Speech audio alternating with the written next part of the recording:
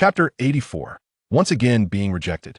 Long Yuan, feeling helpless, could only stay and listen to the unfolding situation, pondering how it could possibly be related to him upon his recent return. Long Zhan recounted the events of the Tianjiao conference, emphasizing Lin Ming's intention to call off the engagement at the event. Long Yuan listened in astonishment. Having already been rejected once in his previous life, he now faced the prospect of another rejection.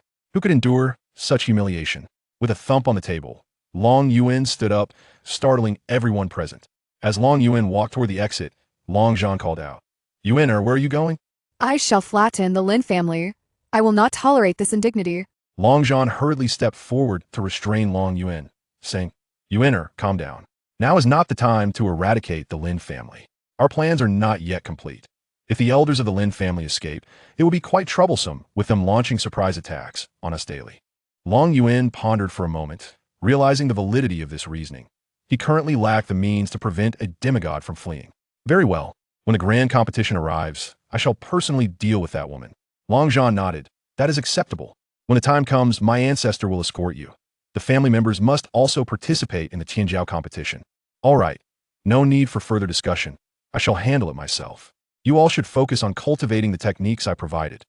Long Kuei smiled as she rose, adding, "I mentioned there was no need for discussion. Let Yuan take action and resolve the matter with Lin Ming once and for all." Long Zhan nodded. "Then it is settled.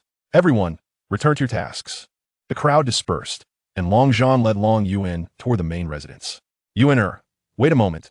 I will have someone prepare your favorite dishes. Let's have a nice family meal together." Long Yuan replied irritably, "I'm already full of anger. What use is there in eating? I'm going to sleep." "Very well. We can dine another day. You should rest for now." Long Zhan did not press Long Yuan further, instructing someone to take him back to his quarters. Long Yuan was escorted to his palace, where the maid said, "Young master, you have arrived at your courtyard." Long Yuan looked at the courtyard the maid referred to, realizing it was clearly a palace, yet it was called a courtyard. Upon entering, he found a garden, a fish pond, a pavilion, a spirit beast garden, an alchemy room, and more, all present. "Young master, the mistress is in the main room. Please take me there. I might get lost." The maid chuckled. "Young master, this is your courtyard. How could you get lost? I will lead you there." After a 10-minute journey, Long Yuan finally located his room. Goodness, if an ordinary person had to navigate this place, they would surely be exhausted. "Young master, you have spirit beasts. Previously, you would ride them whenever you left your room." Long Yuan nodded. "I understand." After the maid led Long Yuan into the main room, she departed. Xiaomei was chatting with Xianxia, and upon seeing Long Yuan return, she beckoned him to sit down. "Yuan, does it not feel the same as before? Mother has had someone come daily to clean, ensuring everything is in its rightful place, so you would find your belongings upon your return." "Thank you, mother. I am a bit weary from traveling. I wish to take a nap. You may continue your conversation with Mayor." Xianxia noticed Long Yuan's fatigue. "All right, you should rest." Long Yuan rose and entered his bedroom, only to be rendered speechless by the sight of the vast bed. It was a bed 7 or 8 meters wide. His bed was indeed that wide. Before him lay a bed measuring 7 or 8 meters in width and 5 meters in length. The events of the day had overwhelmed Long Yuan's mind. He disregarded everything and climbed into bed to sleep. He slept for an entire day, and upon waking, he discovered his wife was not by his side. Thus he called out, "Wife! Wife!" Long Yuan promptly replied, "No need, I can dress myself." Long Yuan quickly donned his attire, while the newly arrived maid had already prepared the breakfast and toiletries outside. After enjoying his breakfast, Long Yuan summoned Xiao He and began to explore his courtyard. The more he wandered, the more he felt that this realm of cultivation was truly delightful. Residing in such a lavish courtyard significantly uplifted his spirits throughout the day. A month swiftly passed, and Long Yuan had adapted to life here.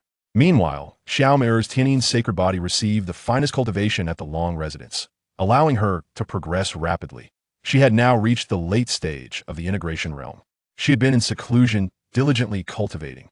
Xianxia approached Long Yuan, saying, "Yuan, in 2 months, the Young Talents Tournament will commence. Would you like to visit the Tianyuan Forbidden Grounds? All your elixirs have sold out, and we need to send more." Just as Long Yuan was about to respond, Tong Tong appeared before him. "Host, you must secure the spirit stones. During my last scan, I discovered that several of your ancestors are on the verge of ascension.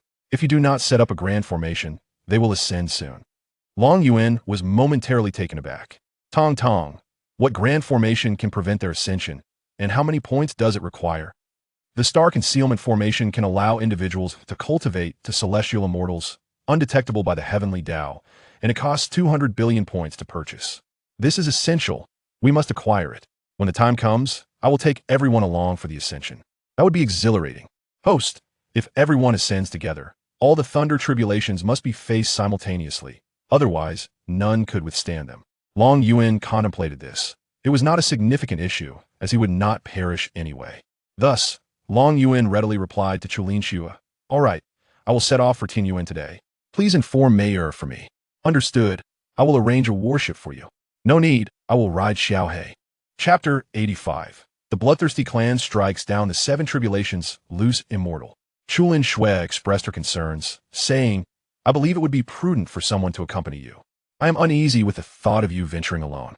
"Mother, rest assured, I shall go and return swiftly. There is no cause for alarm," her son replied.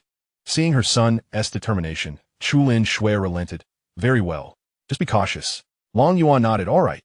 I shall set off at once." With that, he made his way towards the door.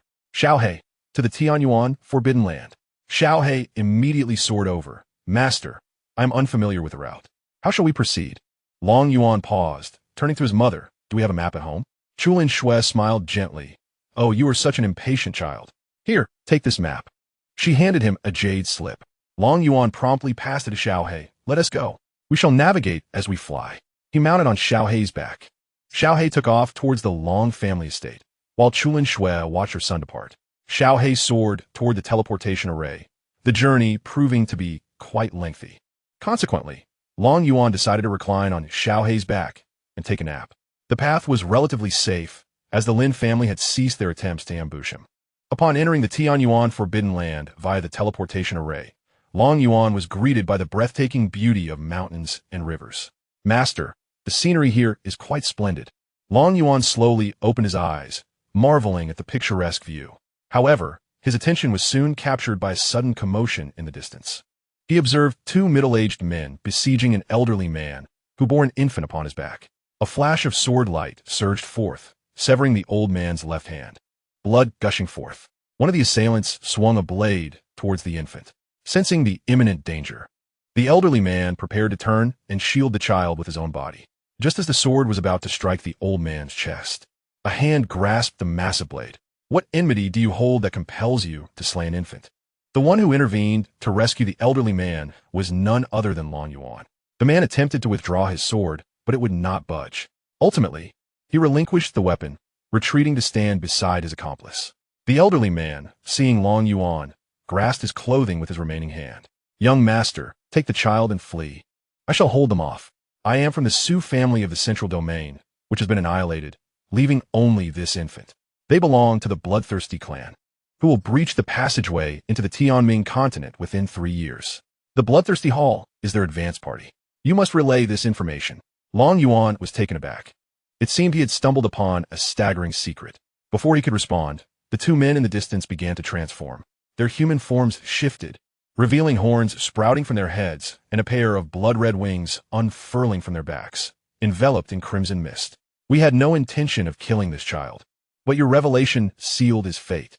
Now, you shall all perish," they declared, charging toward Long Yuan. Without hesitation, Long Yuan unleashed 2 swords. But the 2 bloodthirsty clan members effortlessly evaded his strikes.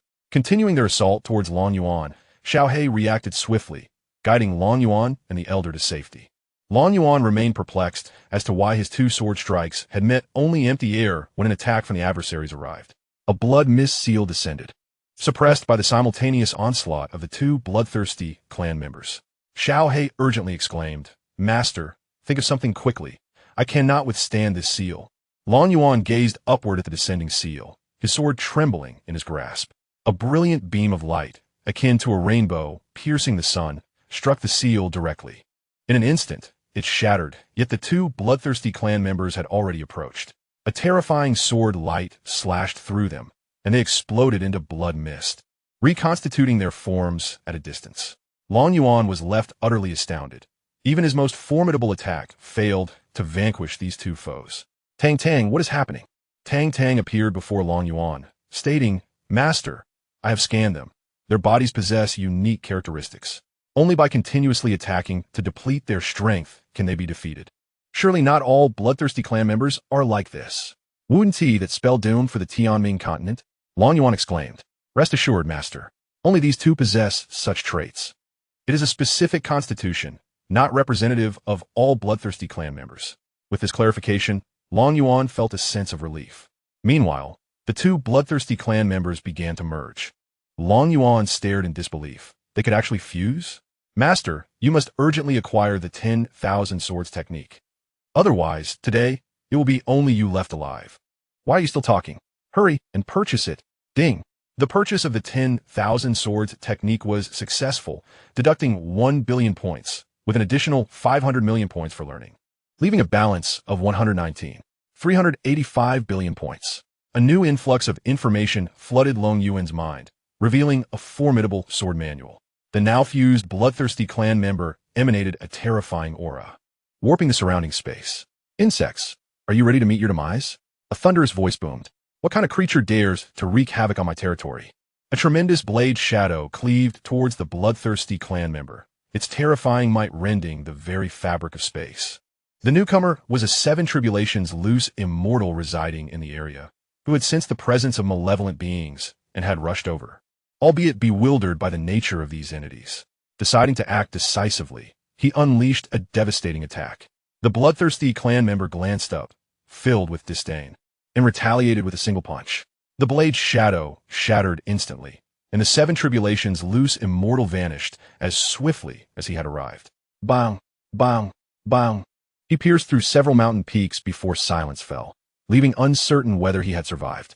Onlookers were left in astonished disbelief. This individual was overwhelmingly powerful. The elder sighed with a bitter smile. Today, I have caused you trouble, young master. I will do my utmost to hold him off. You must flee. With that, the elder handed the infant on his back to Long Yuan and prepared to charge forward. Long Yuan grasped him firmly, insisting, Let me handle this. You cannot.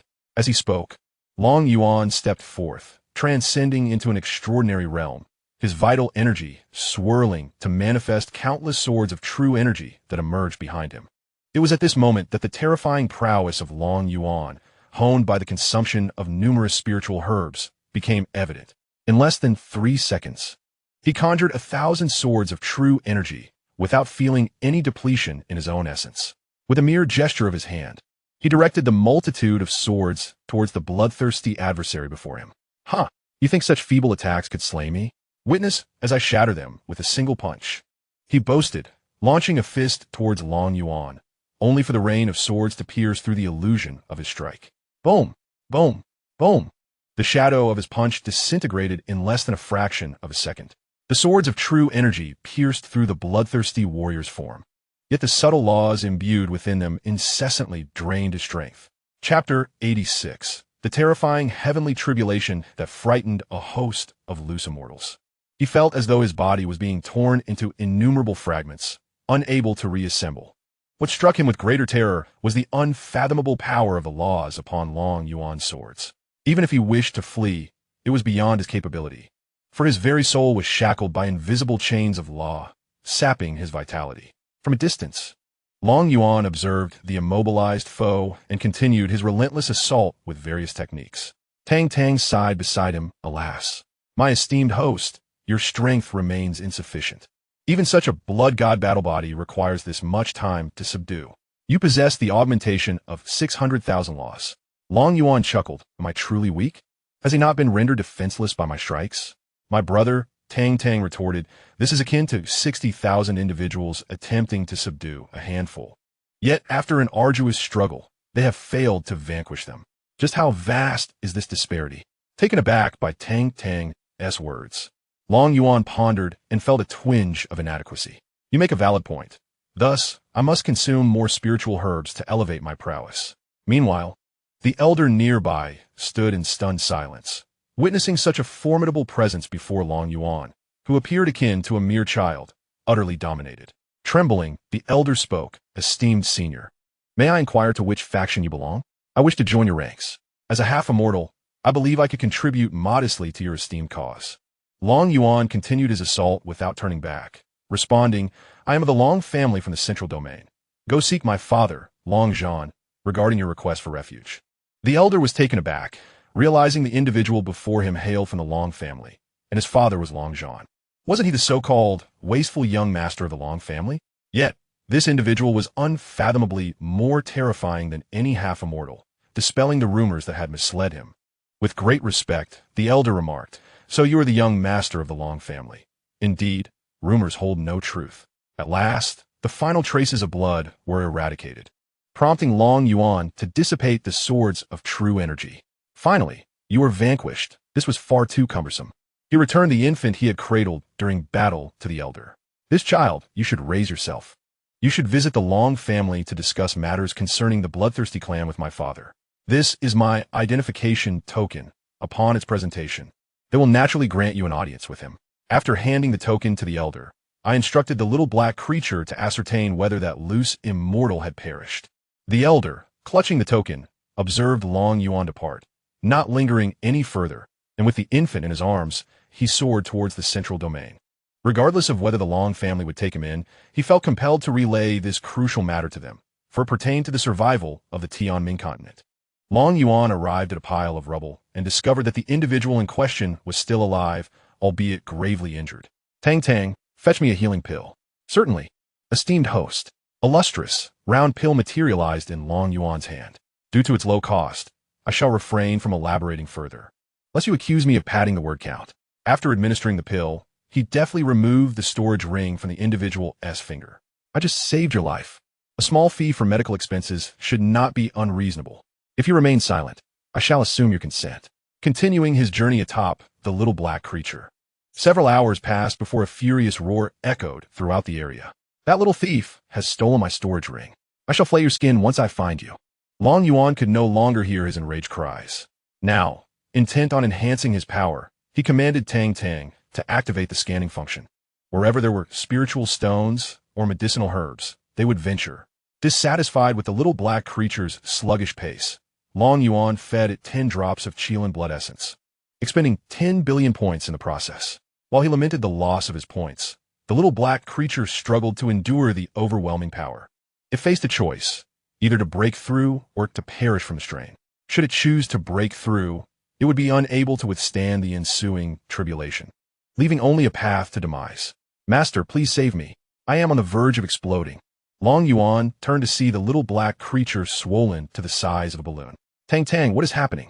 "Esteemed host, it is on the brink of a breakthrough, but it will undergo multiple transformations. It likely cannot withstand the heavenly tribulation, hence the force suppression." Understanding the situation, Long Yuan exclaimed, "Little black, break through. I will shield you from the tribulation."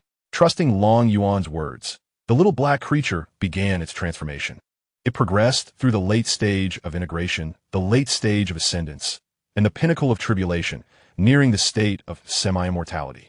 Just as its spiritual energy was on the verge of converting to celestial energy and ascension, it forcefully restrained the last vestige of spiritual energy from transforming.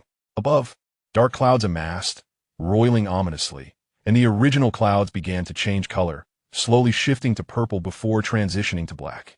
This was a forbidden zone where tribulation clouds would not ordinarily manifest. However, the little black creature's excessive breakthroughs had attracted the tribulation clouds as it neared ascension.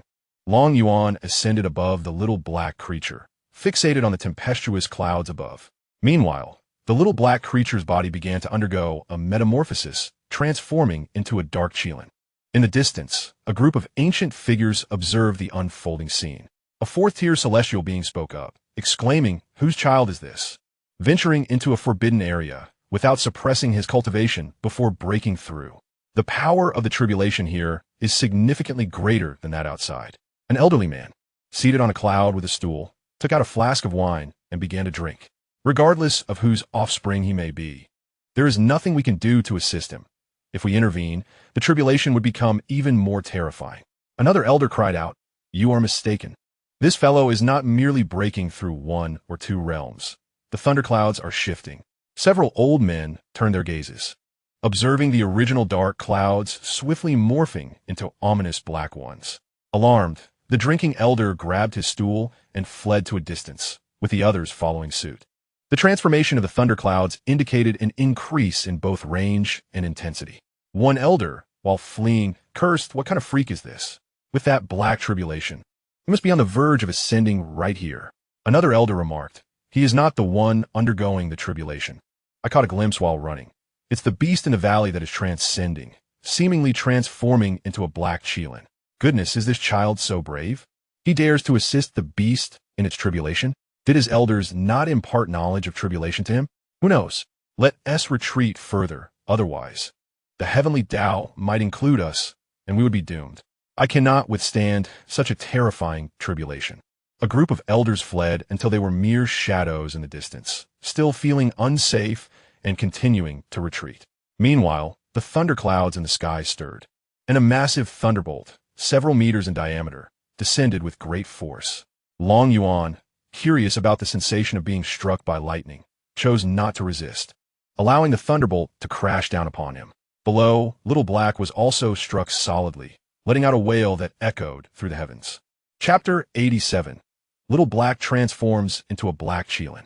Upon hearing the anguished cry, Long Yuan realized that Little Black had also been struck by the thunderbolt, its scales splitting open and blood gushing forth. "My apologies, Little Black.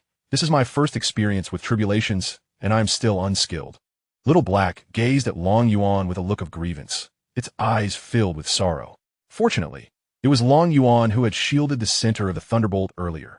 Otherwise, they would have been preparing a roasted Qilin by now.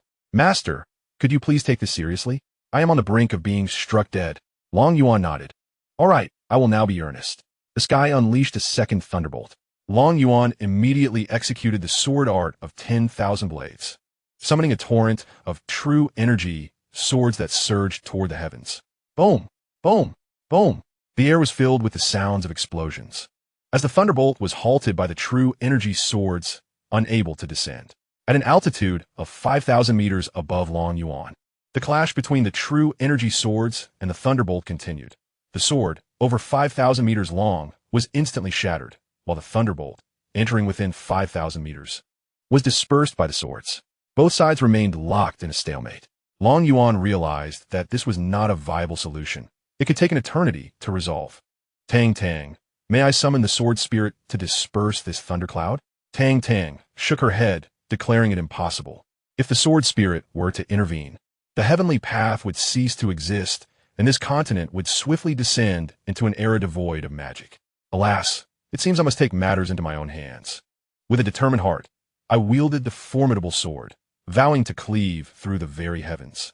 The colossal sword ascended, piercing the stormy clouds above. Boom! Boom! Boom! As the immense blade swept through the sky, no lightning could withstand its might, creating a gaping hole in the tempest. Long Yuan swung the great sword wildly amidst the dark clouds, cleaving them into fragments. When the sword vanished, the clouds reassembled, albeit diminished in size by several fold. Curse it! They have yet to dissipate. I had just earned 200 years of life by vanquishing that bloodthirsty foe, and now it seems I must expend it all here. The thunderbolts showed no mercy, continuing their relentless assault. This time, however, they were but half a meter thick.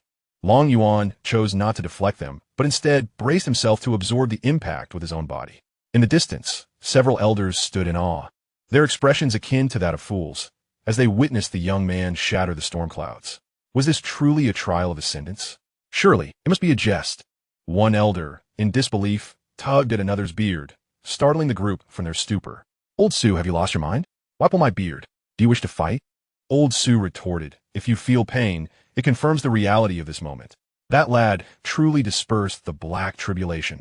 Old Su paused, realization dawning upon him. "Indeed, my pain affirms the truth. Perhaps we can enlist that young man's aid in our own tribulations in the future." The group collectively awoke to this revelation, their eyes glistening with fervor as they gazed intently toward Long Yuan. The greatest dilemma that had confined them was now being resolved before their very eyes. Yet, Long Yuan remained entrenched in his trial, and they dared not approach. While he could endure the onslaught, they could not. Beneath the storm, Long Yuan had lost count of how many times the lightning had struck him. Now, the bolts had shrunk to the size of a pinky finger.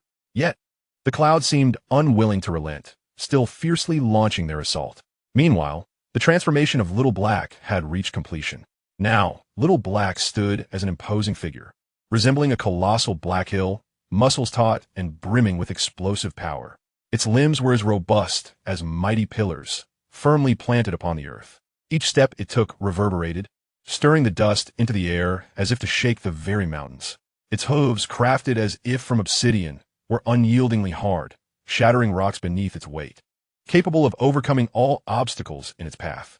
As the head of a Qilin, it exuded an air of majesty and solemnity, embodying the very essence of dominion over the heavens and the earth. Its eyes, deep and inscrutable like an abyss, shimmered with a cold, inky glow, akin to two dark moons, able to perceive every movement within the shadows. A glance from those eyes sent a chill to the bone, seemingly capable of freezing one's very soul. The Qilin's singular horn was sharp and elongated, resembling a black blade thrusting skyward, adorned with intricate and mysterious patterns that pulsed with an enigmatic power, as if containing the unparalleled might to create and destroy worlds. To touch it would surely unleash a cataclysmic tempest. The inked Qilin is enveloped in scales as dark as ink, each glistening with a metallic sheen, resembling the most resilient armor. Under the sun, it reflects a piercing brilliance, as if it could devour light itself. The scales are tightly interlocked, seamless in their arrangement, forging an indomitable defense that even the sharpest weapons struggle to mark. Its tail is robust and powerful, akin to a colossal black whip, with a mane at its tip dancing in the wind like a blazing black flame, exuding an eerie yet formidable aura. When it swings its tail, the sound of the wind howls, reminiscent of a thunderous tempest capable of sweeping away everything in its vicinity. A layer of almost imperceptible black mist swirls around it, rolling and undulating as if tangible, adding an air of mystery and terror to the inked Qilin. Yuan gazes upon it with admiration, envisioning how awe-inspiring it would be to ride it. Finally, with the last bolt of lightning striking down, the storm clouds in the sky dissipate. Yuan lands on the back of the inked Qilin, exclaiming, "You are incredibly magnificent. Henceforth, you shall be my exclusive steed." "Thank you, my master. I shall remain by your side for life, never betraying you," the Qilin replies. "Why say such things? Now, take me to scour for spiritual herbs within this forbidden realm." "As you wish, my master." The inked Qilin moves with astonishing speed, vanishing from sight in an instant. By the time several elders arrive, Yuan has already disappeared without a trace. "Oh no, that young man has left," one elder sighs. "The beast has completed its transformation. Its speed is beyond our pursuit." Elder Su ponders, "Perhaps we should seek out the Lord of Yuan for assistance. I am certain she would also value such an ally." After deliberation, the group sets off towards Yuan Mountain. Yuan Mountain stands as the highest peak within the Forbidden Land, where Run Wanting resides. Typically, no one dares to disturb her unless absolutely necessary. The inked Qilin, now at the semi-divine realm, possesses an acute sensitivity to spiritual herbs, and with Tong Tong's guidance, the duo swiftly locates a field of spiritual herbs. It is more accurate to call it a field of spiritual herbs cultivated by someone. Yuan dismounts and, noticing the absence of others, calls out, "Is anyone here? I wish to purchase some spiritual herbs." After a lengthy silence, the inked Qilin responds, "Master, it appears there is no one here. They must have stepped out. I'm aware of that. I asked deliberately to convey our politeness," Yuan states. The inked Qilin is left speechless, pondering for whom this display is intended. "Lead me to that field of herbs," commands Yuan. Chapter 88. The Scouring of the Yuan Forbidden Land. The inked Qilin brings Yuan to the edge of the herb field, saying, "Master, there is a protective formation here. If we breach the formation, the owner will know of our intrusion, and this formation is quite intricate. It may take some time to unravel." Yuan leaps to the ground, gazing at the luminous barrier before him. "Why complicate matters? Watch me." The inked Qilin observes as Yuan steps forward and delivers a punch to the barrier, which shatters like glass. "See? Wasn't that simple? Little Black, it is time to work. Gather all the spiritual herbs of grade 6 and above." "Understood, master." Thus, the man and his beast commenced the harvest in the medicinal field. Meanwhile, a woman conversing with Ren, Wanting atop Yuan Mountain, suddenly turned pale. "Oh no, someone is stealing my spiritual herbs. Sister Wanting, I must return at once." "What? Someone dares to steal your herbs? Let us go and see who possesses such audacity." With that, she tore through the fabric of space and entered. At the same time, Long Yuan had completed his harvest, leaving behind 200 spiritual herbs in the field. He noted, "In your absence, I have procured 200 of your spiritual herbs, amounting to 200 superior grade spiritual stones." Then, he mounted Little Black and departed.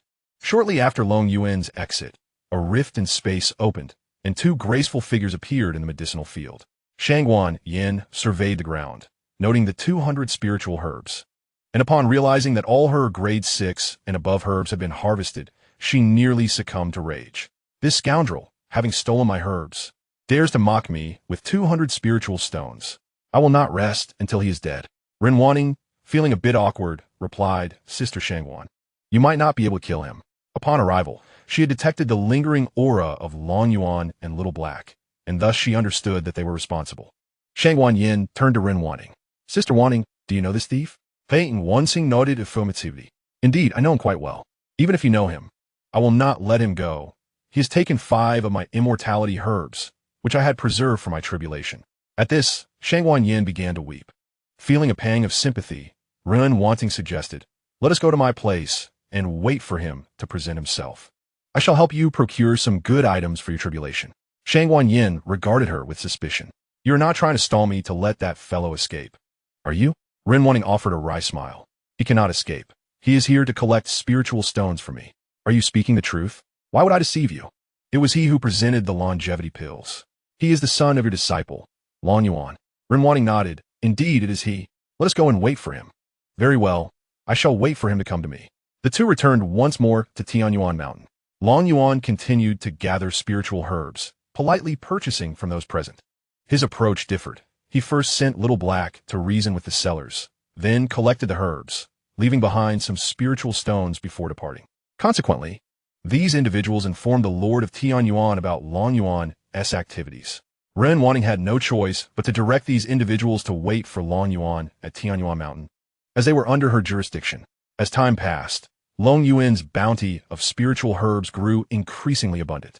The number of visitors to Tianyuan Mountain surged, and eventually, when Long Yuan encountered others, they would merely toss the herbs to him without uttering a word before turning to leave. This was facilitated by Ren Wanting's prior notification.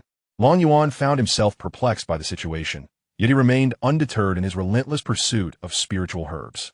These individuals, motivated both by respect for the Lord of Tianyuan and the promise of compensation from Ren Wanting, continued to assist him. At the foot of Tianyuan Mountain, several hundred scattered immortals had already gathered. Lao Su and his companions were momentarily taken aback upon their arrival, utterly perplexed by the purpose of this congregation. Their excitement over discovering a method to transcend tribulations had distracted them from observing the communication jade. An elderly man, named Cheng Wan, a 10 tribulation scattered immortal, had been in a position to resist when Xiao He threatened him, for he was well aware that Xiao He was no match for him. However, upon seeing a message from Ren Wanting, he readily produced a spirit herb and departed. He had previously purchased longevity pills from Ren Wanting and was familiar with Long Yuan. Yet, at that time, when Ren Wanting brought Long Yuan to the forbidden area of Tianyuan, he was merely a 1-year-old child, and now Chengwen could hardly recognize him. Chengwen chuckled and remarked, "Lao Su, have you too fallen victim to that young lad's schemes?" Lao Su and the others were bewildered by the notion of being robbed. Who would dare to pilfer within the forbidden domain of Tianyuan? Chengwen, equally astonished, inquired, "You are not robbed? What brings you here then?" In their confusion, Lao Su and his companions recounted the tale of Long Yuan assisting the demon beasts in transcending tribulations. This revelation sent ripples of disbelief through the crowd, prompting many to approach and inquire about the veracity of the claim, as it seemed utterly preposterous. Ultimately, they were convinced only after Lao Su and his companions swore to the truth of their words. "Cheng Lao, what is the purpose of your gathering here?" Chengwen sighed, recounting the incident of Long Yuan seizing spirit herbs within the forbidden area. The others were left dumbfounded, realizing that Long Yuan had essentially cleaned out the Tianyuan forbidden zone.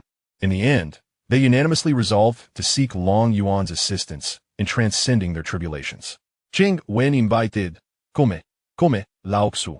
Let's go have some tea and patiently await that young lad's arrival. However, Lao Su and his companions could hardly sit still. They had never been robbed. What excuse could they possibly conjure to persuade Long Yuan to aid them in transcending tribulations? "Brother Cheng, you enjoy your tea. We must find that lad.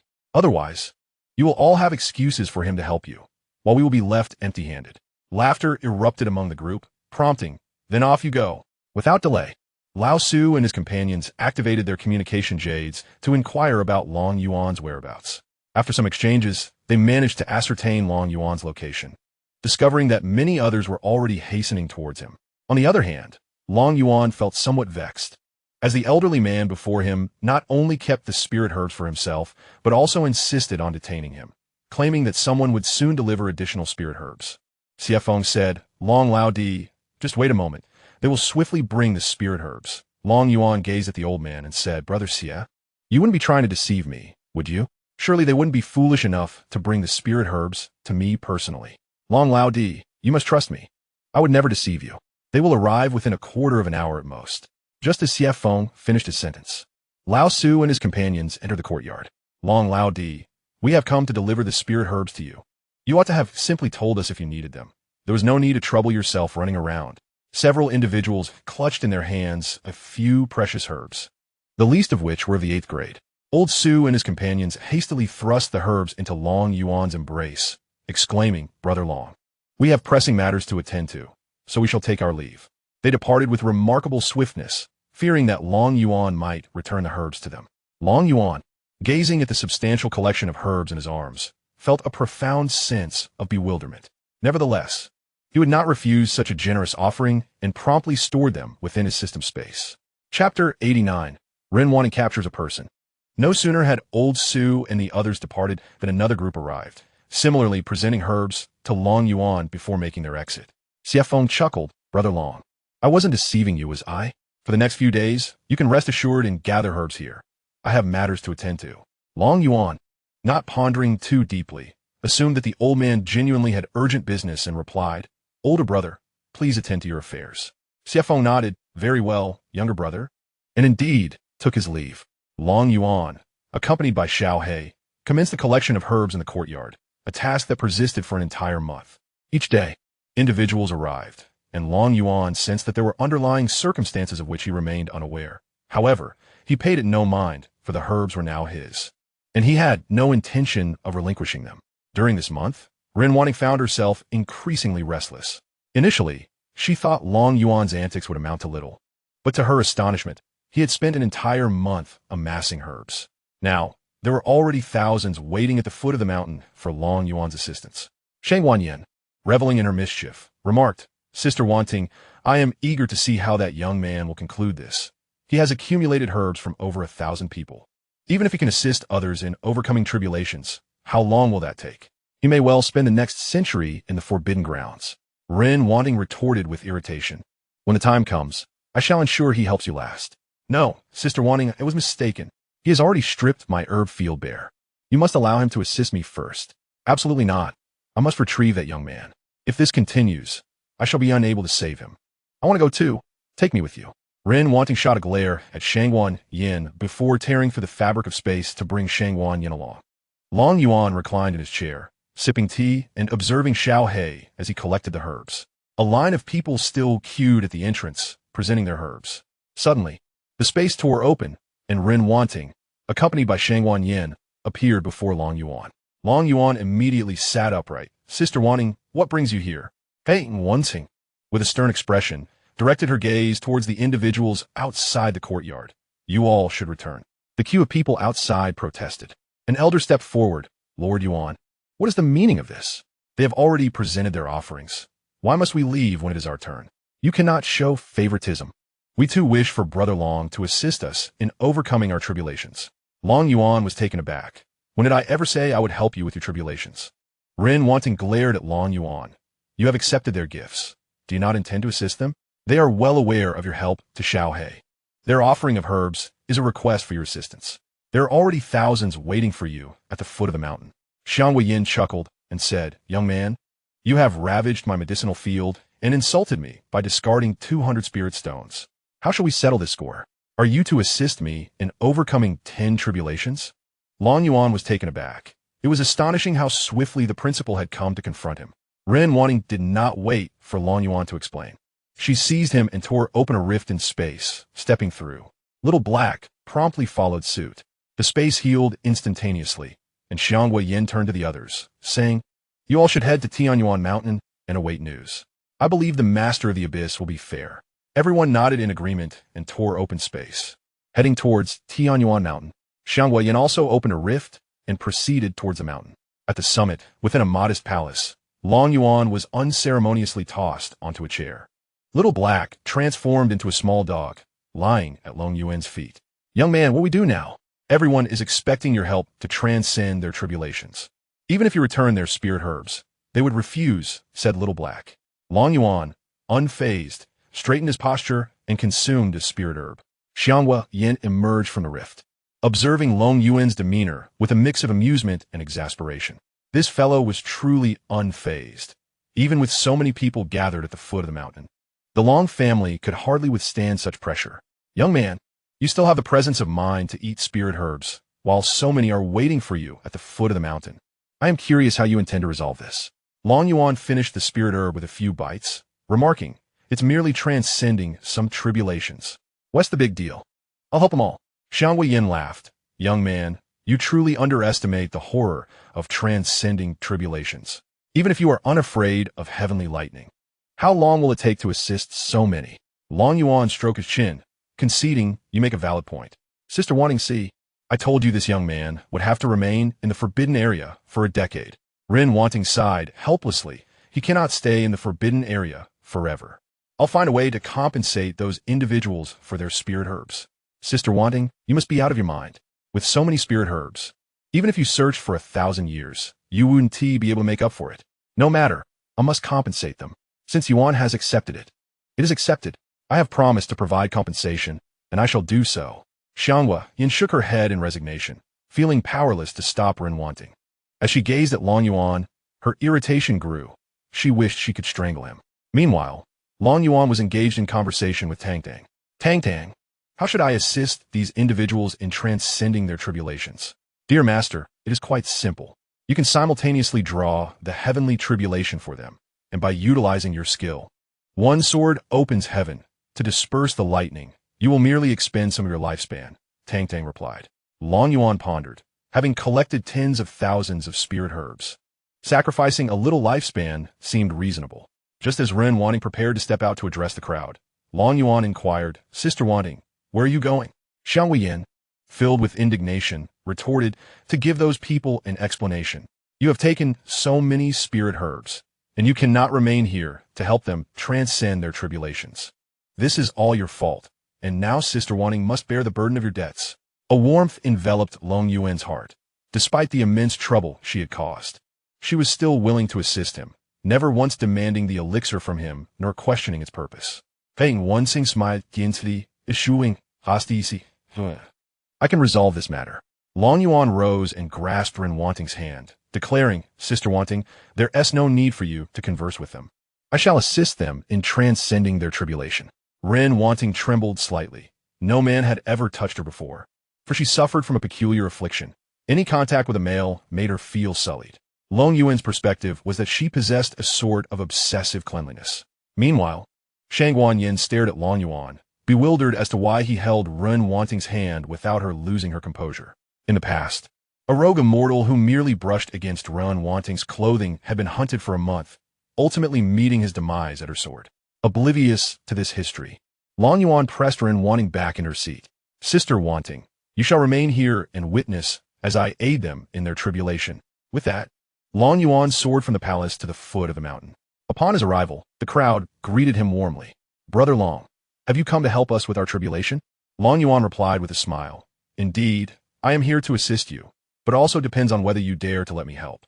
If you hesitate, I shall not return the elixir. Chapter 90, Collective Tribulation, the Cataclysmic Divine Thunder. Old Su spoke up, Brother Long, allow me to go first. Others chimed in. I shall go first. Long Yuan waved his hand. Very well. Since you all have the courage, let us invoke the tribulation together. His words fell into an eerie silence. The crowd was taken aback. What a jest it would be to summon the tribulation together. With thousands present, the ensuing thunder would be terrifying. Observing their silence, Long Yuan inquired, what is the matter? I will be up there assisting you. The thunder will strike me first. And besides, we are on Tianyuan Mountain. Do you think I would gamble with the life of the Lord of Tianyuan? If I were unable to withstand it, I too would be affected by the calamity. Cheng Wen stepped forward. Brother Long, are you certain?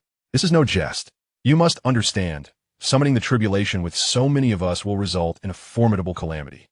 Are you truly capable of enduring it? Long Yuan waved his hand dismissively. Rest assured, if death is to befall us, it shall come first to me. Why should you fear? And if I truly cannot hold up, you can simply flee. At worst, I will sustain some injuries, and afterward, my family will seek vengeance. Do you think I would dare to do this without confidence? Upon hearing this, the crowd began to see the logic in Long Yuan's words. They felt that if he faltered, they could tear open the space and escape, ultimately only drawing away their own tribulation and sustaining mere injuries. Long Yuan was wagering his life and that of his family to assist them. Old Su spoke again. I believe in you. Those who had witnessed Long Yuan's past tribulation stepped forward, affirming, we also trust you. We shall face this tribulation together. Long Yuan laughed heartily, proclaiming, very well, since I have accepted your offerings, I shall assist you in overcoming this tribulation. Is there anyone else who wishes to cross? This opportunity is singular. Should you miss it, I assure you that I will not refund the spiritual elixirs. If later you seek trouble with my family, even the Lord of the Sky, Abyss, may not intervene. Cheng Wen chuckled in response. Since you have spoken so boldly, I must also attempt this trial. Even if you, Long Yuan, fail to assist me, I shall not trouble your family. I admire your audacity. Subsequently, everyone expressed their desire to face the tribulation together. Those who had just arrived, without delivering their spiritual elixirs, were bewildered by the scene unfolding before them and called out, Long Yuan, wait for us. We have yet to present our offerings. Long Yuan paused, realizing that there were indeed many who had not yet delivered their elixirs. They must possess numerous spirit stones and elixirs. He could not allow them to benefit so easily from his assistance. Thus, he decided to utilize the current group for his own advantage before demanding a higher price later. With this in mind, Long Yuan spoke, those who have just arrived, please wait a moment. These gentlemen have completed their offerings, and I shall assist them first. Kindly stand back and observe. I will help you in due course. Cheng Wen and the others felt reassured by Long Yuan's words, sensing his sincerity. The newcomers lamented their tardiness, feeling regret for their late arrival. On the mountain, Ren Wanting observed quietly. Shangguan Yin remarked, Sister Wanting, will you simply watch as this fellow causes a ruckus? Shouldn't you intervene? Ren Wanting smiled gently. Let him be. Perhaps he truly can help everyone. Have you lost your senses? So many are facing tribulation. Do you comprehend the terror of the thunderstorm? Even celestial beings might not withstand it. Shangguan replied, Sister, we have known each other for millennia. If he fails today, I shall take the celestial artifact as compensation for your elixirs. You may leave now. Shangguan Yin retorted angrily. I have no need for your celestial artifact. That rascal accepted my elixirs, and I too wish to face this tribulation. With that, she soared towards the foot of the mountain. Ren Wanting shook her head, bemused by the girl's stubbornness. Confronting Long Yuan, Shangguan Yin declared, You had best be capable of aiding us. Otherwise, I shall not let you off lightly. Long Yuan smiled reassuringly. Rest assured, I guarantee your safe passage through the tribulation. Now let us commence. He ascended into the sky above the crowd. The newcomers were left bewildered, unable to comprehend Long Yuan's intentions. Below, thousands began to summon their tribulations. And in an instant, the sky darkened with ominous clouds. Thunderheads rapidly gathered, transforming from gray to pitch black, then shifting to a blood-red hue. Onlookers from afar were struck with fear and retreated. A voice cried out, This is the world annihilation thunder. What is that fool attempting? Once this thundercloud forms, the entire forbidden area will perish. Before any further responses could be made, Long Yuan had already taken action. A colossal sword surged toward the thunderclouds, piercing through the feared world annihilation thunder and creating a gaping hole. The colossal sword cleaved through the stormy clouds, dispersing them with each strike. As the giant blade vanished, the clouds reformed, albeit significantly diminished in size. Once more, a mighty sword ascended into the heavens, shattering the remaining storm. Observing this, the gathered cultivators felt a wave of relief wash over them, prompting them to cease suppressing their cultivation and fervently summon their tribulations. Consequently, their powers surged. After dispersing the ominous clouds 6 times, the dragon abyss finally witnessed a cessation in their gathering, replaced instead by a cascade of golden light. Clearly, someone had transcended the 12th tribulation and ascended to immortality. Below, several figures enveloped in golden radiance began to rise towards the sky. One individual hastily tossed his storage ring, exclaiming, "Brother Long, this is my storage ring, a token of my gratitude for your assistance in my tribulation. I shall await you in the upper realm."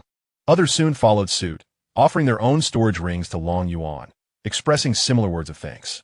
Long Yuan cheerfully accepted each ring, and scarcely had their words left their lips when they were whisked away by the golden light. Meanwhile, numerous others had also successfully transcended one or two tribulations. Xianxia, too, had broken through to the 12th level of scattered immortals. She possessed the ability to ascend but chose to remain, having decided to accompany Undying, who had opted against ascending. In the distance, onlookers stood frozen in disbelief, unable to comprehend what they had witnessed. One remarked, "What did I just see?" They succeeded in their tribulation without a single bolt of lightning striking them. Is this truly how one undergoes tribulation? When did it become so effortless? Meanwhile, those nearby had no time to engage with such musings and rushed forward. "Brother Long, here are my spiritual herbs. Surely it's our turn now." At that moment, the individual belatedly realized and approached with their own herbs in hand. Long Yuan descended beside Xianxia, saying, "Please collect their spiritual herbs for me, but ensure to gather an additional 100 million superior spirit stones." Xianxia's eyes widened in astonishment at Long Yuan's audacity. "Have you lost your senses? 100 million superior spirit stones? Who among them can afford such a sum?" Long Yuan scratched his head. "Are they all really that impoverished? Well, it's up to you to collect them. It must not fall below 100 million mid-grade spirit stones. Otherwise, let them face their tribulations alone." Chapter 91. The Seven Emotions Flower and the True Feelings Flower. Xianxia was momentarily taken aback by Long Yuan's haggling. He had just demanded 100 million superior spirit stones, only to reduce it to 1 million mid-grade spirit stones, a staggering decrease of 100-fold. Long Yuan himself had no idea how many spirit stones these individuals possessed. He was merely calling out random figures. Having said this, he soared to the mountaintop, where more spirit stones awaited his collection. Xianxia pouted, realizing that this fellow truly treated her as a servant. Nevertheless, she intercepted the crowd and conveyed Long Yuan's demands. The others had little to contest. The prospect of successfully transcending their tribulations for a few spiritual herbs and 1 million mid-grade spirit stones seemed exceedingly worthwhile. Moreover, many of them had long suppressed their powers, and the prospect of summoning tribulations and lightning strikes suggested they would likely face several trials, making the arrangement appear quite advantageous. Those who had just survived the tribulation immediately departed, seeking spiritual herbs and stones. They could now exit the Tianyuan Forbidden Land, safe from the threat of lightning tribulations for at least a century. Thus, it was imperative for them to locate several 8th grade or higher spiritual herbs within this time frame. Otherwise, they would have to endure the tribulation once more. Observing the influx of individuals, Xianxia decided to construct a modest wooden cabin at the foot of the mountain to begin collecting spiritual stones and herbs. Those who had exchanged herbs were also waiting at the mountain's base. Long Yuan landed before Undying. "Sister Wanting, how about that? Am I impressive or what?" Undying smiled and replied, "You are quite remarkable. You nearly made your sister spend the rest of her life repaying your debts." With that, she tossed Long Yuan a storage ring. "The spiritual stones from the pills you sold total 90 million high-grade spiritual stones." Long Yuan caught the ring, grinning, "Hee. Sister Wanting is indeed amazing, helping me earn so many spiritual stones. 90 million high-grade spiritual stones equate to 9 billion points. Spending a mere 100,000 points to gain 9 billion is an incredible deal." Amused by Long Yuan's smugness, Undying said, "All right, let's go. I'll take you to rest for a bit." "Sure, I'm a bit tired myself," Long Yuan replied, following Undying into the palace.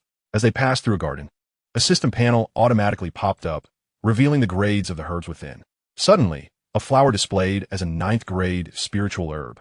Long Yuan, without hesitation, plucked a blossom and consumed it. Undying turned back curiously. "What are you eating?" Long Yuan chuckled, "Spiritual herb," not paying it much mind. Undying led him to a room. "This will be your chamber for the time being." Long Yuan nodded appreciatively. "Thank you, Sister Wanting. I'm a bit thirsty. Do you have any spiritual water?" "Sure, I'll get you some. You're quite demanding," she replied, heading back to her room to fetch the clear spiritual water, a liquid that could only form in high-grade spiritual stone mines. Drinking this water would yield better cultivation effects than concocted spiritual liquids. Once inside his room, Long Yuan felt an unusual heat enveloping him. and his brother was also uncooperative. Tang Tang, what is happening to me? Tang Tang appeared before Long Yuan, understanding the situation at a glance. Master, did you eat a flower? Long Yuan nodded. Is there a problem? Tang Tang smiled. No issue. But you will feel discomfort for a while. Just as Long Yuan was about to inquire further, Ren Wanting knocked and entered, holding a jug of clear spiritual water. Long Yuan swiftly approached her to take the jug and began to drink. Ren Wanting chuckled. Take your time. No one is competing with you. Her voice ignited a fire within Long Yuan. Upon finishing the jug, he felt increasingly overheated, realizing the flower he had consumed was problematic. He understood what Tang Tang meant by enduring discomfort for a time.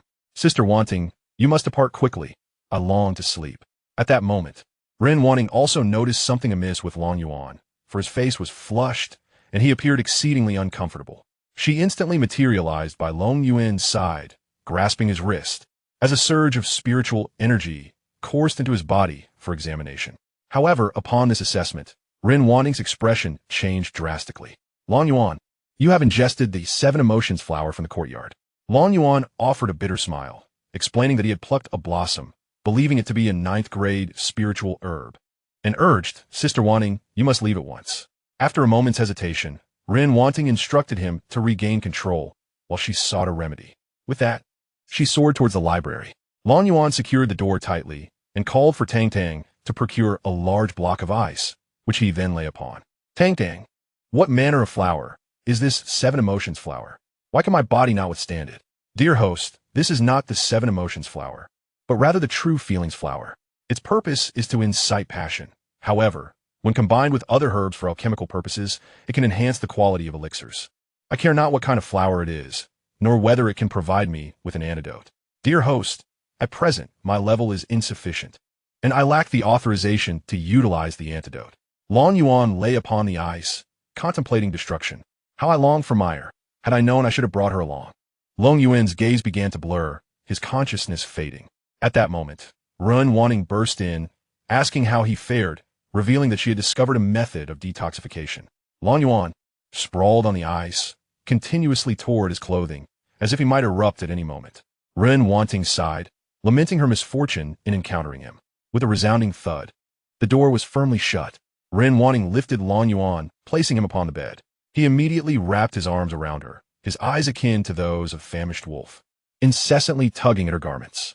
Left with no choice, Ren Wanting bound Long Yuan and commenced using silver needles to alleviate his suffering. Long Yuan, in a sudden frenzy, bit down on Ren Wanting's leg, causing her tears to spill from the corners of her eyes. After enduring a tumultuous night with Long Yuan, she finally succumbed to sleep in the early morning. Fortunately, as a formidable cultivator, she had survived. Otherwise, she might have perished. Her legs bore the marks of Long Yuan's teeth, some still bleeding. Ren Wanting could not comprehend why Long Yuan's bites were so agonizing, akin to having flesh sliced with a knife. Having persevered for so long, she could no longer endure, collapsing onto Long Yuan's chest in slumber. Time passed, and Long Yuan awoke to find someone sleeping beside him. The sight startled him. Ren Wanting was resting on his chest, glancing around the disheveled room. He feared he had done something regrettable.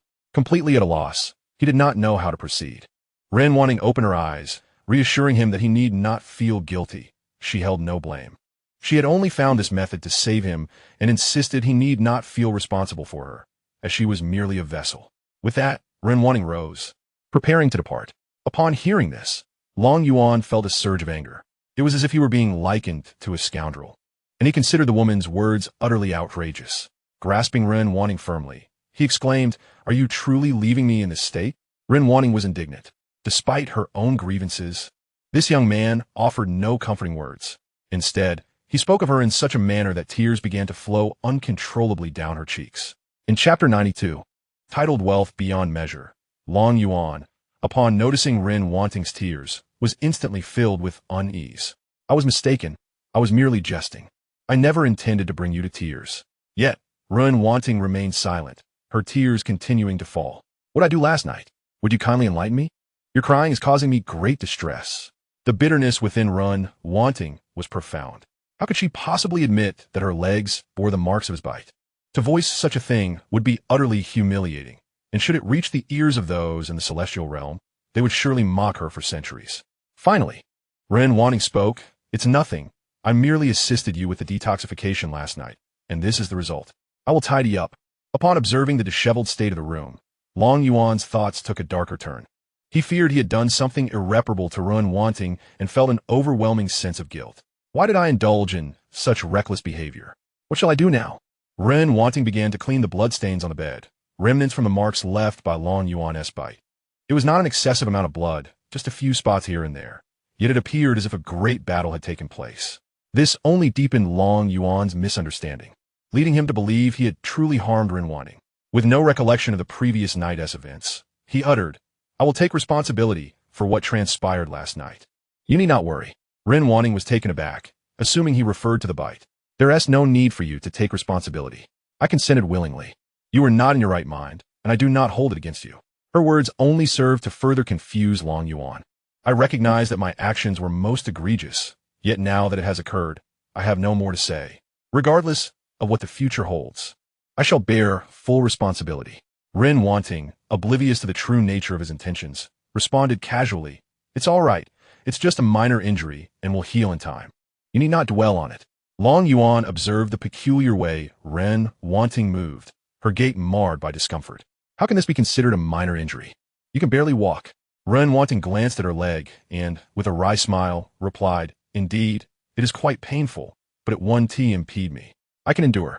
The more she spoke, the deeper Long Yuan's misunderstanding grew, creating a monumental miscommunication between them. 2 days later, Long Yuan emerged from the empty hall and descended to the foot of the mountain. Everyone greeted Long Yuan, but Xianxia said with irritation, You rested for 2 days, and I had to do your work. If you don't compensate me for my efforts, you won't receive this spiritual herb. Long Yuan shrugged nonchalantly, If you don't give it, then so be it. After all, it's not me facing the tribulation. Xianxia tossed a storage ring to Long Yuan, stating, You handle it yourself. I am going home. After receiving the storage ring, Long Yuan stopped Xianxia, Sister, don't be like that. How about I give you a reward, a bottle of longevity pills? Who's your sister? Hand it over. Xianxia extended her hand toward him. Long Yuan placed a bottle of longevity pills in her palm. Now that you've received the benefit, it's time to work, right? After putting away the pills, Xianxia remarked, That's more like it. She resumed her task of collecting spiritual herbs. Suddenly, Long Yuan recalled the Bloodthirsty clan and said, While you collect the herbs, casually inform them that the Bloodthirsty clan will descend upon the Dawn continent in 3 years. That Bloodthirsty Hall was merely a precursor they sent ahead. What is the Bloodthirsty clan? I've never heard of it, Xianxia replied indifferently. Suddenly, an old man appeared before Long Yuan. Long Yuan, what you said is true. Long Yuan was taken aback, not recognizing the elder. It is indeed true. I even killed a member of the Bloodthirsty clan when I arrived. Xianxia looked at the elder and asked, Old Sure, is this Bloodthirsty clan formidable? Do you know about this race? The man addressed as Old Sure nodded. I've read about this race in ancient texts. Millennia ago, this continent was ruled by the Bloodthirsty clan.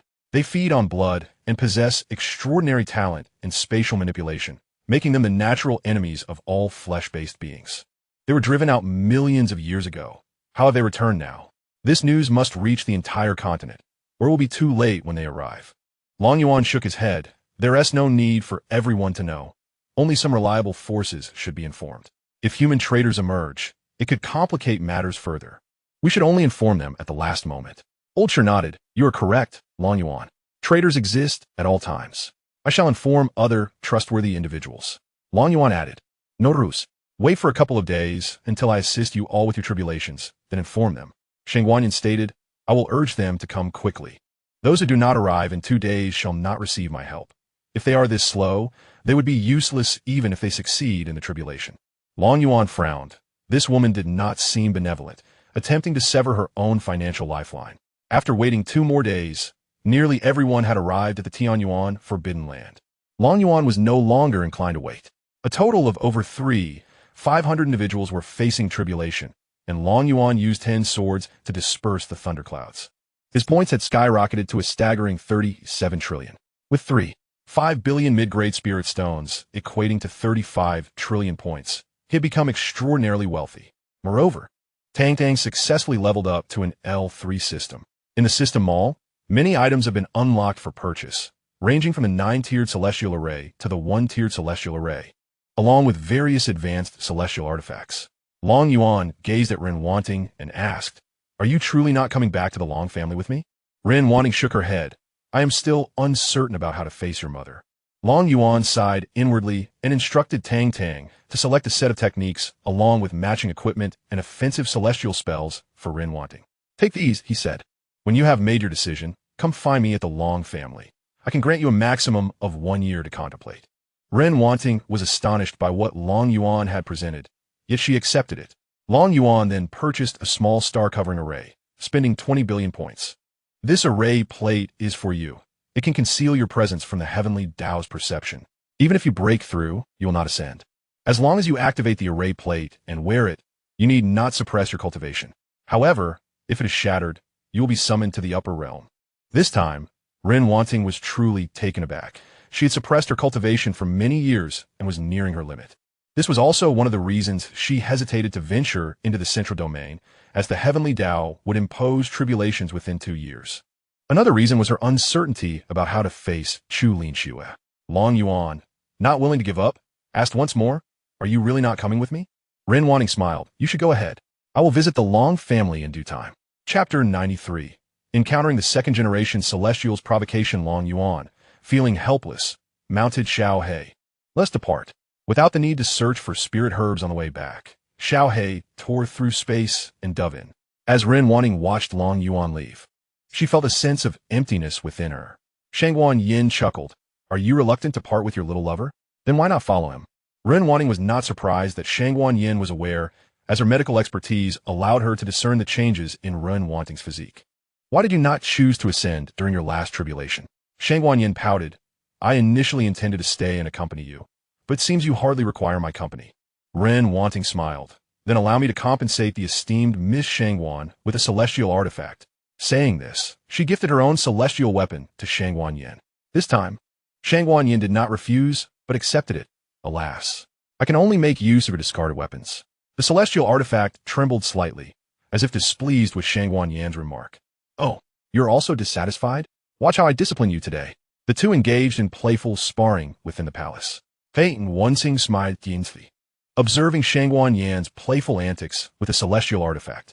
After several days of travel, Long Yuan arrived in a city within the central domain, conveniently located not far from the Long family. He had come to indulge in the spirit fish here. Upon his initial return to the Long family, he could not forget the taste after just one meal, and upon inquiry, he discovered that it was prepared by the first-rate establishment in the city. Moreover, the chef was a formidable cultivator who had transcended tribulations, reputed for achieving enlightenment through culinary arts. Thus, Long Yuan deliberately chose to linger here. The streets bustled with cultivators, creating a lively atmosphere. A beautiful young girl was selling some low-grade spiritual herbs, a piece of iron, and some ordinary minerals at a market stall. Suddenly, Tang Tang appeared before Long Yuan, urging, "Master, buy that piece of iron. It is the key to a celestial realm." Long Yuan's eyes sparkled with interest as he stepped forward to grasp the seemingly mundane object. "Little girl, how much for this piece?" he inquired. The girl looked at the iron in his hand and replied, "Young master, this is worthless. I shall give it to you. I'll offer you 100 low-grade spiritual stones for this entire collection, including the iron piece," boomed a brazen voice from behind Long Yuan. The girl turned pale at the sight of the newcomer. "Young Master Su, I have already given this piece to this gentleman. If you desire these herbs and minerals, I will give them all to you." Noticing the girl's fear of this so-called young Master Su, Long Yuan turned to observe. A youth, dressed like a nouveau riche, approached with several bodyguards. "Boy, hand over that iron piece, and you may leave unharmed, given your status as a mere mortal." "Today, I am in a good mood." Long Yuan nodded. "What is your name, and who gave you the audacity to act so arrogantly? How could a mere mortal like you know of the Su family? We are a second-tier clan, backed by the illustrious Qin family. This is our affair as cultivators. You, a commoner, would not comprehend." The girl tugged at Long Yuan's sleeve. "Pleading master, just give it to him. That item isn't worth much. Preserving your life is paramount." Long Yuan smiled gently. "Fear not, little girl. I shall acquire all your wares. How about I give you 10,000 low-grade spiritual stones and promise to fulfill one of your wishes?" He felt that 10,000 stones was quite generous, hence the additional offer. Young Master Su erupted in laughter, clutching his stomach. "You a mere mortal. can produce 10,000 spiritual stones? Are you trying to amuse me? Long Yuan dismissed him with indifference, focusing on the girl instead. The young girl was taken aback by the mention of 10,000 stones. She had never seen such a fortune. Seeing her speechless, Long Yuan produced a storage ring. Within this, there are 100,000 spiritual stones. Surely it is sufficient for your goods. The girl fell to her knees, exclaiming, "Master, I shall give you everything. I do not wish for even a single stone." Long Yuan scratched his head in confusion at her unusual reaction. Su Xing stepped forward to take the storage ring from Long Yuan's hand. Astonished, "I didn't expect a mere mortal to possess a storage ring. Let me see if there are truly 100,000 stones inside." A nearby bodyguard cautioned, "Young master, be wary. There may be a trick involved." Su Xing halted his actions, handing the ring to the bodyguard. "You take a look." The bodyguard inwardly cursed, thinking, "I kindly warned you, and now I'm being sent to investigate a trap." Nevertheless, he accepted the ring and began to examine it, standing dumbfounded in shock. Noticing his guard's silence, Su Xing impatiently demanded, "What are you doing standing there? Are there any spiritual stones inside?" The guard regained his senses and quickly responded, "Young master, there are 100,000 supreme spirit stones inside." At this revelation, both the young girl and Su Xing were left dumbfounded. 100,000 supreme spirit stones far exceeded their combined wealth. Su Xing immediately snatched the ring, exclaiming, "Brat, when did you steal my storage ring? Seize this rascal and the girl. They must be in cahoots." Several guards rushed forward without hesitation. The young girl trembled in fear, pleading, "Young Master Su, please spare us. I will give you all these spiritual herbs, and I have a spirit stone to offer as well." The guards paid no heed to her desperate pleas and lunged to capture Long Yuan and the girl. Long Yuan, with fingers poised like a sword, unleashed a flash of light, severing the hands of the guards that reached for them, causing them to fall to the ground. The air filled with horrified screams, attracting a crowd of onlookers. Though they did not recognize Long Yuan, they were familiar with Su Xing, the prodigious talent of the Su family, who had already attained the status of a transformation practitioner at such a young age.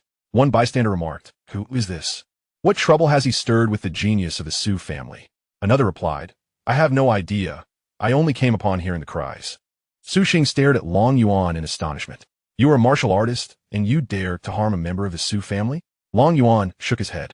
"Why is it that in every world there are second-generation heirs? You should summon your elders and let them witness how you have brought ruin upon the Su family. Brat, do not think that being a martial artist makes you formidable. Anyone below the sage level is but a trifling opponent." Long Yuan had no desire to reveal his true strength. He still aimed to personally vanquish Lin Meng at the upcoming tournament. "You are correct. Then let us each call for assistance." Su Xing sneered. "Do I need to call for help to kill you? I could do it myself." With that, he struck out a palm towards Long Yuan. "Xiao, do not kill him." "Understood." Xiao, who had been by Long Yuan's side, struck out with a claw.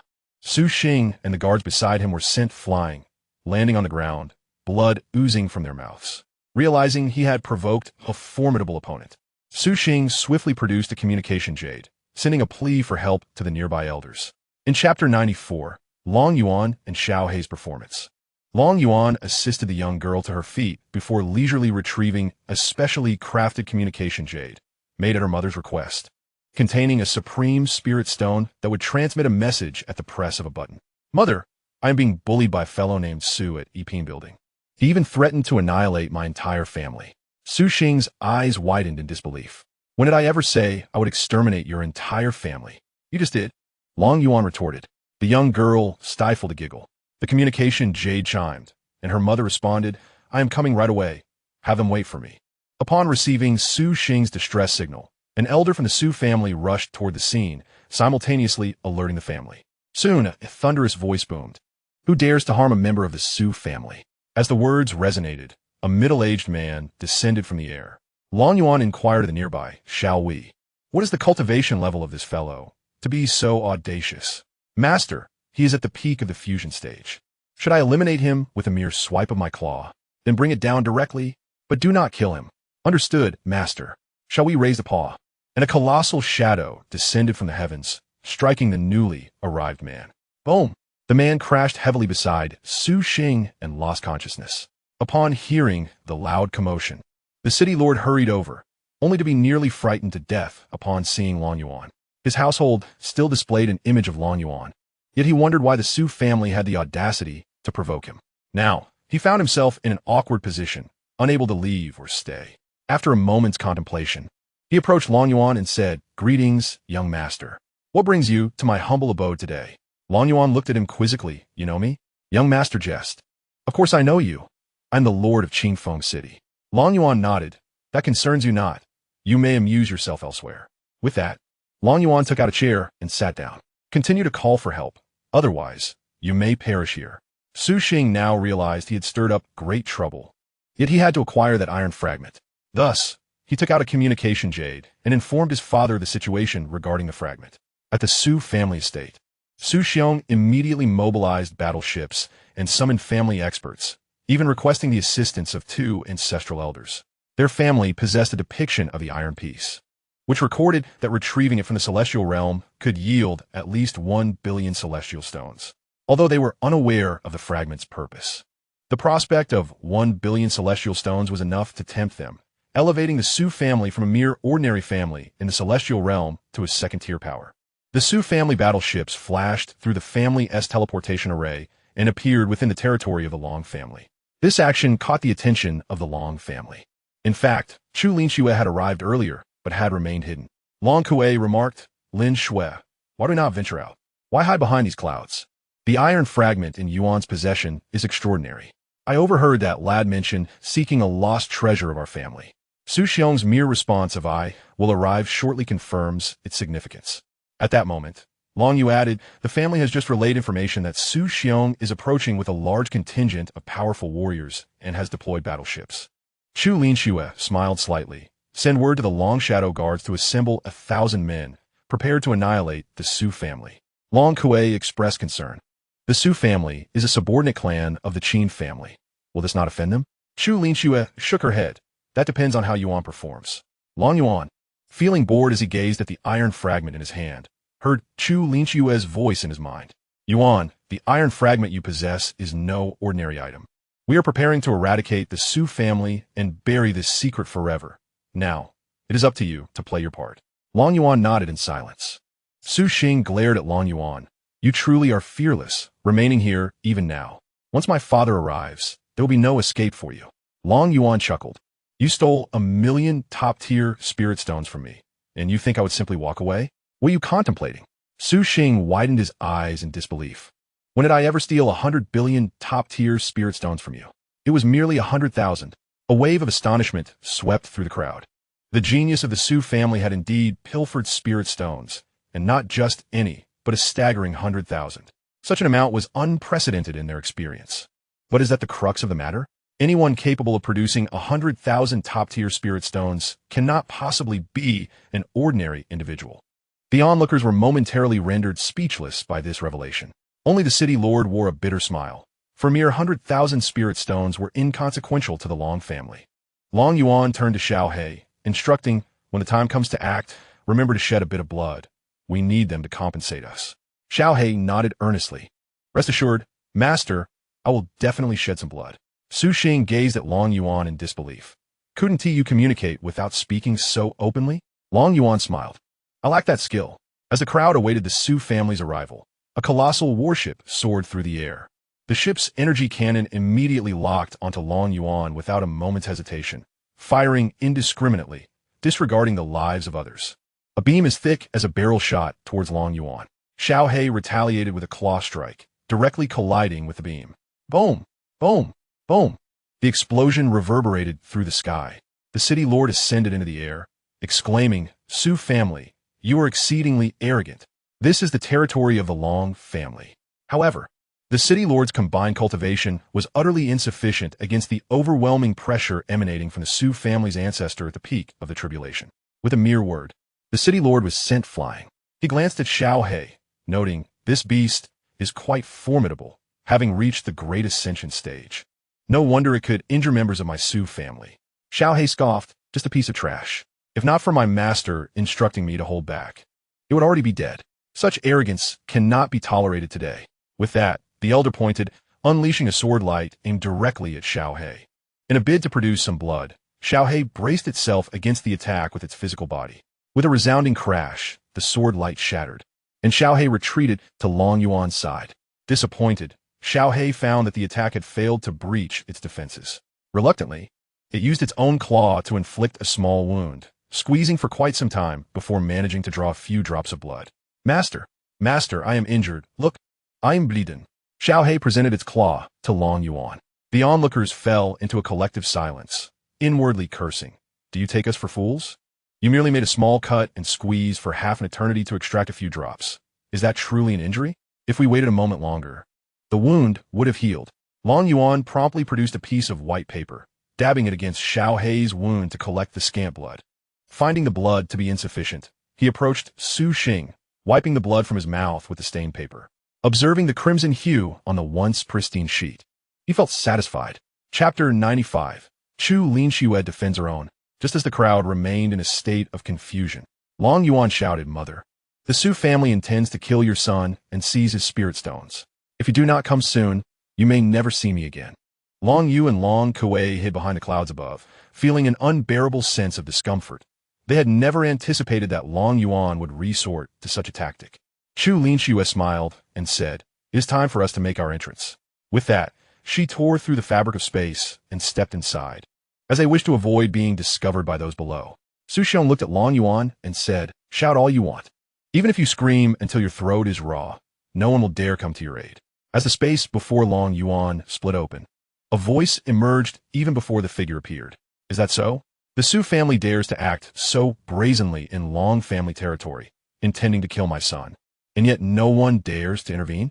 3 figures stepped forth from the rift, causing the crowd to collectively gasp in shock and simultaneously mourn for the Su family. This was none other than the renowned protector of the weak, Chu Linxue, whose name resonated throughout the central region. The onlookers remarked, We should have realized that this young man is the heir of the Long family. Only he could produce 100,000 top-tier spirit stones and have a powerful demon guarding him, all while being a mere mortal. He is the only one in the entire central region who fits this description.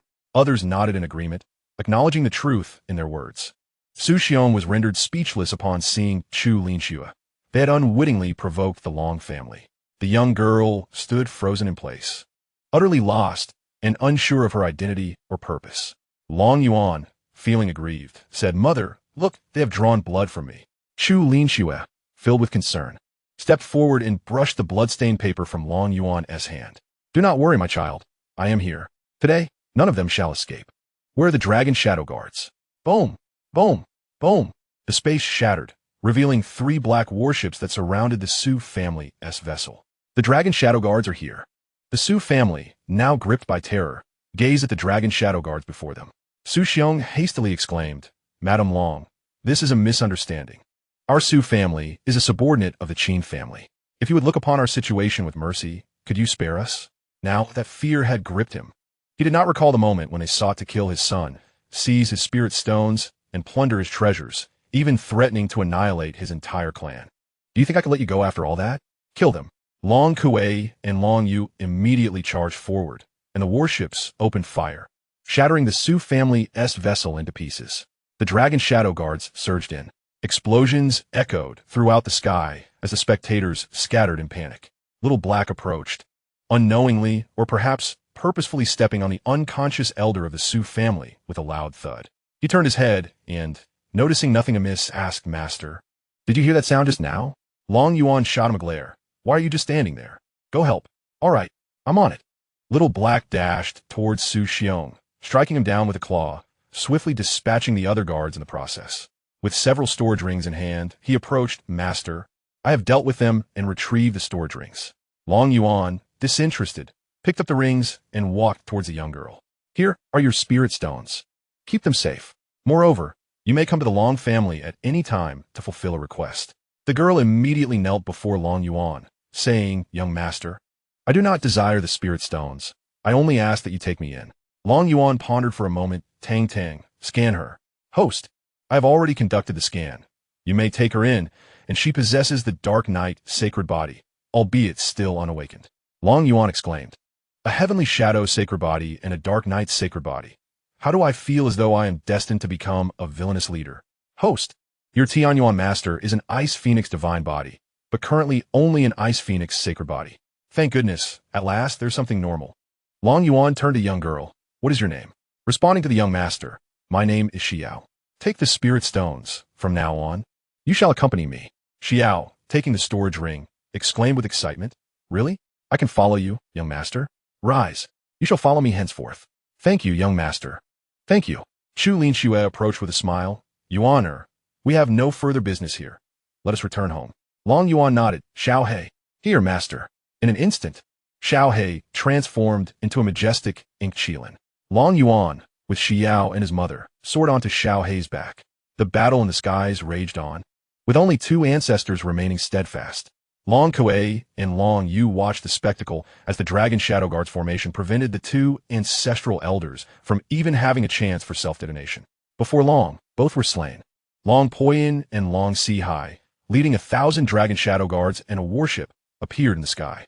Long Poyin declared, "Let us proceed to the Su family." 4 warships sailed towards the Su family. In the Qin family's great hall, Qin Ying sat at the head of the table, with several elders and Qin Feng gathered below. Just now, Long Zhan sent word that the Su family intends to kill his son and annihilate his entire lineage. The Dragon Shadow Guards have already gone to the Su family. What do you think? Should we, the Qin family, intervene? The elders exchanged glances, and Elder Qin Si remarked, "We may refrain from intervening, but we must make the entirety of the situation public, so others understand why we chose not to act." The Grand Elder, Qin Hai, added, "It would be wise to avoid provoking that woman, Chu Linxue. Everyone knows her son is untouchable. Just look at the Lin family and the Celestial Maiden Holy Land. Both suffered ruin at the hands of the Long family for touching her son." Qining nodded. "Then we shall not intervene. Make the matter public. Fenger, go to the Long family and see if Long Yuan has been harmed." Qin Feng inwardly scoffed. It would be a wonder if he were harmed. The inspectors are merely toying with them. This was something he had previously conveyed to Qin Ying, and he knew that none who were aware of the situation had spoken of it. It seemed they all awaited others to confront Long Yuan, hoping to glean some benefits for their own factions. Just as the Su family's demise unfolded, the subordinate clans beneath them undoubtedly began to vie for the Su family's foundation. The Long family must not encroach upon the Su family's territory. Qin Feng rose to his feet, affirming, "Yes, father, I shall return before the Tianjiao tournament. This time, our Qin family will not participate in the tournament, so you need not rush back. Spend time with that young scoundrel Long Yuan. I have instructed your 4th uncle to accompany you." Qin Feng nodded, "Yes, father." Qin Hai, perplexed, inquired, "Why is our Qin family abstaining from participation? This is not merely a matter of securing secret realm quotas." Qin Feng retorted with irritation, "Do you truly believe this Tianjiao tournament can proceed as usual? The Lin family intends to withdraw from their engagement right there, and it would be astounding if the Long family did not spill blood. Previously, it was merely the Lin family's daughter who unilaterally sought a withdrawal. The Long family tolerated it. But if they dare to publicly sever the engagement now, how do you think the Long family will respond?" Chapter 96, The Saint Body of the Night. The others nodded in understanding, recognizing that this would likely be the moment of confrontation between the Long family and the Lin family. As the meeting concluded, Qin Feng and his 4th uncle made their way toward the Long family. Meanwhile, the Holy Maiden sect and the Lin family began secretly deploying their powerful members near Tianjiao City, preparing to annihilate everyone from the Long family arriving in the city. Long Yuan returned to his courtyard, riding on Little Black. A maid promptly presented him with refreshments and tea. Long Yuan called out, "You there, the maid serving tea? Come here. Young master, this humble servant is called Xianxia. How may I assist you?" Xianxia. Please take Miss Xiao downstairs to change her clothes and prepare some food for her." "Yes, young master." Xiao followed Xianxia as she departed. Chu Linxue, puzzled, asked Yuan, "Why have you taken in such a young maid? She could easily remain in the Long family and be assigned anywhere." Long Yuan chuckled, "Mother, you are unaware of her true worth. You shall soon comprehend her formidable nature." Chu Linxue nodded. "Very well, then you shall manage it as you see fit. Meyer will emerge from her seclusion in a month, and she will astonish you. How could she frighten me? She will merely reach the pinnacle of semi-immortal cultivation, unless she is with child."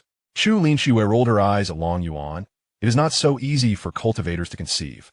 Once she emerges, she is likely to attain early-stage tribulation crossing." Long Yuan scoffed. "Early-stage tribulation crossing is nothing extraordinary. What is so surprising about a heavenly saint body reaching that level?" Chu Linxue grew weary of conversing with her son, feeling no sense of accomplishment. You, not being a cultivator, cannot fathom how arduous cultivation truly is. I shall refrain from elaborating. Long Yuan chuckled mischievously, mother. I possess a piece of news that will keep you awake at night. Xianxia furrowed her brow.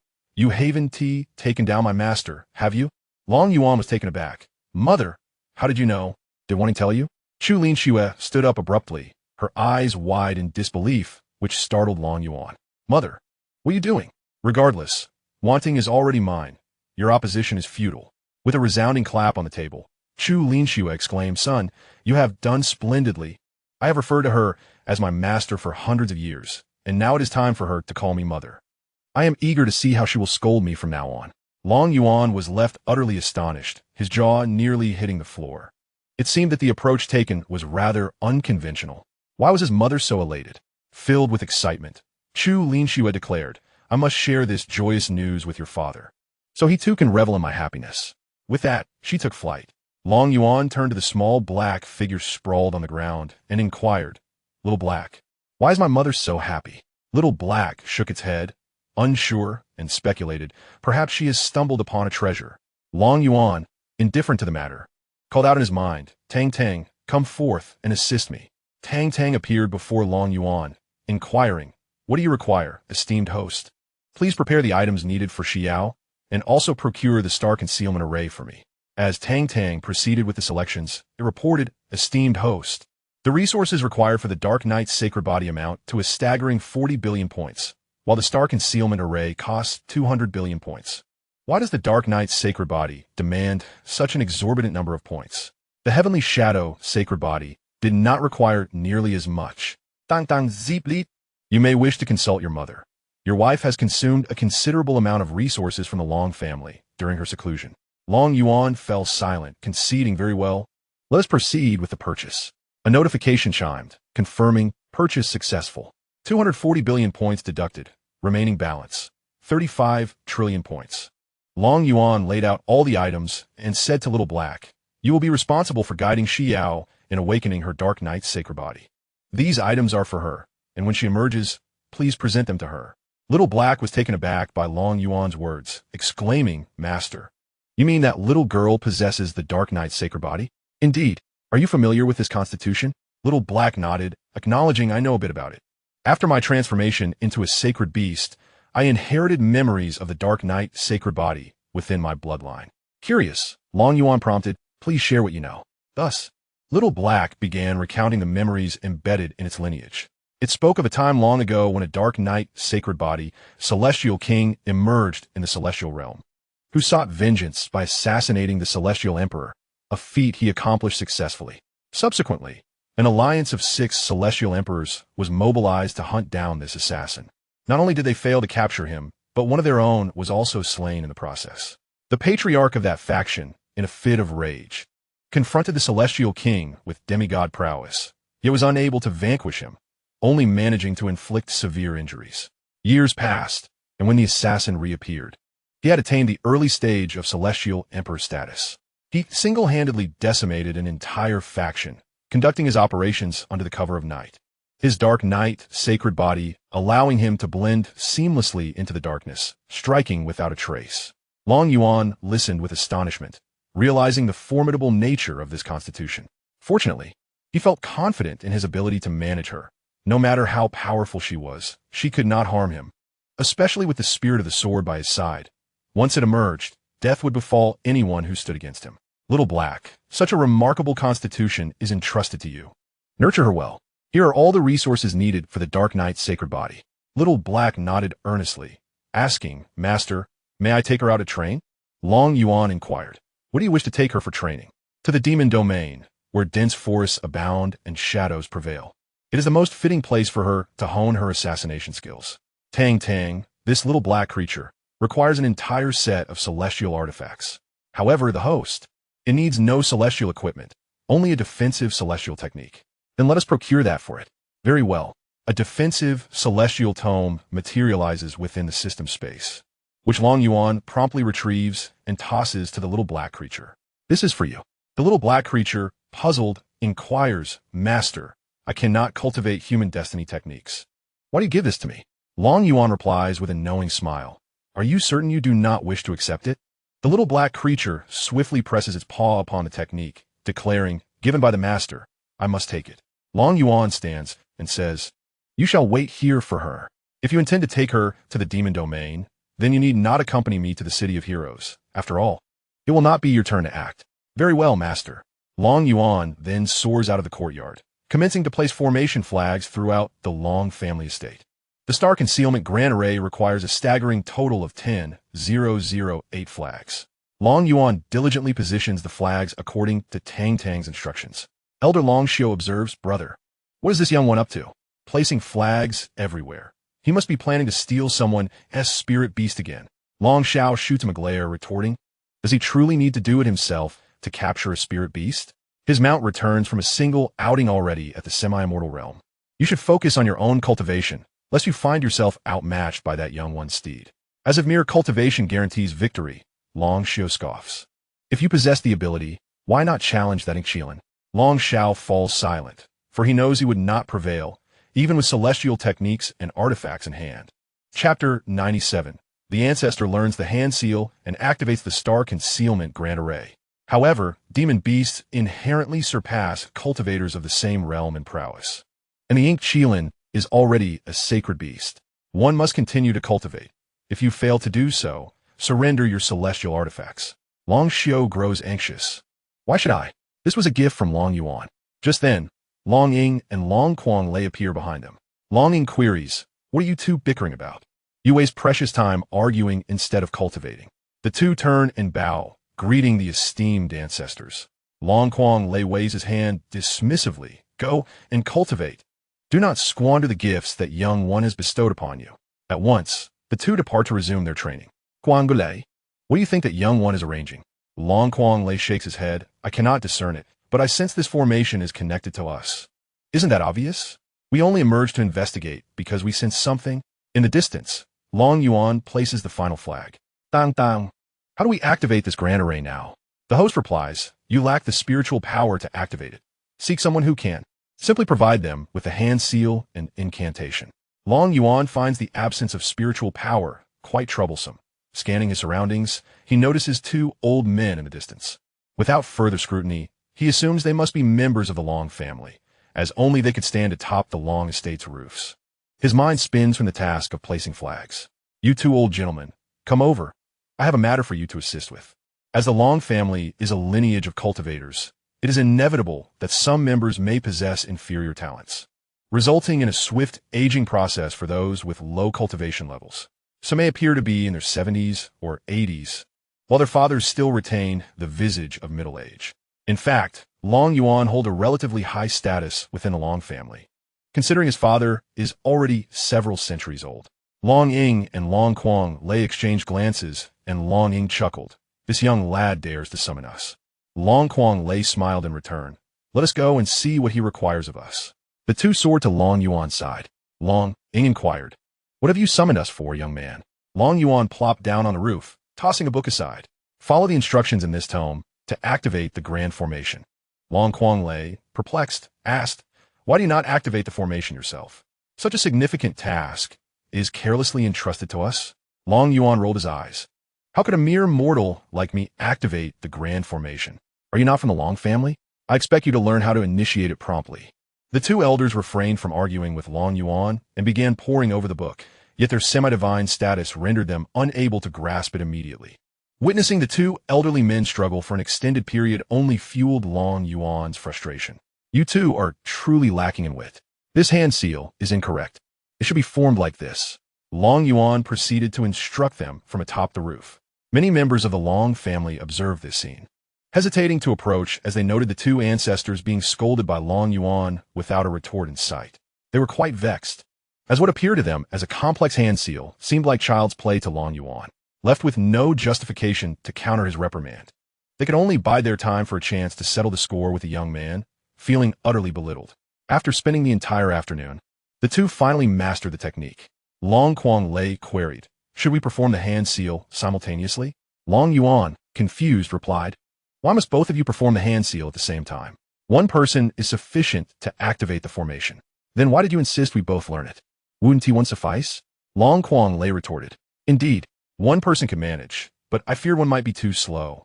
Whoever learns it first can activate the formation. Long Ying and Long Kuang Lei were exasperated. After all that time, only one person needed to learn, leaving the other to be scolded for no reason. Young man, you have gone too far. Long Yuan disregarded Long Kuang Lei's ire, urging him to activate the formation. Come back tomorrow for further instruction on other hand seals. I shall return home to rest. You both should do the same after activating it. With that, Long Yuan flew back to his courtyard. Long Kuang Lei shouted, Young man, do not leave. I will teach you a lesson today. Long Yuan, unfazed by the two elders, felt dizzy and headed straight to his room to lie down. Long Ying, do not hold me back. I must teach this young lad a lesson. Long Ying, exasperated, replied, When have I held you back? Go ahead. We are also eager to observe how you intend to discipline this young man. He slays inspectors as effortlessly as one would slaughter a chicken, and you, a mere semi-immortal, wish to reprimand him.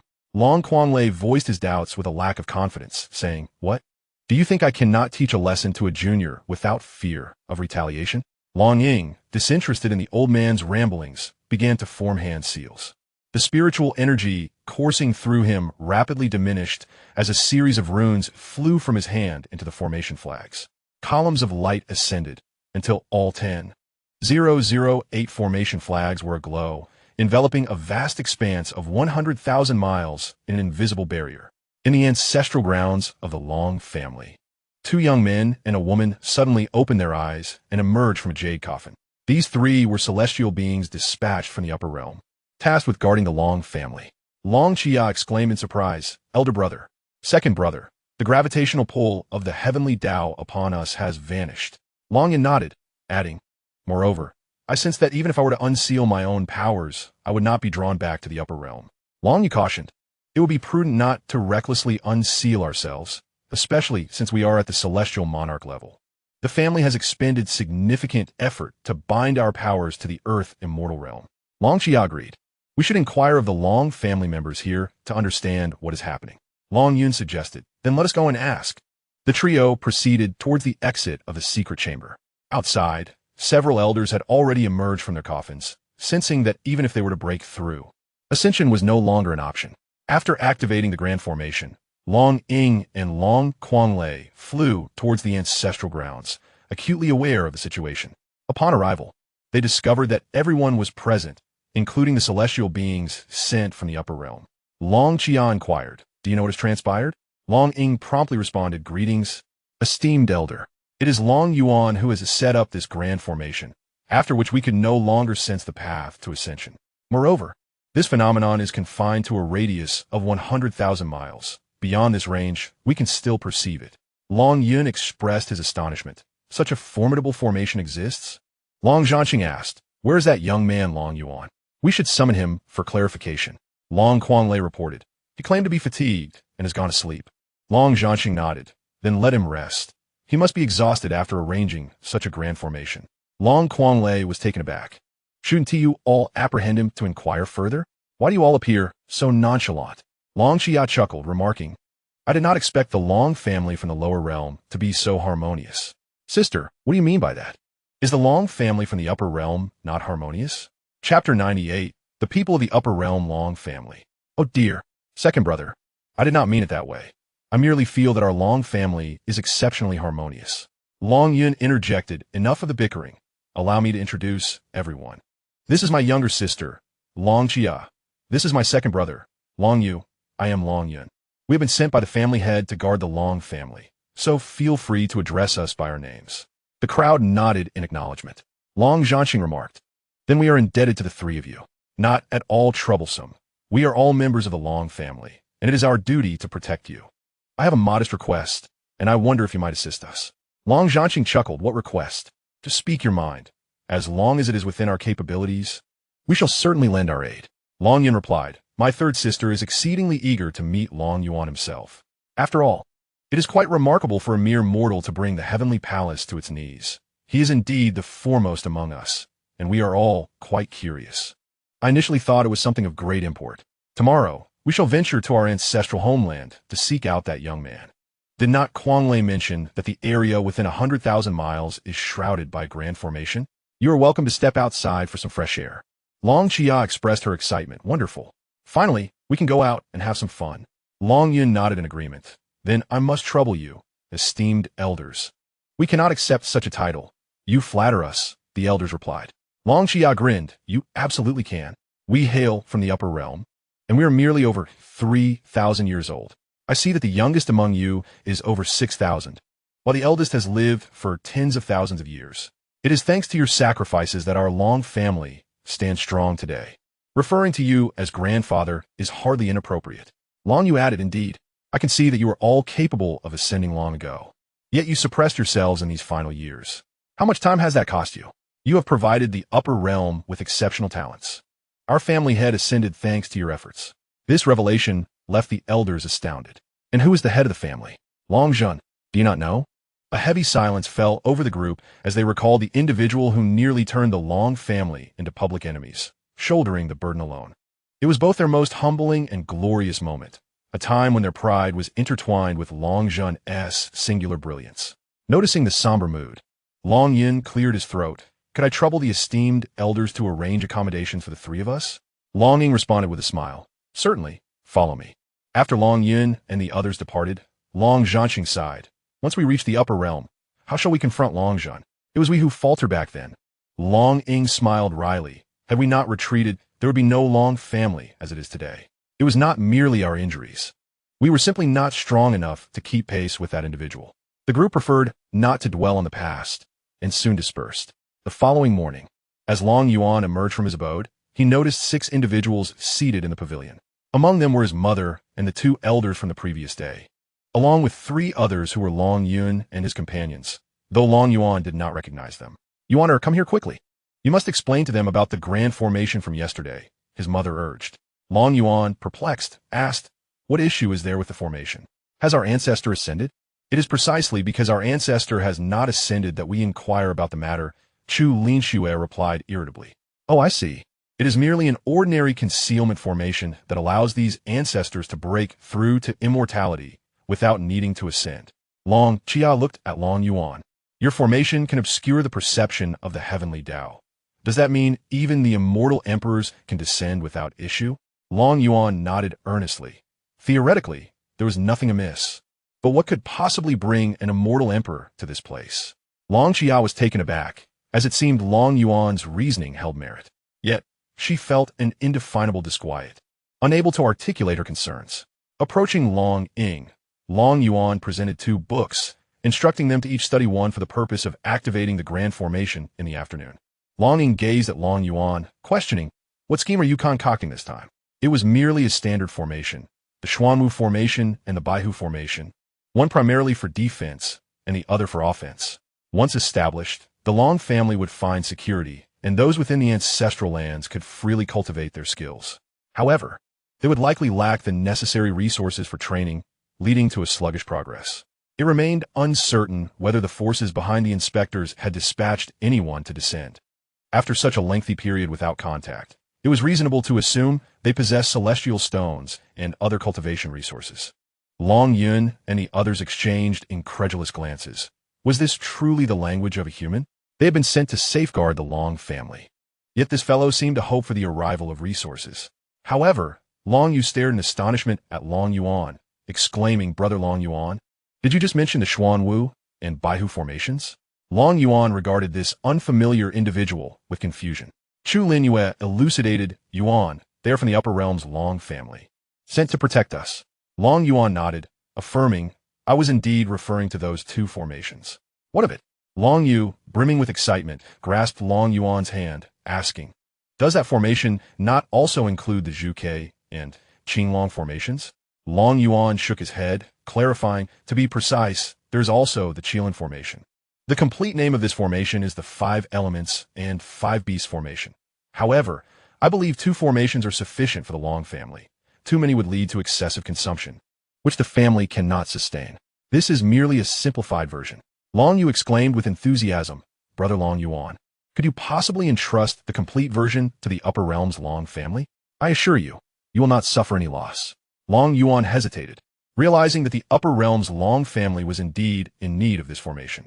Long Xia sighed, it's not exactly trouble, It's just that the family head is confined within the Long family and not permitted to leave. Long Ying rolled her eyes, retorting, letting him out is out of the question. The moment he steps outside, he concocts schemes. Who could withstand that? Curious, Long Yuan inquired. How did you manage to confine the family head? Long Yun recounted how Long Zhen had instigated chaos with the family.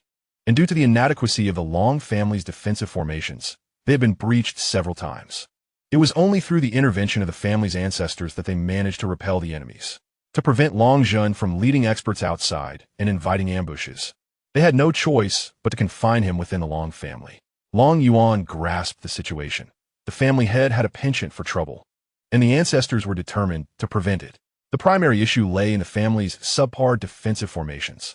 After contemplating, Long Yuan proposed, I shall craft a killing formation and a defensive formation for you. They will undoubtedly surpass this formation, albeit at a slightly higher cost. Long Yun's eyes sparkled. Brother Long Yuan, are you speaking the truth? Long Yuan nodded, inquiring whether they had ever heard of the God-slaying formation and the stellar formation. The three shook their heads, indicating their unfamiliarity with such terms. The God-slaying formation is quite comprehensible. It possesses the capability to vanquish deities, whereas the starry formation serves as a defensive array, capable of withstanding simultaneous assaults from 10 gods. Furthermore, when not in use, it can absorb the celestial energy to replenish its power.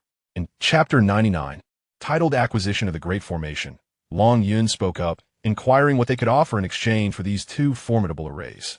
Let's discuss this matter with the higher-ups. Long Yuan chuckled, remarking that they were all part of the same family, and that discussing finances could mar their camaraderie. 100 million immortal stones is the price. You must pay first, and then I shall provide you with the formations. Should they not be as remarkable as I claim, I shall sever my head and offer it to you as a ball to kick.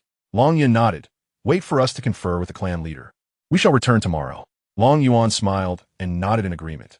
Very well. I shall await your good news. Chu Linxue regarded her son, sensing that someone was about to be deceived. After the three departed, Long Yuan also rose to arrange the great formation. Long Ying gazed at the book before him, lamenting, why did I come here today? Long Quanglei closed his eyes, vowing never to return. Chu Linxue cheerfully poured tea for the two, expressing relief that her son had encountered them yesterday. Had it been anyone else, he would likely be incapacitated by now. That boy knows nothing.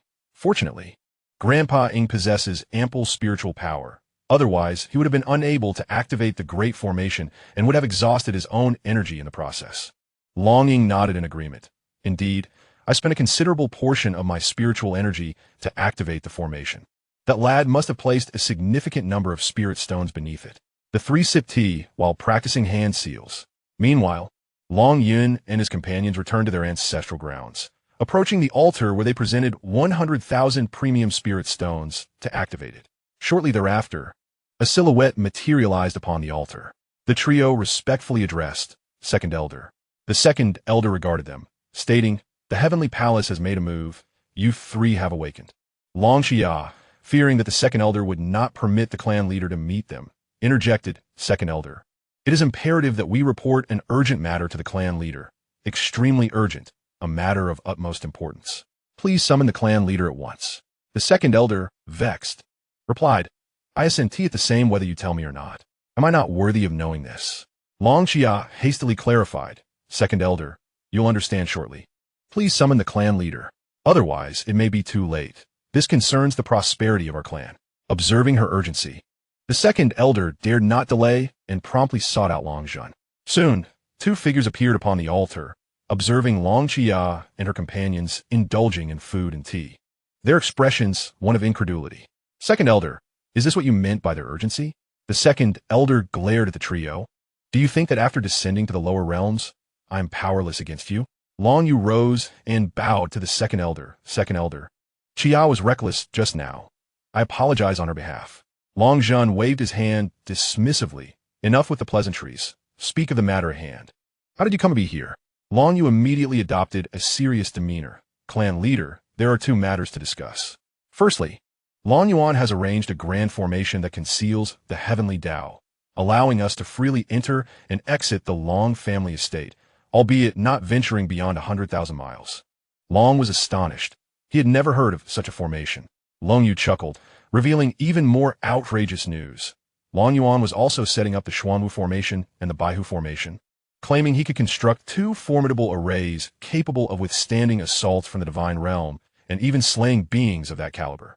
Long's eyes instantly glimmered with excitement, questioning the veracity of the claim, incredulous that such formations could indeed be procured. Long Yu shrugged, stating that if the formations did not perform as promised, one could simply behead him and use his head as a ball. However, he demanded 100 million immortal stones for each formation, requiring payment in advance. Long, filled with enthusiasm, remarked that if such formations existed, even 100 billion would be worth it. Long Yu sheepishly admitted he forgot to inquire whether the immortal stones requested were of inferior or superior quality. Naturally, such formidable arrays could not be purchased with inferior stones. He would personally contribute 200 million superior stones and also procure some resources for them. The second elder interjected, stating, "Head of the family, this is inappropriate. You are abusing your power for personal gain." Long turned to the second elder, perplexed. How is this abusing power? What is wrong with my purchasing two formations? The second elder retorted, "Are you not planning to sell them to the family at an inflated price? How much do you intend to mark them up this time?" Long chuckled awkwardly, assuring them that he would not require them to part with immortal stones this time. He would seek resources from the elder generation, who possessed ample supplies. The second elder skeptically regarded Long.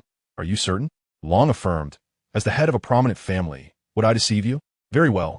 I shall keep this secret for now, but should you withhold our resources, I will certainly disclose this matter," the second elder warned. Long, with a darkened expression, acknowledged, understood. "Do any of you have further matters to discuss? If not, I shall procure the immortal stones for you." Long Yin stood up, stating, "Head of the family, many in the ancestral grounds are on the verge of breakthroughs, yet they lack the resources from the immortal realm for cultivation." Long furrowed his brow, recognizing that the Long family from the lower realm was not included in the family division. This situation posed a challenge. He would confer with the other elders, for if he were to provide resources solely to the Long family here, the other branches from different continents would certainly object. "If the family does not consent, I shall use my own resources to assist you." Long Kia scoffed. "If they object, let them find someone like Long Yuan.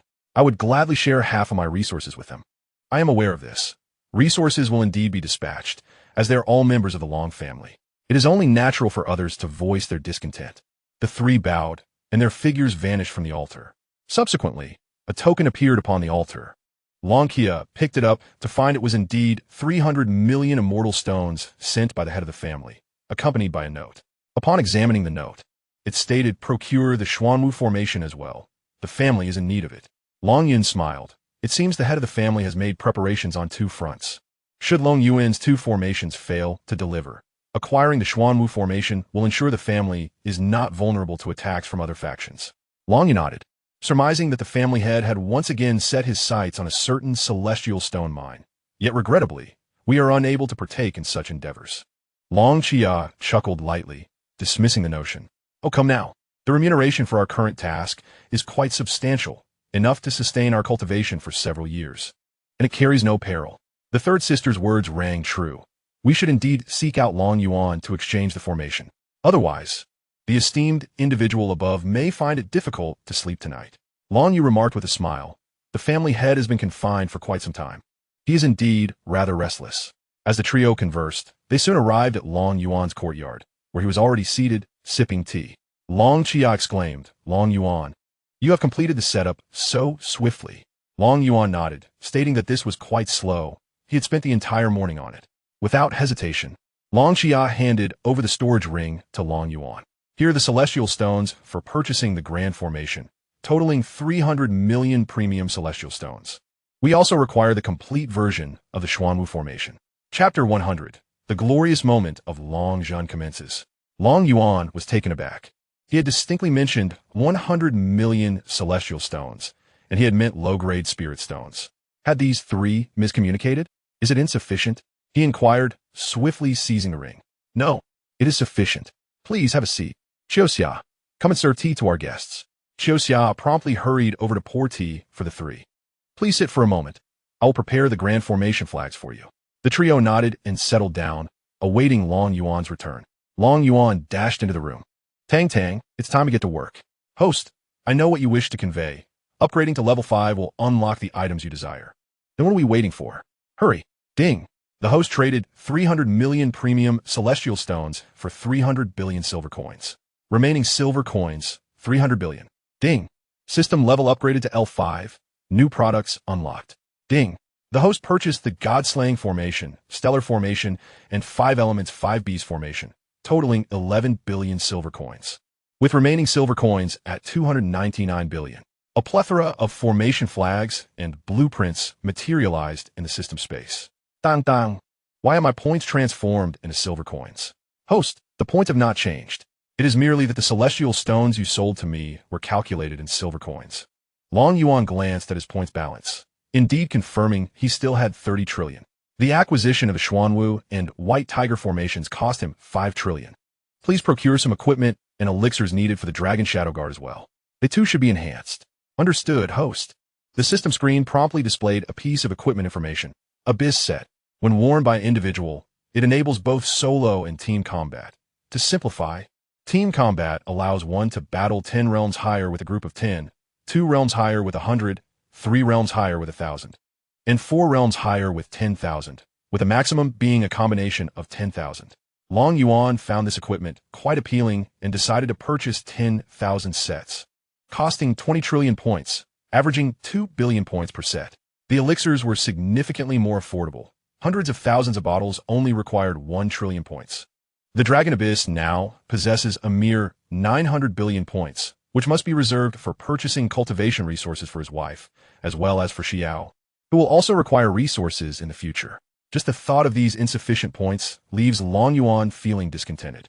Exiting the room, he handed a storage ring to the 3 individuals. Inside, you will find various schematics for formations, formation flags, and methods for their arrangement. Peruse them at your leisure. I have other matters to attend to. With that, Long Yuan departed. Long Yu, brimming with excitement, eagerly took the ring and began examining its contents, as he was the only one among them with a modicum of understanding regarding formations.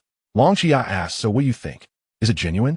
After a brief inspection, Long Yu nodded fervently, confirming its authenticity. According to the descriptions of the formations, Long Yuan had spoken nothing but the truth. Long Yin remarked, judging by Long Yuan's demeanor earlier, this formation must exceed 300 million superior immortal stones in value. Of course, Long Yu affirmed. Moreover, he has provided us with the formations of the Xuanwu, Qinglong, Zhuke, Baihu, and Qilin. The two were astounded. Their family had expended over 100 billion superior immortal stones merely to acquire those 3 inferior formations, resulting in a significant reduction of resources for them. Long Xia declared, Long Yuan is truly a good person. We must report this to the family. It is akin to gifting them something of immense value. Long Yin nodded in agreement, asserting that they needed to secure a 1% share for their brother Long Yuan. They all nodded, for with these formations, the Long family could continue to engage in ventures within the immortal realm, reclaiming vast quantities of resources for their clan. Having reached a consensus, the 3 made their way towards the ancestral grounds. Meanwhile, Long Yuan remained oblivious to the elaborate thoughts forming in their minds. He was occupied with handing over equipment and various elixirs to Long Zhan, although he currently felt no sense of crisis. The impending arrival of the bloodthirsty clan in 3 years posed a grave threat. Failure to act could result in the Long family's obliteration from this continent. Thus, he sought to bolster the family's power. Upon returning to his chamber, Long Yuan began to consume spiritual herbs. One by one, he ingested the precious herbs he had gathered from the Tianyuan Forbidden Zone, enough to sustain him for quite some time. As he reached the 500th herb, he suddenly collapsed into slumber. This slumber lasted for half a month. Fortunately, his cultivation had improved or otherwise. Such indulgence would have led to an extended hibernation of 6 months. Meanwhile, after Long Yun and the others submitted the formations, a substantial influx of lower-tier resources descended upon them. Currently, Long Ying and his companions were left with no choice but to utilize these inferior resources. The upper echelons of the Long family unanimously decided to grant Long Yuan a permanent 2% share, a noteworthy sum when compared to the 5% share allocated to the family head. Long Zhan was also released from confinement, and the Long family commenced the arrangement of the God-slaying formation and the star formation. As for the 5 elements and 5 beast formation, Long Zhan resolved to maximize profit by auctioning it off, reserving the most critical Qilin formation and ensuring that no single force could amass all 4 formations. Even more critically, Long Zhan had designated the Xuanwu formation to incite fervor among those vying to gather the 4 major formations. In the grandest auction house of the celestial realm, the president personally visited the Long family to acquire a formation, accompanied by a substantial deposit of 200 billion. 3 demigods and 10 celestial emperors escorted him, along with a formidable contingent of 100,000 guards from the auction house. This spectacle reverberated throughout the entire celestial realm, a deliberate act by the president to ingeniously promote his establishment. Long Zhun resolved to withhold 300 million from his own share, allocating the remainder of the celestial stones to Long Yuan. The family members, naturally, had no objections as long as Long Zhun did not betray their trust. The Long family presented 4 major formations for auction, stirring movements among various factions, with even the Heavenly Palace dispatching representatives to attend the event. Numerous celestial beings, including Xianxia, Jinxian, and Xianjun, flocked to witness the spectacle, speculating that the Long family's sale of formations indicated their impending decline. Meanwhile, several Earth Immortals, Heavenly Immortals, and Xian Immortals from the Long family headed to the auction house with a singular purpose: to instigate trouble, provided they did not provoke the Xiantian auction house. Any other faction that dared to offend them would face immediate confrontation, bolstered by the presence of over a dozen celestial sovereigns and kings standing firmly behind them. The 3 celestial emperors of the Long family trailed quietly behind, prepared to intervene should the celestial sovereigns falter. If they were unsuccessful, Long Zhun would lead the Long imperial army to demand an explanation, firmly advocating that they would escalate matters if necessary. The situation in the celestial realm remained unbeknownst to Long Yuan, who was currently being roused from slumber by Chu Linxue. Yuaner, hurry and get up. Qin Feng has been waiting for you for 3 days. Long Yuan, still in a drowsy state, wished to continue his rest. Let that Qin Feng wait. If he is unwilling, he can simply depart. In her exasperation, Chu Linxue resorted to a dramatic tactic. Your wife, Mayor, is about to run off with someone. If you do not get up soon, she may very well be deceived by Qin Feng. Upon hearing this, Long Yuan sprang from his bed, sword in hand, declaring, "Who dares to take my wife? Where is he?" Chu Linxue restrained him. Mayor will not emerge from her seclusion until tomorrow. Why are you so agitated? Qin Feng has been here for 3 days while you have been sleeping. Long Yuan sheathed his sword and flopped back down, feeling bored and desiring to continue his slumber. You're not even going to participate in the Celestial Heroes competition. There are only 15 days left, and it will take 10 days to travel. Reluctantly, Long Yuan sat up. Fine, I shall meet him. He then made his way outside without donning his outer robe. Chu Linxue sighed and followed, assisting him in getting dressed as they walked. Yuaner, remember, Qin Feng is here to see you. Please speak to him with a more cordial tone. Understood. Upon entering the main hall, Long Yuan noticed Qin Feng seated with a cup of tea. Qin Feng rose and greeted him. Brother, where are you injured? Long Yuan waved his hand dismissively, assuring, I'm fine. What brings you to my home? Aren't you participating in the Celestial Heroes tournament? Qin Feng stepped closer, draping an arm around Long Yuan's shoulders. Brother, to be honest, our Qin family has decided not to compete this time. I'm just tagging along for some leisure. Long Yuan nodded. Then let us venture to Celestial City together tomorrow. I'm merely seeking some enjoyment as well. Brother, I've heard that a renowned courtesan has arrived in Longting City. Would you be willing to take me to see her? It's a rare occasion for me to be out. Long Yuan, having never encountered a courtesan from the realm of cultivation, was equally intrigued about this figure. Let's go, let us witness it. Qin Feng exclaimed, today, all expenses are on me. How could that be? It's my family's hospitality. I will take care of today's arrangements. The 2 brothers walked shoulder to shoulder towards the entrance of the Long residence. Upon reaching the gate, Long Yuan paused, realizing that Little Black had gone to the demon domain, leaving him without a mount. It was quite a distance to Longting City. He could hardly fly there with Qin Feng in tow, so he turned to the guard at the entrance. I wish to go out. Please procure a mount for me. Understood, young master. The guard swiftly darted inside the Long residence. Shortly after, a majestic bird resembling a peacock soared out, accompanied by a squad of guards. Young master, your mount is ready, the captain of the guard announced. Qin Feng was taken aback. Brother Long Yuan, how did you acquire this 7-colored phoenix? It is exceedingly rare. I once wished for a mount like this, but they are notoriously difficult to obtain, residing only in the heart of the demon domain. One must retrieve the eggs and hatch them to keep one here. Long Yuan shook his head. I have no idea how it came to be in my possession. It simply resides in my spirit beast garden. The 7-colored phoenix gently nudged Long Yuan's arm with its head, appearing quite docile. Qin Feng couldn't help but drool in envy. Let's go. We shall take a look, and tomorrow we embark for Celestial City. Agreed. The two ascended onto the back of the Phoenix, while 10 guards mounted spirit steeds flanked them on either side. Long Yuan reclined on the Phoenix's back, gazing at the sky, reluctant to leave such a life behind. Brother Long, your lifestyle fills me with envy, Qin Feng exclaimed. Yet you are still the young master of the Qin family. What is there to envy? Alas, I do not possess a life like yours. My days are filled with either cultivation or mastering martial skills, always needing to stay ahead of others. Long Yuan nodded. I cannot fully comprehend the life of a prodigy like yours, but I find my current existence quite satisfactory. As they conversed atop the Phoenix, they soon arrived at Longting City. The Phoenix descended into the Spirit Beast Arena, a space akin to a parking lot on Blue Star, designated for spirit beasts to rest. Such facilities are only found in large cities. Long Yuan and Qin Feng dismounted the 7-colored Phoenix and made their way toward the Tianyue Pavilion. With 10 guards trailing behind them, they strode confidently toward the pavilion, encountering no foolish individuals seeking trouble along the way. Upon reaching the entrance of the Tianyue Pavilion, a guard blocked their path. Today, this place has been reserved entirely by young Master Zhou. Please leave. Long Yuan turned to Qin Feng and inquired, Who is this young Master Zhou? Qin Feng was taken aback. You've even forgotten Zhou Ming? He is the sole heir of the Zhou family and possesses remarkable talent. Already having reached the out-of-body realm, Long Yuan shook his head, lacking any recollection. With that, he led Qin Feng further inside. The guard immediately drew his sword, but before he could fully unsheath it, he was sent flying. Long Yuan's guards acted swiftly. They cared not for his identity, and dared anyone to draw a weapon against Long Yuan. The ground bore a dent where the guard had landed, seemingly incapacitated.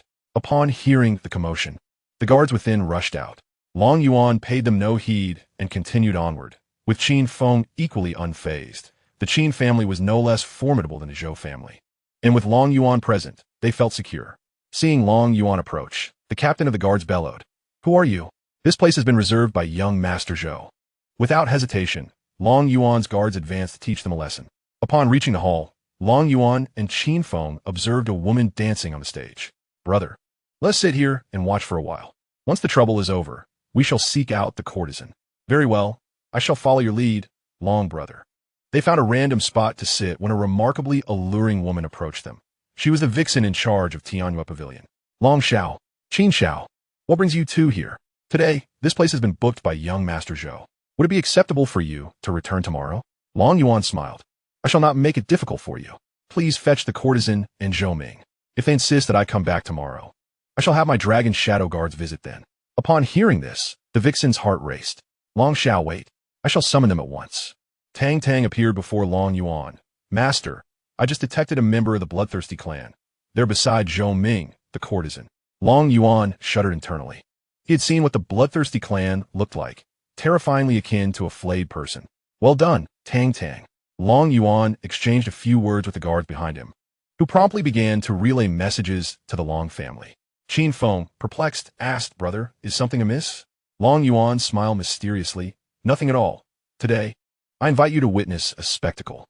The head of the Long family guards, upon receiving the message, immediately sought out Long Zhan, who was engaged in discussions with Elder Su. Elder Su, are you comfortable residing in the Long family? The master is too kind. Were it not for the young master saving me, I would likely be dead by now.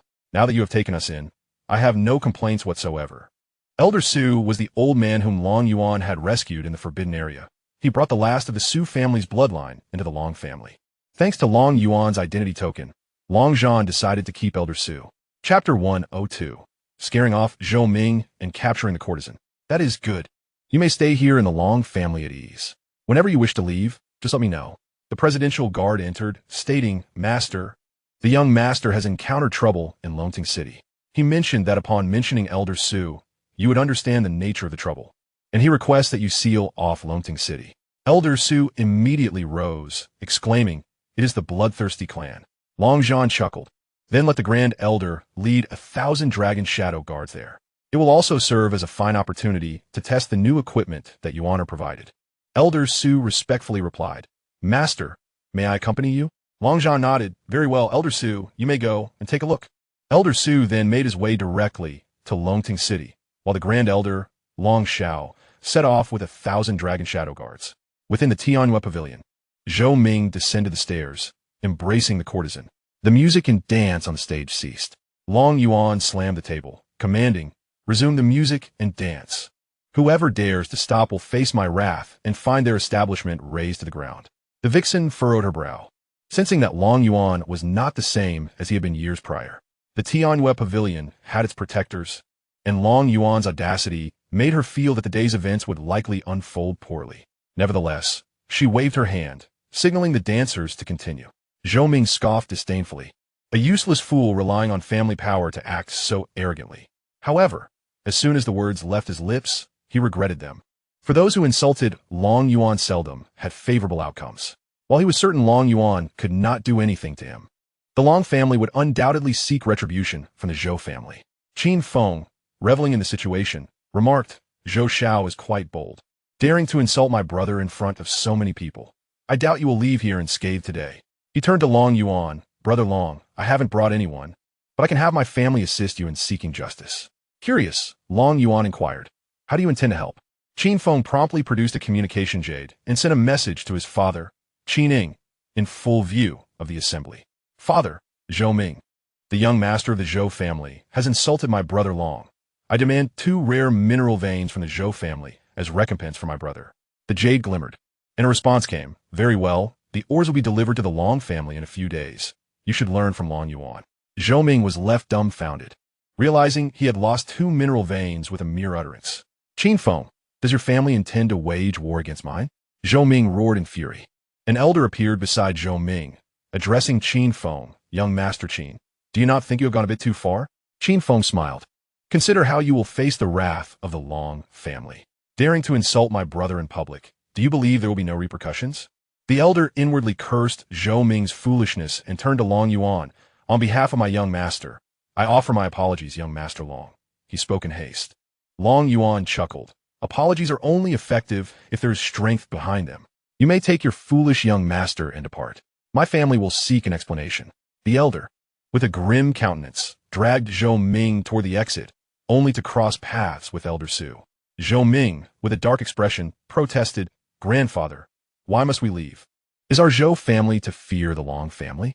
The elder's face paled, and he hastily pulled Zhou Ming skyward, arriving before Long Xiao. The elder was now exceedingly anxious. 4 Long Xiao and the Dragon Shadow Guards had already appeared. Zhou Ming, now overwhelmed with fear, fell silent. The elder spoke up, "Long Xiao, what are you all doing? Do you truly wish to wage war against the Zhou family?"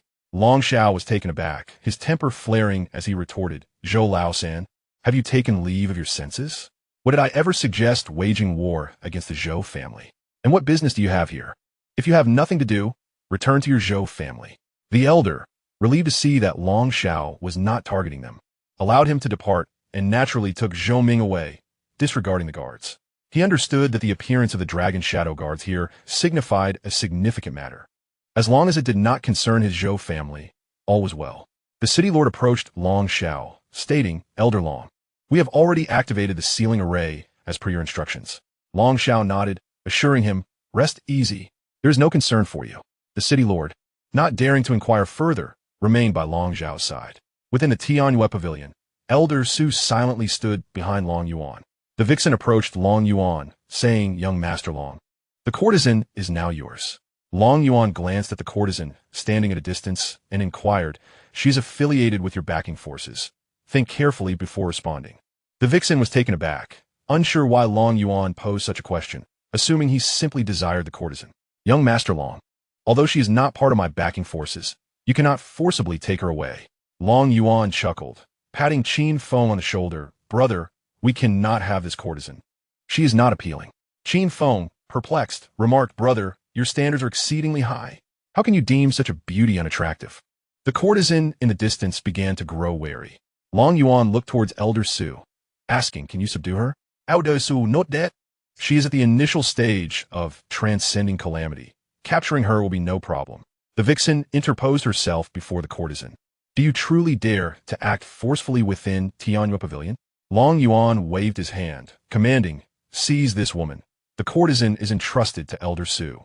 Elder Su immediately rushed forward, sending the vixen flying with a slap, while reaching for the courtesan with his other hand. The courtesan struck out at Elder Su, attempting to tear through space, but found it impossible. Boom! The imprint of her palm was shattered by Elder Su, who subsequently grasped the courtesan by the throat. She emitted a peculiar cry. In a corner of Long Tongue City, a beggar, upon hearing the cry, soared into the sky, attempting to flee the city. He too attempted to tear through space, but could only escape through the air. However, as he reached the city wall, a confinement array was erected. He shattered the array with a punch, preparing to leave, when suddenly 100 dragon shadow guards formed a battle formation, charging toward him. Long Xiao appeared instantaneously, observing the dragon shadow guards preparing their equipment. The dragon shadow guards, all at the Great Ascension stage, upon combining into a 100-man formation, directly elevated 2 major realms. And with the array's enhancement, a single strike obliterated the beggar, for the dragon shadow guard's assault had already reached the Earth Immortal level. This beggar, merely at the late stage of transcending calamity, stood no chance against such an onslaught. Long Xiao, visibly distressed, exclaimed, "Why on earth did you kill him?" The captain of the dragon shadow guard scratched his head, expressing his surprise at the unexpected weakness displayed. We proceeded with our usual offensive. It seemed our equipment had momentarily amplified our strength. Long Xiao waved his hand, instructing them to stand guard, for there might be further developments. He then made his way towards the Tianyue pavilion to assess the situation. Inside, Long Yuan and Qin Feng sat at a table, watching the dancers on stage, who dared not cease their performance, unaware that their overseer had been captured. Before them knelt 2 figures, a courtesan and a seductress. The courtesan struggled fiercely, the ropes tightening around her. These bindings were designed by Long Yuan for the dragon family's guards, ensuring that even those at the peak of tribulation could not escape if they did not know the incantation. Chapter 103. Xiao O Mayer emerges from seclusion. The courtesan glared at Long Yuan, seething with indignation. "By what right do you apprehend me?" Long Yuan chuckled, "Because I am the young master of the dragon clan. Old Su will take you back for questioning by the family." "Very well." Old Su seized the courtesan and exited the Tianyue pavilion. The seductress looked at Long Yuan. "Does your dragon family truly believe itself to be the foremost in the central domain, acting with such impunity?" Long Xiao entered, responding, "And what of it? Your holy land of harmonious pleasure wishes to confront our dragon family?" Upon seeing Long Xiao, the seductress realized her escape was unlikely. Qin Feng, puzzled, inquired, "Brother, what is the issue with that courtesan?" Long Yuan smiled. "You shall understand when you visit the dungeon of my dragon family." Qin Feng nodded, refraining from further questions. Being astute, he recognized that Long Yuan's reluctance to elaborate indicated a desire for discretion. The seductress, undeterred, proclaimed, "Our holy land will demand an explanation from your dragon family." Long Yuan chuckled. "Uncle, since there are none left in the city, rally the dragon shadow guards to pay them a visit. They are likely to have what we seek." As he spoke, Long Yuan handed Long Xiao a glass-like orb. "This will assist you in locating those items." Long Xiao accepted the orb, inquiring how to utilize it. Long Yuan instructed, "Simply infuse a trace of spiritual energy into it." Upon doing so, the orb revealed the face of the courtesan. "This treasure is remarkable. Are there more you can spare for Uncle?" Long Yuan had purchased 1,000 from Tang Tang, given their modest price of 1 point each. Beyond identifying races, they served little purpose unless Tang Tang was preemptively configured to detect demonic lineage, or else they would be rendered useless. Long Yuan presented a storage ring to Long Xiao, containing 1,000 of these orbs, each capable of detecting a range of 10,000 miles. Long Xiao stowed the ring away, pointing at the seductress. "And what shall we do with this woman?" Long Yuan waved his hand, instructing the dragon shadow guards to take her away for interrogation. Long Xiao gestured, leading the seductress away. Qin Feng rubbed his hands together. "Brother, could you possibly procure me some of those orbs as well?" Long Yuan directly handed Qin Feng a storage ring containing 100 items, each capable of slaying anyone who appeared within the sphere. Qin Feng accepted the ring, reassured. "I have absolute faith in you, brother. Should anyone emerge within that sphere, I shall undoubtedly strike them down." However, unbeknownst to Qin Feng, upon returning to his family, he discovered that 3 of the family's venerable guardians had also manifested within the sphere. At that moment, he comprehended the grave implications of such an occurrence. Undeterred by the opinions of his family members, he summoned the 3 ancestral figures to eliminate the guardians. When the corpses finally decayed, revealing their original forms, it left the entire Qin family in shock. This is a tale for another time. Let's not dwell on it now. Qin Feng secured the storage ring and continued to watch the young ladies dance on the platform with Long Yuan. However, their performance had lost its charm, as they were clearly frightened. Long Yuan, finding the scene tedious, suggested, "Let us depart. There is little of interest here."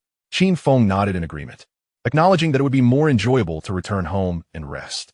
The two departed from the Xianxia pavilion. As they walked, Qin Feng remarked, "Brother, I've heard that this Qianjiao conference will feature many true prodigies, such as Yusho Tiniu, who has reportedly subdued a tribulation-grade beast." "Oh, that young man received a gift from me," Long Yuan replied. Qin Feng was taken aback. "You aided him in subduing that tribulation-grade beast?" Long Yuan shook his head. "No, I merely provided him with an item. It is no wonder he could tame such a formidable creature. But what of Xiao Fan from the Eastern Domain? Surely he has your assistance as well?" "I do not know Xiao Fan. Is he particularly remarkable?" Qin Feng nodded. "Indeed, he is extraordinary. I have heard tales of him being the illegitimate son of a minor family in the Eastern Domain, ostracized since childhood. His mother was killed by the legitimate wife, and he was cast out. Suddenly, he rose to avenge his mother against the Xiao family." Long Yuan, increasingly intrigued, mused, "He sounds like a protagonist. Surely he often enters secret realms to acquire extraordinary treasures, emerging unscathed from perilous situations." Qin Feng raised his thumb in approval. "You speak the truth. Indeed, he has reached the out-of-body stage, no less impressive than the prodigies from our central domain. I hear he will also participate in this Tianjiao competition. By heavens, how many protagonists has this so-called heavenly path produced?" Qin Feng looked at Long Yuan curiously. "Brother, why the sudden disdain for the heavenly path? Such words should not be spoken lightly." Long Yuan, with a serious demeanor, warned Qin Feng, "Should you offend this Xiao Fan, summon your ancestral figures immediately. They must strike him down without a moment's hesitation, leaving him no chance to escape. Otherwise, your Qin family will face dire consequences." "Brother, are you not being overly dramatic? He is merely at the out-of-body stage. Any ascendant could easily dispatch him." Long Yuan smiled. "If any member of the Long family were to offend him, I would summon all our ancestors to eliminate him, ensuring he has no opportunity to grow." "Brother, you are indeed ruthless. One must be resolute to stand firm. Remember my words. Either do not provoke him at all, or strike with absolute certainty." Though Qin Feng could not fully grasp the gravity of Long Yuan's counsel, he nonetheless committed it to memory. Upon returning to the Long family estate, Qin Feng and Elder Qin ventured into the dungeon, where they encountered the courtesan of Tianxia Pavilion. The current state of the courtesan was far from human, save for her head. The rest of her form was grotesquely altered. The atmosphere grew heavy as they exchanged glances. "Fourth uncle, please inform father to discreetly prepare resources for battle," Qin Feng urged. Elder Qin nodded in agreement. "Very well, I shall notify him." Meanwhile, Long Zhan sought out Long Yuan. "Yuan, instruct the Grand Elder to investigate the Hahuan sacred land. Reports suggest the presence of the bloodthirsty clan within." Long Yuan shook his head. "I cannot ascertain the situation. Just send Grand Uncle to take a look. If they are indeed there, eliminate the entire Hahuan sacred land. If not, at least extract some benefits." Long Zhan nodded, noting the infiltration of the bloodthirsty clan into various factions. "We must also prepare for impending war." "Dear husband, father, what are you discussing?"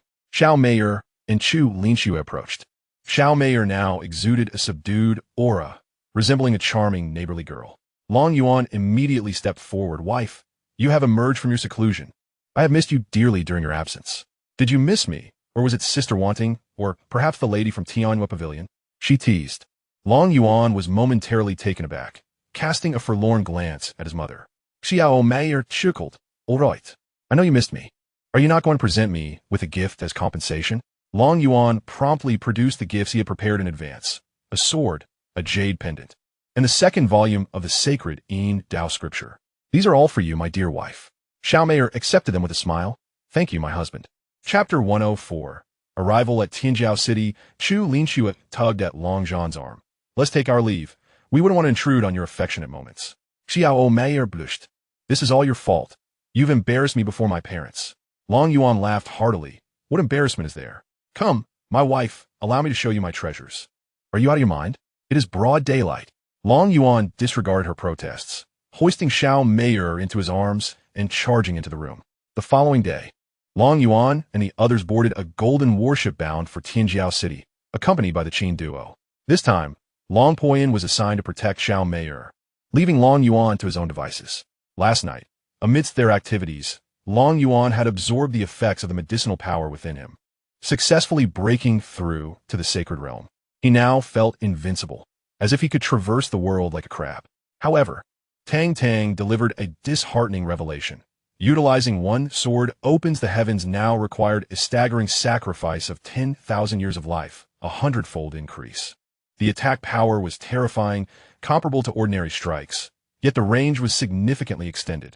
As for the precise distance, Tang Tang provided an ambiguous answer, stating that everything within sight was but an ant.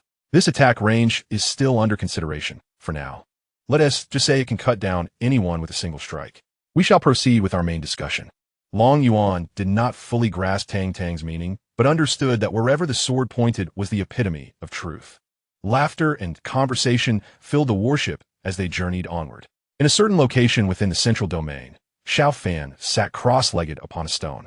A wisp of soul hovered beside him, proclaiming, "Disciple, I have discerned that the most auspicious place in this realm is here," gesturing towards the area marked on the map, belonging to the Long family. "Master, this is the territory of a dominant force in the central domain, with countless semi-immortal experts. Are you certain you wish to seize this place?" The soul remarked disdainfully, "A mere throng of ants, nothing more. In my day, I understand, Master. You were once a celestial emperor of immense power. However, we should attend the talent conference and secure a place within the secret realm," Xiao Fan responded. The soul nodded. "I foresee that you shall reap great rewards within the secret realm." With that, Xiao Fan ceased his discourse with the soul and set his course towards the City of Talents. Meanwhile, at the Beastmaster sect, Taiyuan accompanied his father aboard a warship, also heading towards the City of Talents. "Father, do you think the Long family will participate in the talent competition? Will I have the chance to see my older brother and beautiful sister again? Do they still remember me? How should I express my gratitude to them?" Tai Xiong, listening to his son's incessant chatter, felt a strong urge to silence him with a swift strike. Yet, as he had only one son and found it increasingly difficult to conceive at his age, he bore with it in silence.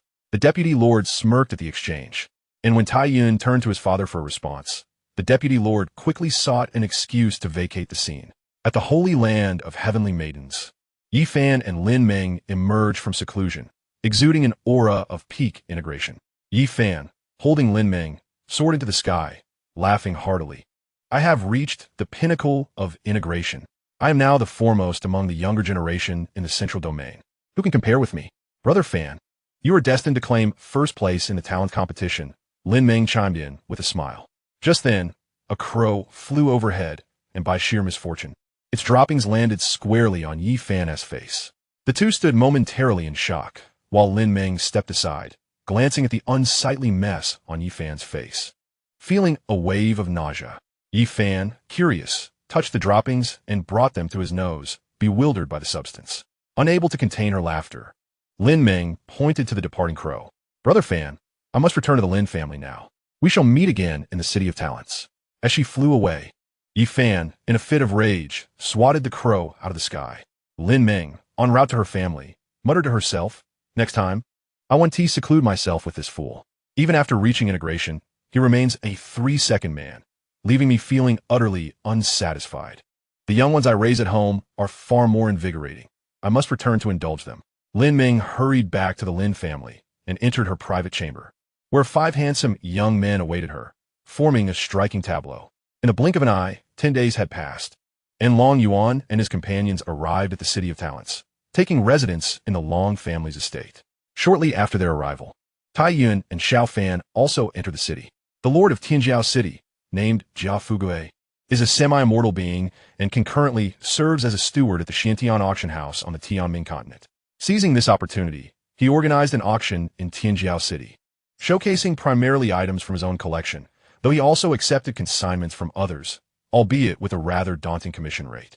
A 10% cut from auction items was implemented, a measure intended to deter certain individuals from submitting their wares.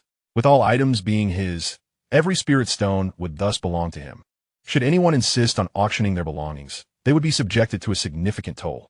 The philosophy here seemed to suggest that one must sacrifice a portion to gain entry into the lucrative realm of auctioning, and those willing to part with their treasures were often eager to consign to the Xiantian auction house, as the venue attracted the elite. It was not uncommon for ordinary items to fetch exorbitant prices. At this juncture, Xiao Fan found himself at the Xianxia auction house, where he produced several vials of elixirs and an assortment of weapons he had no use for, gifts from the treasure boy, thus rendering him indifferent to the commission fees. The primary concern was that many custodians of such items elsewhere were familiar with one another, either pressing prices to rock bottom or avoiding the hassle altogether by refusing to accept them. Recognizing the fortuitous opportunity at hand, he resolved to part with all his possessions. An elderly man presented Xiao Fan with a silver invitation, stating, "Young master, this invitation is for you. In 3 days, you may observe the auction of your items from a private box." Gratefully accepting the invitation, Xiao Fan expressed his thanks and departed the auction house. Many, like Xiao Fan, arrived to dispose of their goods, and a steady stream of individuals entered the reception area. Meanwhile, Jia Fugue personally delivered a purple invitation to the Dragon Manor. The guards ushered him into the hall, where Long Yuan entered accompanied by Xiao Meyer and Qin Feng.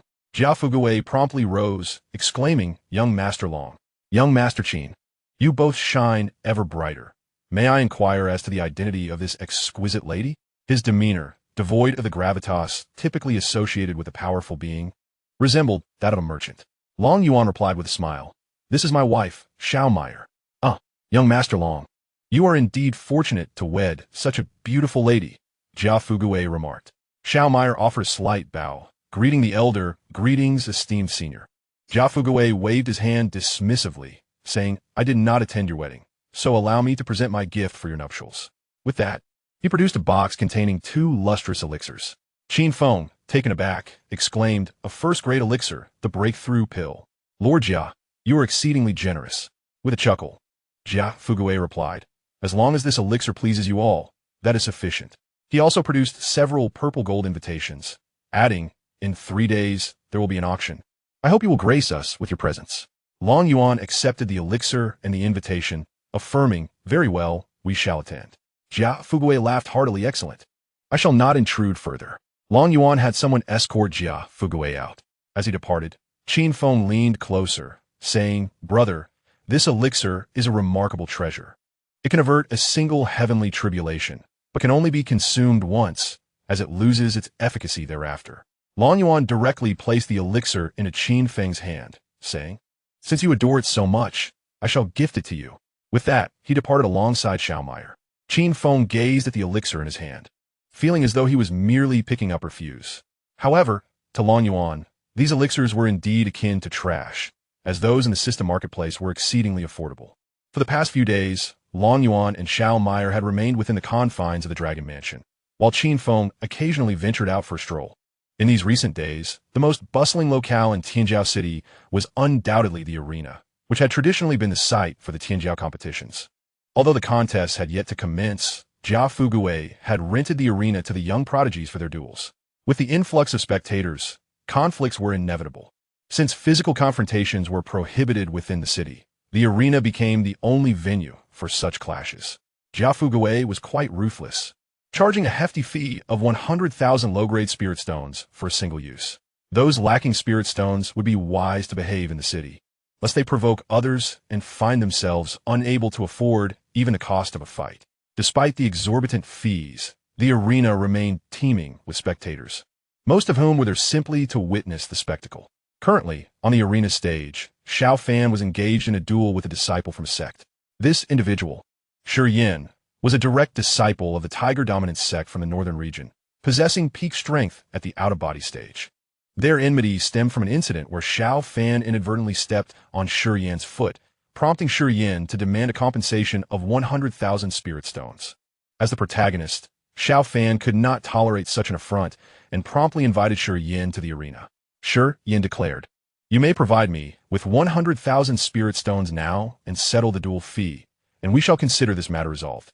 Otherwise, you shall find it difficult to leave the stage today." Xiao Fan scoffed, "What a waste of words. Once I defeat you, everything you possess will belong to me." This was indeed the rule of the arena. The victor claimed all items from the defeated, should the possessions of the vanquished be valued below 100,000 spirit stones. The victor could choose to end their opponent's life. Conversely, if the value exceeded that amount, the defeated could not be killed, lest the overseer intervene with lethal force. Yuan ceased his verbal sparring and unleashed a powerful punch towards Xiao Fan, the force slicing through the air. In response, Xiao Fan retrieved a massive measuring rod, gripping it with both hands to deliver a swift strike. The fiery brilliance of a yin fun water, devouring rod, surged toward Yuan like a torrent. With a resounding crash, Yuan was sent crashing into the protective barrier, slowly sliding down its surface. He lay unconscious, his body severely fractured, appearing to be left in a state of half-life. An elder from the Tiger Dominance sect approached to assess the situation. Though the young man was not dead, he was indeed rendered nearly incapacitated. "Young man, your methods are rather ruthless." Xiao Fan shrugged, shouldering the massive rod. "He brought this upon himself. I bear no blame." The elder, exasperated yet amused, challenged, "Do you dare accept my challenge? If you wish to overpower the weak, then I shall oblige you. I accept your challenge." The elder promptly tossed a storage ring to the overseer, and as Yuan was escorted off the stage, a flying sword shot toward Xiao Fan in an instant. Xiao Fan's expression shifted dramatically as he hastily raised the massive rod to defend himself. Clang! The long sword pierced the giant measuring tool, sending Xiao Fan flying. He crashed against the protective barrier, spitting out a mouthful of blood. As the flying sword launched another assault, Xiao Fan immediately invoked the transformation of the Dark Demon, elevating his cultivation to the fusion stage. With ease, he parried the attack of the flying sword. The elder was taken aback. Even as a late-stage fusion cultivator launching a surprise attack, he failed to severely injure his opponent, and his strike was effortlessly deflected. Xiao Fan was consumed with rage. "You shameless coward. A mere fusion stage cultivator resorting to underhanded tactics. Today, I shall make you regret standing here." He swiftly formed hand seals, unleashing the demonic Wrath Water Lotus, a brilliantly colored crystal lotus soared towards the elder of the Tiger Dominant sect. Sensing imminent danger, the elder also unleashed his ultimate move. A colossal transparent sword lunged towards the crystal lotus, and upon their initial contact, the sword's phantom began to shatter inch by inch. Boom! The lotus exploded, and the first wave of shock waves sent the elder hurtling backwards, blood spewing from his mouth. The second wave of impact was halted by a protective barrier as it neared the elder, sparing his life. As the explosion subsided, an old man appeared on the arena, directly tossing 2 storage rings to Xiao Fan. "This is your spoils of war." Xiao Fan caught the rings and glanced at the fallen elder of the Tiger Dominance sect before turning and descending the arena, disappearing into the crowd. Qin Feng, witnessing Xiao Fan's prowess, was utterly astonished. Now a late-stage fusion cultivator himself, he questioned whether he could withstand such an attack. No wonder Long Yuan warned against offending this individual, especially without knowing the full extent of his capabilities. Who could fathom what other secrets he might conceal? With a heavy heart, Qin Feng returned to Long Manor and informed Long Yuan of the incident. Long Yuan merely chuckled. "Do not worry. Even if he grows stronger, he remains but one person. To develop a faction will take time. If he provokes your family, summon the celestial beings from the upper realm. A dozen immortals should be sufficient to deal with him." After considering Long Yuan's words, Qin Feng realized the wisdom in them. Such a prodigy would never rival the foundational strength of their noble clans. With this in mind, he relaxed, understanding Long Yuan's intent to either refrain from action or, if engaged, to unleash their full might. Noticing that Qin Feng had grasped the situation, Long Yuan raised his cup. "Let us drink to this. Forget the trivialities. If he crosses us, we shall crush him with all our strength. If not, we shall leave him be." Qin Feng laughed, raising his cup indeed. "I have learned much from you, brother. Who would call upon an ancestor to deal with a mere out-of-body stage cultivator? Only you would contemplate such a course. Today, I stand enlightened." Long Yuan waved his hand. Come, let us drink." The two toasted in Long Manor, while outside, talents emerged like bamboo shoots after the rain. A multitude of previously unnoticed prodigies materializing seemingly from thin air. On the third day, Long Yuan, accompanied by Xiao Meier and Qin Feng, made their way to the Xianxia auction house. Upon reaching the entrance, Long Yuan beheld 4 pathways, each distinctly marked: a white invitation pathway, a silver invitation pathway, a gold invitation pathway, and a purple gold invitation pathway. Jia Fugui clearly delineated the social classes, thereby preventing any fool from troubling the esteemed Zijin. Long Yuan and his companions proceeded directly to the Zijin passage, presenting their invitation. The maid promptly and respectfully ushered them inside. Chapter 106. The auction commences, Jia Fugui's subtle schemes. This scene was observed from a distance by Xiao Fan, who felt a pang of jealousy at the sight of an ordinary man traversing the Z-Gene passage. He recalled his master's words about the land of fortune and secretly envisioned a time when he would seize the Long family, bringing all of their resources and experts under his dominion. The thought of such exalted power intoxicated him. Are you going to move, or shall we stand here all day? A dissatisfied voice from behind shattered Xiao Fan's reverie. Turning to glance at the youth behind him, he noticed the formidable protector of the tribulation period standing in the background, prompting him to remain silent and enter the auction hall. As he walked, he pondered, for now, I shall bide my time. Long Yuan and his companions were escorted to the highest tier. Jia Fugui greeted them with a beaming smile at the entrance of their private box. Welcome to the Xianxia auction house, he said, gesturing them inside. Long Yuan reciprocated with a smile as he entered the box. Jia Fugui continued, young Master Long. The box to your left belongs to the Lin family and the Holy Land of the Celestial Maiden. Long Yuan cast a meaningful glance at Jia Fugui, inquiring about the benefits. Jia Fugui hesitated momentarily before responding. I shall grant young Master Long a complimentary credit of 10 million spirit stones for this box. Long Yuan nodded. Very well, it's a deal. Jia Fugui, still smiling, remarked, Gentlemen, the auction will commence shortly. I must attend to other guests. Long Yuan acknowledged. You may proceed. Jia Fugui then approached Yi Fan's box, conveying the same message, though Yi Fan did not solicit any benefits, and thus, none were offered. Xiao Meier smiled and remarked, Husband, I can't shake the feeling that this man harbors ill intentions. Long Yuan rolled his eyes. What good intentions could he possibly have? Offering me 10 million spirit stones is merely a ploy to have me drive up their bids. Xiao Meier frowned. He is quite devious. As the three conversed, a maid delivered an array of spirit fruits and spirit water, all of which were of the 3rd and 4th tier, rare treasures for ordinary folk, now being presented complimentary to Long Yuan's box. A bell tolled from outside the box, and a remarkably enchanting woman graced the stage. Her ample bosom seemed ready to leap forth, captivating many in the hall. Qin Feng chuckled. It appears Ji Romeng is presiding over this event. Long Yuan, puzzled, inquired, Do you know her? I have encountered her a few times. She is a rather formidable woman. Possessing a captivating spirit body, she can ensnare those with weak wills or insufficient cultivation. Her most terrifying ability is called enchanting all beings, which compels those affected to harm themselves until death. Long Yuan shook his head. I find her most fearsome for the bunnies before her. They seem poised to bite, causing much pain. Ouch, dear wife, let go, he exclaimed, as Xiao Meier tightened her grip around his waist, beginning to twist. In truth, Long Yuan felt no pain. He merely regretted his earlier boastful words. Feigning indifference, Qin Feng turned his gaze towards the auction stage as Ji Romeng gracefully approached and offered a slight bow. Welcome, esteemed guests, to the Xianxia auction house. I shall preside over today's auction, which is now officially underway. The maid presented the first item, and Ji Romeng stepped forward to unveil a gleaming long sword, glinting with cold light. This is a 3rd-grade spiritual treasure, the Qian sword, ideal for practitioners of fire-based techniques.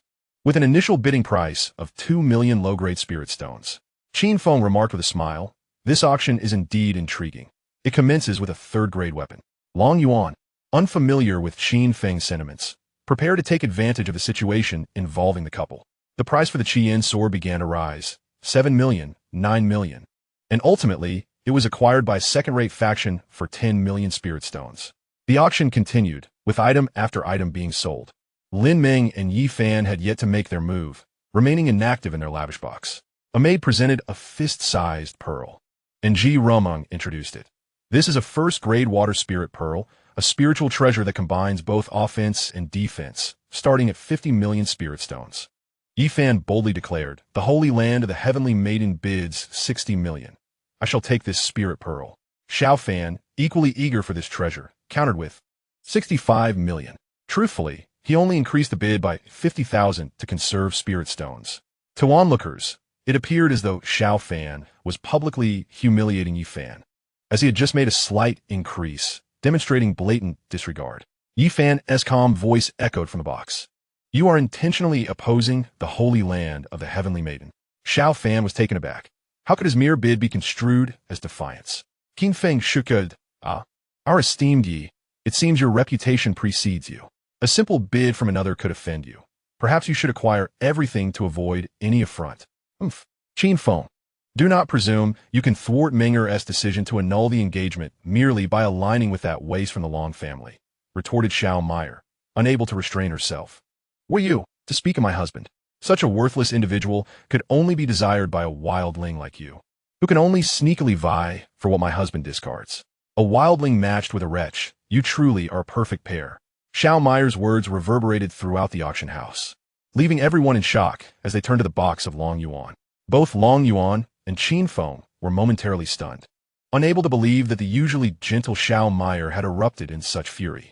Yi Fan and Lin Ming, too, were taken aback.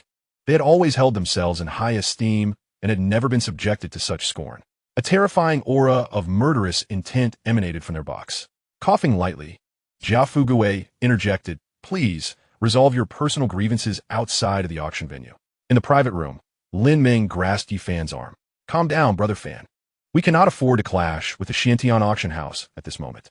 Yi Fan, suppressing his murderous intent, declared once more, 80 million. Xiao Fan sighed.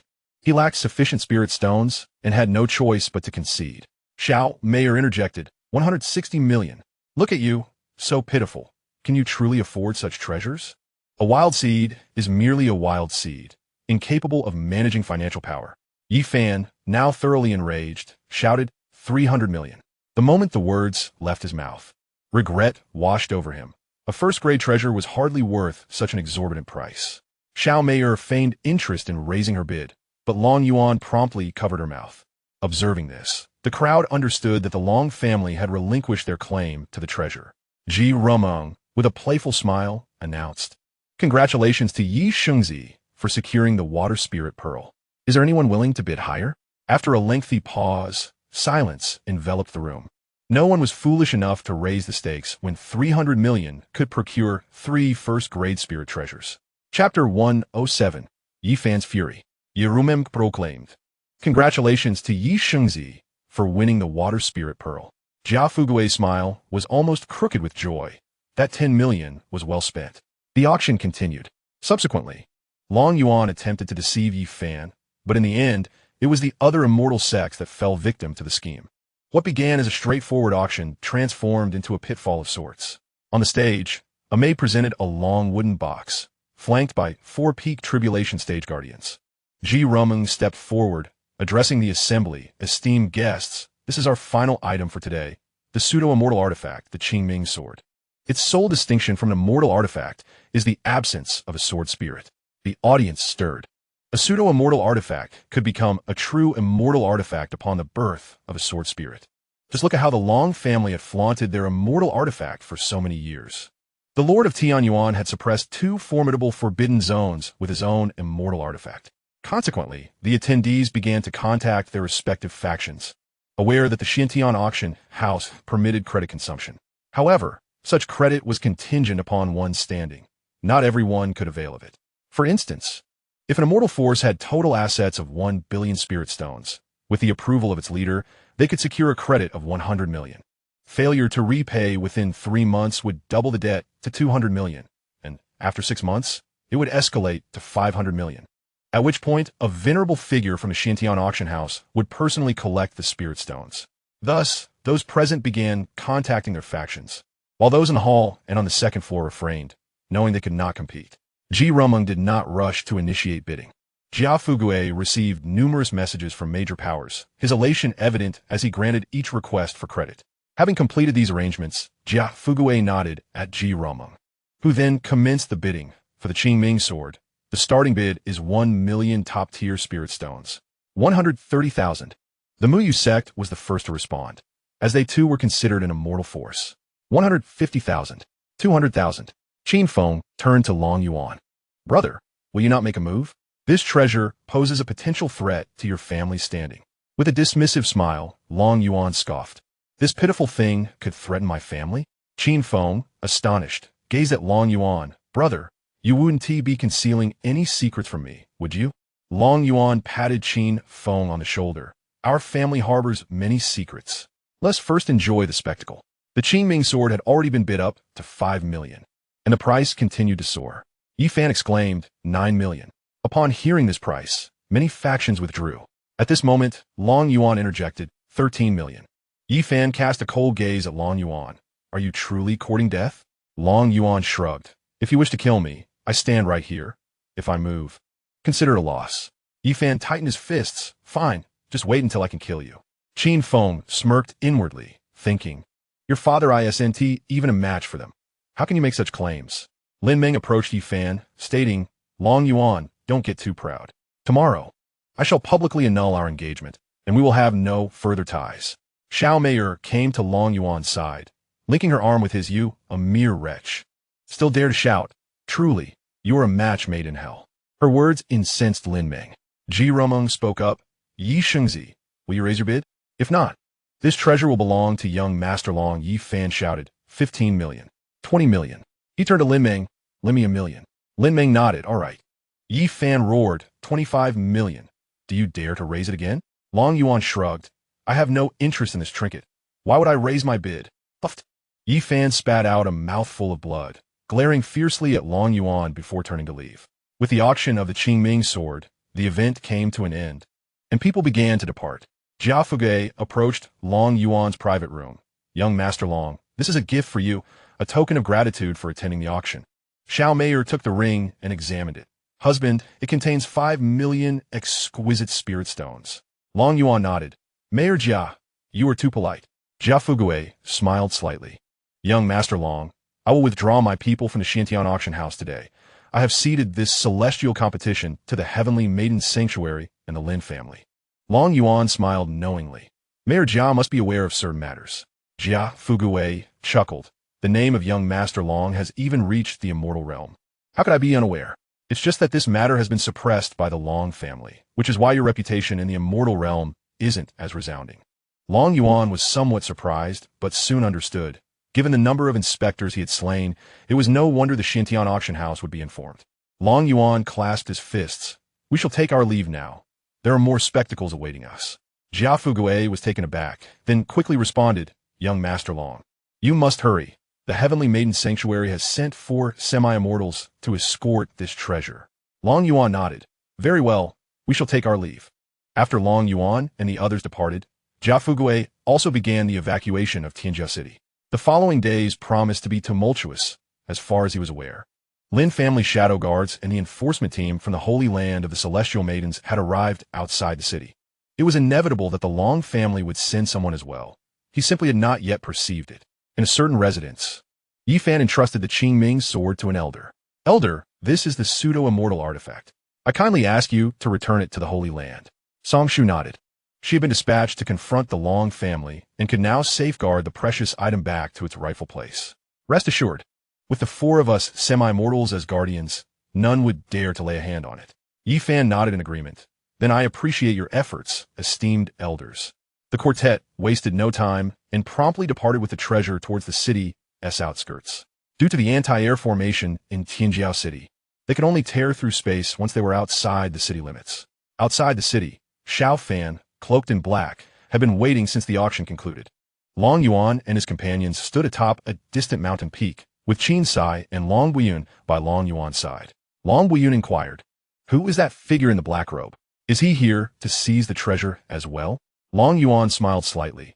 If I'm not mistaken, he should be the genius Xiao Fan mentioned by Qin Feng. Qin Feng expressed his surprise. How dare he, a mere out-of-body realm cultivator, venture to such a place? Does he not fear being swatted like a fly? How could the protagonist of this realm fall so easily? Just wait and see. At the city gate, the 4 elders from the Holy Land of the Celestial Maidens appeared. They quickly noticed the multitude gathered outside, and the space felt constrained. Song Shu snorted. You truly dare to oppose the Holy Land of the Celestial Maidens? No one answered her. Drawing the Qingming sword, she instructed her companions, let us proceed. Anyone who dares to strike shall be killed. The 4 ascended into the air, soaring away. Chapter 108. Long Buyun takes action. As the 4 had barely cleared the city gate, a barrage of powerful attacks surged towards them. Taken aback by the audacity of their assailants, Song Shu and her companions noted that while most were at the peak of the transcendent stage, there were also several semi-immortals among them. Meanwhile, Long Buyun stood atop the mountain, observing. He was a seasoned semi-immortal, stronger than the 4 of them combined. Kill. Song Shu commanded. The four began to retaliate, unleashing a series of counterattacks. Boom, boom, boom. Explosions echoed through the sky as dozens of assailants surged upwards, engaging in a fierce battle with the four. Bang, bang, bang. Various attacks collided, sending several transcendence cultivators plummeting from the sky, and one elder from the Holy Land of the Celestial Maidens sustained significant injuries. The battle raged on. Witnessing the chaos, Xiao Fan urged his master to meld with him, unleashing an aura that unmistakably indicated he had reached the pinnacle of semi-immortal cultivation. He soared into the sky, delivering a powerful punch towards Song Shu, who parried with the Qingming sword but was forcefully knocked back, gasping for breath. Who are you? I have never encountered such an aura before. Xiao Fan remained silent, launching another assault on Song Shu. His current state would not last long, and he needed to swiftly seize the treasure and depart. In the distance, Qin Feng exclaimed in astonishment. How has he suddenly become so powerful? Long Poyan replied with a smile. He must possess an exceptionally strong soul, capable of elevating his strength to this level. At least he was at the Celestial Monarch realm during his lifetime.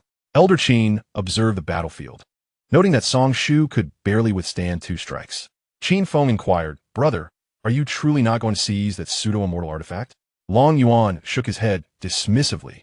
It's worthless. I wouldn't even want it if it were given to me. Qin Feng muttered, Well, it's fine if you don't want it for yourself. Long Yuan laughed heartily. In that case, I'll seize it for you. Great-grandfather, let us make our move. Long Poyan chuckled. Very well. I shall also stretch my leg a bit. Stepping forward, Long Poyan summoned a celestial sword that floated beside him. Let them witness the true essence of an immortal weapon. The sword trembled slightly, seemingly uninterested. Long Poyan smiled faintly as both sides formed seals, causing the sword to rapidly enlarge. Gripping the hilt tightly, he slashed directly at Xiao Fan and Song Shu. Sensing the imminent danger, Xiao Fan hastily retreated, while Song Shu raised the Qingming sword to block the strike. With a thunderous crash, the Qingming sword vibrated violently, as if on the verge of shattering, and Song Shu coughed blood profusely. She felt as though every bone in her body had been crushed. After the initial strike, Long Poyan's figure vanished, only to reappear behind Song Shu. Helplessly, she plummeted from the air, while Long Poyan held the breaking void sword in one hand and the Qingming sword in the other. Observing the Long family's intervention, others scattered in alarm. The remaining 3 ancestors prepared to flee and alert the enforcement team in the distance. Where do you think you're going? Since you've already engaged, I shall not be courteous with you any longer, Long Poyan declared, twirling his sword as circles of sword shadows manifested in the sky. One ancestor shouted furiously, Long Poyan, do you truly wish to start a battle now? In response, she was met with an onslaught of sword shadows. The 3 quickly raised a protective barrier around themselves. Bang, bang, bang. The barrier shattered in mere seconds, and the sword shadows pierced through their bodies. Boom, boom, boom. The sounds of explosions resonated in the sky. In the city, Yifan and Lin Meng watched this spectacle unfold, too fearful to leave the city. Should they dare to step outside, Long Poyan would surely end their lives. Tianjiao City was their sole sanctuary. Yifan cursed. Why hasn't the enforcement team arrived yet? Lin Meng comforted him. The enforcement team is still some distance away. It will take time for them to arrive. After dispatching the 3 adversaries, Long Poyan returned to Long Yuan's side, tossing the Qingming sword to Qin Feng. Catching it, Qin Feng stared incredulously at Long Yuan. You really gave it to me? You don't want it?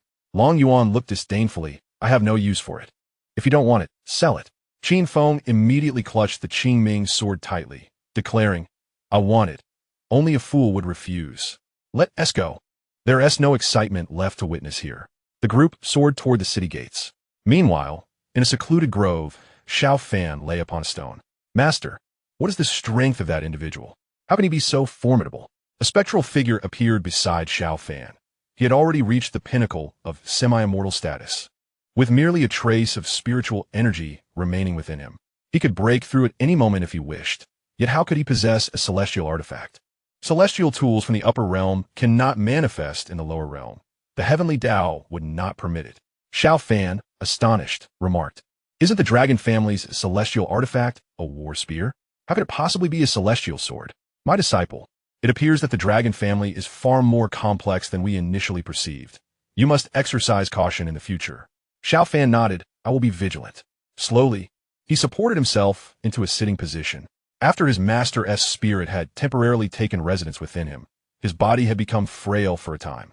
This was also due to his inherent weakness, which made sustaining such an immense soul force a considerable burden, resulting in his physical depletion. Long Yuan returned to his residence, taking Xianxia with him to rest, while Yifan wreaked havoc in his own abode, venting his emotions. Long Yuan, I will surely kill you. Lin Ming had already returned to the Lin family residence earlier when Long Yuan and the others entered the city. She now contemplated whether to call off her engagement with the dragon family, as it seemed that Yifan was utterly inept, and in that regard, he lasted only 3 seconds. The next day, the talented youth tournament commenced. All individuals under the age of 80 were eligible to register. Xianxia from the dragon family decided to participate for amusement, while the others abstained. Long Yuan and his companions arrived at the arena, taking their seats in the dragon family's designated area. Dozens of arenas opened before them. An elder from the Lin family stepped forward and announced, "This talented youth tournament is co-hosted by my Lin family and the Holy Land of the Celestial Maiden. City Lord Jia has departed due to pressing matters." A murmur of surprise swept through the crowd. Was this an attempt at covert manipulation? Many factions began to withdraw their disciples from the competition, realizing that the Qin family had no participants and the Dragon family had only one. Clearly, something was amiss. This contest was crucial for securing a place in a secret realm, and neither of these families would relinquish such an opportunity. The only plausible explanation was that this tournament would not count. The battles on the arena had already begun. Xianxia's opponent was a disciple from the MOU sect. At the out-of-body stage, upon entering the arena, he clasped his fists and said, "Lady Long, I concede." Xianxia was taken aback. "Aren't you going to fight?" "I shall not. Please remember to reserve 2 spots for our MOU sect." Xianxia quickly grasped the situation and nodded. "I will inquire with my husband later." "Very well, I will take my leave." Dush, Xiaomei unexpectedly emerged victorious. Meanwhile, the other arenas showcased fierce battles. The most notable were Xiao Fan and Tai Yuan from the Beastmaster sect. The moment Tai Yun's beast appeared, his opponent was rendered paralyzed with fear. Chapter 109, Yi Fan vs. Xiao Fan. Lin Ming and Yi Fan also effortlessly defeated their adversaries. In the subsequent round, Yi Fan faced Xiao Fan. Standing on a thunderous platform, Yi Fan looked at Xiao Fan and declared, "You are the renowned Xiao Fan, are you not? Your encounter with me marks your end." Xiao Fan chuckled mockingly. "Is that all you've got? You are no match for me." In an instant, his cultivation level surged to the late stage of fusion. With a ferocious attack from the flame-devouring water ruler, he struck at Yi Fan. Yi Fan scoffed, "Is this the extent of your prowess?" Raising his fist, he unleashed a powerful blow. The clash of their attacks erupted in a violent explosion, with a flying sword aiming straight for Xiao Fan's brow. Xiao Fan reacted swiftly, lifting a massive ruler to defend himself. Clang! Thud! Thud! Thud! Xiao Fan staggered back several steps. The flying sword surged forward again, and Xiao Fan wielded the ruler to parry its assault. Clang! Clang! Clang! The sword retreated to Yi Fan's side, while Xiao Fan knelt on the ground, a trickle of blood staining the corner of his mouth. Setting down the ruler, he swiftly formed hand seals, conjuring a delicate lotus flower. The demon wrath water lotus sliced through the air, hurtling towards Yi Fan. "Is this your ultimate move?" Hardly impressive. Yi Fan's sword trembled slightly in his grip, and a brilliant beam of sword light flashed forth. The sword light cleaved through the lotus, hurtling toward Xiao Fan, who watched as the lotus exploded upon losing its internal balance. Boom! Boom! Boom! Clang! The detonation of the lotus unleashed a terrifying shockwave that shook the arena. Xiao Fan managed to block the sword light with his ruler, yet was sent crashing against the arena's protective barrier. Bang! Xiao Fan fell heavily onto the arena. Meanwhile, Yi Fan staggered back several paces from the force of the explosion, his garments torn and hair disheveled. His face darkened with fury. Enraged, Yi Fan declared, "You shall die today." Haven lu moiden falling clears. Countless beams of sword light descended upon Xiao Fan like petals. Xiao Fan rolled his body off the arena, while the sword light struck the protective barrier. Boom! Boom! Boom! Xiao Fan's previous position resembled a battlefield ravaged by countless sword strikes. "Kid, if you have the skill, don't run." Xiao Fan scoffed. "I've already left the arena. I've lost. Enjoy yourself." With that, he walked away, for he had already secured a place in the secret realm, needing no further accolades. Yi Fan seethed with rage atop the platform, unable to chase Xiao Fan down and exact vengeance. Not far away, on another arena, Xiaomei faced off against Lin Ming. The moment they stepped onto the stage, they launched their attacks, but Lin Ming had only reached the peak of the fusion stage, while Xiaomei was already in the mid-stage of tribulation. Thus, Xiaomei relentlessly pummeled Lin Ming, skillfully controlling her strength to inflict only minor injuries, primarily to humiliate. As she struck, she berated, "You wretched girl. This is for bullying my husband, for seeking to annul our engagement, for your shameless behavior." Bang, bang, bang. Lin Ming was left dizzy and disoriented, her mind a blank slate. Observing the scene, an elder from the Lin family could no longer bear it and shouted, "We concede." In a final display of power, Xiaomei unleashed a heavy blow. Bang! Lin Ming crashed solidly onto the arena, and Xiaomei delivered a swift kick, sending her tumbling off the stage. Bang! Lin Ming hit the ground below, shattering the floor into dust. After consecutively spitting out several mouthfuls of blood, he fainted. The elder of the Lin family glared angrily at Xiaomei, exclaiming, "I have already conceded. Why do you still strike with such severity? I have spared her life. She is to be delivered to my husband. Otherwise, do you think she would still live?" Pointing at Xiaomei, the elder struggled to articulate his words, his exasperation culminating in a dramatic flick of his sleeve as he took Lin Ming away, administering a healing pill. A thunderous crash drew everyone's attention. In the distance, a large pit cradled Yi Fan, who lay there quietly, blood oozing from his mouth.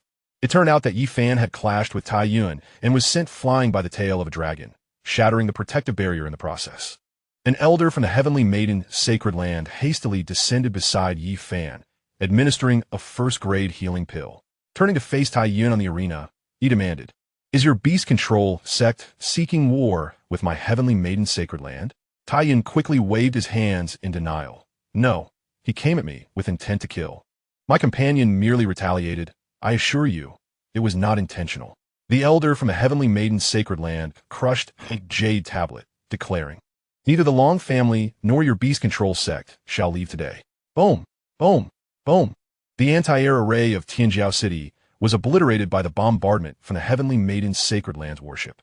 The Lin family's vessel joined the assault on the array, causing chaos as various factions began to flee, their champions hastily retreating toward the city's outskirts. Xiaomei and the members of the beast control sect approached Long Yuan.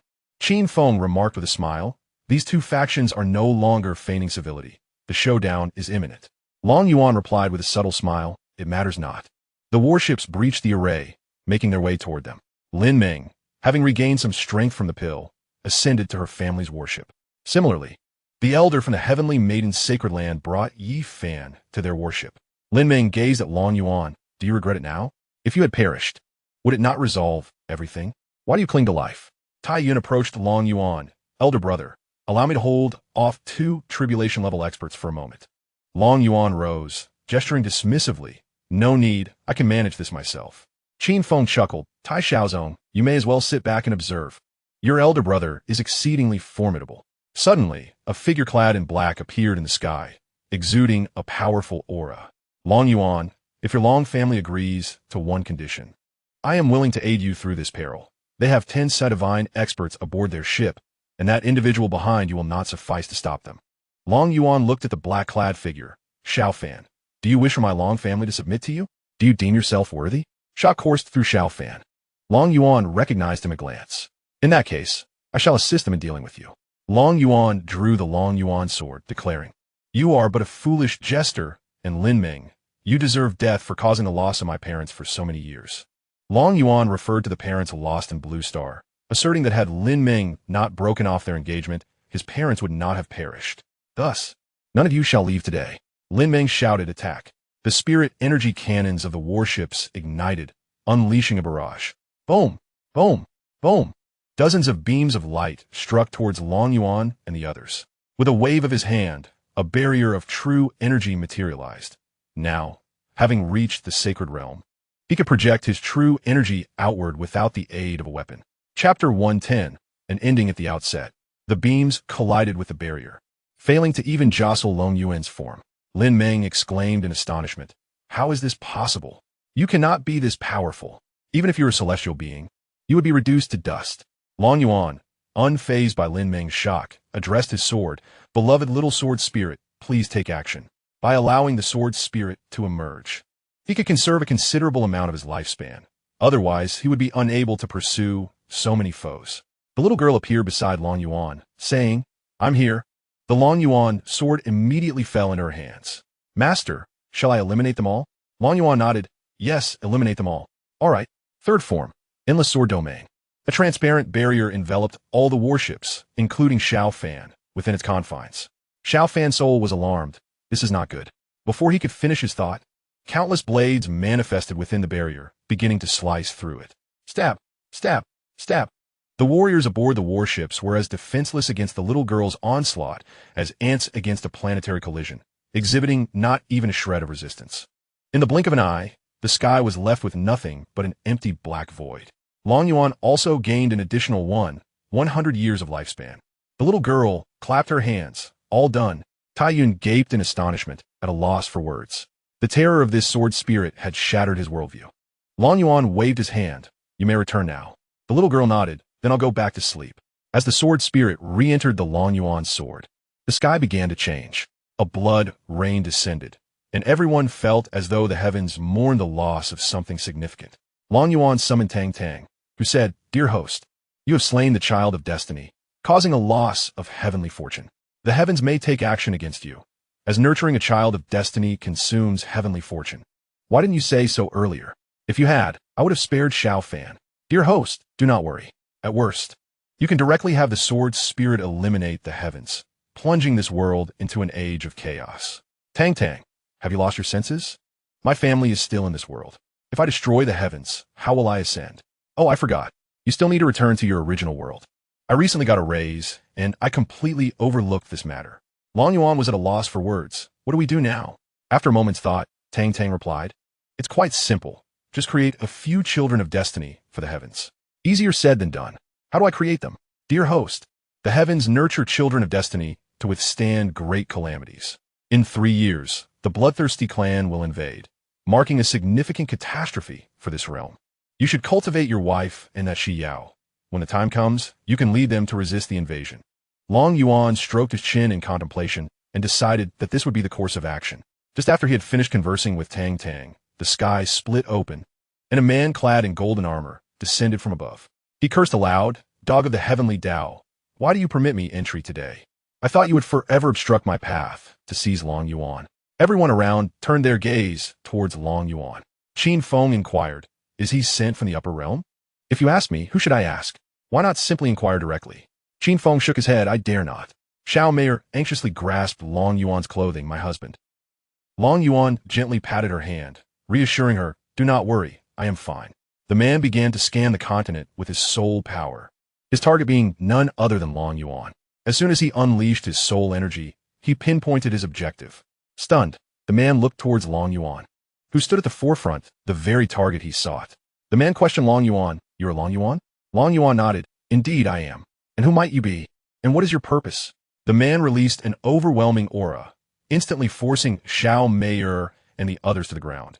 Even Long Piyun was similarly subdued. "I am a celestial lord dispatched from the heavenly palace to eliminate you. You have offended those you ought not to have." Long Yuan's expression darkened. "Yet now you have incurred my wrath. How dare you press my wife to the ground? You shall meet your demise." With a swift motion, Long Yuan grasped his sword, the Dragon Yuan sword, and cleaved towards a man. A colossal sword, stretching thousands of meters, ruthlessly descended upon the armored figure. "This is impossible," were the man's final words. With a thunderous crash, the golden armored man was obliterated. Upon the demise of the golden armored man, Xiao Meier and the others regained their freedom. The barrier before Long Yuan indicated an increase in his lifespan by 2,000 years, though this strike had cost him 1,000 years of life. A ring fell from the sky, and with a flick of his hand, Long Yuan caught it effortlessly and, without a glance, tossed it into the system space. "Great-grandfather, inform the family to take action." Long Piya nodded, understood. Qin Feng smiled. "Then I shall assist my brother as well. Fourth uncle, let the family engage the affiliated clans of the 2 major forces." Taiyin looked to his vice-uncle. "Vice-uncle, please let my father aid my big brother. They seek to kill me." Both the vice-uncle and Qin Si nodded, commencing communication with their respective forces. Thus commenced a clash of immortal powers. Meanwhile, Long Yuan and his companions boarded a warship, setting course back to the Long family. Long Zhan received word and replied. All the ancestors of the ancestral land have emerged from seclusion, each wielding a celestial weapon. They are divided to strike against the Lin family and the heavenly maiden sacred ground. 20 warships ascended from the valley of Long family, with 10,000 dragon shadow guards clad in the same battle armor, standing resolutely aboard the vessels. Whoosh, whoosh, whoosh. The warships pierced through the fabric of space. Long Xia and Long Yuan stood in the courtyard. Long Xia expressed, I wish I could join, but we cannot leave. Long Yu sighed, alas. It has been many years since I last fought. I wonder how the upper realm fares. Is there any need to ask? Do you believe the head of the family is a compliant master? With the establishment of both defensive and offensive formations, it is likely that they have descended into madness. Long Yin shook his head and said, You two should cease your speculations. Every time a war erupts in the upper realm, the family suffers significant casualties.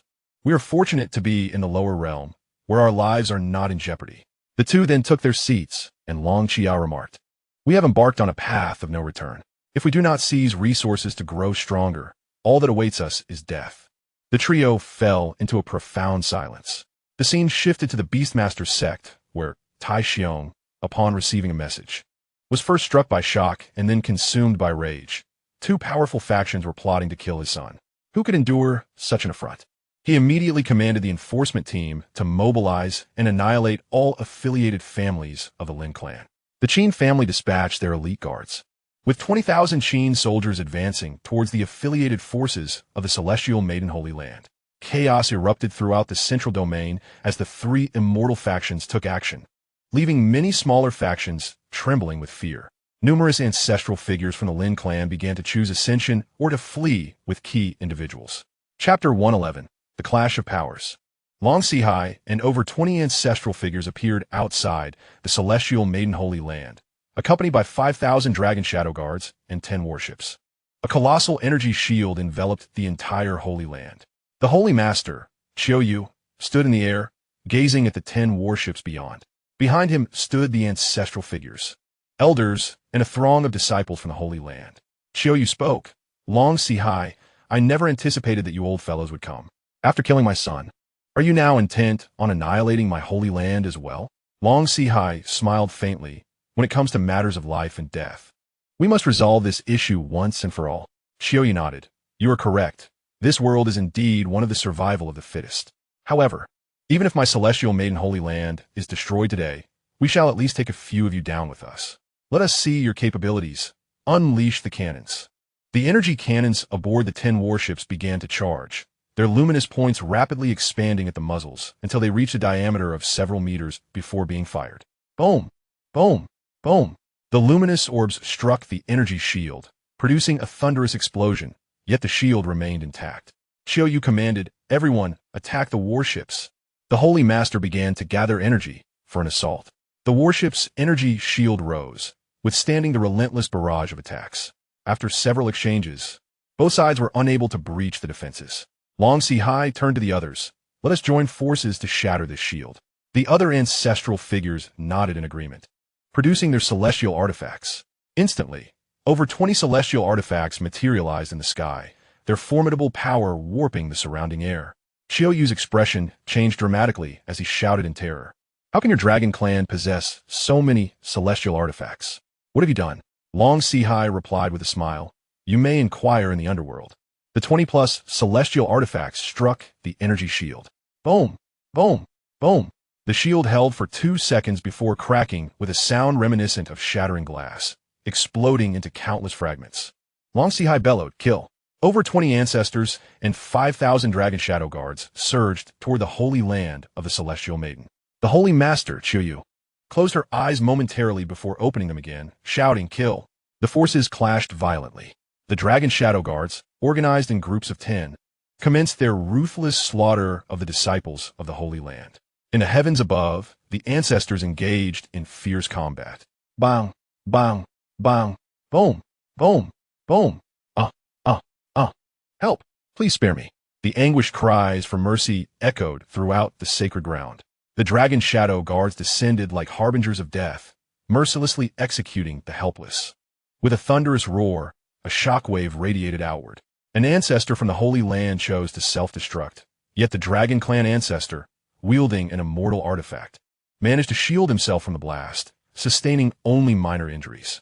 Damn it, you think you can drag me down with you? Dream on, he retorted before charging toward others. The battle raged on. The Dragon Shadow Guards, enhanced by their formidable formation, became relentless killing machines. The disciples of the Holy Land suffered grievously. With half already fallen and 7 or 8 ancestors perished, Xianxia, filled with rage and sorrow, cried out, "Ancestors, let us invoke the heavenly tribulation and take them down with us." The remaining ancestors nodded in agreement, aware that survival was futile. It was better to invoke the tribulation and perish together. A dozen began to summon the heavenly tribulation, dark clouds gathering ominously in the sky, the precursor of impending doom. Xianxia and the others retreated, while the Dragon Shadow Guards assembled into a formation of 1,000. The 5,000 Dragon Shadow Guards split into 5 groups, forming the Dragon Clan battle array. Their armor shimmered, intricate patterns weaving together to unite the 1,000 warriors. The formation, along with a battle spirit clad in armor and wielding a long spear, emanated an aura that surged from the tribulation stage to the celestial realm. 5 battle spirits simultaneously charged toward the ancestors of the Holy Land, who were invoking the heavenly tribulation. Wherever the long spear struck, the fabric of space shattered. Dozens of ancestors and Xianxia looked on in horror as the spear approached them. Stab! Stab! Stab! 5 long spears swept through, blood raining down from the sky as severed limbs fell. With no one left to endure the tribulation, it began to dissipate. The disciples of the Holy Land were overwhelmed by the potent aura of the 5 celestial battle spirits.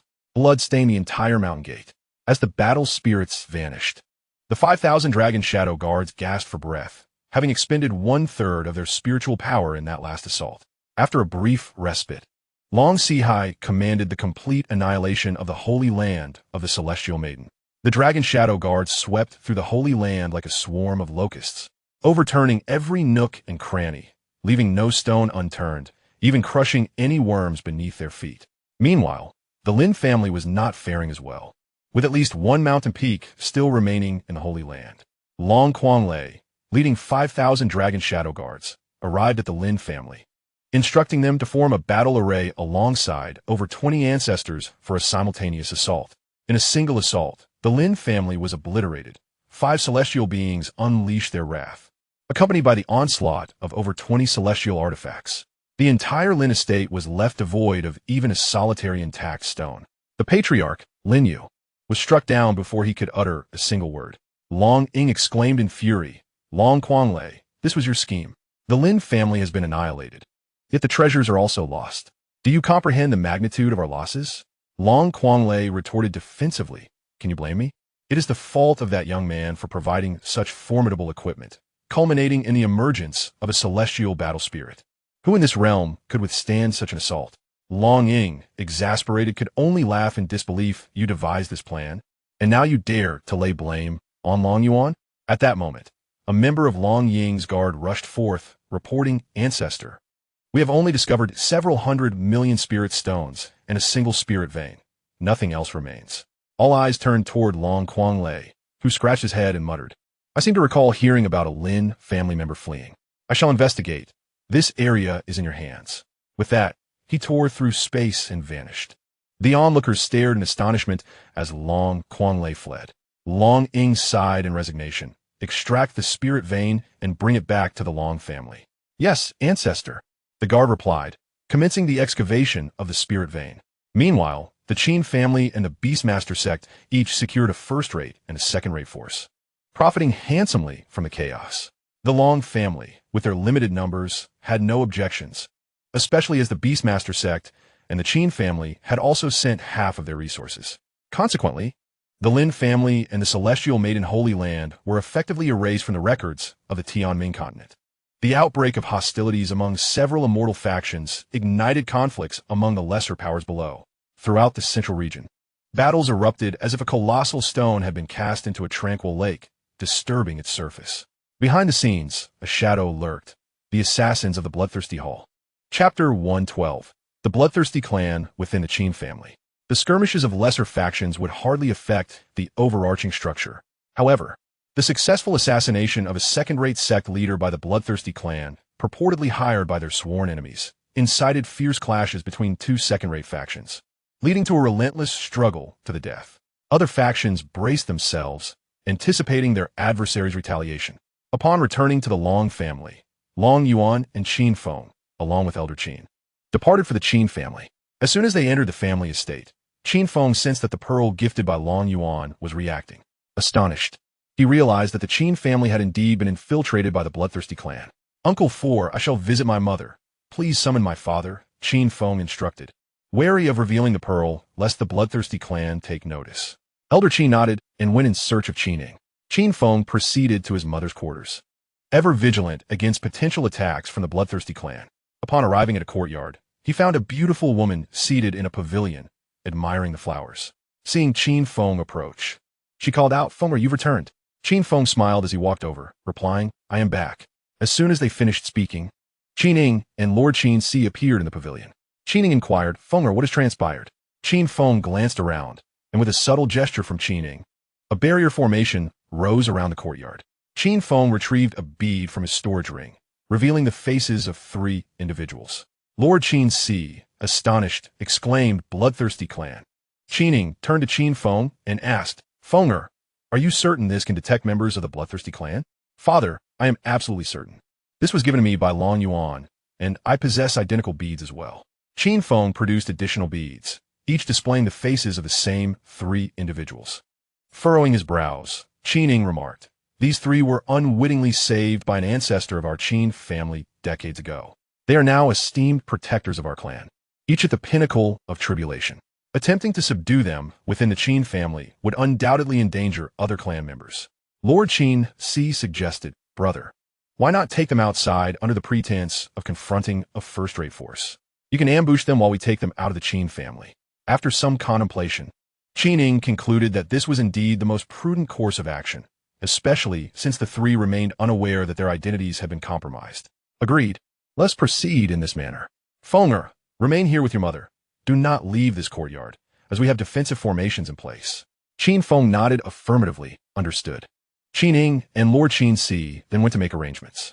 The following afternoon, Lord Xianxia, accompanied by the 3 protectors and 3 elders, set off towards the ambush site designated by Qining.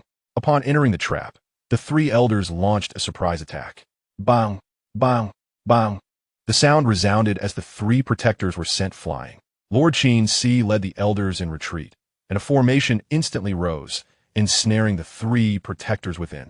Wu Hao wiped the blood from the corner of his mouth and glared at Qining, head of the family. "What is the meaning of this?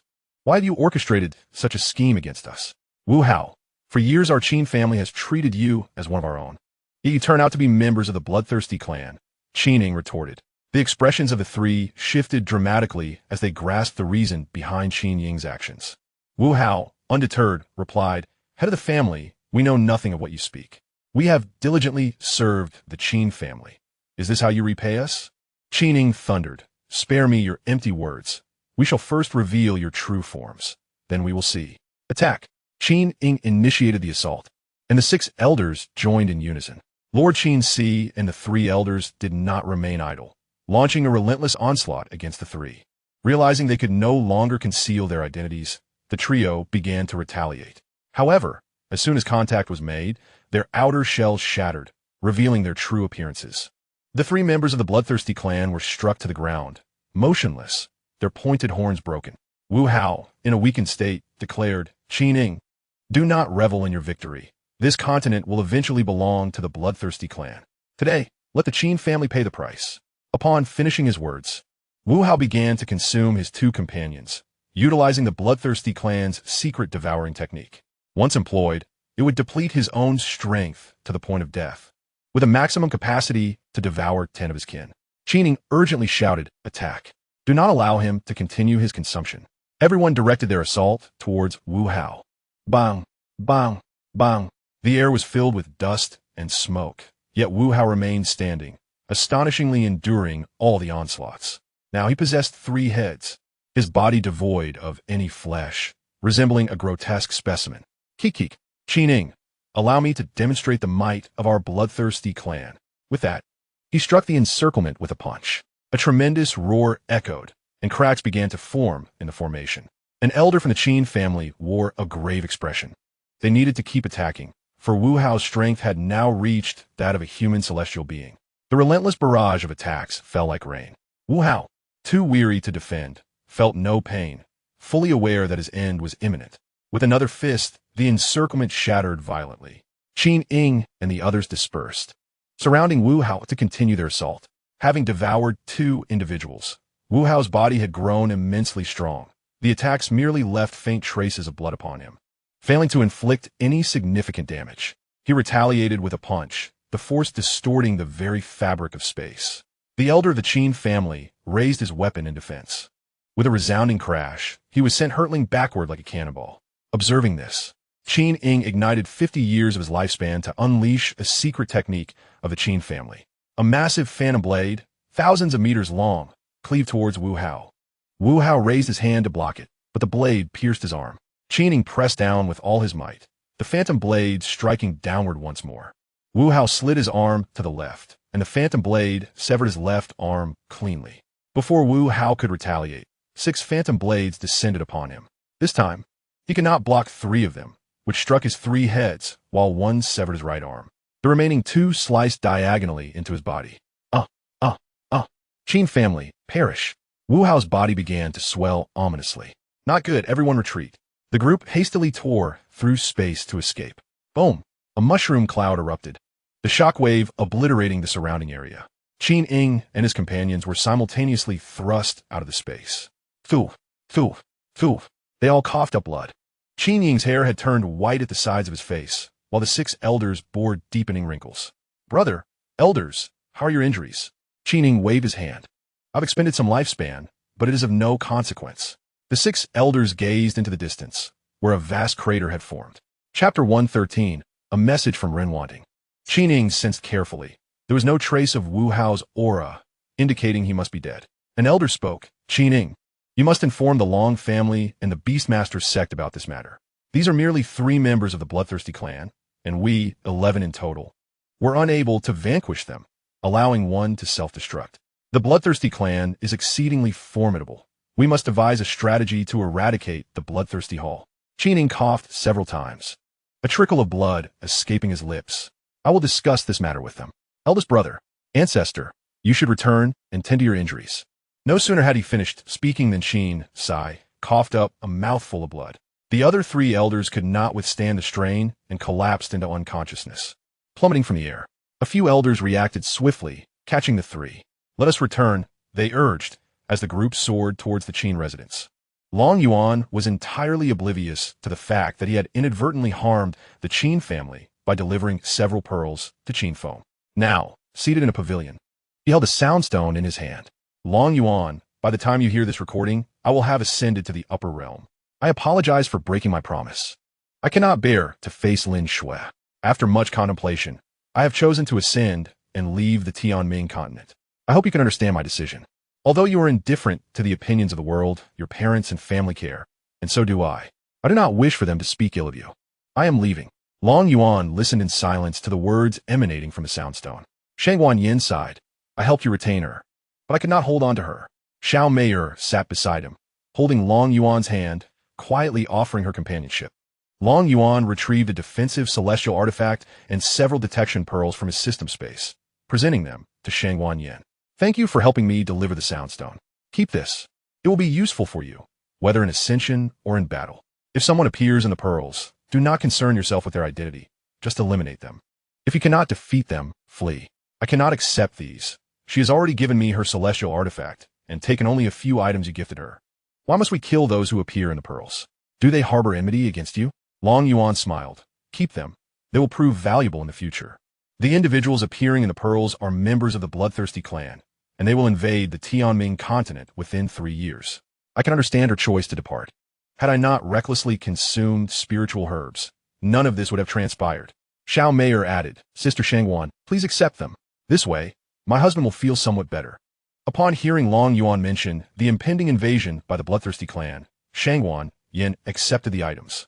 What exactly is this Bloodthirsty clan you mentioned? Go visit my family's dungeon. There is one there. Very well. I shall take a look. Xiao Meier rose. I will accompany Sister Shangguan. Long Yuan nodded. Go ahead. After the two women departed, Long Yuan stood and gazed upward at the sky from the pavilion. Alas, regardless of the world, rumors will always exist. Wan Ting, I hope you find happiness. Long Zhan appeared beside Long Yuan, saying, Son, do not dwell too much on it. Just now, news arrived from the Qin family. They encountered 3 members of the bloodthirsty clan, and while attempting to eliminate them, 11 members of the Qin family were injured. It seems the bloodthirsty clan is indeed formidable. We must prepare in advance. Long Yuan nodded, instructing the Dragon Shadow Guards to enhance their powers in preparation for a joint effort with other immortal forces to eradicate the bloodthirsty clan. We remain unaware of how they have infiltrated our realm or the number of their kin that have arrived, and thus, we must endeavor to eliminate them from the continent. Long Zhan sighed. The bloodthirsty clan is not so easily vanquished, as they conceal themselves too deeply. It is quite straightforward. I plan to sell detection orbs at the price of 10 spirit stones each. I will also bring forth the captive of the bloodthirsty clan from the dungeon for display. Additionally, I intend to equip every elder with a small concealment artifact, allowing Long Yun and his companions to capture the bloodthirsty clan members. Once we showcase them, they will undoubtedly feel compelled to act, sending individuals to attempt assassination. Long Zhan's eyes brightened. Yuan, what is your plan? Long Yuan pondered for a moment, suggesting that they exhibit the bloodthirsty clan member in the city outside the Dragon Clan, notifying all factions to attend. He would send Long Yun and the others to await there. They would surely come to either assassinate or rescue the captured member. In the meantime, we can seize those who arrive and take the opportunity to promote the detection orbs, allowing the bloodthirsty clan to unwittingly advertise for us. Long Zhan nodded in agreement. This method is excellent. Let's proceed with it. I shall inform the other factions immediately. Indeed, we will set the date for 1 month from now. Very well. I will make the necessary arrangements. At that moment, Tang Tang appeared before Long Yuan. Master, you need not purchase the concealment artifact. Simply have the sword spirit speak with the heavenly Tao, and it should pose no significant issue. Why didn't you mention this sooner? I was concerned they would break through to immortality and become uncontestable. You never asked, Master. Long Yuan chose to ignore Tang Tang, drawing forth the Long Yuan sword. Dear little sword spirit, please take action. The adorable little sword spirit appeared before him. What do you need? Sword spirit, could you kindly speak with the heavenly Tao to lift the suppression on your cultivation level? The little girl nodded eagerly. Sure, if it refuses, may I strike it down with a single blow? Long Yuan's expression darkened. Don't act recklessly. If you slay the heavenly Tao, how will we ascend? The little girl chuckled mischievously. I was merely jesting. With that, she tore through space and entered. In a realm of white light, a shimmering orb pulsated. Suddenly, the space was cleaved by a sword. The little girl emerged, holding the Long Yuan sword, and the white light transformed into the shape of a child. Who are you? And how did you arrive here? The little girl surveyed her surroundings. Little brat, my master sent me to inquire if you could release the suppression. The heavenly Tao replied promptly, absolutely not. He has already slain one of my chosen heirs. Does he expect me to release my constraints? Let him dream. With a thud, the little girl struck the heavenly Tao with the body of the Long Yuan sword. Do not be so ungrateful. My master is willing to assist you, which is already quite generous. If he ignores the impending invasion of the bloodthirsty clan, you will become their puppet. In any case, my master is indestructible. No one can slay him. The heavenly Tao fell silent, for he had cultivated his chosen heirs specifically to combat the bloodthirsty clan. Now that the child of fate has been slain, it is too late for training. Its only hope lies in the Dragon Abyss defeating the bloodthirsty clan.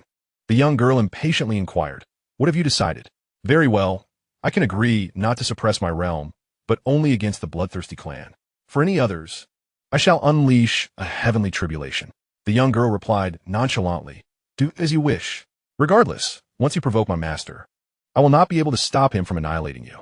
The heavenly path shuddered. I will know, so long as you assist me in vanquishing the bloodthirsty clan, I shall grant him the power of merit. Chapter 114, Earth Dragon City. The young girl waved her hand. Handle it as you see fit. I am leaving. With that, she tore through the fabric of space and vanished. After her departure, the heavenly path attempted to rip open the space with a mere finger, yet found it impossible. What is wrong with this space? How could she breach it so easily?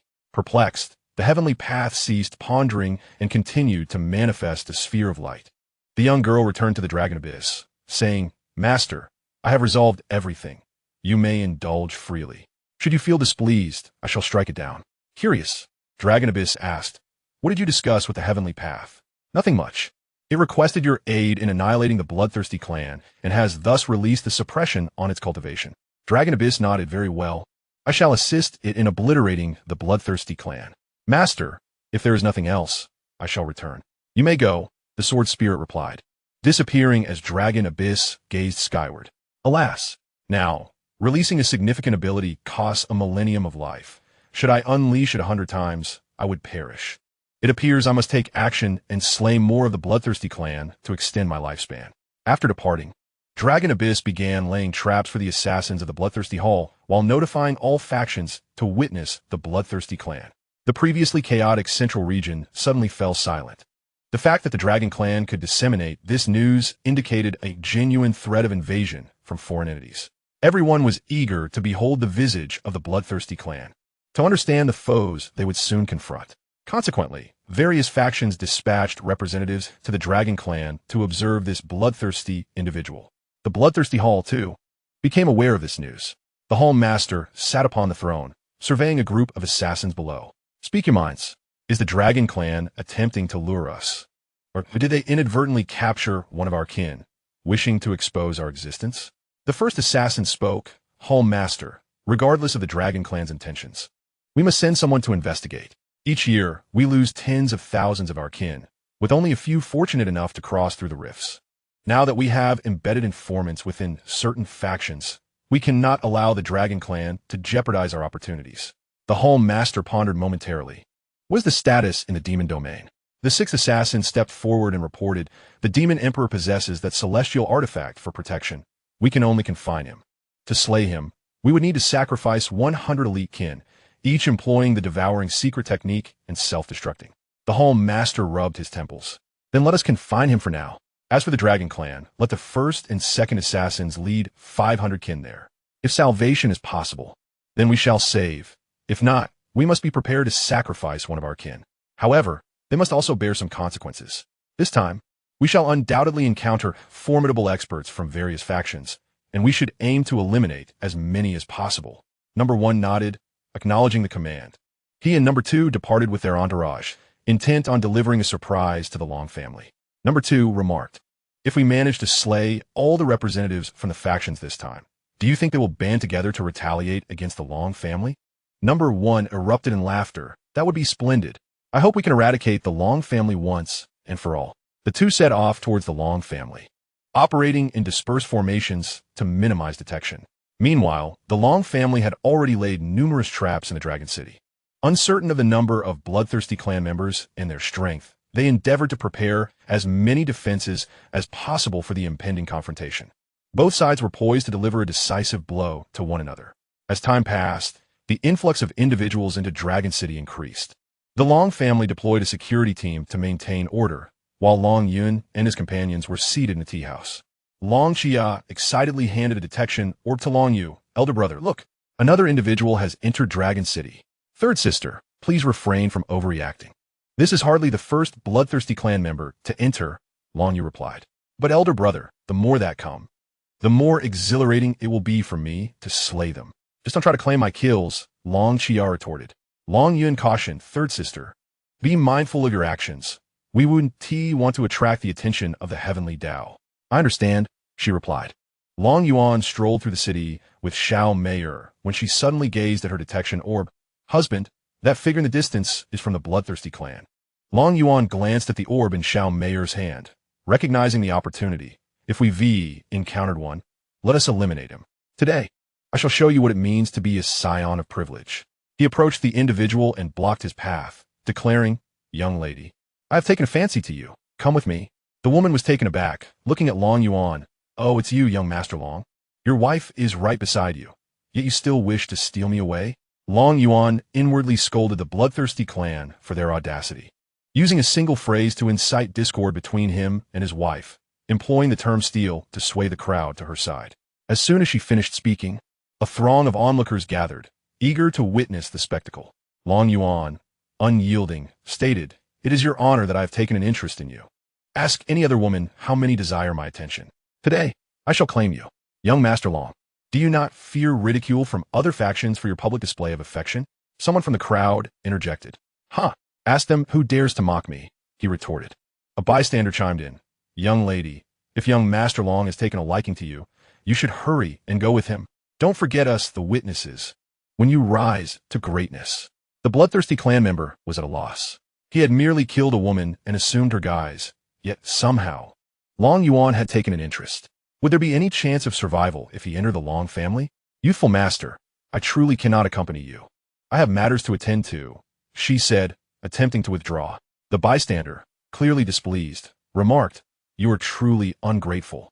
If the esteemed young Master Long has taken an interest in you, you should revel in your fortune. Why flaunt your displeasure here? Indeed, many spectators cast judgment upon the bloodthirsty woman, regarding her refusal to accompany the young master as an egregious offense. Xianxia stepped forward and delivered a resounding slap. Smack! My husband has chosen you, and you dare to reject him? The woman, struck, contorted her face in a manner reminiscent of an elderly lady's wrinkles. One astonished onlooker exclaimed, Everyone, look at her face. She is clearly a fraud. Long Yuan rushed towards the woman, demanding, Who are you? And what is your purpose in disguising yourself within the Dragon City? The bloodthirsty clansmen were thrown into disarray, and from a distance, more of their kind began to converge.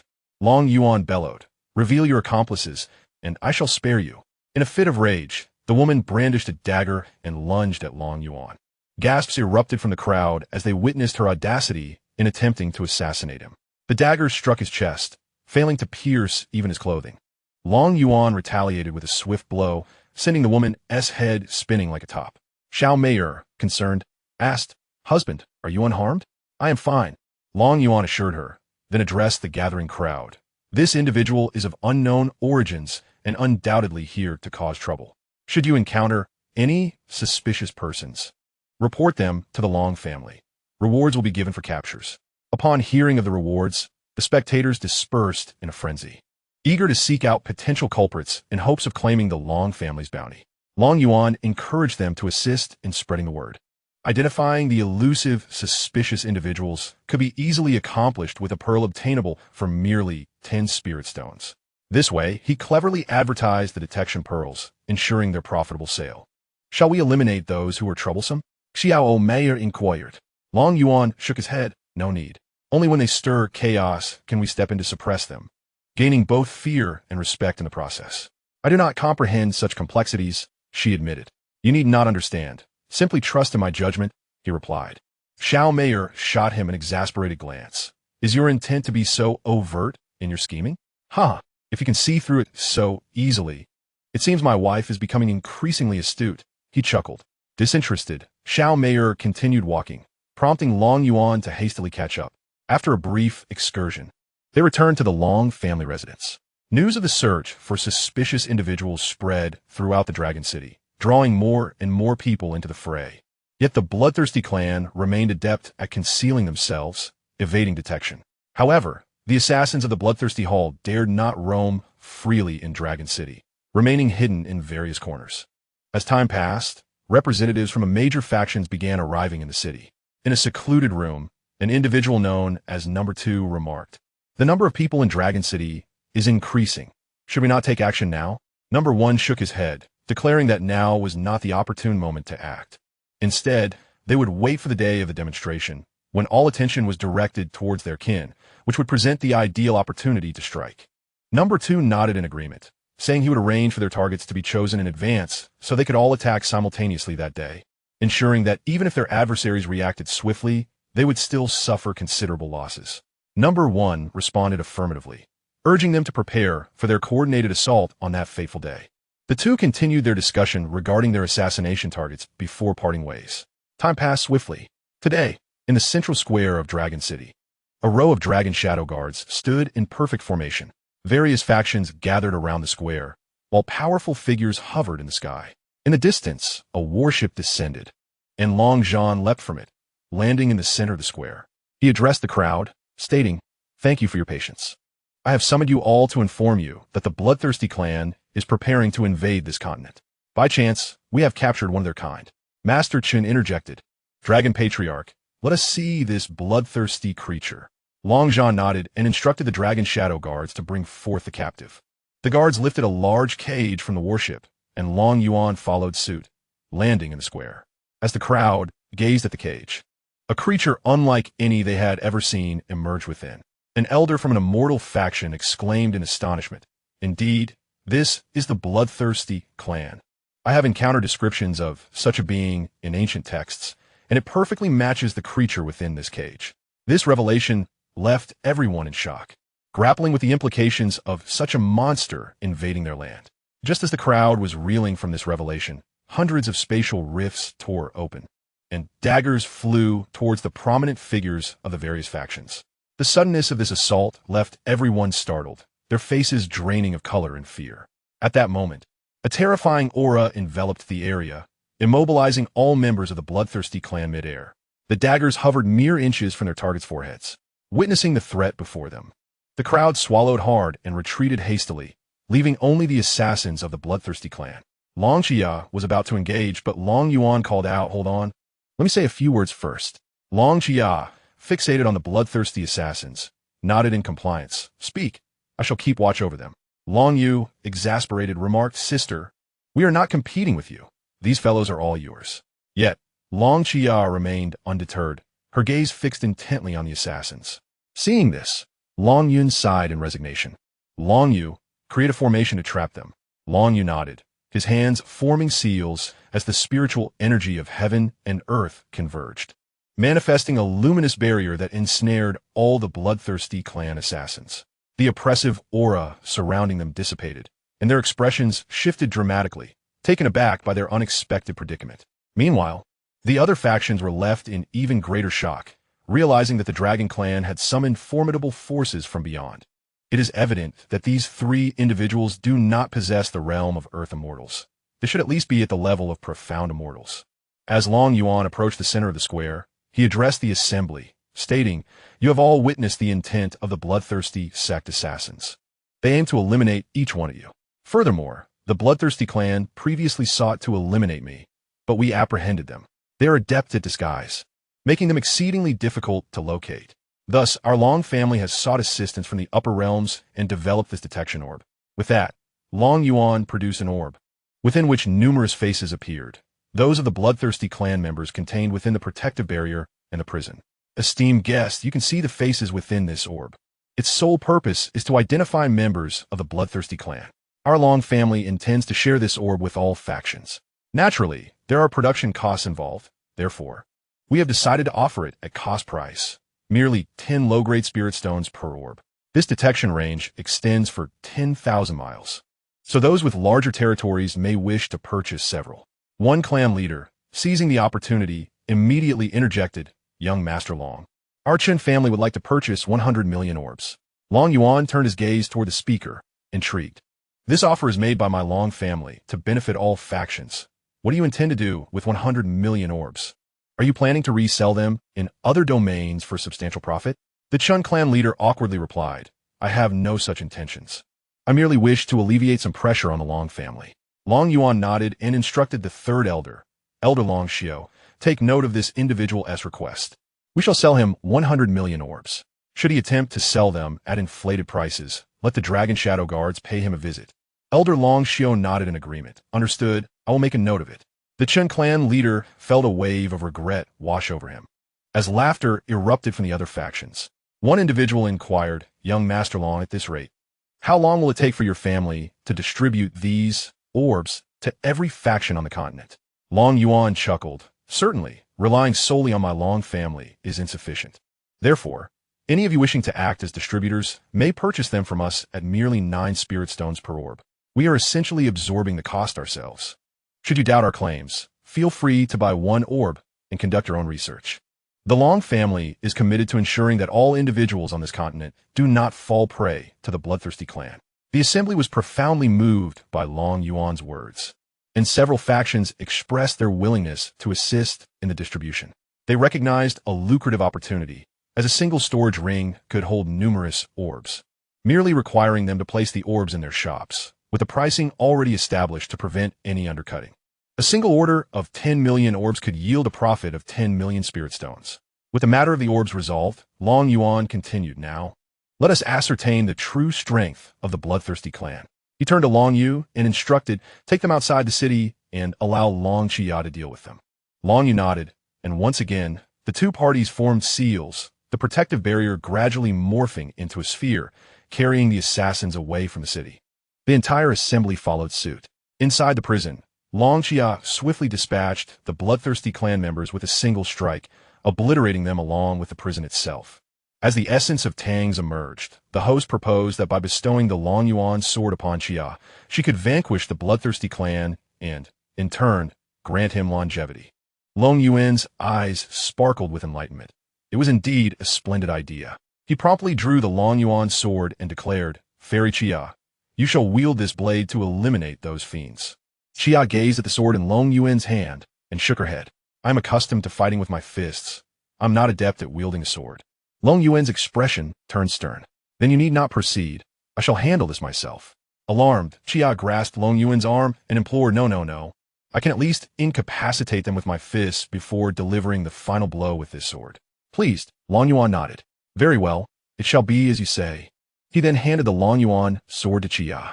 Upon receiving the sword, Xia was nearly overwhelmed by fear, nearly dropping it.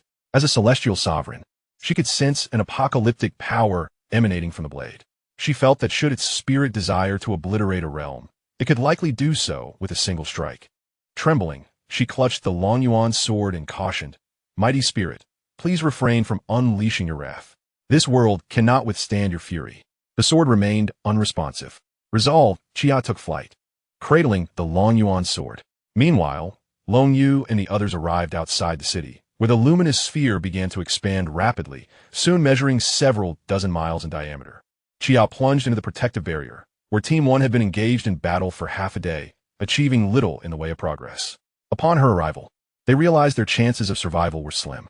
Thus, Team 1 and Team 2 resolved to summon the most formidable of the bloodthirsty clan to collectively execute the devouring secret technique. In no time, the flesh and blood of their comrades were consumed by Team 1. 50 colossal monstrosities materialized in the sky, stunning the onlookers.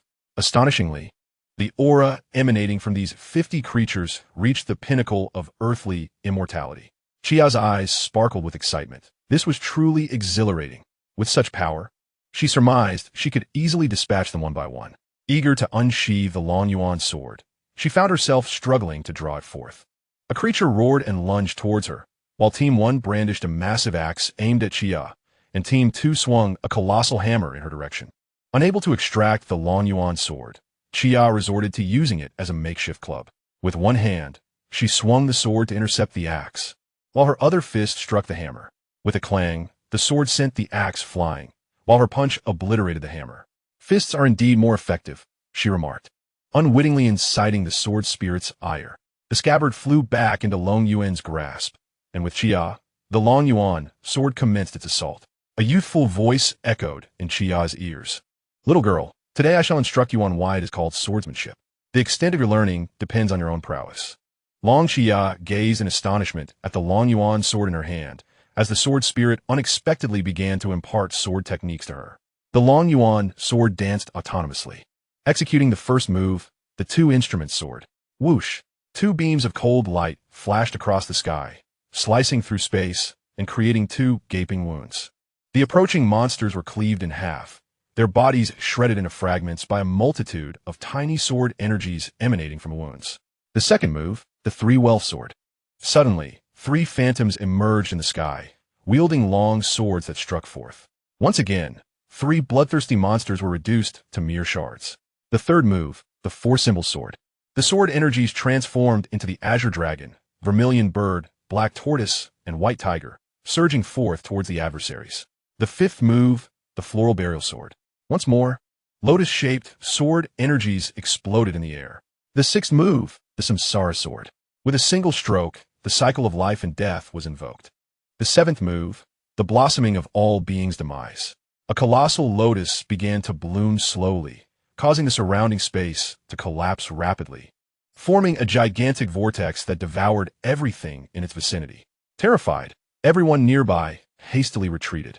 With a sweep of the Long Yuan sword, a beam of light struck the vortex's center, causing it to vanish instantaneously. Long Xia committed all the sword techniques to memory, and when she turned to survey her surroundings, not a single bloodthirsty monster remained. Even the protective barrier of her second brother had dissipated. Long Yu felt a deep sense of frustration. His confinement array was shattered by the second move. He had initially believed the monsters would flee, yet they stood there like wooden puppets. By the time the fifth move was executed, all the monsters had perished, leaving only empty air behind. The Long Yuan sword soared into Long Yuan's hand. Long Xia continued to contemplate the sword techniques, guarded by the dragon shadow guard at her side. None had yet recovered from the shock of the recent swordplay. Long Yuan turned to Long Zhan and said, "Father, I leave this to you. I shall return now." Long Zhan nodded.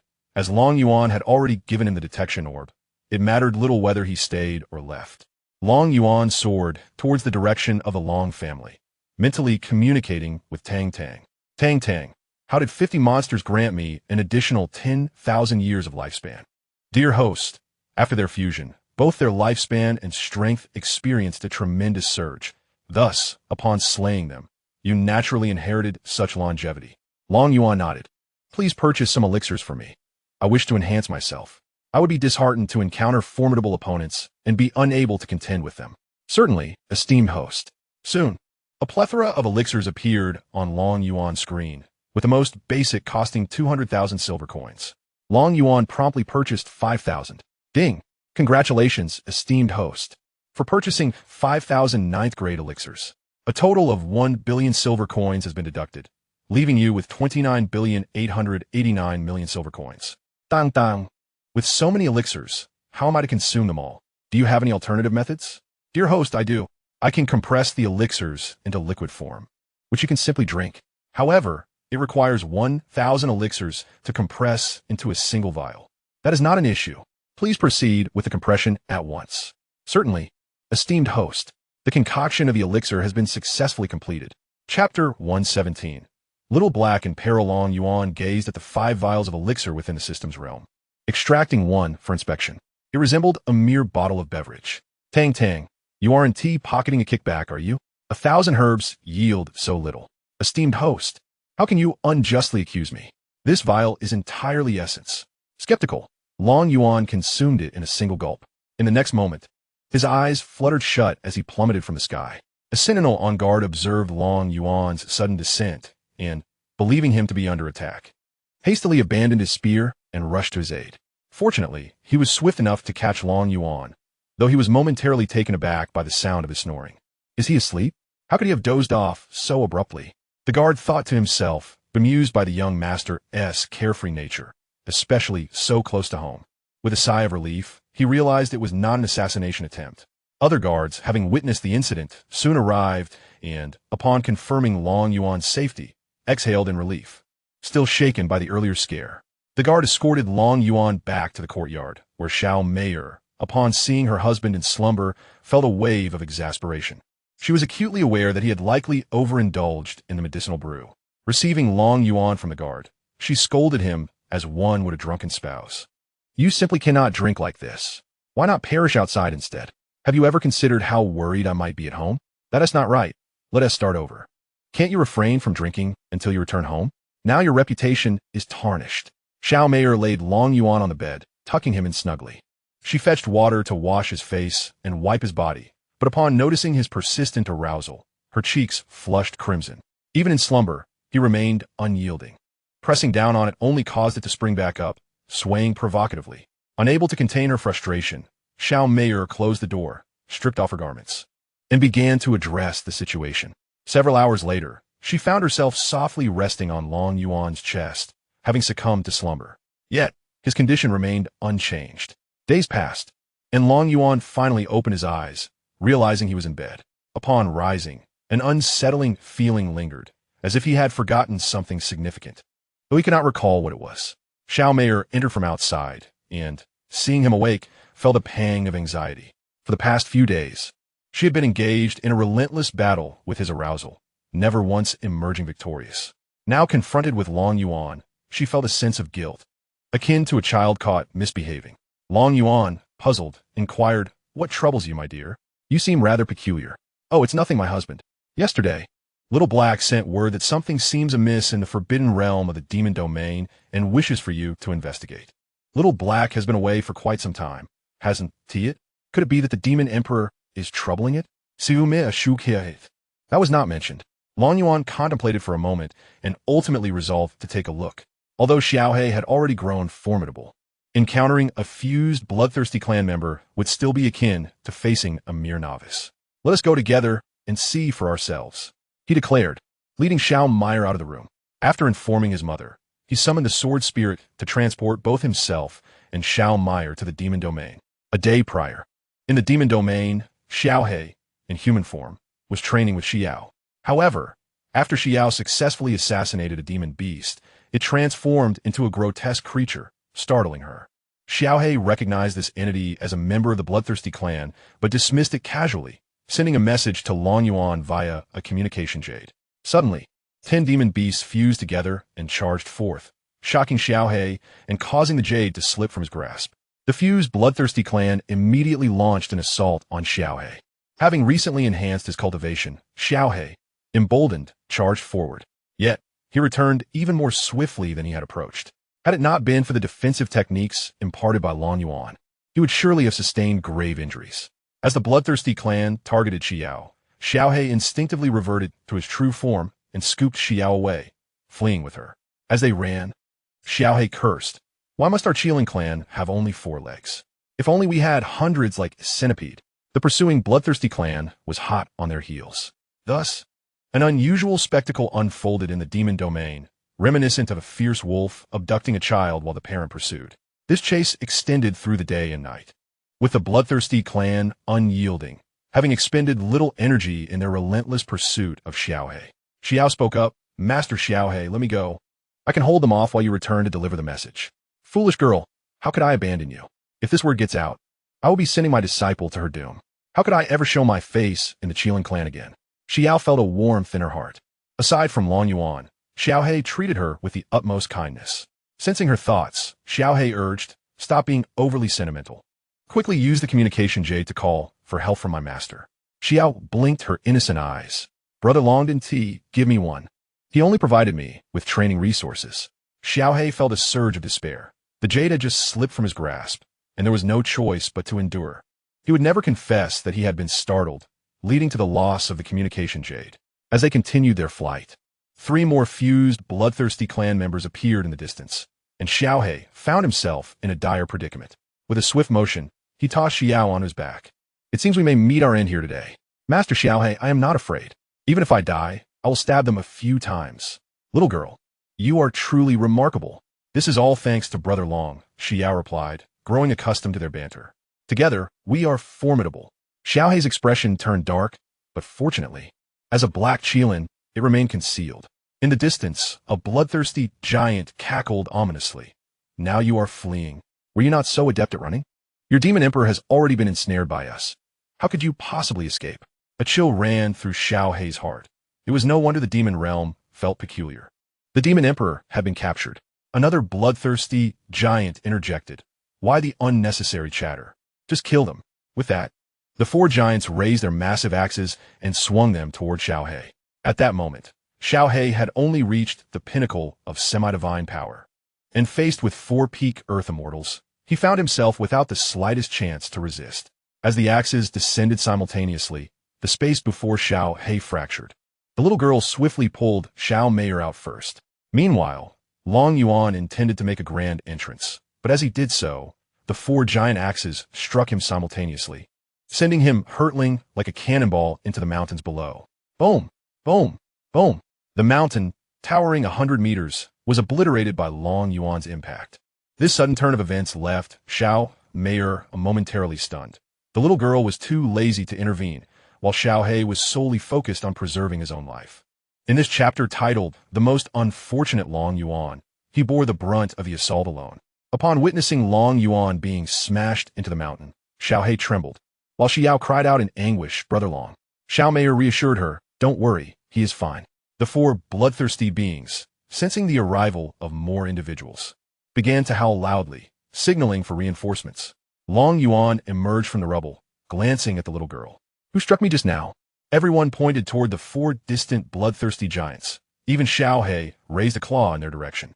With dirt still clinging to his head, Long Yuan turned his gaze toward the giants. "Damn it, it's you ruffians again." With that, he vanished from his spot, having reached the mid-stage of sainthood. His speed was no less than that of a semi-divine. One of the bloodthirsty giants sensed impending danger and raised his axe in defense. Long Yuan's fist crashed down upon it. Bang! The axe shattered into oblivion, along with the giant. The eyes of the other three giants widened in disbelief. An earth immortal couldn't withstand a single blow from a mere mortal. They could only sense the aura of martial prowess emanating from Long Yuan. To them, he was nothing but a commoner. Yet this so-called commoner had just obliterated one of their own with a single punch. Who wouldn't be left astounded? Before they could gather their wits, Long Yuan struck again. The three bloodthirsty giants hastily retreated, knowing they were doomed, but unwilling to be reduced to mere fragments. However, their speed was no match for Long Yuan, whose fists landed upon them with relentless force. Bang! Bang! Bang! 3 clouds of blood mist erupted, and the bloodthirsty giants, who had once cornered Xiaohe, met their demise just like that. In the distance, a formidable horde of bloodthirsty beasts clad in demon skins surged forth. With a swift motion, Long Yuan summoned the Long Yuan sword, which soared from the small girl's grasp, drawing her into the blade. Long Yuan bellowed with fervor, invoking the technique known as the fall of 10,000 swords from the 10,000 sword art. The spiritual energy within him surged forth, infusing the Long Yuan sword. Countless Long Yuan swords materialized in the sky above. With a flourish of his sword, all the Long Yuan swords descended in unison, akin to a barrage of artillery shells raining down. Boom! Boom! Boom! The ground trembled beneath, obliterating the advancing bloodthirsty beasts into naught but ashes. Raising the Long Yuan sword high, Long Yuan proclaimed, "Who dares challenge me?" From afar, a furious roar echoed. "Human, you seek death for slaughtering so many of my kin." Long Yuan was taken aback. He had merely intended to show off, and yet the backlash came upon him so swiftly. How dare they disregard my esteemed self, striking me so insolently? A colossal beast resembling a small mountain charged towards him. It too was of the bloodthirsty breed. This creature, however, was known as the bloodthirsty beast, enormous in stature. Possessing a unique trait, it would not perish unless its head was shattered. As Long Yuan beheld the drooling monstrosity barreling toward him, he felt a wave of revulsion wash over him. With a decisive strike, he unleashed one sword to open the heavens. A massive sword materialized before all present. This time, an ethereal silhouette appeared behind Long Yuan, imperceptible at first glance. This apparition gripped the sword with both hands, mirroring Long Yuan's own stance. Unbeknownst to him, this shadow followed his every move. He swung his sword downward with great force, and the apparition mirrored him, cleaving the oncoming bloodthirsty beast in twain, causing its body to explode into a mist of crimson.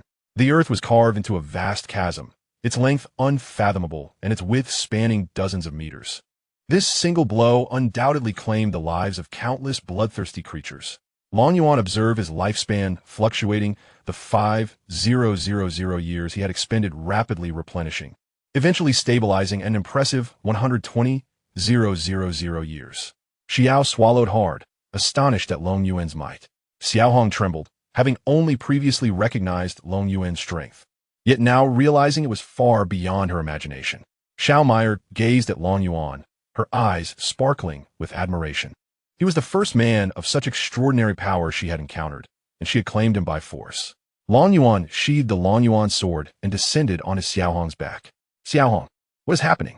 It seems the entire demon realm has become the domain of the bloodthirsty." "Master, I am unsure.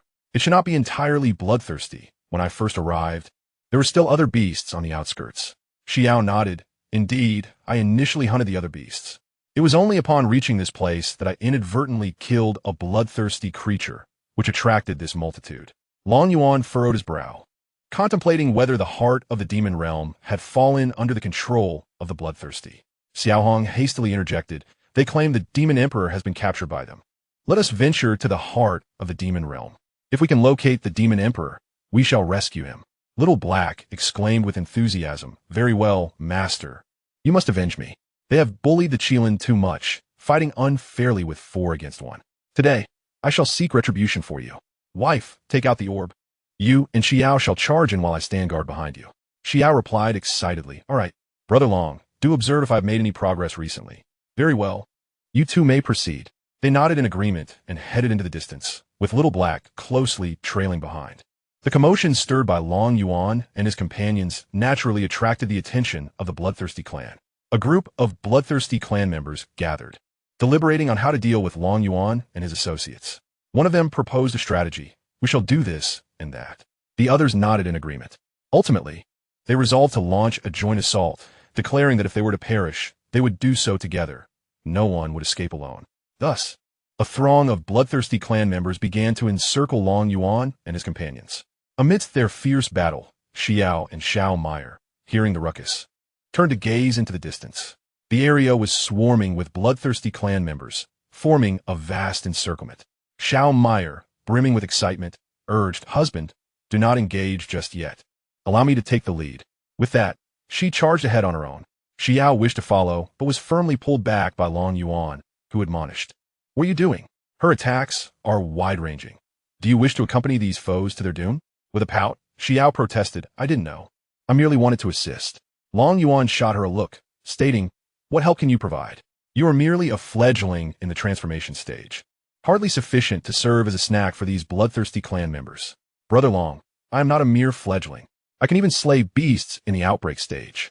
Indeed, you can slay outbreak stage beasts, but do you see any among them?" At this, Xiao felt embarrassed as she observed that the approaching bloodthirsty clan members ranged from the integration stage to the great ascension stage, even including semi-divine beings. If Xiao charged in, she would truly be delivering her head on a platter. With Long Yuan's words, Xiao obediently sat upon Little Black's back. Meanwhile, Xiao Meyer surged forward, unleashing her powerful move, 13th Sword of the Mysterious Ean, Shadow Blossom Catastrophe. Countless tendrils of dark energy erupted from the earth, coalescing into exquisite blossoms that drifted toward the charging, bloodthirsty clan. Boom! Boom! Boom! A series of miniature mushroom clouds ascended, clearing a vast expanse. The bloodthirsty clan retaliated with their assaults, but Xiao Meyer's resplendent, multicolored attire shimmered, deflecting their attacks. In a flash, she reappeared before a throng of bloodthirsty clan members, executing her 12th move, Void Shatter. Crack! Crack!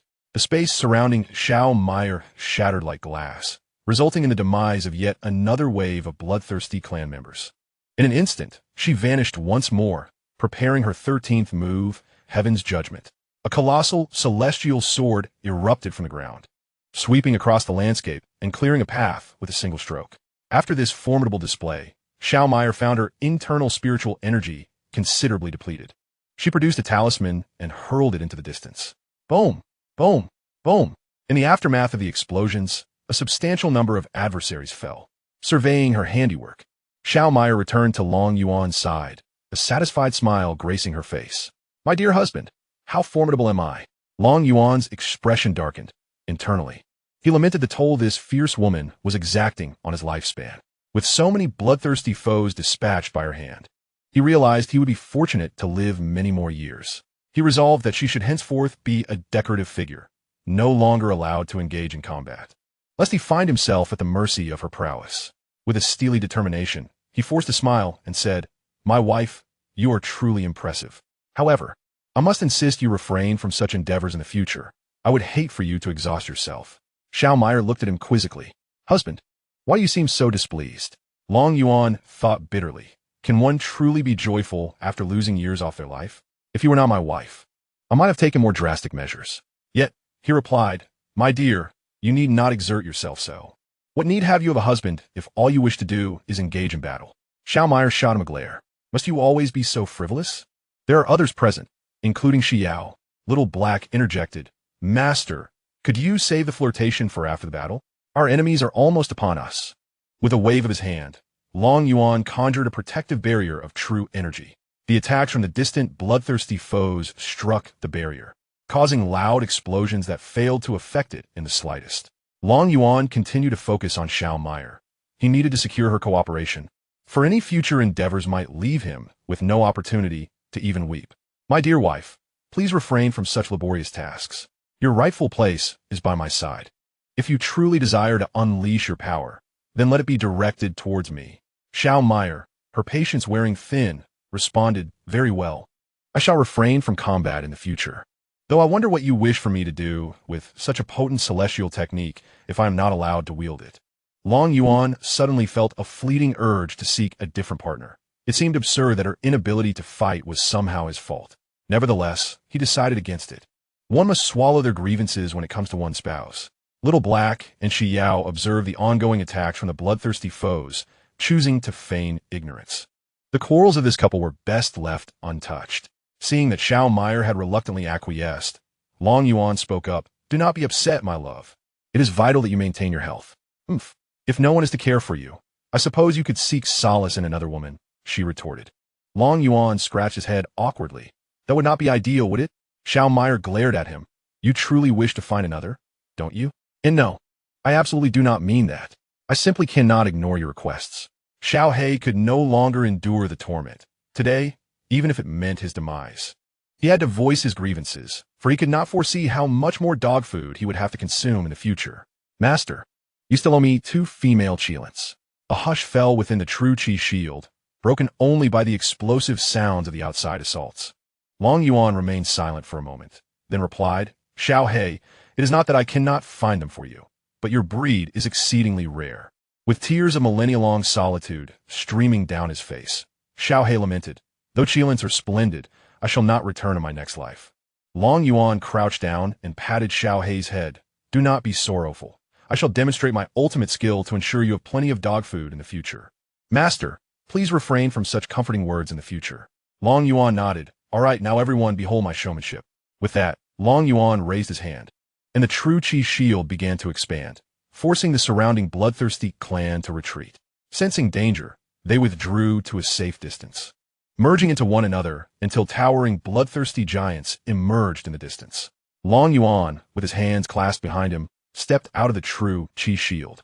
As his foot fell, numerous swords began to spin, making 1 rotation, 2, 3, until 10, before finally coming to a halt.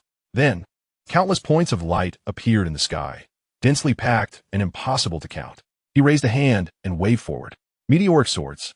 The luminous blades descended from the sky like falling stars, crashing upon the adversaries. Boom! Boom! Boom! Regardless of their realm, the bloodthirsty clan was reduced to a crimson rain under this assault. One of the bloodthirsty clan cursed, "This is utterly unfair. I'm done with this." With that, he dragged along the barely alive members of his clan to commit suicide. Long Yuan stared in disbelief at this scene. "What the hell? You can't handle it? Was this suicide nonsense?" But in the next moment, the blood of those bloodthirsty clan members began to burrow into the ground. The center of the demon domain trembled as if shaken by an earthquake. Long Yuan landed on Xiao He's back. "Hurry, let us see what is happening." Xiao He immediately soared towards the epicenter, inquiring mid-flight, "Master, what was that sword circle you performed earlier? Why didn't you unleash it?" "What do you mean unleash? That was merely for show." "Wow, Master, you truly know how to play." Before long, Xiao He brought Long Yuan and the others to the center. They beheld a massive spatial fissure that had appeared. In the midst of the rift, a phoenix spread its wings to shield it, with a colorful feather fan hovering above its head. The fan formed a barrier that effectively sealed the fissure. Upon noticing their arrival, the Demon Emperor shouted urgently, "You must notify the various powers of the central region. An alien race is invading, and I can only hold on for another 2 years." Long Yuan was taken aback, realizing that the Demon Emperor was blocking the rift. No wonder he had mentioned that the bloodthirsty clan would invade within 2 to 3 years. Chapter 120. The Guardian of the Demon Clan. Long Yuan stepped forward, saying, "Come over here. There is no need for you to block it." The Demon Emperor eyed Long Yuan warily. "You are one of those aliens' arrangements. No wonder all the alien races have refrained from attacking me today. You intend to lure me out of this barrier, do you? I told you it was impossible. My demon clan has perished in their attempts to fend off the attacks from that side. Now, you wish to withdraw everyone to make me lower my guard, deceiving me into coming out." Long Yuan was rendered speechless. "Xiao He, you're of the demon clan. Go persuade her. Otherwise, we will have to capture her." Xiao He nodded, releasing a surge of demonic energy that awakened the power of her bloodline. Upon sensing this power, Phoenix began to believe that Long Yuan and his companions might indeed be of the human race. Xiao He spoke, "Demon Empress, my master is the heir of the Long family from the central region. The bloodthirsty clan here has been annihilated. Just moments ago, several members of the bloodthirsty clan committed suicide, causing the disturbance we came to investigate." Phoenix exclaimed in shock, "They committed suicide?" Xiao He affirmed, "Yes. This is grave. You must quickly inform the central region. They will launch an assault within a year at most. They have previously resorted to suicide several times. My demon clan has suffered heavy casualties while battling them, and the number of foreign invaders is increasing. As of now, I'm the only one left. Xiaohei urged. You can come out now. With my master here, you need not defend any longer. Phoenix turned to Long Yuan. You are indeed a martial saint. No wonder you managed to eliminate those foreign invaders. As she spoke, Phoenix transformed into a woman and stepped out of the barrier. Although the divine artifact Feather Fan still sustained the barrier, for she had yet to fully trust Long Yuan. Xiaohei landed with Long Yuan and the others, and then assumed human form. Long Yuan inquired, why didn't you send demon beasts to notify the forces in the central region? We did send them, but none returned alive. Moreover, they disguised themselves well.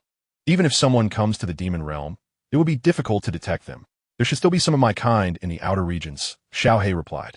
Long Yuan nodded, acknowledging that indeed, only this area lacked the presence of the demon realm. Phoenix sighed, you should leave quickly. I will guard this place. Currently, there are no foreign invaders, and I can hold out for a year until you send support. Long Yuan curiously gazed at the spatial rift. I will go take a look. You all wait here. Phoenix's expression changed. No, once this barrier is broken, it will be exceedingly difficult to restore. The spirit of the artifact has grown too weak and is now in slumber. Long Yuan called out in his heart, Tang Tang. Is there anything that can assist this spirit? Master, the essence of the 5 elements can awaken her. Then quickly purchase it. Understood, Master. Ding. Purchase of the essence of the 5 elements successful. 100 million silver coins deducted. Remaining balance. 29,879 billion silver coins. Long Yuan retrieved the essence of the 5 elements from the system space and tossed it towards the feather fan. Before Phoenix could intervene, the essence was absorbed by the fan. What did you do to it? That is the only treasure capable of maintaining this place. Long Yuan's eyes widened. Why are you so tedious? If it weren't for your guardianship of this continent, I would truly wish to silence you. Your incessant suspicion is utterly vexing. The Phoenix was rendered speechless by Long Yuan's gaze, sensing an overwhelming danger emanating from him, a natural instinct inherent to their demon race. The feather fan, infused with the essence of the 5 elements, began to radiate with brilliance, fortifying the barrier further. A small infant appeared atop the feather fan.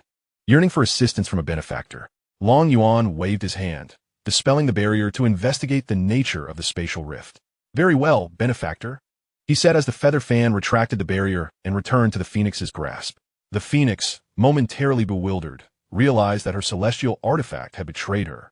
Retracting the barrier without her command, concerned for Xiaohei and the others, Long Yuan conjured a protective energy shield around them. Stay inside and do not emerge. I shall examine the situation, he instructed. Xiaohei nodded, replying, Husband, do be cautious. Long Yuan then soared towards the spatial rift. This rift stretched over 100 meters in length and several dozen meters in width, with chaotic currents of void swirling within, resembling a monstrous meat grinder. Dang dang. How did those bloodthirsty beings traverse through this rift? All I see is darkness, he inquired. Tang Tang materialized before Long Yuan. Dear host, please wait a moment. I shall scan immediately. Her eyes sparkled as she commenced the scan. Dear host, the scan is complete. Within this spatial rift, there are several forces contending with the chaotic void currents, having carved out a passage, though it remains unstable. Fortunately, the demon race has blocked this side, preventing the bloodthirsty beings from aiding in the struggle against the chaotic currents. Otherwise, this passage would have been established long ago. Can I not simply obliterate this place or seal it? Long Yuan asked. Dear host, you are currently incapable of such feats, as you cannot harness the power of the laws within you, Tang Tang replied. Long Yuan scratched his head, pondering the situation. What then, if that is not feasible? What are my options? Tang Tang rolled her eyes. Dear host, you have obstructed this area. You could venture elsewhere to enhance your lifespan. You possess the ability to cleave the heavens with a single sword strike, yet your limited lifespan cannot withstand repeated uses. Once you reach the Sage Realm, a single manifestation would consume a millennium, and after 12 such attempts, you would meet your end. Feeling somewhat embarrassed by Tang Tang's remarks, Long Yuan conceded, Very well. I shall await their arrival. You cannot simply wait. You must incite them, evoke their murderous intent towards you to acquire lifespan, Tang Tang asserted. Are you jesting with me? There is not a single shadow of a bloodthirsty being present. How can I provoke them? Tang Tang pointed toward the spatial rift. Would you care to strike within and test your strength? Nonchalantly, Long Yuan punched into the spatial rift, his fist striking through the chaotic currents. The shockwave from his punch caused the chaotic void to erupt violently. The passage that was on the verge of being established shattered and collapsed. Suddenly, a pair of blood-red eyes emerged from the void, fixating intently on Long Yuan. This abrupt development startled him, prompting him to unleash a flurry of punches, aiming to obliterate those eyes. Boom! Boom! Boom! The rift echoed with explosions, yet the pair of eyes remained steadfast, unblinking, locked onto Long Yuan. After a brief encounter with Long Yuan, I paused, initially startled, my instinct prompting me to unleash a flurry of punches. Regaining my composure, I locked eyes with the adversary. What a pathetic, lifeless gaze. Why do you stare? If you possess any courage, come and strike me. I vowed to remember your visage. The moment my kin set foot on the Dawn continent shall mark your demise. Curse it, you can still speak. How dare you threaten me? My patience waned, and I drew the Long Yuan sword, prepared to charge forth. Chapter 121, A Message Released. Tang Tang hastily restrained me. Host, hold your ground. Without a star map, you cannot return, and I have shattered this passage. It will take at least 50 years for them to reopen it. I halted. What did you just say? Without a star map, I cannot return? Then procure one for me. Host, acquiring a star map requires me to reach level L10 first. Ah, I see. Then I shan't go. A sinister laughter echoed through the void. Weren't you eager to slay me? Come here. Infuriated, I summoned my adorable little sword spirit, but nothing materialized. Tang Tang, exasperated, remarked, Host, you have already summoned the sword spirit today. I was taken aback, realizing I was at an impasse. Frustrated, I resorted to my ultimate technique, one sword to open the heavens. With a swift motion, an apparition wielding a colossal sword emerged. I gestured into the void, and the specter surged forth, shattering the small rift, which expanded dramatically. The phantom, brandishing the massive sword, charged into the void, causing the chaotic energies to erupt. It was impossible to gauge how far it traveled before vanishing. Tang Tang stared in awe. Host, what have you done? Seeing that the eyes had disappeared, I nodded in satisfaction. Now, they must be less arrogant. Tang Tang, with a hint of fatigue, responded, They may be humbled, but your actions have likely sealed this passage for millennia. Isn't that advantageous? One less nuisance, and we can ascend directly. Ascend? What about after a millennium? If you leave this issue unresolved, the Heavenly Tao will attribute all misfortune to your dragon clan. Can your clan withstand the calamity that befalls the continent? Frustrated, I realize my impulsiveness. What now? What can be done? We must wait until you ascend to the Sage Realm to either reopen this passage or seal it entirely. I nodded. As long as there is a solution, let us proceed. Returning to the Dragon Clan is no longer a concern. Descending beside Xianxia, he declared. We are heading back to the Dragon Clan. This matter here is resolved, at least for a millennium. Phoenix stood in shock, still dazed by my overwhelming power, which instilled a sense of despair far greater than facing foreign adversaries. Little Black transformed into its true form, and I, alongside Xianxia and Xiao, took our seats. Just as the young man prepared to leave, the Phoenix spoke up, Senior, wait a moment. Long Yuan turned to the Phoenix with a puzzled expression. What is it you desire? Senior, I wish to accompany you, she replied. Long Yuan shook his head. I already have Xiaohe. She was chosen for me by my wife. I do not require any followers. Undeterred, the Phoenix continued. Then may I stay close to your lady? The demon realm is now but a shadow of its former self, and I yearn to avenge my fallen kin. Long Yuan glanced at Xiaoxia's wife. What do you think? After a moment of contemplation, Xiaoxia nodded. Let her accompany me. The Phoenix immediately knelt, expressing her gratitude. Thank you, Master, for taking me in. Enough with the formalities. Rise and walk with us, Long Yuan said, visibly displeased. The Phoenix swiftly ascended onto Xiaoxia's back. Xiaoxia's smiled. My husband is like that. He dislikes such pretenses. In the future, do not call me master. Just call me mayor or my husband, Long Ge. The Phoenix, taken aback, protested. How can that be? Long Yuan interjected. It is settled. I shall call you Xiao Feng, and you will refer to me as Long Ge. If you complain further, you may just find yourself grounded. Xiao Feng promptly fell silent. Xiaoxia flew quietly, careful not to provoke Long Yuan, for he had seen the anger in his eyes moments ago and wished to avoid any confrontation. Long Yuan handed Xiao Feng a detection orb, instructing her, see if there are any demon beasts present within this orb. If so, eliminate them immediately. We will await you at the teleportation array. Nodding, Xiaofeng took the orb and soared into the air. Now, she had learned to be more reserved, speaking less and acting more.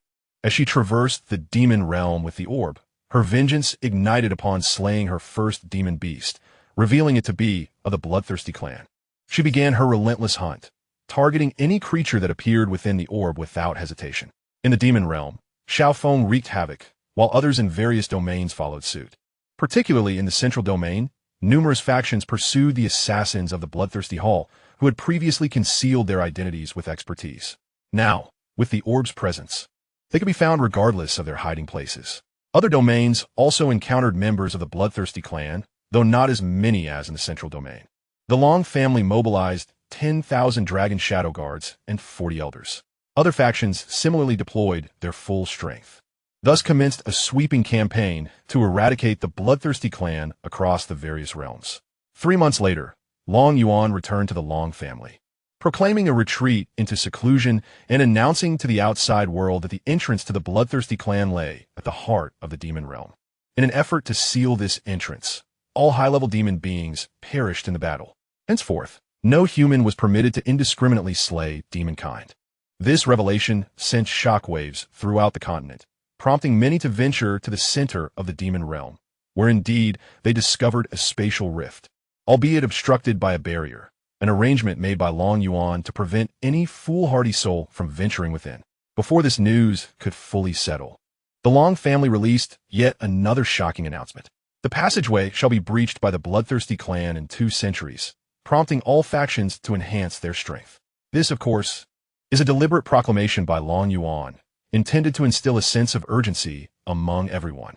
Within the Long family residence, Long Yuan's courtyard, Chu Linxue, Long Zhan, Xiao Meyer, Xiao He, Xiao, and Xiao Feng are present. Long Yuan has expended all his points and silver coins to procure countless resources, ensuring he has acquired all the spiritual herbs he requires, leaving him with a total expenditure of 298.7 billion silver coins. Tang Tang has directly ascended to level 8. Long Yuan distributes storage rings to everyone, declaring, "These are your cultivation resources. Father, the storage rings contain resources for the family and the Long Shadow Guards. As long as we are within the Long family, we can freely enhance our realms without being drawn to the upper realms. I anticipate that my seclusion will last approximately 180 years. Once I emerge, I shall confront the bloodthirsty clan." Chu Linxue, filled with concern, inquired, "Yuaner, why must your seclusion last so long?" Long Yuan chuckled. "This time, I am preparing to break through to the martial saint realm, which naturally requires an extended period."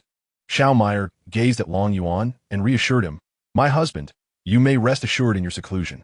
I, too, shall strive to elevate my own strength." Long Yuan nodded, and after a series of trivial exchanges, he entered the cultivation chamber. Xiao Meyer's murmured words reached Long Yuan's ears. "I will certainly wait for my husband to emerge. 180 years is but a brief span. I can endure it. I will never commit any act that would betray my husband." Chapter 122, The Long Family Schemes. Upon hearing this, Long Yuan nearly rushed out, realizing that Xiao Meyer's intention was to urge him to conclude his seclusion sooner. After all, who would dare provoke Xiao Meyer? Given her status as the young mistress of the Long family, Yi Fan had provoked Lin Meng and was promptly annihilated. With the door to the cultivation chamber closed, Long Yuan dismissed further thoughts and began to consume the elixirs before him, determined to enhance his prowess. He could not afford to linger in the lower realm for a millennium. Grasping the dozens of elixirs, he began to drink them one by one. Once he had consumed them all, Long Yuan collapsed onto the bed in slumber. Unbeknownst to him, the power of 600,000 laws began to manifest, cocooning him like a silkworm. After Long Yuan entered seclusion, the Long family also declared a 200-year retreat. Every member of the family commenced their cultivation, and the Long Shadow Guards entered a phase of rigorous training. Everyone's strength steadily advanced. With matters in the lower realm concluded, let us turn our attention to events in the upper realm. Time rewinds to 6 months prior, when the Xiantian auction was taking place. Major factions converged upon Xiantian City, the main city of the auction house. The significance of the items up for bid necessitated the auction being held in the main city. The city was teeming with experts, and second-generation heirs were abundant. Long Hao, an ordinary member of a Long family, with initial cultivation at the Earth Immortal level. Long Yao, an ordinary member of the Long family, with cultivation at the late human immortal level. These two individuals are noteworthy as they ascended from other worlds. And they are siblings, one a doting brother and the other a supportive sister. Long Hao wished to bestow all good things upon Long Yao, while Long Yao was solely focused on enhancing her brother's strength in hopes of finding herself a sister-in-law. As they wandered the streets, Long Yao spoke up, "Brother, what prompted you to come here with our cousins? The family head has summoned everyone to incite trouble." Long Hao chuckled softly. "Yaoer, we have ascended for over a century. I have yet to take you out for a proper stroll. This rare opportunity has presented itself, so let us enjoy it.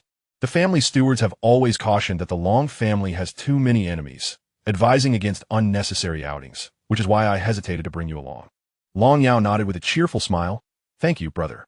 I often hear the stewards say that it's best not to leave the Long family unaccompanied, which has made me quite apprehensive about venturing out." As they conversed, they failed to notice the figure ahead, and Long Yao collided directly with someone's chest. Rubbing her head, she stepped back, while Long Hao hurried to inquire, "Sister, are you all right? Did you hurt yourself?" Zhongli, massaging his chest, retorted, "Are you blind?" Before he could finish, he caught sight of Long Yao's adorable demeanor and felt an irresistible urge to claim her for himself. Long Yao quickly apologized. "I'm sorry, I wasn't paying attention." Zhongli smiled. "It's all right, little sister. You weren't hurt, were you?" "I'm fine," she replied. Long Hao also clasped his fists and said, "I am her brother. I apologize for the unintentional collision." Zhongli waved his hand dismissively. "No harm done. Is it just the two of you who have come to Xianxia City?" Long Yao replied, "We came out to have some fun, not with our cousins." Upon hearing the term cousins, Zhongli understood that they were merely peripheral members of the family. Observing that one was at the human immortal level and the other at the earth immortal level, he felt a sense of relief. Though the Zhong family was not a major power in the immortal realm, they were still a dominant force. Thus, Zhongli dropped his pretense, commanding, "Come, seize these two. How dare this little girl bump into me? Take her away." For celestial immortal guards stepped forward, ready to apprehend them. Long Hao positioned himself protectively in front of Long Yao. "My sister merely bumped into you. We have already apologized. Why resort to violence? Zomli disdain fouillis rappelia. Apologies are of no consequence. What need have we for cultivation and power, if not to enforce our will?" Seize them. In the distance, two members of the Long family at the golden immortal level observed the scene unfold. Long Kai rubbed his hands together, murmuring, "Let them fight. Once it escalates, we can join in." Long Gang cast a glance at Long Kai. "What are you so excited about? These are mere trifles. If we intervene, we risk drawing out the bigger fish. First, put on your masks. We must not let anyone recognize us as members of the Long family, or it will be for naught." Long Kai nodded in agreement. Yes, the fire has been ignited. We must not extinguish it." Meanwhile, Long Hao felt a surge of panic as he noticed the guards preparing to seize them. They had merely sought to enjoy a day out, distancing themselves from the family. And now he was uncertain if there were any other Long family members nearby. Long Yao, observing the approaching guards, drew her enchanted sword and declared, "Dare you lay hands on us? Do you know who we are?" Zhongli scoffed, "I care not who you are. First, you shall be taken back." Long Hao drew a long blade and said, "Sister, go alert the family members. I shall hold them off." The surrounding onlookers merely retreated to a distance, content to spectate rather than meddle in affairs that did not concern them. For guards swiftly encircled the two. Zhongli chuckled sinisterly. "It's too late to escape. Seize them." The guards immediately lunged at Long Hao and his companion. Long Hao swung his blade to intercept the advancing guards. But one guard deflected his strike with a punch and then struck Long Hao's shoulder. In an instant, Long Hao was sent crashing to the ground. Long Yao rushed to his side, crying, "Brother, are you all right?" Long Hao shook his head. "I am fine. It is I who lacks the ability to protect you." Just as the guards prepared to seize them, two masked figures charged forth. One seized two guards and slammed them to the ground. Bang! Bang! The foreheads burst open like overripe melons. Long Kai stepped forward to administer a pill to Long Hao, saying, "Cousin, you have endured much. Take this pill, for I shall trouble you once more shortly." Before Long Hao could respond, Long Kai forced the pill into his mouth and, unnoticed, struck Long Hao's pressure point. A wail erupted, sending shivers down the spine of those nearby. Long Kai hurriedly asked, "Brother, are you all right? Do not frighten me." Hearing Long Hao's agonized cry, Long Gang bellowed at Zhongli, "Do you harm my brother? You shall pay dearly for this." Realizing the formidable strength of the two, Zhongli shattered a jade pendant. Instantly, an elder appeared before him. "Young master, are you unharmed?" Zhongli pointed at Long Gang, Uncle Qi, they seek to kill me. The man referred to as Uncle Qi turned to Long Gang. You possess great audacity to threaten the young master of the Zhong family. With that, a wave of celestial pressure descended upon the 4 members of the Long family. Long Kai shielded Long Hao and Long Yao from the oppressive force. Long Gang, grinning defiantly against the pressure, said, Old man, feel free to summon a few experts. Otherwise, you shall not leave Xianxia City today. Uncle Qi frowned. You, a mere golden immortal, dare threaten me? You court death. Long Gang erupted in laughter. Old man, splendidly done. Chapter 123. Confronting the Du family. Uncle Qi was bewildered, believing Long Gang had been rendered foolish by fear. Then he saw Long Gang and Long Kai remove their masks and shout to the sky, 13th Steward, come forth. They seek to kill us. As everyone stood in shock, a figure appeared in the sky in an instant. The terrifying pressure of a celestial sovereign forced Uncle Qi and Zhong Li to the ground. The 13th Steward gazed down at Uncle Qi and Zhong Li. I heard you intend to kill them. Uncle Qi and Zhong Li were paralyzed. They could scarcely comprehend the situation. Those above the rank of steward in the celestial realm were notorious, and Zhong Li now realized he had fallen into the Long family's trap. No, absolutely not. It was merely a misunderstanding. We shall apologize at once. The 13th Steward chuckled. Do you think an apology would suffice to spare my dragon family? If so, what purpose does the dragon guard serve? With a flick of his finger, 2 individuals were swiftly incapacitated. After completing this task, the 13th Steward produced a communication jade and, before all present, sent a message. Calling headquarters. This is the 13th Team Steward. The Zhong family intends to harm my dragon family. I request headquarters to intervene. The jade responded promptly. Message received at headquarters. Message received. Threat assessment. The Zhong family, a dominant power. Highest combat strength, celestial sovereign. Resource evaluation, 10 points. Mobilizing 50,000 dragon guards and dispatching 2 celestial emperors, deducting 8 points. Your team receives 2 points. The 13th Steward rejoiced. His team had indeed earned 2 points. A higher score meant greater family resources. He looked towards Long Gang and the others, stating, You will handle matters here. With that, he vanished into the sky. Long Gang apprehended the 2, aware that in Xianxia City, one could not kill indiscriminately.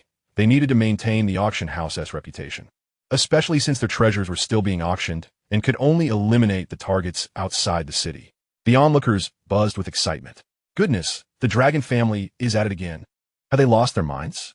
They're auctioning their great formation and still dare to stir trouble. Another person shushed him, Be quiet. This is vengeance. Did you not see the Zhong family is out for blood? The previously speaking individual nodded hurriedly. Yes, I misspoke. The farce concluded there. In the dragon family's territory, 2 celestial emperors hovered in the air. One remarked, Shall we rally the dragon guard's battle cry? 50,000 dragon guards shouted in unison. The dragon guard marches forth. Even weeds shall be split in twain. The 2 men nodded in satisfaction. They boarded their warships, setting sail against the Zhong family. 10 warships ascended into the sky, heading towards the Zhong family. The scene shifted back to Xianxia City, where dragon family experts have been appearing frequently. Each appearance signified another unfortunate soul falling into a trap. The president of the Xianxia Chamber of Commerce observed the dragon family's frequent manifestations and could only smile wryly. This time, the dragon family is likely to reap immense profits. The vice president interjected, President, should we not intervene? 12 small factions have already suffered. How shall we intervene? Tell me how. They have not instigated trouble. It is those fools who crashed into them, the president replied. The vice president fell silent, unable to present a valid argument. Just watch. After the auction concludes, at least one top faction will face calamity. With that, he retreated into the pavilion, leaving the vice president to ponder alone. The auction commenced 3 days later. Orchestrated by the Xianxia auction house, with the 4 great formations selling for a total of 65 billion premium spirit stones, the last, the Xuanwu formation, fetching the highest price. After the auction, the Chamber of Commerce dispatched spirit stones to the dragon family. Just as the crowd dispersed, the Du family's warship collided with the dragon family's vessel outside Xianxia City.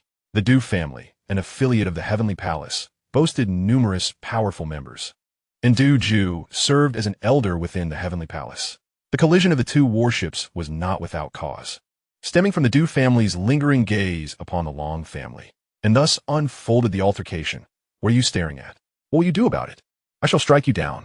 Consequently, the two vessels collided, leaving onlookers from other factions utterly astonished. A mere glance had instigated a catastrophic conflict. Many anticipated that the Long family would show restraint and deference to the heavenly palace and spare the Du family. However, to everyone's surprise, several celestial emperors from the Long family emerged from the heavens, launching an immediate assault on the warships. The Du family had brought one celestial emperor and two celestial lords along. Du Kong bellowed, "Long family, are you truly prepared to lay hands on my clan? The heavenly palace stands behind us." Long Wei retorted with a sinister grin, "I care not for your backers. Today, I shall end you." The younger members of the Long family surged forward, attacking the Du clan. In the sky, it was 4 against 1, while on the warship, the odds were 10 to 1. Youngsters like Long Hao and Long Yao engaged in ambushes and opportunistic strikes, ensuring that none remained idle. Onlookers from other factions in Xianxia City were captivated, eager to discern whether the Long family was genuinely intent on obliterating the Du family or merely jesting. The skies echoed with the sounds of explosions. Suddenly, a thunderous crash reverberated as the Du family's celestial emperor was hurled into the earth below. For celestial emperors simultaneously unleashed their assaults, their combined might striking Du Kong with devastating force. The ground was rent asunder, creating a massive pit within which Du Kong lay, gazing up at Long Wei and his companions.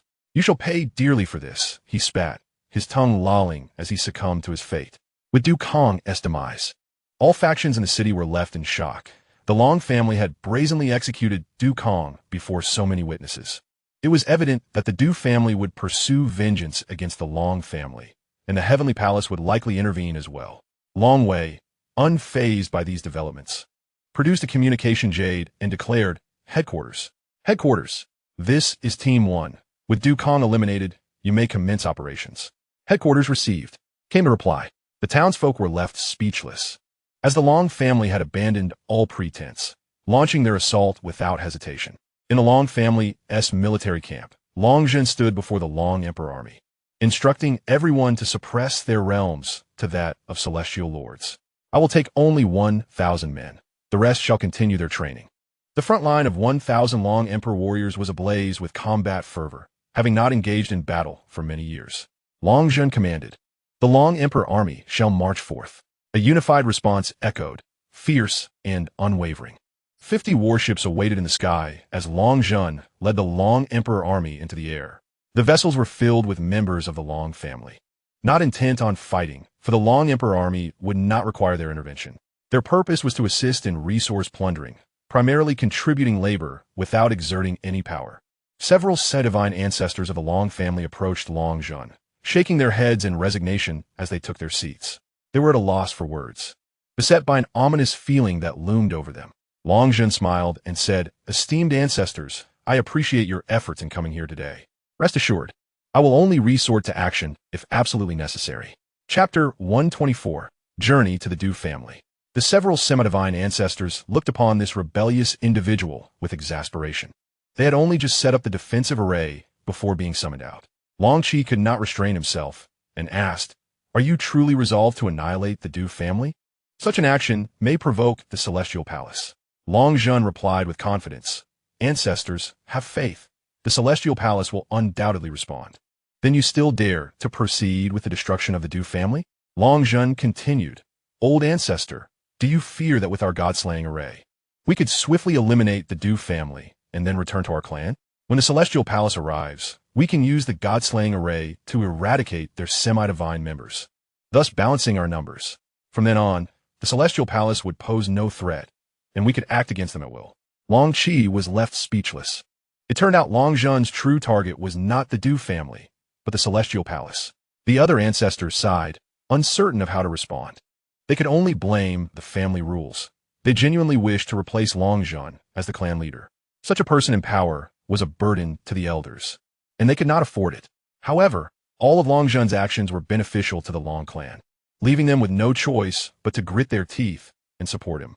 The warship moved swiftly, and after several instances of tearing through the fabric of space, they finally arrived at the gates of the Du family. Before them stood a luminous barrier enveloping the entire Du estate, a testament to their family's protective measures. The celestial realm is vast, with each family claiming a portion of land as their dwelling. while smaller families may reside within cities. The Du family, being prominent, occupied an entire area as their estate. In comparison to the Long family, the Du estate was significantly smaller, roughly the size of a city on Blue Star, while the Long estate spanned half the size of a great nation. How else could their armies train and construct warships without ample space? Long Zhun gazed down at the Du estate and called out, "Du He, come forth quickly and prepare all your resources for me. I intend to take them with me. They have been here for so many years, and I feel quite embarrassed. Today, I have brought people to collect them." Du He, the current clan leader, was at the early stage of the Celestial Emperor realm. "Long Zhun, do you even comprehend what you are doing? We are a subordinate force of the Celestial Palace. This is a provocation." Du Shui exclaimed. "Du Lao He, spare me the flattery. I am merely here to reclaim the resources belonging to the Long family. When have I ever provoked the Celestial Palace? Enough of this nonsense. Hurry and hand over my Long family's resources so we may return home and rest." "Long Zhun, you are being excessively arrogant. Du family warriors, arm yourselves. Today we will clash with the Long family." With a whoosh, the Du family's guards and ancestors activated their warships. Hovering in the sky, Long Zhun turned to the nearby ancestors and said, "You see for yourselves. They're the ones who are eager for conflict. I had no intention of engaging, but they have chosen to provoke me. This is not my fault." Several ancestors had already lost the will to speak. After all, it was the Long family that had come to seize resources, and it was no wonder the Du family resisted. Long Zhun chuckled, "Elders, you may rest for now. Should they attempt to flee or pose a threat to our kin, you shall intervene. For the moment, allow me to handle this." With that, Long Zhun led 1,000 Dragon Emperor troops before the luminous barrier. "Old Du, will you yield the resources of my dragon clan? You have reaped benefits for years, and I have not demanded interest, which should suffice as goodwill. Yet, you still refuse to comply." One of the ancestral figures from the Du family pointed a slender, nearly imperceptible needle towards Long Zhun. With a mere flick of his finger, the needle was shattered before him. The Du elder stared in astonishment. "You are not at the pinnacle of the Immortal Emperor. You are a demigod." Long Zhun scoffed. "Demigod? I am indeed at the peak of the Immortal Emperor realm. Your insinuation is an affront. I hereby claim all that belongs to my dragon clan. It is time for me to collect." As he spoke, Long Zhun drew forth a long spear. "Alas, my strength feels somewhat lacking. Dragon Emperor troops, lend me your aid." "Yes, master," they responded in unison. "Du Shui belud. Reinforce the defensive formation. They cannot breach our great barrier." No sooner had Du He spoken than an abundance of celestial stones were cast into the formation.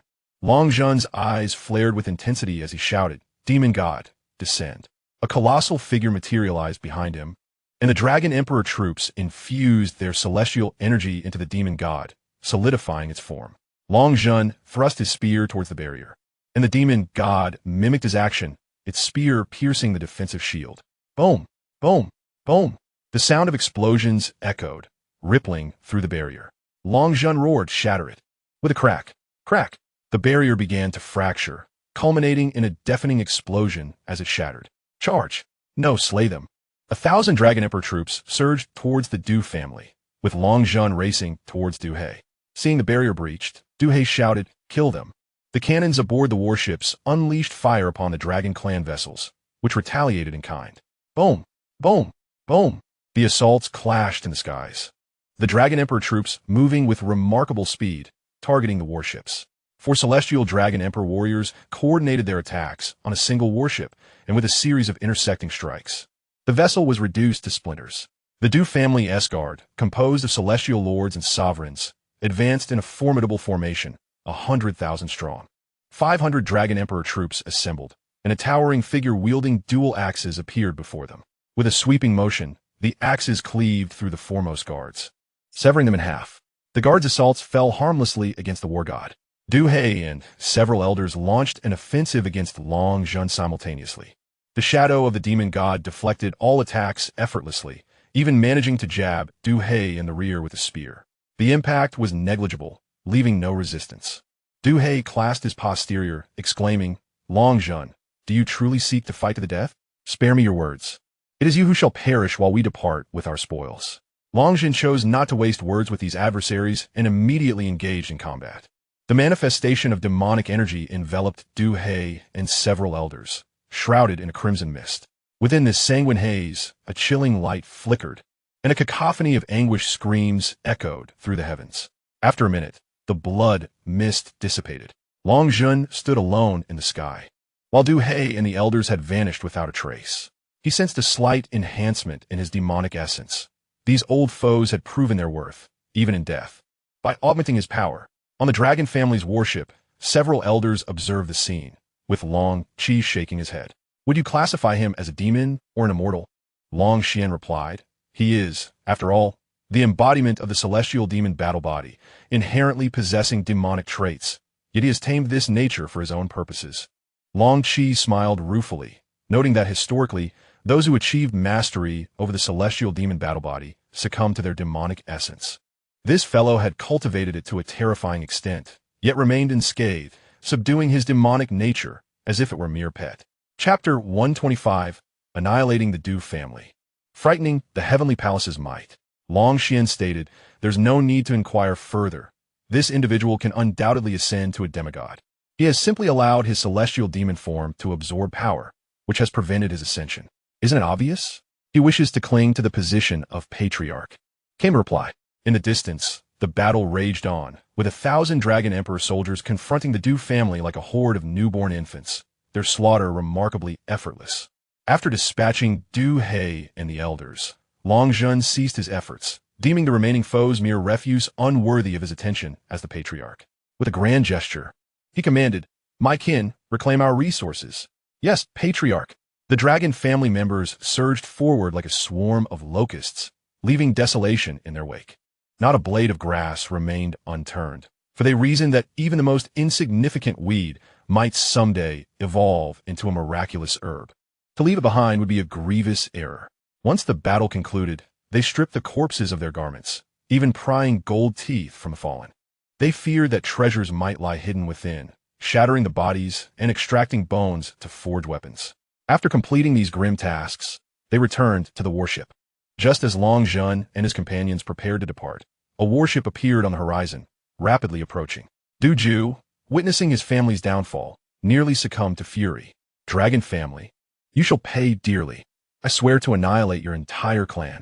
The nearby Heavenly Palace warriors quickly distanced themselves from Du Ju, having merely come to hinder the dragon family. They had not anticipated the swift eradication of the Du family. Now Du Ju, as a mere celestial sovereign, dared to proclaim the extermination of the dragon clan. Was he courting death? They would not be foolish enough to walk into danger.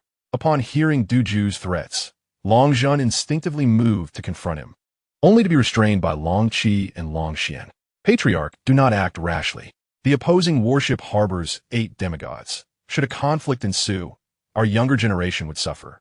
Long Jun halted, gazing intently at the approaching vessel. Shifeng, the semi-divine being, declared, hand over Du Ju, or you shall not leave here today. As he spoke, a dark shadow reappeared behind Long Jun. Shifeng found himself in a dilemma. After all, Du Ju was still an elder of the Heavenly Palace. To surrender him so easily would invite scorn upon the Heavenly Palace from outsiders. Yet if he refused, it was likely that the 8 semi-divine beings present would find their escape thwarted, as the 1,000-strong Long Emperor army could certainly detain 2 semi-divine beings. With 5 ancestral elders of the Long family present, along with Long Jun's formidable demon war body, they possessed no chance of victory. Long Jun grew impatient.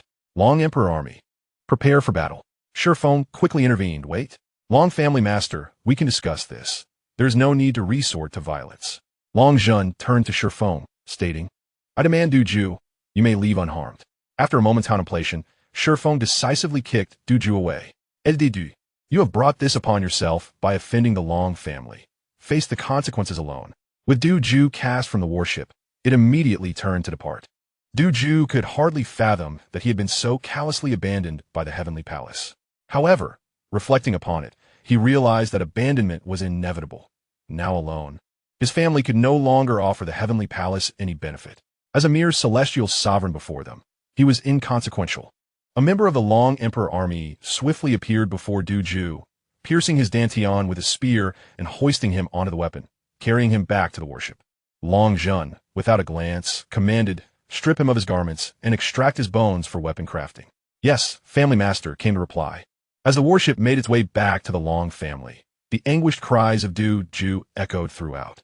It remained uncertain whether the Long family members were being deliberate or merely careless, but the extraction of his bones proved exceedingly arduous due to their exceptional density. In the end, he was forced to endure the painstaking process until the last bone was removed upon their arrival home, leaving Du Ju in unimaginable agony. In the Heavenly Palace's Grand Hall, Shifeng sat before Ouyang Xiongba and reported, "The Du family has been eradicated. We arrived too late." That fool Du Ju threatened Long Jun and was taken captive.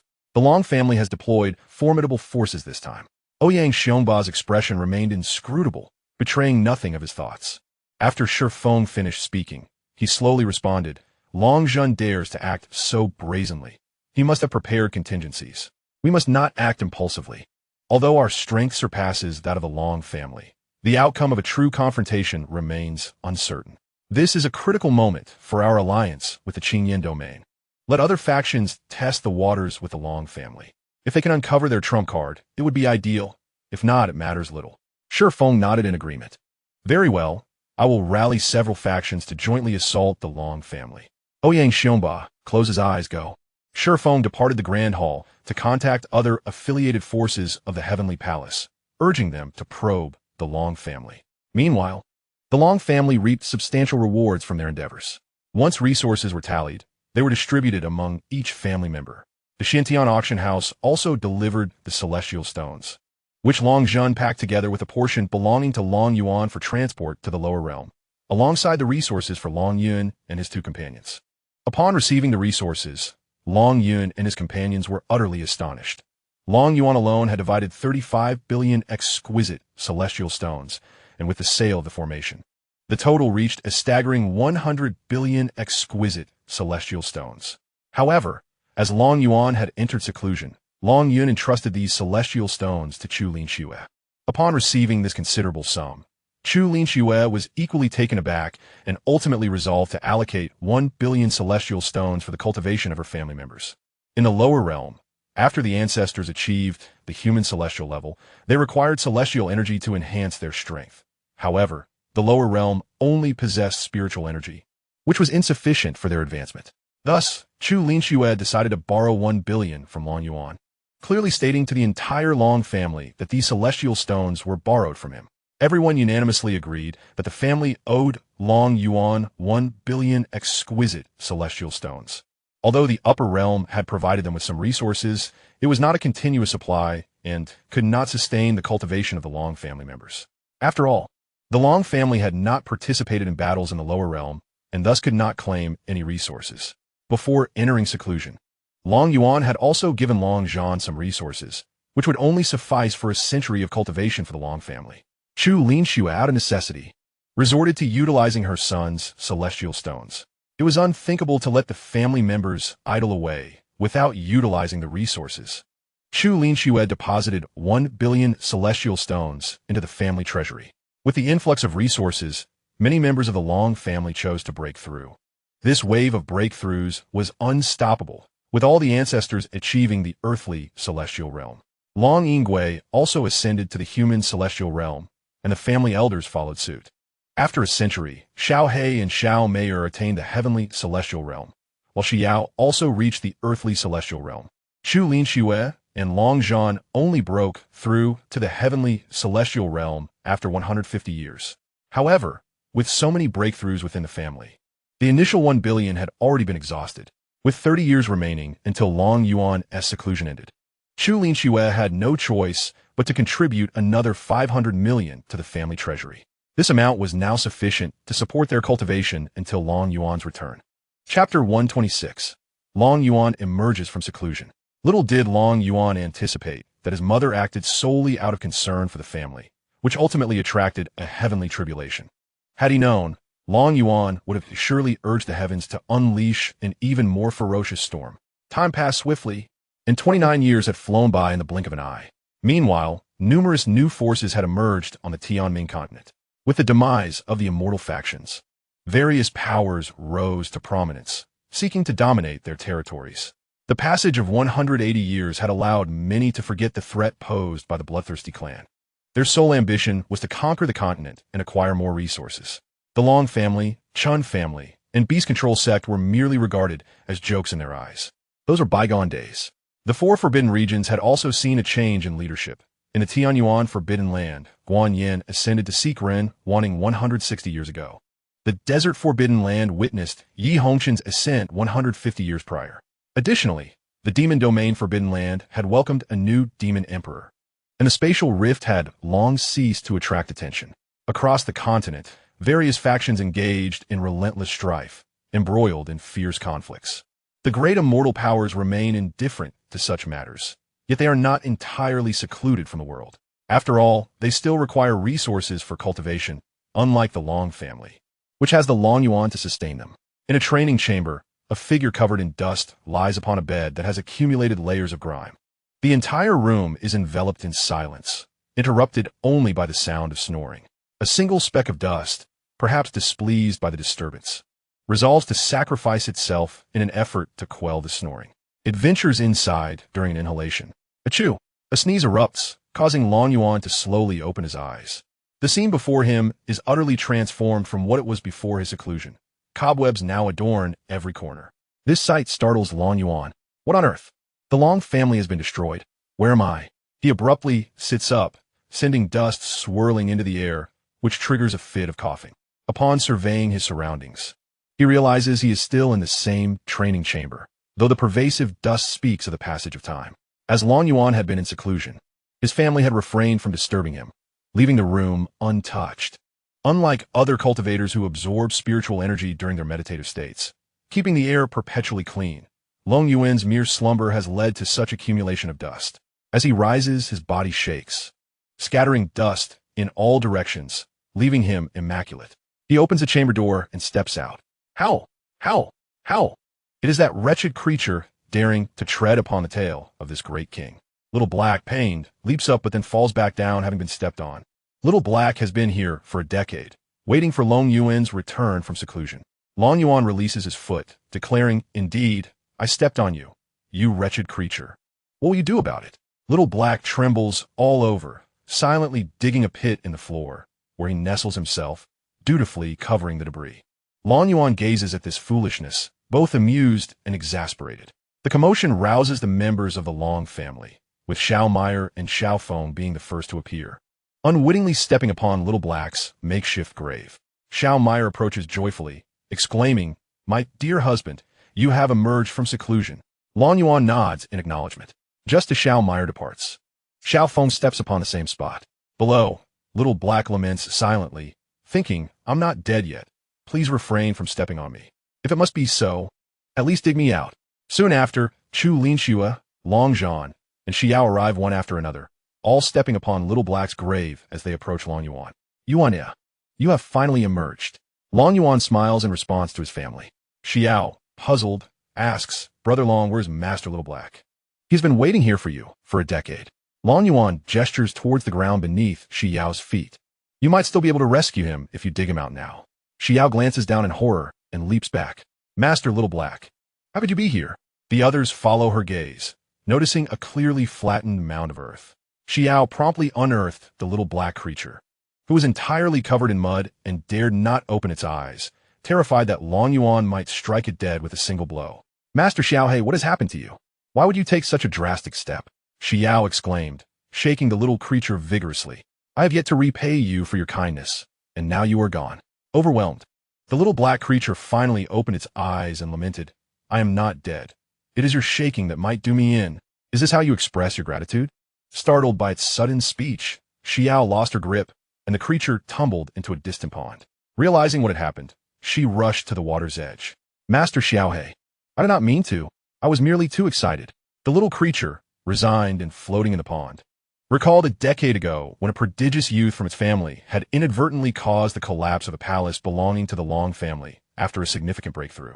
Consequently, Chu Linxue had decreed that no member of the family could use their cultivation power. Thus, Xiao, being merely a terrestrial immortal, could not discern the true state of the little creature, who had already reached the pinnacle of celestial immortality. Long Yuan, disinterested, suggested, "Let us proceed to the main hall for a discussion." The others nodded in agreement and made their way toward the hall. Xiao glanced between Long Yuan and the Little Black creature in the water, ultimately deciding to follow. "Master Xiaohe, do take the time to wash off the mud. I shall accompany Brother Long for now." Watching the departing figures, the little creature shed silent tears of gratitude, relieved that it was not destined for death. Perhaps next time, it would think twice before hurling insults. Upon learning of Long Yuan's emergence, many from the Long family hurried to the main hall. Some younger members, eager to glimpse the legendary figure spoken of by their parents, found themselves unable to enter the hall due to their lack of qualifications. They could only observe from afar, having been taught to aspire to emulate the young Master Long Yuan. Over time, he had transformed into a mythical figure in their minds, and now that he had emerged, they were keen to meet this legend. Upon reaching the main hall, Long Zhan recounted the current state of the family. Presently, the Long family boasted 118 celestial immortal dragon shadow guards, along with over 300 terrestrial immortals and more than 4,000 human immortals, all members of the family.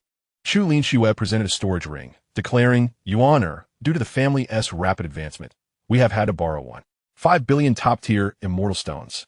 Long Yuan, perplexed, inquired, from where do I acquire such immortal stones? They were provided by the upper realm, designated as your share and the stones for purchasing formations, totaling 100 billion, she explained. Long Yuan was elated. He had been pondering how to acquire resources, and here they were, delivered to him upon his emergence. He accepted the storage ring, placing it within his system space. No need to mention borrowing among family, he replied. Long Sihai interjected, young man, I know you are indifferent to these immortal stones. Yet this debt must be acknowledged. Otherwise, each time the family lacks resources, they will expect you to provide, and who will then strive for their own success. Chapter 127, The Escape. Others nodded in agreement, and Long Zhan remarked, Yuan, it is essential to clarify this matter. The strength of a family does not rest upon the shoulders of a single individual, but rather relies on the collective efforts of all its members. Long Yuan nodded in acknowledgement, saying, very well, we shall proceed as you suggest. Long Zhan cleared his throat and added, Yuan, as you can see, I have grown old. Are you truly capable of assuming the role of family head? Long Yuan gazed at Long Zhan, replying, Father, I did not quite catch what you said earlier. I meant to say, wait a moment, my dear wife seems to be seeking my attention. Come, let us retreat to our chamber to discuss. With that, Long Yuan took Xiao Mei by the hand, vanishing from the grand hall. The onlookers exchanged glances, uncertain of what to say. Julinsa Juka, I told you Yuan would not take over. Now do you believe me? Long Zhan sighed, alas. In due time, let's convene a family meeting and allow everyone to cast their votes. Long Sihai shook his head. Such a gathering would likely be futile. You should continue as the family head.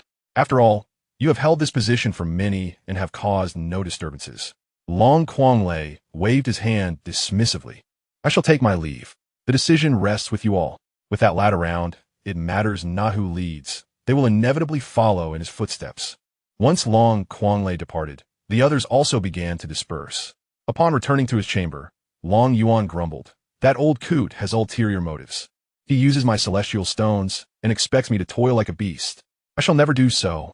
Xiao Mei laughed lightly. Father merely wishes for you to take charge of the family. Your reputation among the clan far surpasses his. Long Yuan pondered deeply, sensing something amiss. That old coot would not easily relinquish his ambitions. Resolutely, Long Yuan stood up, declaring, my dear wife, let us go. He took Xiao Mei by the hand and headed outside. Where are we going, my husband? She inquired.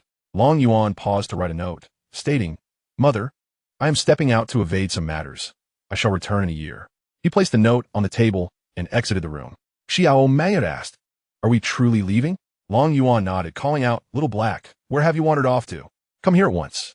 With a swish, Little Black, Xiao, and Xiaofeng appeared. Little Black, let us retreat to the Great Xia for a while, Long Yuan said. Little Black wore a grim expression. Master, we cannot go out. We have yet to endure the tribulation. Venturing outside might attract a terrifying calamity. Enough of this nonsense. If I command you to go, you shall go. I will shoulder the tribulation for you, Long Yuan insisted. Without further argument, Little Black transformed back to his true form. Let's be off, master. Xiao and Xiaofeng looked at Long Yuan with pleading eyes, as if they would weep if he did not take them along. Long Yuan, exasperated, relented, all right. Let's all go. The two girls beamed with joy as they climbed onto Little Black's back. Long Yuan and Xiao Mei joined them. With a swift motion, Little Black tore open a rift in space and leapt through. The commotion drew the attention of Chu Lin and Long Zhan, who, upon discovering the note on the table, were immediately incensed. Behold the consequences of your actions. Your son, upon his emergence, has been frightened away. Why must you hand him over to Yuan? Could you not allow him to frolic for several millennia more? After all, you possess several 100,000 years to live. Dragon War, bewildered by the scolding, pondered whether this was truly his wife. His intention was to step back and enjoy her company, yet he was met with reproach. Dragon Yuan, however, paid no heed to such matters, for he had already manifested within the borders of the great Xia kingdom. This was a desolate wilderness, with storm clouds swirling ominously above. Dragon Yuan gazed skyward, casually declaring that a mere flick of his hand would suffice. He urged the heavens not to compel him into action. It seemed the storm clouds comprehended his words, for they unleashed a dozen bolts of lightning upon a few individuals, striking them repeatedly until they dissipated after 9 strikes. Little Black, perplexed, inquired, "Master, what sort of heavenly tribulation is this? It hardly seems worthy of being called a true tribulation." Dragon Yuan chuckled softly. It was merely the Tao of heaven showing a modicum of respect. Having attained the rank of martial saint, the laws had already woven themselves into his being, allowing him to distinctly sense the existence of the Tao of heaven. Yet, it was somewhat disheartening that he could not fully harness the power of these laws. He could only manipulate a fraction, akin to scooping a handful of water from a vast river. Nevertheless, when faced with those harboring murderous intent, Dragon Yuan could command the full force of his laws. Upon hearing Dragon Yuan's words, Little Black immediately exclaimed, "Master, how impressive! Master is extraordinary." Little Phoenix remarked, "It appears we have garnered the recognition of the Tao of heaven. However, without the Tao's baptism, we cannot truly be considered celestial beings. Such a right likely awaits us in the upper realms." Dragon Yuan nonchalantly replied, "Then we shall speak of it when we reach the upper realms." Little Black, fly to the capital of the great Xia. I wish to see how it has transformed over the years. "Certainly, Master," Little Black responded, ascending slowly into the sky. Dragon Yuan called out within his mind, "Tang Tang, it is time to get to work."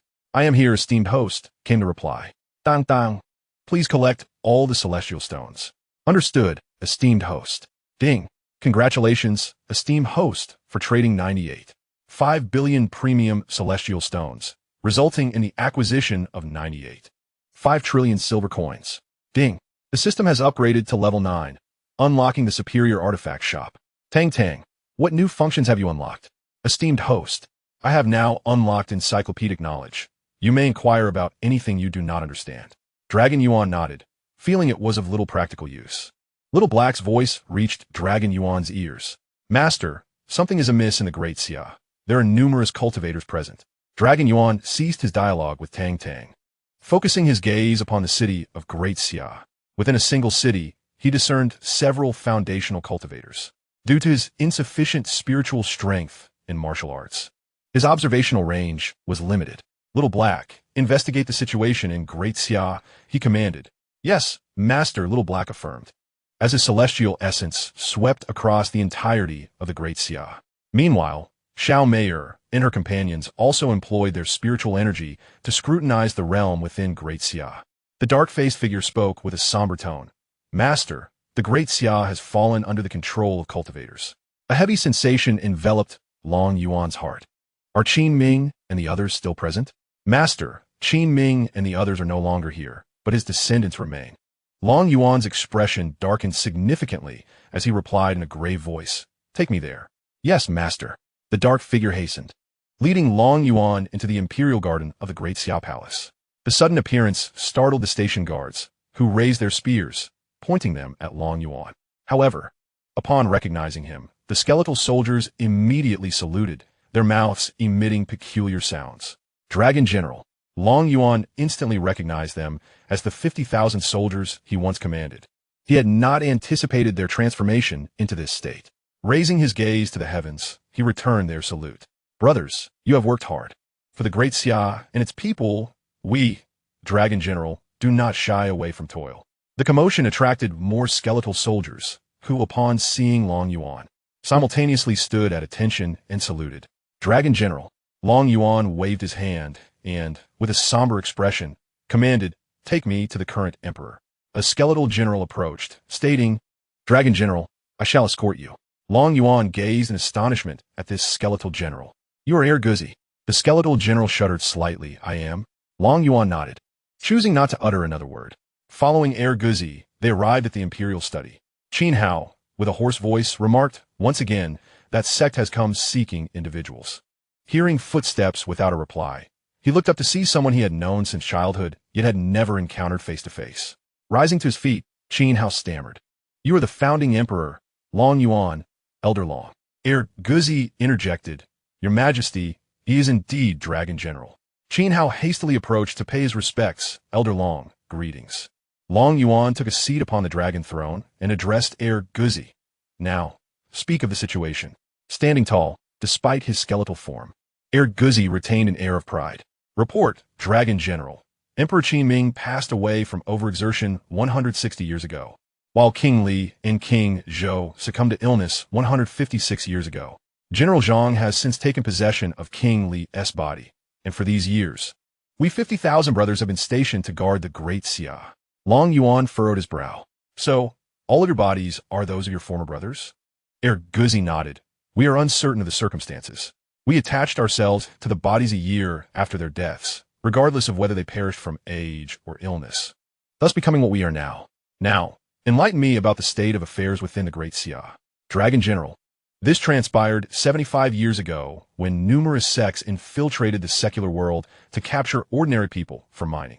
Fortunately, our presence has somewhat mitigated the situation. They merely sought individuals for mining, returning them after 5 years. This restraint was largely due to General Zhang's intimidation. Otherwise, they would have acted without regard. However, General Zhang has been diligently cultivating and has only recently reached the Yin King realm, equivalent to a cultivator in the integration stage. A raspy voice emanated from outside the hall, inquiring whether they had sought out the Long family in the central domain. We went, but found no trace of them. I knew you would return, came the reply. A skeletal figure clad in the battle armor of Li Si entered the chamber. Long Yuan gazed upon the skeletal frame and spoke. You have endured much, Xianxia. Commander Long, what are you saying? It was you who led us out of the Black Wind stronghold, paving the way for the current Great Xia. Though those sects may act with arrogance, I firmly believe that once you return, they shall meet their demise. Long Yuan stepped forward, patting Xianxia on the shoulder. Leave the rest to me. Xianxia saluted. We are ready for another battle. Long Yuan laughed heartily. Very well. I shall fight alongside my brothers once more. Assemble the dragon army. His voice resonated throughout the capital. Swish, swish, swish. The air was filled with the sound of countless arrows piercing through the sky as 500,000 skeletal soldiers stood in perfect formation above the palace. The dragon army has assembled, with an attendance of 500,000. Please give your orders. Commander Long Yuan stepped forward, addressing the grand army. Brothers, your toil over the years has safeguarded the citizens of the Great Xia. These sects, now disregarding the rules and meddling in mortal affairs, have poisoned our people. It is time they pay a bloody price. The army roared in unison, kill, kill, kill. Long Yuan procured a flag from the systems marketplace. A final trump card for the Great Xia. With a casual throw, the flag was planted above the palace, and as he gestured, a golden character for dragon appeared emblazoned upon it. He turned to Qin Hao, stating, This is the last gift I leave for the Great Xia. From this day forth, no gathering Qi practitioners shall emerge. As his words fell, the flag emitted countless beams of light, shooting in all directions. Within the capital, every practitioner above the body refinement stage was struck down by the radiant beams, unaware of their impending demise. Long Yuan mounted his steed, Xiaohei, guided by General Zhang. Let's collect our debts, one by one. Yes, Commander Long below. 500,000 skeletal steeds soared into the sky, their riders following Xianxia and Long Yuan. Xiao Feng transformed into a phoenix, trailing behind with Shi Yao and Xiao Meier. This was a war for Long Yuan and his brothers. They could not intervene. After an hour, Xianxia led Long Yuan to the outskirts of the Great Xia. Of course, their speed was aided by Xiaohei's flight. As the soldiers lacked the strength to traverse space and could only fly, a boundary line lay before them, reminiscent of a national border, a division established by the Immortal Cultivation Alliance many years ago. This region belonged to the Cultivators, while Long Yuan's company required access to the realm of mortals. Mortals could not enter this domain unless they reached the body refinement stage to either join a sect or a family faction. Xianxia remarked, Commander Long, the Bo sect, Shirshan sect, Golden Crocodile Gate, Gongyan clan, and Nalan clan demand 10,000 commoners from us each year for mining purposes. Long Yuan's eyes glimmered with a chilling light as he spoke of the recent actions of a certain faction. Xianxia responded, "It is the Golden Crocodile sect." "Very well. We shall commence our assault on the Golden Crocodile sect," Long Yuan declared, riding his steed, Little Black, at the forefront, his dragon robe billowing and a Long Yuan sword manifesting in his hand. "Brothers, today I lead you to seek justice for the common folk of our great Xia. Attack." In the distance, atop a mountain peak, a throng of cultivators observed as the great Xia skeleton army advanced, immediately ringing the alarm. Boom! Boom! Boom! Enemy attack! The great Xia skeleton army is upon us. The leader of the Golden Crocodile sect soared into the sky, gazing at the approaching horde, his heart sinking with trepidation. He was the only one at the pinnacle of the harmonization stage within the sect, and he felt a deep-seated fear in the face of the great Xia forces. Quickly, notify the other factions. The great Xia is advancing. Activate the protective formation and await reinforcements. The elders promptly produced communication jade to call for aid from other sections. Hearing this, Long Yuan relaxed. He would wait until their forces were gathered before striking. He rode Little Black to the outskirts of the formation. The leader of the Golden Crocodile sect, Chao Bing, furiously exclaimed, "Xianxia, what are you plotting? Do you wish to make an enemy of the cultivation world?" Long Yuan chuckled. "Can you truly represent the cultivation world?" Chao Bing glared at Long Yuan. "Who are you? Are you merely a helper summoned by Xianxia? How many spirit stones did he offer you? I shall double it if you leave at once." Long Yuan burst into laughter. "You do not even know who I am, yet you dare to provoke the great Xia? Your audacity is remarkable." Frustrated by Long Yuan's indifference, Chao Bing threatened, "I care not who you are. I advise you to depart now, or you shall find it impossible to leave later." Chapter 129, Arrival of the Holy Land, a single slap to end it. "I have no intention of leaving today. Allow me to introduce myself. I am Long Yuan, the first emperor of Great Xia." Chao Bing was taken aback. Having never heard of him, since he refused to depart, prepare to meet your demise. Long Yuan ignored the dying man and commanded, "Little Black, assist them. Bring forth all those factions preparing to mobilize." "As you wish, master."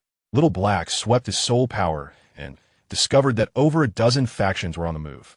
Without hesitation, he followed Long Yuan's orders, gathering everyone, regardless of age or gender. Chao Bing, witnessing the sudden arrival of so many, was initially startled, but soon filled with joy. "Patriarch Gonyang and esteemed leaders, you have arrived so swiftly." The members of the various factions looked bewildered, having just begun to gather their forces when they unexpectedly found themselves here. Long Yuan's eyes sparkled with cold determination. "Dragon warriors, charge with me. Kill, kill, kill." The deafening battle cries resonated through the heavens, reminiscent of their past confrontations against 10,000 cultivators. Now, they faced even stronger and more fearsome foes. Yet their courage remained unshaken as they pressed onward. With a single swing of his sword, Long Yuan cleaved the protective formation in two. The sword light swept past Chao Bing, and just as he was about to speak, his head fell from his shoulders, his body following suit.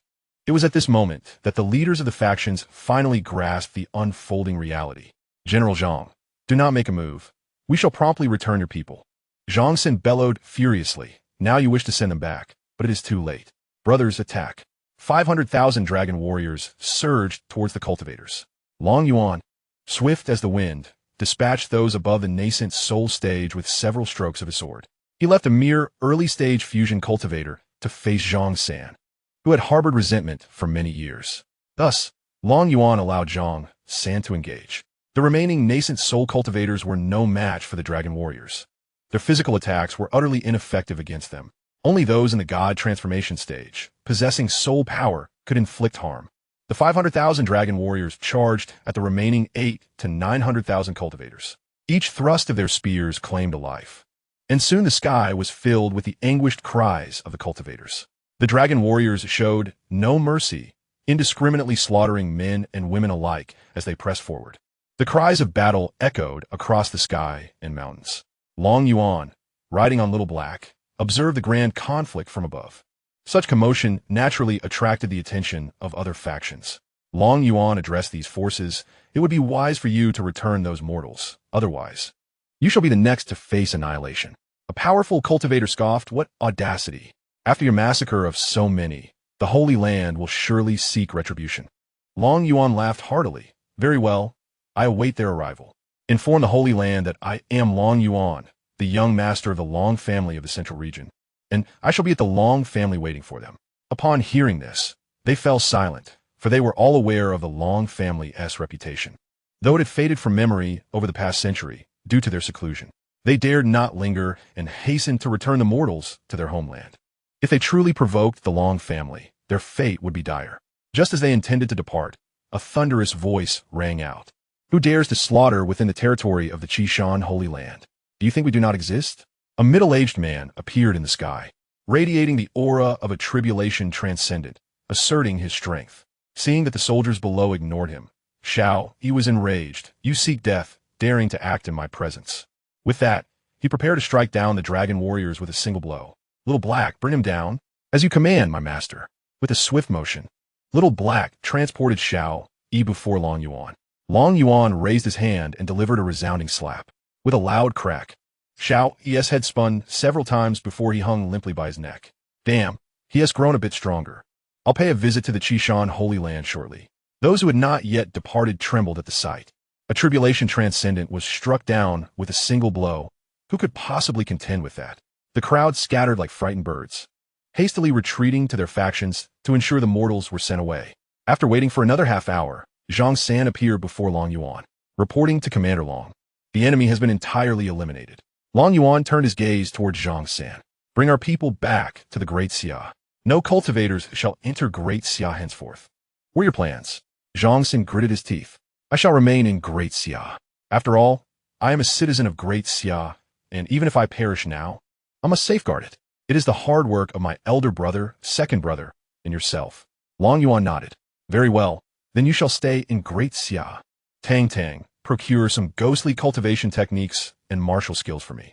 "Certainly, esteemed host." Shortly, dozens of ghostly cultivation techniques appeared on the screen before Long Yuan, including several that could directly elevate one to the realm of Ghost Emperor. Long Yuan purchased them all and stored them in a spatial ring. "Xianxia, here are some ghostly cultivation techniques.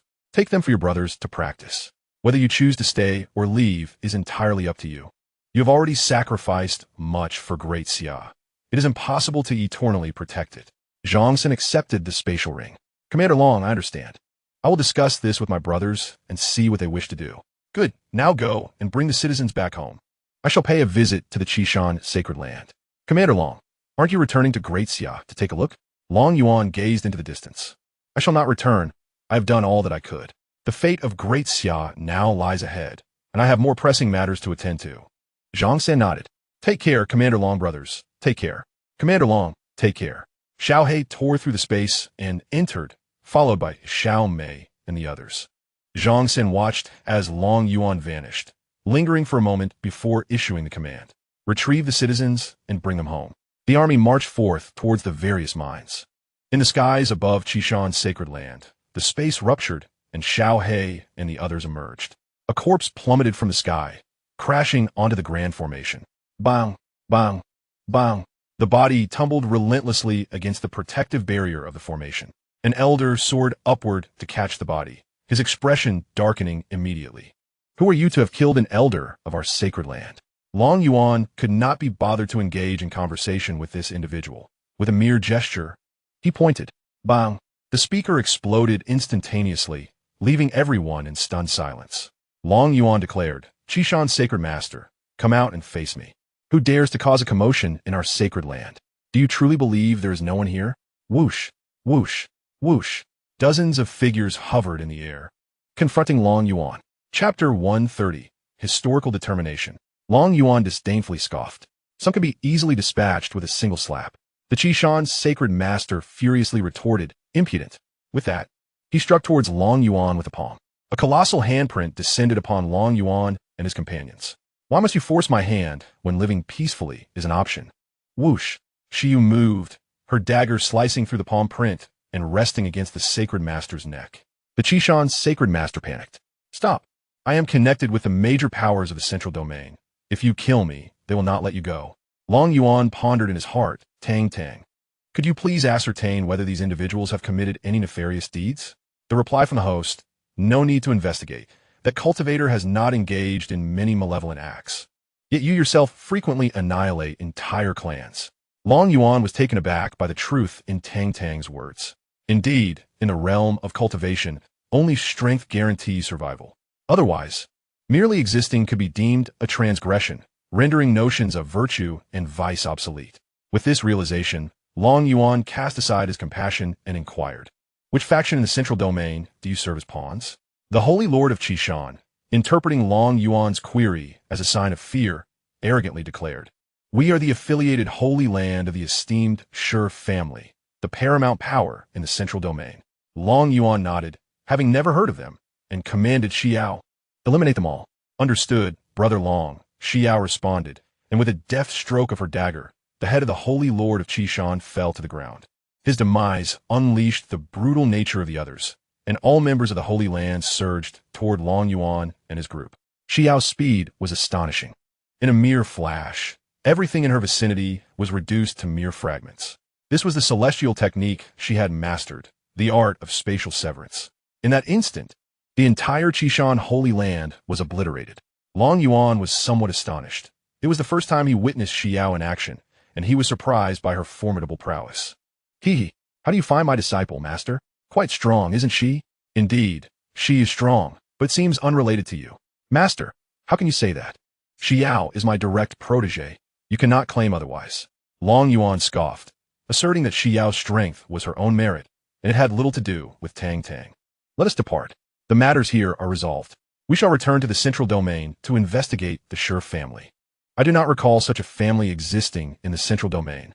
Upon Xiao's resolution of the Holy Land, she returned to Long Yuan's side, while Xiao He tore through the fabric of space and entered. "Brother Long, I am aware of the Shi family. They have risen to prominence in the last century. It is said they possess a prodigious youth named Shi Xianxia, who ascended to the semi-divine realm in a mere 70 years, ultimately spending 10 years to break through to the human immortal stage, thereby seizing multiple factions and establishing themselves as a top power in the central domain." Long Yuan nodded, sensing that the heavenly Tao had favored them. Suddenly, Tang Tang appeared before Long Yuan, stating, "Host, that Shi Xianxiang did not ascend through the support of the heavenly Tao. He has been possessed by the remnant soul of an immortal emperor who bears a grudge against your Long family."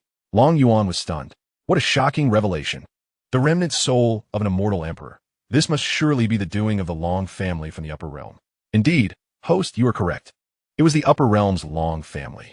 This remnant soul, known as Du He, was slain over a century ago by the patriarch of the upper realm's Long family, who preserved a fragment of that soul with several exquisite celestial artifacts. Is the upper realm so formidable? Even an immortal emperor can be slain?" Tang Tang pondered but refrained from voicing her thoughts. For now, the upper realm's Long family was ensnared. We shall discuss this further at another time. As the space tore open, Xiao He led the group out into the world once more. Shitting City, a grand fortress outside the Shi family, serves as a bustling hub for commerce.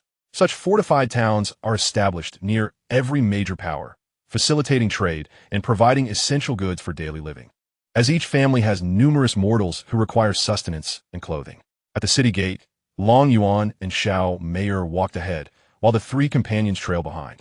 The cacophony of the city reached Long Yuan's ears, evoking the essence of human existence. As the five traversed the main street, a sudden wail captured Long Yuan's attention. "Someone, please, save my daughter. I am willing to toil like a beast for you." The crowd gathered, drawn to a woman kneeling before a seemingly lifeless little girl. Notably, both figures possessed considerable cultivation. They practiced a unique technique that rendered them undetectable to those of significantly lower realms. Xiao Mayer furrowed her brow and said, "Husband, the little girl is fine. Moreover, how could a great ascension stage practitioner fear the poison of a transformation stage scorpion?" Long Yuan chuckled softly. "Let us observe. These two are rather intriguing."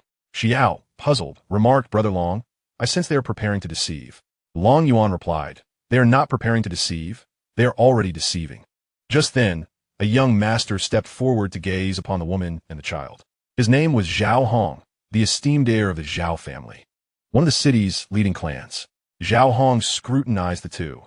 Despite their disheveled appearance, the woman's figure and features, coupled with her ample bosom, were captivating. It was hard for anyone to remain unaffected. Zhao Hong inquired, "If I save your daughter, would you truly be willing to serve me?" Liu Yi, with tears of desperation in her eyes, responded, As long as you can save my daughter, I will do anything. She deliberately shook her chest, causing her ample bosom to loom over the prostrate girl, nearly crushing the feigning Lu Ling beneath its weight. Zhao Hong, entranced by the sight, drooled. What must I do to save your daughter? Speak quickly, and I will find a way. Lu Yi sobbed. My daughter has been poisoned by a scorpion. Only a 6th-grade spirit herb can save her. Upon hearing this, Zhao Hong's resolve wavered. 6th-grade herbs were exceedingly rare for his family. If he were to pilfer one for a mere child, he feared his father would be furious. Seeing his hesitation, Lu Yi realized she had pressed too hard. Not wanting to let such a valuable opportunity slip away, she suggested, Young master, a 5th-grade elixir could also save my daughter. Would you assist me in procuring one? Zhao Hong appeared awkward. He had thought he could simply offer some spirit stones to take the girl home. Yet now he was faced with demands for both 6th and 5th-grade elixirs. While he could acquire such items, he hesitated to do so for a stranger, as every resource was immensely valuable to a small family. Upon witnessing the reluctance of this individual to part with even a 5th-grade elixir while expecting her to toil like a beast of burden, Lu Yi felt a surge of anger, wishing she could simply crush him. Just as the atmosphere grew awkward between them, Long Yuan emerged and casually tossed a 2nd-grade elixir before Lu Yi. As she looked up to see Long Yuan and his companions, an unsettling foreboding washed over her. My lord, this elixir is far too precious. I cannot accept it, she protested. Long Yuan waved his hand dismissively. It is merely an elixir. Can you commence your servitude now? Chaptur Yuzotuzbiv, Liu Yi. Lu Yi gazed at Long Yuan. My lord, I cannot accept this elixir, thus I cannot serve you. Long Yuan chuckled. I bear the surname Long. Think carefully before you speak. Zhao Hong, noticing that the woman he coveted was being whisked away, interjected, Who are you, brat? How dare you steal from me? Upon hearing Long Yuan's surname, Lu Yi felt her legs weaken. Those unfamiliar with the weight of the Long name were oblivious to its terror.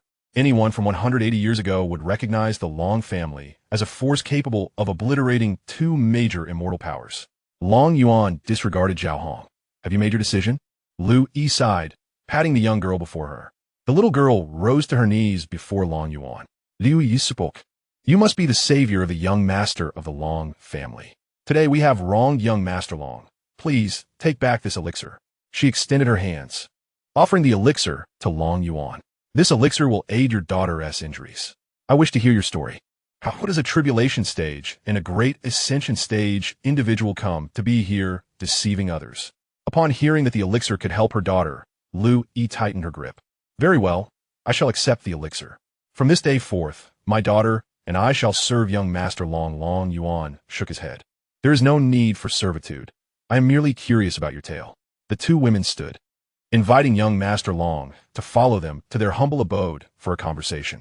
Zhao Hong, upon hearing that the 2 were tribulation stage powerhouses, nearly succumbed to fear. Their family patriarch had only reached the peak of the combined stage, while their daughter was in the great ascension stage.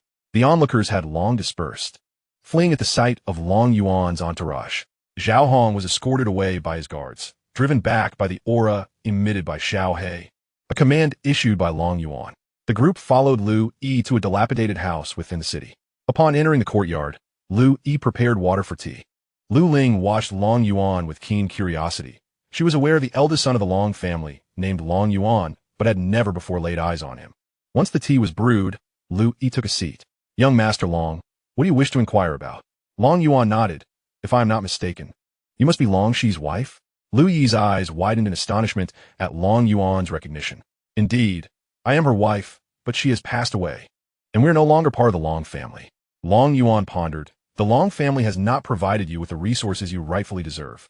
If they had, according to the Long family's regulations, Long Shi is deemed immortal. Upon marrying him, after his passing, we would receive a settlement of 100,000 spiritual stones. And from that point onward, we would merely be auxiliary members of the Long family, unable to seek vengeance against them unless it were a matter of life and death. This is the system of the Long family. After all, it is an immense clan, and there are numerous mortals within it who inevitably must marry and procreate. The women they wed from outside may only be safeguarded by the Long family until their natural demise. Gifted offspring may remain within the Long family, while those lacking talent must depart and become auxiliary members. Only in life-threatening situations can one shatter the emergency jade pendant, for it can be used only once. And once expended, They will have no further ties to the Long family. Long Yuan inquired, if you have received resources, why would you act in such a manner? Lu Yi knelt alongside Lu Ling, saying, young master, we are sorry for bringing shame to the Long family. After my husband Long Shi died, I returned to the Lu family with my daughter. A few years later, the Shi family rose to power and annihilated my Lu family. When I fled with Ling, an elder from the Shi family struck me, and that attack also affected Linger, which is why her health has been poor ever since. It was then that she began to cultivate. Long Yuan's expression remained unchanged. Were you the only two who escaped from the Lu family? No. My elder brother and mother also managed to flee, but their injuries were too severe. Without spiritual medicine for their treatment, they passed away decades ago. Long Yuan gleaned the general circumstances and understood why Lu Yi sought spiritual medicine. Have your daughter consume the elixir, he instructed. Once she recovers, I shall aid you in seeking vengeance. Lu Yi produced a second-grade elixir for Lu Ling Linger. Take this. It is a gift from the young master. Lu Ling obediently accepted the elixir, expressing her gratitude. Thank you, young master. Long Yuan gently patted Lu Ling's head, asking, do you wish to return to the Long family with me? Lu Ling glanced at her mother. Mother, can we return to the Long family? Lu Yi, filled with excitement, was about to kneel down. Xiao Meier quickly supported them, saying, do not kneel. It would please the young master more to see you happy. All right, thank you, young madam. Long Yuan then declared, from now on, you shall adopt the surname Long. Thank you, young master. After Lu Ling consumed the elixir, she began to recover from her injuries. At that moment, Tang Tang emerged. Dear host, this little girl possesses a battle demon physique. Would you like to cultivate her with particular attention? Alat, Tang Tang. Why are you playing with me here? How is it that there isn't a single normal physique? After such difficulty in finding one, they sneak away. Tang Tang was equally perplexed, noting that each of these physiques should ideally belong to formidable antagonists, yet they all had gravitated towards Long Yuan, behaving as docile as kittens. Dear host, I have informed you. It is up to you whether to cultivate her intensively. She is an excellent candidate for leading troops. Entrusting the Long Shadow Guards to her would undoubtedly yield remarkable results. Since you put it that way, what can I say? I shall cultivate her. Procure resources for the battle demon physique. Understood, dear host. Long Yuan expended 100 million silver coins to acquire resources for the war demon body, which would only elevate it to the celestial realm. A substantial quantity of resources would still be required thereafter. He was disinclined to speak, surrounded as he was by devouring beasts. Xiao Meier and Xiao had yet to enhance their powers, hindered by a lack of cultivation resources, which had caused their progress to stagnate. Before long, Long Ling had completely healed from her injuries. Observing her recovery, Long Yuan rose and declared, let us proceed to the Shi family. Xiao, inform our clan to prepare for the acquisition of the Shi family's resources. Understood, Brother Long, she replied. Long Yuan gazed skyward and implored, Heavenly Tao, grant me a favor and allow my kin to emerge. If you intend to unleash tribulation, let it await my return. Thunder rumbled ominously in the heavens. Xiaohe transformed into its true form, bearing the group towards the Shi family. Outside the Shi family's mountain gate, 2 rows of guards stood, exuding an imposing presence. In the distance, Xiaohe approached, landing gracefully in the plaza. The captain of the guards stepped forward and inquired, who are you? And what business do you have with the Shi family? Long Yuan and his companions dismounted from Xiaohe. Inform your patriarch that I, Long Yuan, have come today to annihilate the Shi family. Enraged, the guard retorted, you dare to stir trouble within the Shi family? You seek death. With that, he unsheathed his long sword and charged at Long Yuan. Chapter 132. The Emergence of the 3 Eternal Powers. The captain, a formidable figure in the Great Ascension stage, unleashed a powerful surge of spiritual energy that resonated through the air. Just as his sword was about to strike, his head fell to the ground. Xiao had appeared behind him. The other guards hastily retreated to inform their family, the alarm ringing throughout the Shi estate. Long Yuan brandished his Long Yuan sword and instructed Long Ling. Observe closely. One must show no mercy to enemies, lest they become a perpetual threat. With determination, he advanced towards the Shi family. In the distance, 10 black warships materialized in the sky. Long Yue chuckled, I have yet to witness this lad in action. Today, we shall see. Long Xiu, puzzled, remarked, did we just undergo tribulation? Was that all it took, merely a couple of strikes? How utterly dismissive. Long Yue retorted, what, do you wish for a cataclysmic divine thunder to strike you? Have you considered whether you could withstand it?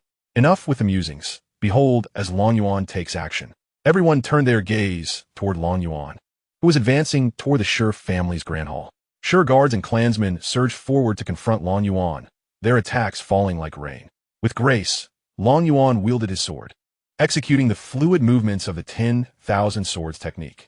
A torrent of powerful sword energy shattered all incoming assaults, maintaining its force as it surged towards the Shi clansmen. The sounds of impact echoed, the sword energy cleaving through bodies and continuing to assault the distant structures. Cries of anguish reverberated through the sky, as buildings collapsed with thunderous roars. Old scoundrel, you shall perish. A colossal sword, measuring over 1,000 meters, descended upon Long Yuan. He looked up, intrigued. A celestial artifact? How fascinating. He raised his hand to catch the descending blade. Clang! The colossal blade struck against Long Yuan's palm as if it were meeting a steel plate. How is this possible? How could one withstand the assault of a celestial weapon? With a mere squeeze of his hand, a series of resounding explosions ensued. Bang! Bang! Bang! The celestial long sword shattered into a cloud of dust. With a swift motion, the sword was unleashed, its gleams slicing through the air, and in an instant, that individual fell, unable to even utter a name. Long Yue, witnessing from a distance, stamped his feet in frustration. A celestial weapon. How could that young man reduce it to fragments? He must not deprive us of it. There are still many in our clan without celestial weapons. Long Xiu could no longer bear to watch. If Long Yuan continued this way, their efforts would be in vain. Dragon Shadow Guards, charge forth and annihilate the Xianxia. We cannot allow the young master to intervene any longer, cried the Dragon Shadow Guards. Kill! Kill! Kill! Echoed the rallying cries of those who had come to seize resources. Long Xiu's expression darkened, yet he led the Dragon Shadow Guards toward the Xianxia. Just as Long Yuan was about to act again, 3 members of the Long family rushed forward. Young master, you must rest. Allow us to take over. Indeed, young master, you cannot engage further. If you do, there will be nothing left for us to collect, and our journey will be in vain. Long Yuan surveyed his surroundings, aghast at the devastation.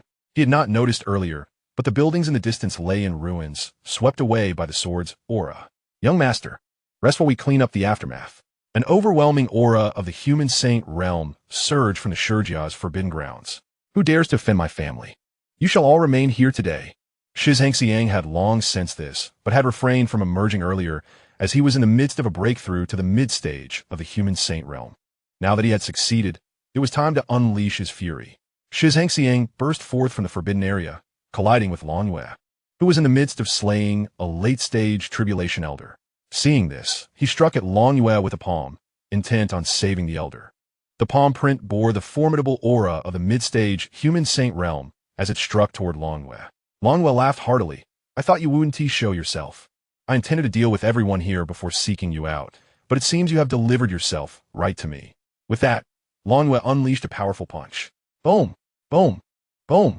The 2 attacks erupted in the sky, palm prints and shadowy fists dissipating into nothingness. Xianxia stared in disbelief at Long Yue. How can it be that you are at the celestial realm? How could such an existence be allowed in this world? Long Yue smirked. If you can cultivate to the human saint realm, why can't we ascend to the celestial realm? This is impossible. The Tao of Heaven would never permit your existence. Long Yue gazed at the frenzied Xianxia and retorted, you might as well perish. Go down and ponder that. Bang! Before Long Yue could strike, Xianxia's head exploded, his spirit attempting to flee. A searing flame enveloped the escaping soul, the fire consuming it relentlessly as cries of anguish filled the air. Please spare me. I shall serve you as a beast of burden. With that pitiful cultivation of yours, even a dog would disdain to have you. Long Yu glared at Long Kuei in the distance, his eyes blazing with fury.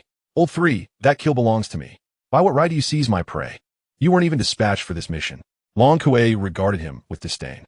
You, a celestial being, could have dispatched it with a single strike. Why play these games of probing? Is it not natural to have your kill taken? Long Yu could no longer contain his anger and struck at Long Kuei with a palm. Unfazed, Long Kuei reciprocated with a similar blow. Their palms collided, and in the midst of their clash, the soul of Du Ju was caught between them. Boom! A resounding explosion echoed as the flames enveloping Du Ju's soul extinguished, leaving it vanished. The 2 locked eyes in the sky, each claiming a share of the kill. Long Kuei shrugged nonchalantly. Then it counts as your share. They resumed their assault on the Shi clan. The commotion at the Shi clan attracted the attention of various factions.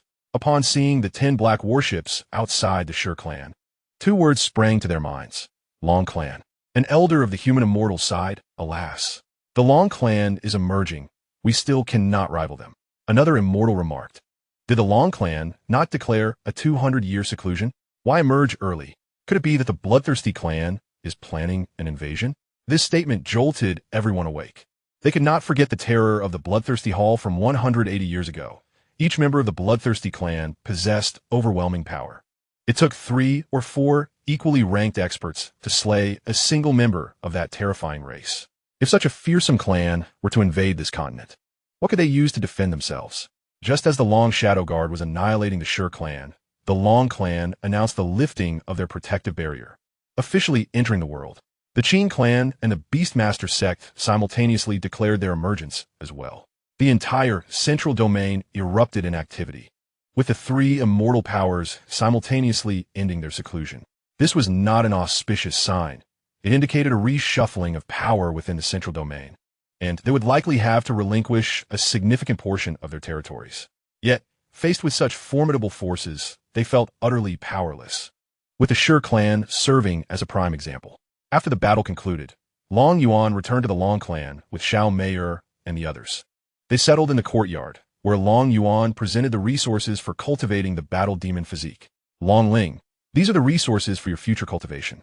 You possess a battle demon constitution, and you must not practice any other techniques.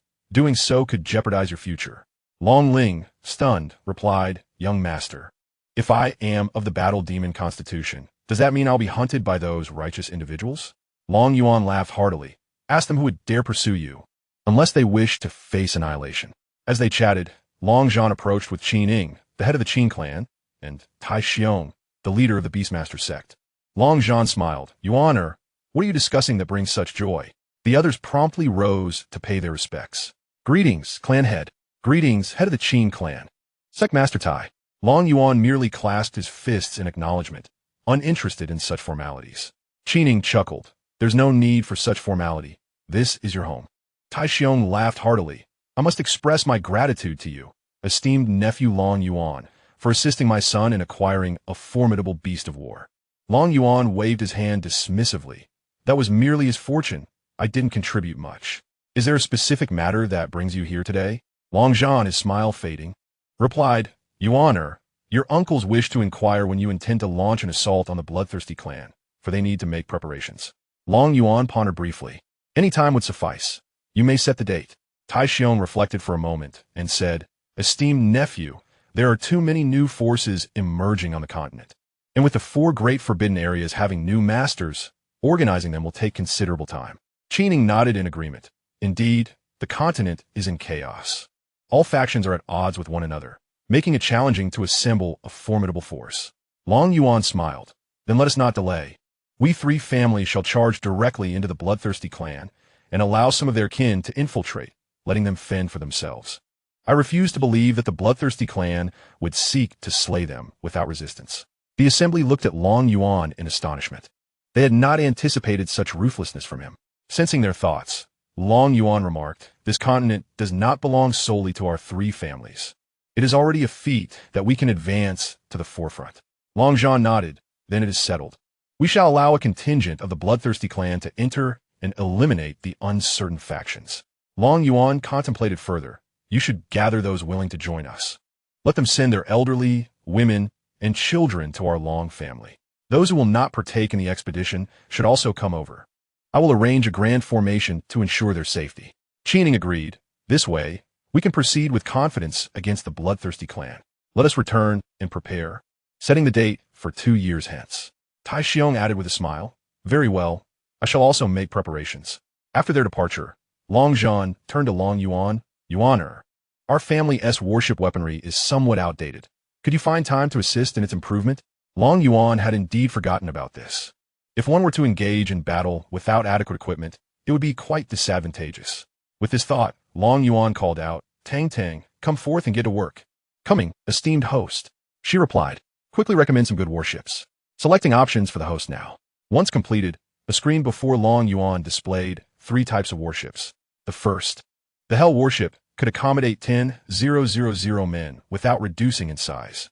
It was armed with 3 celestial crystal cannons, each shot consuming 100 celestial crystals, with an attack power reaching the pinnacle of celestial kings, priced at 10 billion silver coins per vessel.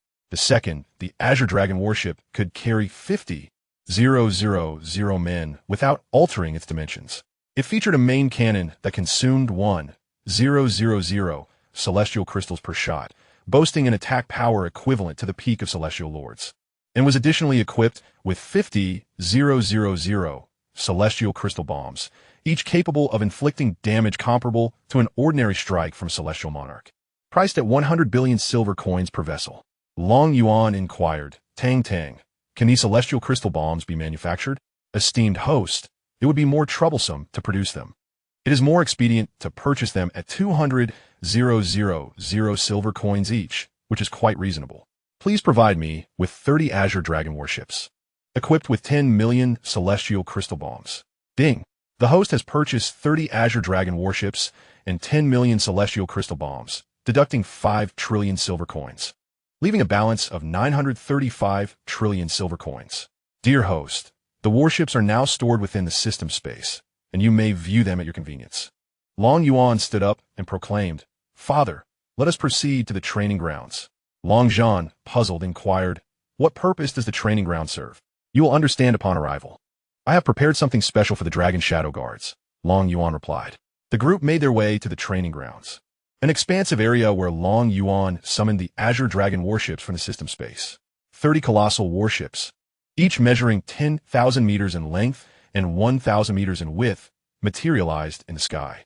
Long Yuan handed a manual to Long Zhan, stating, This is the operational guide for the warships. Please arrange for the Dragon Shadow Guards and family members to study it. Long Zhan gazed in astonishment at the warships, realizing they dwarfed his own Black Dragon warship significantly. As he perused the manual, his amazement deepened. These warships could even defeat celestial beings, whereas his Black Dragon warship was only capable of contending with semi-celestials, making it pale in comparison. Long Ling addressed Long Yuan, Young master, I wish to cultivate here. I sense that this place is ideal for my training. Long Yuan looked at Long Ling, pondering whether this was a manifestation of the battle demon body's uniqueness. Observing a faint aura of battle intent emanating from Long Ling, Long Zhan exclaimed, The battle demon body. Long Yuan nodded. Entrust the command of the Dragon Shadow Guards to her. She will enhance their strength. Long Zhan concurred. Indeed, yet they must undergo rigorous training. Otherwise, the true potential of the battle demon body cannot be realized. Turning to Long Ling, Long Yuan declared, I assign the Dragon Shadow Guards to you, granting you 2 years to elevate their prowess.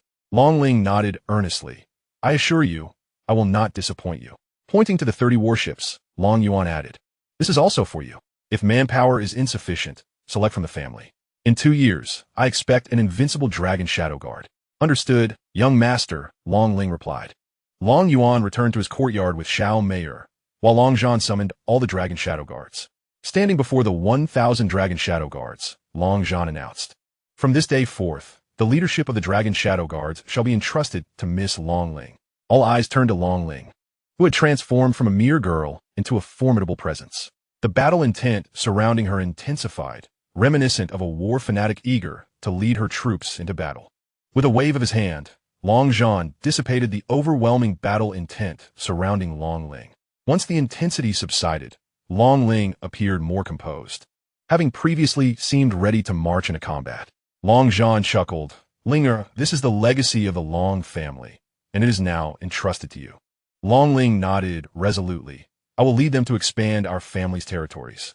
Long Zhan, filled with pride, responded, Very well, I shall take my leave. After Long Zhan's departure, Long Ling retrieved the items given to her by Long Yuan and began to study the techniques he had provided. Long Yingui was assigned to investigate the Qinglong warship. Long Yuan returned to his courtyard, reclining in a chair while sipping tea. Xiao He approached him, saying, Master, a secret realm has emerged in the Beihai Forbidden Zone. I've heard that many people have gone there. Should we go take a look? Long Yuan felt no interest. The secret realms of the Tianming continent no longer captivated him. I shall not go. If you wish to, then you may, he replied. Xiaohei lazily laid at Long Yuan's feet, remarking, "If you don't go, what is the point of my going?" At that moment, Chu Linxua walked over, urging Yuan, "You should pay a visit. It is said that this secret realm is quite peculiar, as anyone can enter regardless of their cultivation level. And they have discovered that this realm is not from the Tian main continent." Intrigued, Long Yuan inquired, "Mother, is there any other useful information?" Chu Linxua shook her head, "No. That is all. Master, you can ask me about this." Xiaohei interjected. Long Yuan pondered, "Tang Tang, do you know what the secret realm is about?" With a haughty tone, Tang Tang replied, "Of course I do." "Then please, enlighten me," Long Yuan urged. Tang Tang perched on Long Yuan's chair, explaining, "Master, this is not merely a secret realm. It is the celestial arena for the prodigies of the myriad races. Logically, it should not appear here, and I'm unsure how it has come to be." Long Yuan's expression was one of confusion. "Tang Tang, you say it is the celestial arena for prodigies. Does that mean those in the tribulation stage would be walking into their doom?" Tang Tang nodded seriously. "Indeed, it would be a path to disaster, which is why I am puzzled as to why a passage has manifested here. Should we prevent them from entering the arena?" Long Yuan inquired. "Master, that is beyond our control. As long as the passage exists, it will inevitably draw in 10,000 souls. If the quota is not met by the deadline, it will randomly pull people in. Even the heavenly Tao cannot obstruct this. What kind of prowess do the prodigies within possess? What treasures lie therein?" Tang Tang flipped through a book in her hands, stating, "In the celestial arena, the highest level of entry is semi-divine beings, while even mortals may enter. There are divine pills, divine medicines, and numerous low-grade artifacts, as well as many celestial pills and elixirs." Long Yuan immediately sat upright in his chair. "Xiaohei, we must head to the secret realm at once." Chu Linxua looked at him, puzzled. "Yuan, are you not bringing Mayer and the others?" Long Yuan shook his head. "No, it is too perilous for you." Chu Linxua gazed at him in shock. "Yuan, how do you know it is dangerous? You have yet to go." Long Yuan smiled. "The heavenly Tao has informed me. Notify the family that they are forbidden from entering that secret realm. Otherwise, they may not return." With her brows furrowed, Chu Linxua insisted. "Yuan, then you should not go either. It is too dangerous, and you may be harmed." Long Yuan mounted Xiaohei, reassuring her, "Do not worry. No one in this world can kill me. I shall explore the secret realm first. Please inform Mayer and the others. Yuan, be cautious." "All right." With that, Xiaohei tore through the fabric of space and entered. Chu Linxua anxiously gazed at the vanishing spatial rift before turning to seek out Long Zhan. She must convey this matter to her family. They should not be led to their demise. In a valley within the Forbidden Sea, a colossal vortex materialized, surrounded by a throng of people who hesitated, contemplating whether to venture inside. However, none of those who had entered moments ago had returned, instilling doubt and fear that they too might become trapped. A spatial rift appeared in the sky, and Xiaohei emerged with Long Yuan. The crowd below paid no heed to Long Yuan's arrival. Their eyes remained fixated on the vortex, yearning for someone to emerge. Just as Long Yuan prepared to enter, a radiant child appeared before him. "Long Yuan, wait a moment," the child urged eagerly. Long Yuan regarded the child and exclaimed, "You are the Tao of Heaven." The child was momentarily taken aback. "How did you know I am the Tao of Heaven?" Long Yuan rolled his eyes. "Your 3,000 laws are glaringly evident. How could I not recognize you? Speak, what is it that you seek from me?" The Tao of Heaven glanced at himself, puzzled. "Is it truly that obvious? I thought I had concealed the laws well enough." Impatiently, Long Yuan insisted, "Hurry and tell me your business. If you don't, I shall take my leave." The Tao of Heaven hurriedly replied, "Long Yuan, if you enter, could you assist me in obtaining a divine artifact?" Long Yuan scrutinized the Tao of Heaven. "What need have you for a divine artifact?" With a distressed expression, the child lamented, "I do not comprehend why the myriad tribes' passage has materialized here. Now, as you represent the human race in battle, you must select from the continent. You and your sword spirit are the strongest in this realm. If you do not secure a divine artifact, our human race shall fail to rank within the top 100, and our fortunes will plummet significantly. The Tao of Heaven of these lesser worlds will lose a substantial portion of their luck to support the higher realms Tao of Heaven. Otherwise, chaos will ensue across all worlds, and this realm will not see a tribulation stage expert for millennia." Long Yuan was left speechless. Goodness, this battlefield of prodigies holds such significance. Surely, even if I fail to procure a divine artifact, others of the human race can obtain one. The Tao of Heaven appeared even more grieved. But there is no other entrance for our people. I do not know how this has come to pass. Previously, such entrances appeared in the celestial or divine realms, yet now it has manifested here. What have I done to deserve this? Long Yuan reassured, fear not. It is but a matter of luck. As long as we survive, all will be well. The child began to weep. You speak of surviving now. But if you procure a divine artifact, I shall be drained dry by those beings. Long Yuan, I implore you to assist me. Have your sword's spirit intervene. Even if you procure more than one divine artifact, it would be of no concern. Long Yuan, looking exasperated, replied, what benefit would I gain from helping you? The child's eyes brightened as a radiant orb appeared between his fingers. Within this orb lies the location of a celestial crystal vein. If you agree to help me secure a divine artifact, I shall reveal the position of this celestial crystal vein on the battlefield.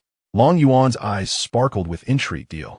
The heavenly path cheerfully handed the sphere of light to Long Yuan, and so they reached an agreement. Long Yuan promptly directed the sphere into the little black one's head. Little Black shook its head, exclaiming, Master, what are you doing? To burden a mere steed with such extensive information, do you not feel a pang of conscience? If a mount is not to remember the route, must I retain it myself? Chapter 135, The Tragic Greatbird. Little Black was momentarily rendered speechless. As if Long Yuan's argument held considerable merit, the heavenly path reiterated, Long Yuan, you did promise me. Long Yuan waved his hand dismissively, assuring, rest assured. I shall return with a magnificent artifact. Very well. I shall send all those unwilling to eliminate the bloodthirsty clan inside. This way, you can have fewer worries. Long Yuan gave a thumbs up. You truly know how to handle matters. I shall proceed within. The heavenly path spoke once more. Long Yuan, remember to find the teleportation jade tablet. Otherwise, you shan't return. As Little Black escorted Long Yuan into the vortex, he caught this remark. Infuriated, Long Yuan nearly turned back to confront the heavenly path for withholding such critical information, nearly jeopardizing his return. Upon entering the vortex, a passageway emerged before Long Yuan, and Little Black swiftly propelled forward. Even at Little Black's speed, they emerged from the passage only after 2 days. Just as they exited, a colossal hand descended from the sky, grasping both Long Yuan and Little Black, and without a glance, it began to convey them toward its maw. Little Black squeezed tightly, rolled its eyes in distress, while Long Yuan remained unperturbed. As the great hand was about to engulf them, a surge of energy emanated from Long Yuan, causing the hand to explode into a mist of blood. Little Black plummeted from the air, but Long Yuan waved his hand, enveloping Little Black in a stream of true energy, allowing it to float behind him. The giant, now with a hand severed, howled in agony. It hurts. It hurts. Long Yuan summoned his sword, declaring 10,000 swords of annihilation. With a swift motion, countless blades of true energy pierced toward the giant. Each thrust resulted in a spray of blood, and in the blink of an eye, the giant was reduced to a mere puddle of crimson. The numerical representation of lifespan began to roll, directly increasing by 5,000 years, now totaling 125,460 years. Long Yuan, Astonitz, Vima, Tang Tang. What kind of strength does this creature possess to augment my lifespan by 5,000 years? Tang Tang materialized beside Long Yuan, stating, Golden Immortal Realm, an increase of 5,000 years is quite ordinary. What? You emerged as a Golden Immortal? What use is Little Black then? Perhaps I should slay it for meat, granting it a final respite, considering its long companionship with me. Little Black, suddenly revitalized, protested, Master, I believe I can still be salvaged. Perhaps a few thousand drops of Qilin blood would suffice. I sense no need for rescue. There are far too many experts here. Bringing you along is a burden, or perhaps it is better to dispatch you for sustenance. Master, that is rather unkind. I did not inform her of your peeping while she bathed.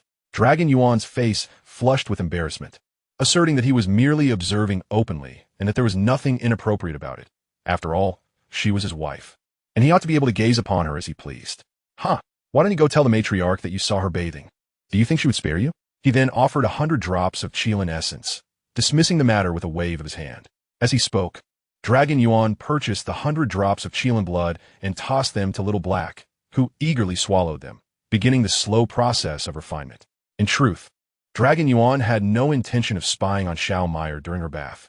He had merely been rebuffed each time he proposed joining her, leading to his growing curiosity over time. It was only due to Little Black's accidental sighting from a distance that he now felt a twinge of embarrassment. Perched upon Little Black's back, Dragon Yuan inquired, "Little Black, where is the celestial crystal vein? Take me there." Little Black closed his eyes, searching in his mind. "Master, it is quite far from us. The stability of this realm makes it impossible to tear through space for a quicker journey. We must fly there." Dragon Yuan waved his hand dismissively. "Then let's fly." Little Black bowed his head and took flight, internally cursing 1,000 horses. Tang Tang activated a 3D projection before Dragon Yuan. "Master, this is the map of the surrounding million miles. As of now, no artifacts have been discovered, but there is a teleportation jade plate 300,000 miles ahead." Reclining on Little Black's back, Dragon Yuan patted him affectionately. "Let us head to that jade plate first. I need to secure a way to return home before addressing anything else." Little Black complied silently as they continued their journey. Suddenly, a shrill cry shattered the monotony of their travel. A massive bird, over 100 meters in size, swooped down towards Dragon Yuan. Little Black shouted urgently, "Master, act quickly." "That bird is at least at the Immortal Lord level." Standing to face the descending claws, Dragon Yuan responded, "From now on, you need not worry about the speed of our travels. I shall find you a steed." With that declaration, he seized the bird's talon and slammed it downwards. Boom! A resounding crash echoed as the colossal bird was driven into the ground. Dragon Yuan stepped forward, positioning himself at the creature's neck. His vital energy coalesced into great hands, gripping the bird's neck as he began to strike, left and right, left and right. Bang! Bang! Bang! After several dozen blows, 2 deep craters appeared on either side. The giant bird was now on the brink of collapse. Standing before it, Dragon Yuan remarked, "Little Black, why does this creature persist in its defiance after all these strikes?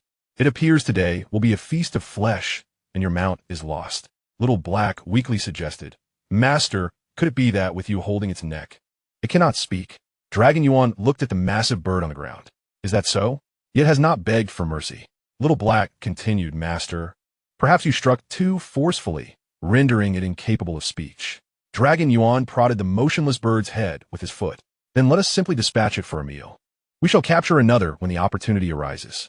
Faced with the imminent threat of death, the giant bird summoned its last vestiges of strength to utter, "I submit." Then, with a tilt of its head, it succumbed.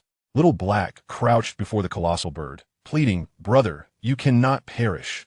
What shall I do if you die? The world is so vast, I simply cannot run." Long Yuan knelt down and remarked, "Little Black, you've drooled on its face." With a slurp, Little Black wiped away the drool.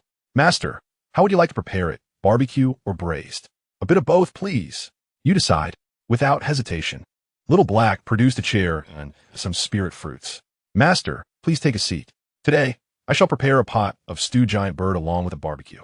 Long Yuan reclined in the chair, urging, "Hurry up. If it sits too long, it won't taste good." "Understood, Master." Little Black transformed into a larger form, dragging the giant bird aside to begin the preparation, retrieving a massive pot with a diameter of several meters. He promptly heated oil in the pot, while a gigantic grill stood nearby. As he roasted bird legs, he sautéed the meat in the iron pot, carelessly tossing in medicinal ingredients, indifferent to the potential consequences of overindulgence.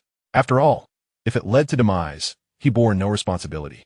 Chapter 136. Bewildered Long Yuan. Little Black hummed a tune while cooking the giant bird, and Long Yuan leisurely enjoyed spirit fruits and sipped tea. The aroma wafted into the sky, so rich that it surprisingly failed to attract other races. "Sugar, shouldn't we expect some troublemakers to show up while we're barbecuing?" he mused, anticipating a chance to retaliate. Sitting beside Long Yuan, Sugar cast a disdainful glance at him. "Host, what are you thinking? In this vast expanse, it's just you and Little Black. There are no others." Long Yuan, puzzled, inquired, "This doesn't seem right. Isn't this the battlefield of the prodigies? There should be many people, shouldn't there?" Sugar produced a book and earnestly began to enlighten Long Yuan. "Indeed, this is the battlefield of the prodigies, but it is immensely large. Each race can enter with a maximum of 10,000 members. With such spaciousness, how many do you think you will encounter?" After her explanation, she turned to find Long Yuan had already fallen asleep, a spirit fruit still clutched in his mouth. Initially, he intended to ponder before resting, but the enticing aroma and Sugar's soothing voice had lulled him into slumber. Watching the peacefully sleeping Long Yuan, Sugar felt an urge to punch him. It was only when Little Black finished cooking the giant bird that he roused Long Yuan. Little Black, is it ready? Master, this giant bird was quite challenging to cook. It took some time. Long Yuan gazed at the table, which was now laid out with roasted meat and a large bowl of stewed meat. With satisfaction, he remarked, Little Black, you've done well. Please join me. No need, master. All of this is for you. Long Yuan looked at Little Black. Then how will you eat? Little Black chuckled. I'll just have a little for myself. With that, he transformed back to his original form and plunged his head into the vast iron pot to eat, grabbing skewers and exclaiming, delicious. Long Yuan glanced at Little Black, then at the pieces of meat before him, and suddenly found them unappetizing. The scant meat, clinging to the bones, seemed far more appealing than what lay on his plate. With a darkened expression, Long Yuan kicked the table over in frustration. Eating a feather, he set off in search of the teleportation jade. Little Black was savoring his meal when Long Yuan's abrupt approach nearly caused him to choke. Master, had you mentioned your desire for bird feathers earlier, I would have simply cooked them without plucking. It's futile to be angry now. I've already burned those feathers. Long Yuan, unable to contain his frustration, glanced at his own hands and then at Little Black's tail, which was thicker than a truck. With a resigned sigh, he inquired, Tang Tang, is there anything that can make me larger? Tang Tang appeared before Long Yuan and began to search diligently. Master, indeed there is such a thing, but I cannot purchase it at this moment as my level is insufficient. Long Yuan's spirits lifted upon hearing this. What item can enlarge my body? Tang Tang presented the system panel before Long Yuan, revealing a gray object. The martial battle body is an exceptionally formidable constitution, attainable only by those who have dedicated themselves to martial arts to the utmost, with a probability of 1 in a trillion. Only with this constitution can one bear the laws of the great Tao upon their being. But I must reach level 11 to unlock it. Long Yuan's eyes glistened with excitement as he absorbed the description of this constitution. Those who possess the martial battle body can freely alter their form and embody the laws they carry. He kicked Little Black, exclaiming, Stop eating. Quickly take me to find the teleportation jade, then to that celestial crystal vein. Little Black, having been kicked, could only shrink his large iron pot into a smaller form and carry Long Yuan toward a destination 300,000 miles away. As Long Yuan rode on Little Black's back, he began to envision himself towering thousands of meters high, wielding the colossal dragon Yuan sword to vanquish foes. Little Black moved swiftly, covering the 300,000 miles in just 2 days to reach the teleportation jade. However, upon their arrival, they were taken aback. Over 100 individuals of various races surrounded them, all waiting harmoniously for the energy shield around the teleportation jade to dissipate. Long Yuan queried, Tang Tang, what is happening? Why aren't they attempting to seize the teleportation jade? Master, we must wait until 3 days from now when the celestial hero's battlefield closes. Only then will the shield vanish, allowing access to the teleportation jade. That will mark the true moment of slaughter. Understanding dawned on Long Yuan. No wonder they're all waiting here. It's quite astonishing. With that, he urged Little Black towards the energy shield. Little Black, unaware of Tang Tang's conversation with Long Yuan, anticipated being directed by Long Yuan to breach the shield and retrieve the teleportation jade. Thus, he charged towards the barrier. The onlookers from various races merely observed Little Black's rush, showing no intention of stopping him. After all, without the shield dissipating, none could venture within. This was a prohibition set by the great Tao. Otherwise, why would they be waiting here? Yet in the next moment, they were left dumbfounded as Little Black effortlessly entered the shield and stood before the teleportation jade. Long Yuan, staring at the jade in bewilderment, exclaimed, Wow, Little Black, are you that powerful? You just walked right in? Tell me, is your father the great Tao of this realm? Little Black turned and replied, Master, wasn't it you who instructed me to enter? Long Yuan scratched his head, bewildered, wondering when he had permitted their entrance. Oh, then you may leave. A group of people gathered outside, and a powerful being of the alien race at the Celestial King level spoke up. Kid, toss me that teleportation jade, and I assure you, you will survive in the battlefield of myriad races. Oomph. As if your Rakshasa clan can guarantee another's life or death. Boy, hand over the teleportation jade, and my Azura clan will ensure your safe departure from the battlefield. Several Celestial Kings had already begun to bicker outside. Before long, they erupted into a skirmish, with a member of the Azura clan launching a surprise attack on the Celestial King of the Rakshasa clan. The Rakshasa Celestial King, already on guard, countered with a punch, blocking the assault. The clash ignited like kindling, and in an instant, hundreds of combatants were embroiled in chaos. Long Yuan and Little Black, ensconced within the barrier, were utterly bewildered, unable to comprehend the sudden escalation into violence. Long Yuan stowed away the teleportation jade, and the barrier vanished in an instant. All eyes turned towards Long Yuan, causing Little Black to tremble in fear. With a swish, he darted out, his speed so astonishing that even the Celestial Kings failed to react in time. The Rakshasa Celestial King shouted, "Pursue! Whoever seizes the teleportation jade shall claim it." Swiftly, over 100 powerful beings from various races chased after Long Yuan. With gritted teeth, Little Black ignited a drop of his Qilin blood essence, doubling his speed once more. Nonetheless, being merely a heavenly fairy, he remained outclassed by these golden celestial beings and celestial kings. Even with the burning of his blood essence, it was only a matter of time before he was caught. Long Yuan's mind was a whirlpool of confusion, pondering why Little Black was fleeing, why they were pursuing him, and who he even was. He called out, "Little Black, why are you running?" "Master, they are a horde of formidable experts chasing me. If I don't run, I'll lose my life." Chapter 137. The 8 Directions Sword Formation. Long Yuan shouted back, "Why are you pursuing my Little Black?" The pursuers, upon hearing Long Yuan's words, felt as though they had been slapped in the face. A group of powerful beings could not even catch a mere heavenly fairy beast. Yet they were now being questioned about their pursuit. The Rakshasa Celestial King, unable to tolerate such humiliation, spoke up directly. In an instant, his realm ascended from Celestial King to Celestial Sovereign. With a single step, he appeared before Little Black, swinging his scythe. A red crescent blade sliced towards Little Black and Long Yuan. Seeing the attack approach, Little Black exclaimed urgently, "Master, save me. If you don't act now, I'm done for." Long Yuan rose, indignant. "You have gone too far. Chasing us is one thing, but now you dare to attack? I shall not indulge you any longer. Come fort, sword." With a swish, thousands of true chi swords manifested around Long Yuan, ready to strike. The swords rained down like a torrential downpour towards the Rakshasa clan strongman.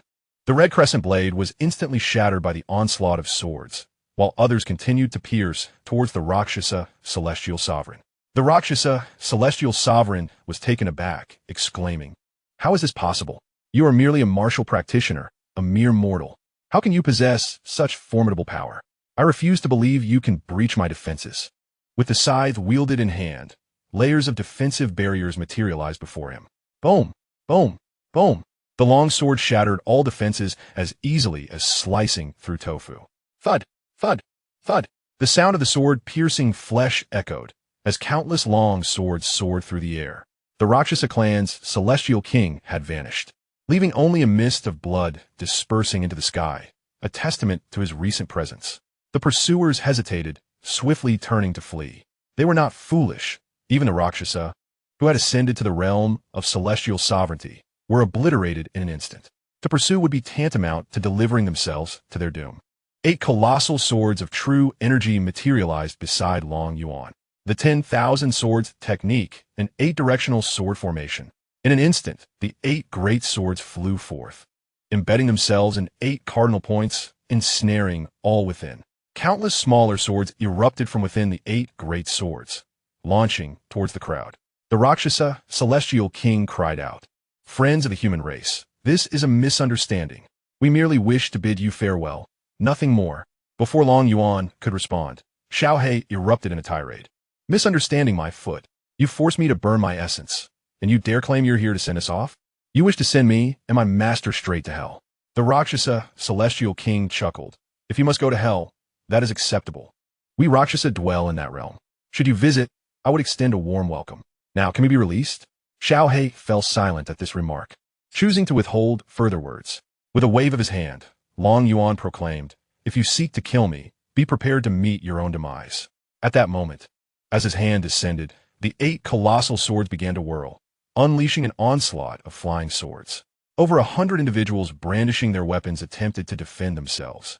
But the sheer number of swords, large and small, was overwhelming. Thud! Thud! Thud! In mere moments, dozens were mercilessly slaughtered. The Rakshasa Celestial King, realizing escape was futile, gritted his teeth and produced a talisman, wrapping a drop of his essence and a sliver of his soul within it. Flames erupted from his hand as the talisman was consumed in an instant. Just as the last remnants of the talisman were incinerated, A flying sword pierced through his skull, followed by a multitude of swords that tore him apart. After a while, the colossal swords ceased their rotation, leaving no one standing within the sword formation. Not even a single intact weapon remained. To them, celestial artifacts were divine instruments. Yet before Long Yuan's true energy swords, they were as fragile as dust. Xiaohe swallowed hard. Master, what is your true power? It seems these individuals are mere chaff before you. Long Yuan pondered. I am uncertain of my current strength. I suppose I am invincible, and you may act as you wish. Master, you have certainly outdone yourself, Xiaohe replied. Stop hesitating. Swiftly make your way to the celestial crystal mine. Xiaohe continued onward toward the mine, while Long Yuan sat upon his back, curious about his present state. Dang dang. What is my current condition? Tang Tang appeared before Long Yuan, responding, Dear host, your current state is such that all you behold are mere ants. Long Yuan exclaimed in astonishment, Am I truly this powerful now? Tang Tang tilted her head, pondering for a moment, concluding that it wasn't particularly formidable. Much like the vast roads here, one could do nothing but allow the sword spirit to take action. Furthermore, the heart from last time remains beyond your reach. Dang dang. Kindly hold your tongue. If you continue, I shall become utterly useless, Dragon Yuan interjected. Dear host, sometimes the truth is bitter, and you must confront reality. Dragon Yuan wished to avoid further entanglement in this topic. By the way, how did Little Black manage to enter the light barrier? Is there something extraordinary about Little Black? Tang Tang rolled her eyes. Extraordinary? That's merely the effect of the great laws within you. Otherwise, let him try it himself. If he doesn't end up dead, that would be impressive. Dragon Yuan exclaimed in astonishment. Are you implying I can freely enter and exit the restrictions of this land? Dang dang smai. When the sword spirit emerges, even the great laws must yield to you. Goodness, is the sword spirit truly that powerful? Dang dang sculpt. With your own Dragon Yuan sword to sever your throat, you would still perish here. Only the Dragon Yuan sword can bring about your demise, and only you can destroy it. Goodness, I must treat the sword spirit better from now on. What if one day she grows displeased and takes my life? Tang Tang was utterly speechless. Dear host, have you ever seen a knife that kills its own wielder on Blue Star? I truly cannot fathom your thoughts. Dragon Yuan awkwardly scratched his head, but the Dragon Yuan sword has a sword spirit, doesn't he? If she possesses consciousness, she could kill. Dear host, although the Dragon Yuan sword has consciousness, to you, it remains the same unthinking sword. Do you understand? Dragon Yuan nodded, somewhat enlightened. I see now. As long as I do not use the Dragon Yuan sword against myself, it will not harm me. Indeed, dear host, you are quite astute to grasp this now. Dragon Yuan, feeling a bit embarrassed, replied, This is my first experience with traversing worlds. I lack the experience. Once the author allows me to traverse a few more times, I shall gain wisdom. Tang Tang earnestly remarked, Then please inform the author to let me take more newcomers along. Rising to his feet, Dragon Yuan gazed into the distance. Little Black, from now on, I shall lead you through the battlefield of the celestial prodigies.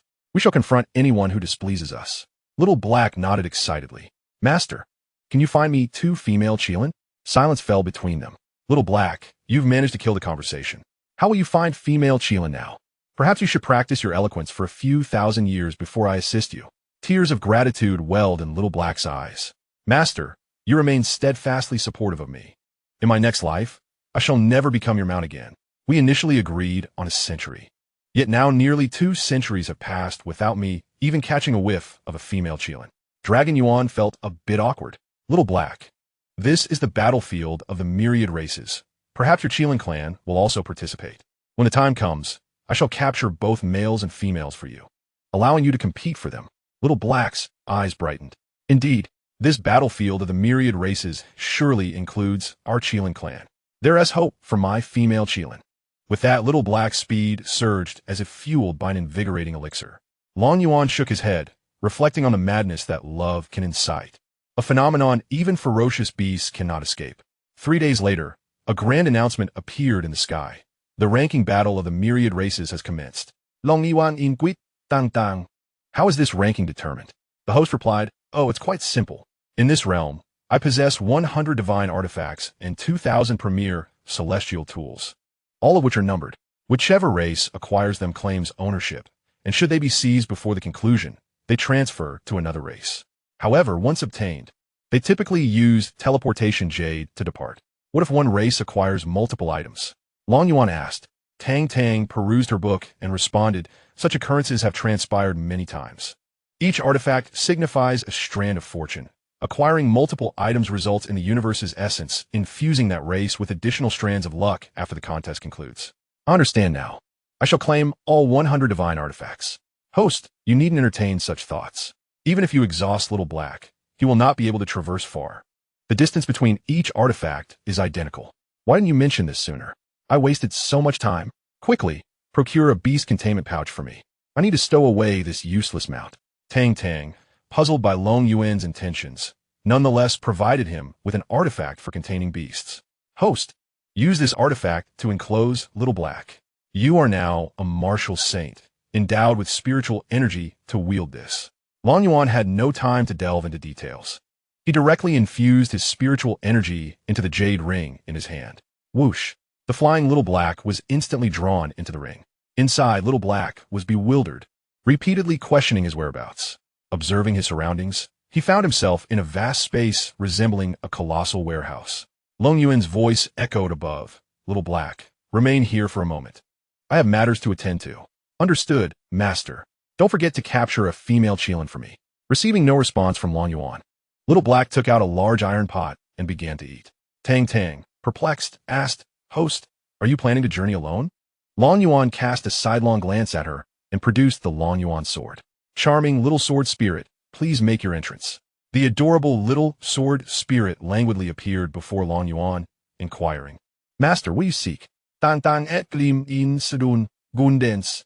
Host, how can you expect others to compete when you're already invincible? Summoning your sword spirit like this is rather unsporting. Long Yuan, uninterested in her protests, was pressed for time. The sword spirit could only manifest for an hour each day, and he needed to gather artifacts swiftly. Sword spirit, guide me to the location of the first artifact. The little girl surveyed the entire continent. Master, we won't have sufficient time to reach that one. This continent is quite expansive. Allow me to take you to the nearest, the 48th artifact instead. Very well. Let us proceed. The little girl took Long Yuan's hand, wielding the Long Yuan sword with her other hand, and with a swift motion, she cleaved through a space impervious even to demigods. She led Long Yuan into the rift. In the void, Long Yuan could distinctly perceive that the wind blades here were exponentially more formidable than those in the Tianming continent. The little girl, while hastening their journey, remarked, Master, it is fortunate that you possess an immortal body. Otherwise, I would not dare to lead you into this void. For these wind blades can slay even the mightiest of deities. Long Yuan was taken aback, unaware of the true realm of a deity. But he understood that leaving Little Black behind had been the prudent choice. Otherwise, Little Black would have been reduced to mere pulp by now. After a brief passage of several minutes, the void parted, and the little girl guided Long Yuan out. Suspended in the sky, he surveyed the surroundings, spotting the sword spirit and the artifact. Master, the artifact lies just below. Long Yuan gazed downward to see a trident embedded in a peculiar mountain. Without further contemplation, he dove down, clutching the trident with both hands and yanking it free. Cries of despair erupted from beneath his feet, startling Long Yuan into soaring back into the sky with the trident in hand. Following the cries, a booming laughter resonated through the air. Ha ha ha, after 100,000 years, I am finally free. The mountain began to stir, revealing a colossal figure with a prominent hump, rising to a sitting position. Its eyes, as large as moons, scanned the surroundings until they landed upon Long Yuan and the sword spirit hovering at a distance. Thank you, young one, for extracting that wretched object. To express my gratitude, I shall crush you. With that, the giant raised its enormous hand to strike at Long Yuan and the sword spirit. The palm obscured a vast expanse of sky, making Long Yuan feel as though the heavens themselves were descending upon him. In that moment, the sword spirit intervened. A sword, larger than the giant itself, plummeted from the sky. With a swift thrust, it pierced through the giant's head, leaving only the hilt visible atop its crown. The giant's hand came crashing down to the earth with a resounding impact. Boom! Boom! Boom! The mountain and trees were obliterated into dust, leaving a gaping hole within the palm. Long Yuan and the sword spirit remained aloft, and as the giant succumbed, a line of text materialized in the sky. Artifact No. 48 has been acquired by the human race. Long Yuan, barely glancing at the inscription, exclaimed in astonishment, What in the world is this? It's enormous. The sword spirit replied, Other beings from the cosmos are suppressed here by the artifact, serving as a trial for myriad races. Long Yuan pondered, what kind of power does this creature possess? My lifespan seems to have extended 100,000 years. A mere triviality, at its peak, it was likely just a deity. Now, it is but a demigod. Never mind that. Sword Spirit, take me to the next location. Master, the passage of time here is limited. I can only escort you part way. Call for me tomorrow, or you may fly slowly towards that direction. Long Yuan nodded very well. The little girl grasped Long Yuan's hand once more, leading him back into the void.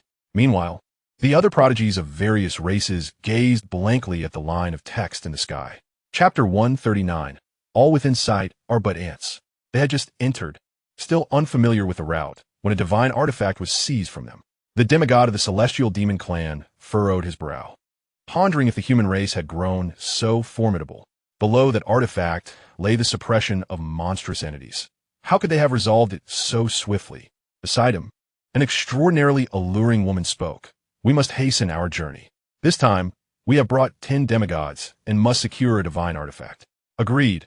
Let us expedite our path. He replied. The other clans hurriedly sought the location of the artifact as well. However, the Azure Dragon clan and the other 4 major clans remained unperturbed, having sent dozens of demigods and showing no fear of losing the artifact. The suppressed creatures were extraordinarily powerful, especially the one beneath the first artifact, which possessed divine-level strength. Just as the little girl led them out of the void, a beam of light appeared around her. This indicated that Long Yuan possessed a divine artifact. The little girl waved to Long Yuan, saying, Master, remember to call for me tomorrow. With that, she dove into the Long Yuan sword. Long Yuan gazed at the beam of light surrounding him, asking, Tang Tang, is this your special effect? Tang Tang floated before Long Yuan, explaining, this is a mark left by the Tao on the artifact. Once we exit, this world will cease to exist. Long Yuan nodded. Then I shall become a moving target. Anyone who sees me will wish to seize the artifact. They have already arrived, Tang Tang replied, pointing in a direction. Clang! A massive hammer struck Long Yuan, sending him crashing into the ground below. Boom! Dust and debris erupted. Brother, I've got him. The human brat should be dead, proclaimed a large figure. A dozen others, wielding spiked clubs and sporting bare heads, soared towards him. Fourth brother, splendid work. I didn't expect the human race to be so weak, allowing us, the Bear clan, to benefit so greatly, exclaimed the second brother.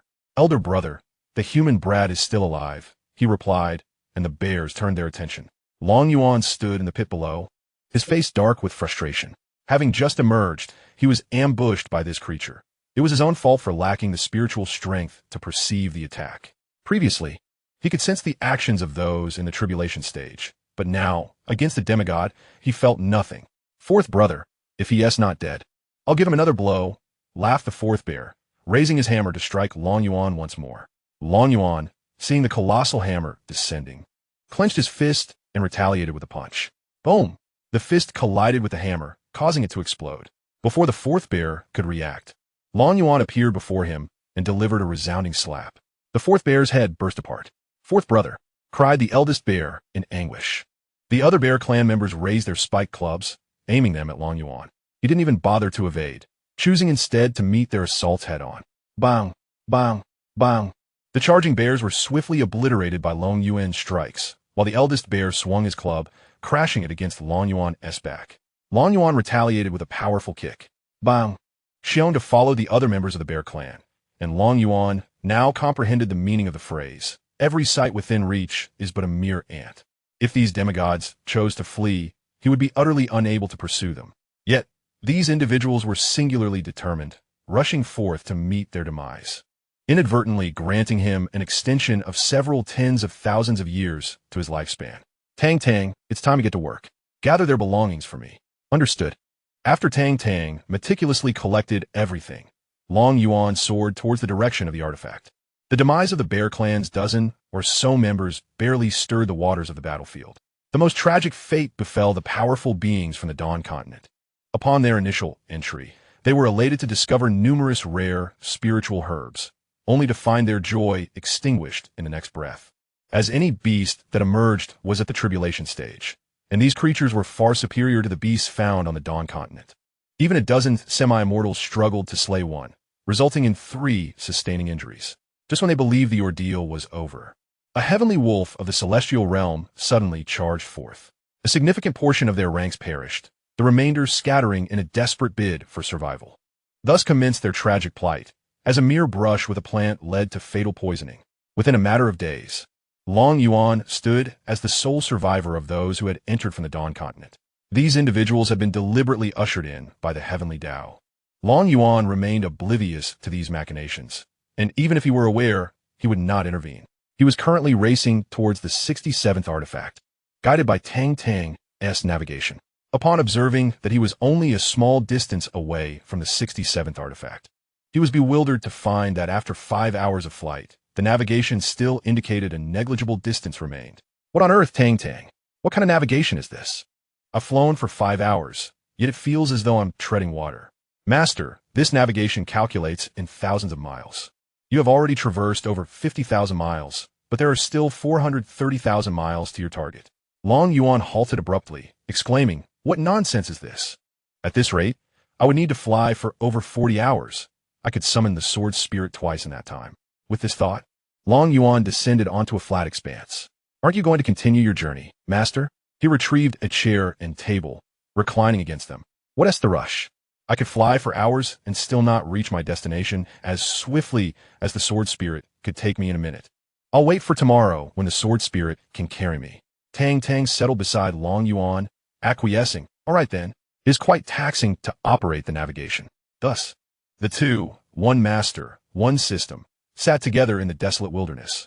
With a casual wave of his hand, Long Yuan enveloped himself in a protective aura spanning several meters around him. A young man must learn to safeguard himself when venturing out. "Tang Tang, I'll take a short rest. Wake me after midnight." "Understood, Master." Long Yuan reclined in his chair, drifting into slumber, while Tang Tang sat nearby, engrossed in a novel she had recently purchased with her wages, just beginning to read. As time passed gradually, a pack of ferocious wolves approached from a distance.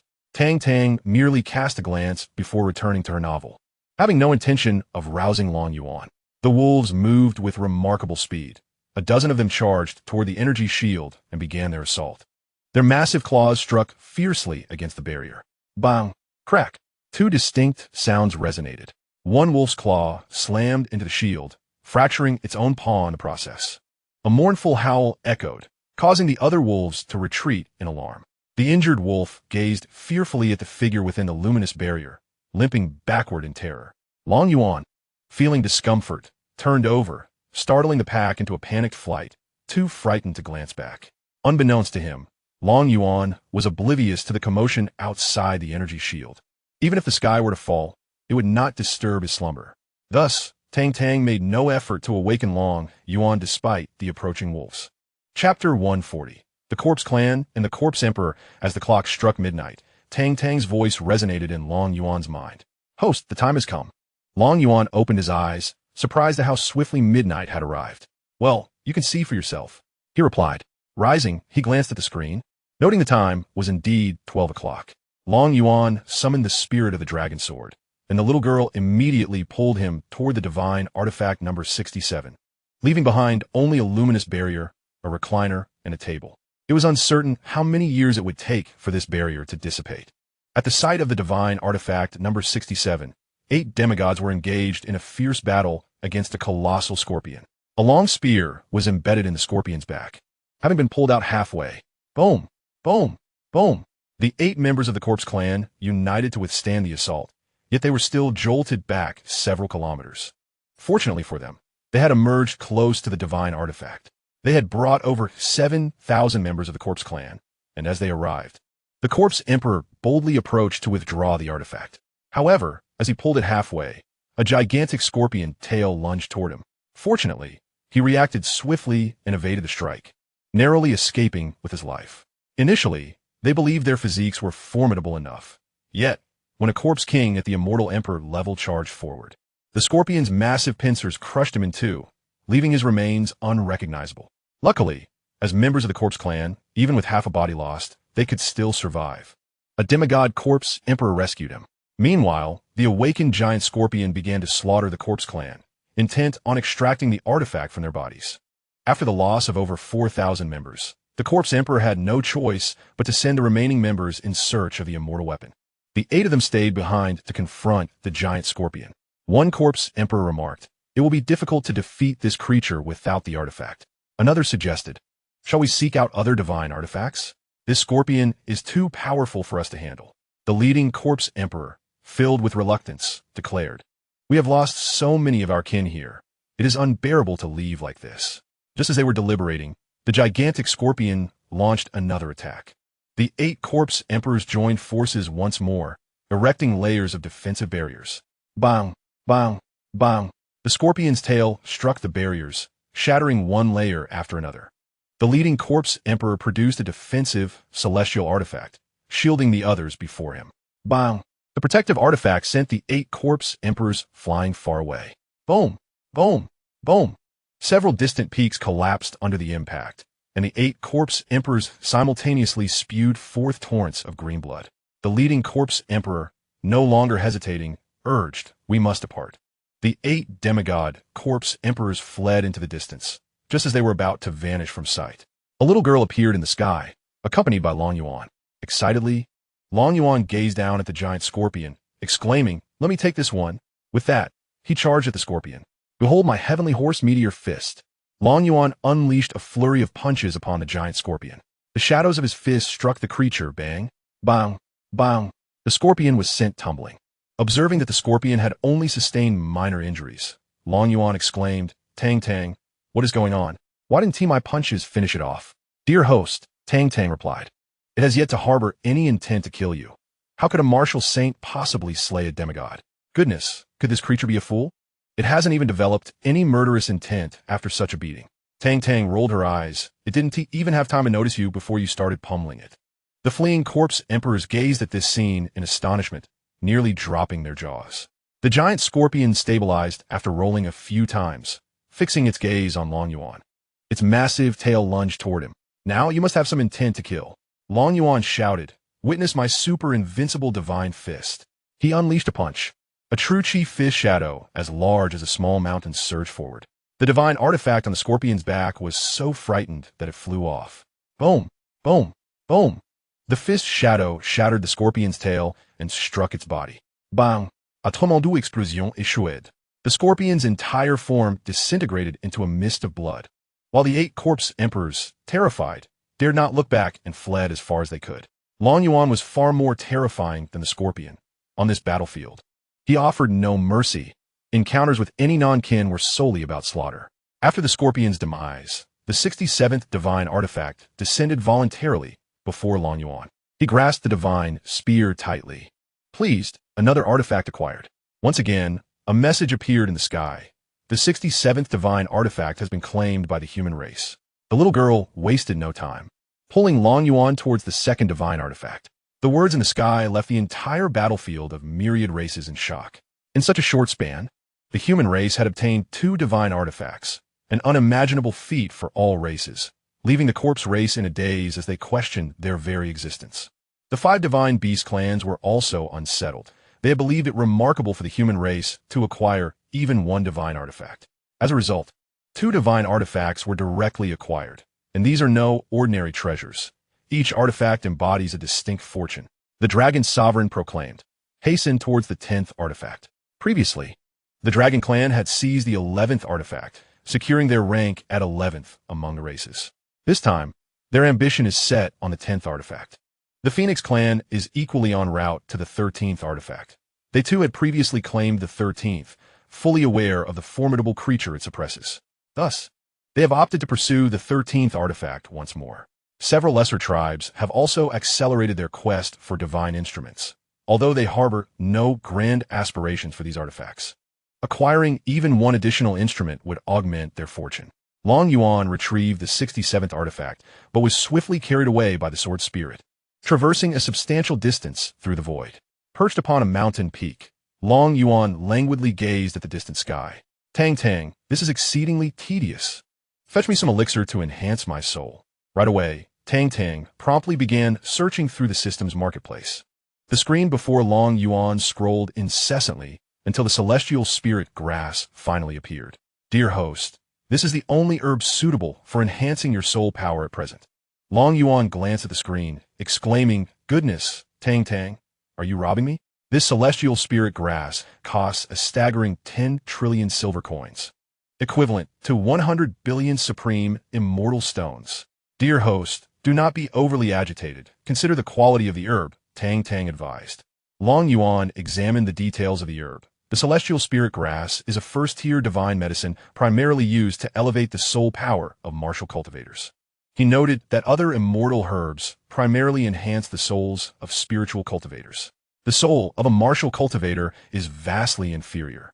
Thus, there exists a plethora of herbs to enhance spiritual cultivator souls. However, there are no herbs available to elevate the souls of martial cultivators, as their souls cannot withstand such immense medicinal potency.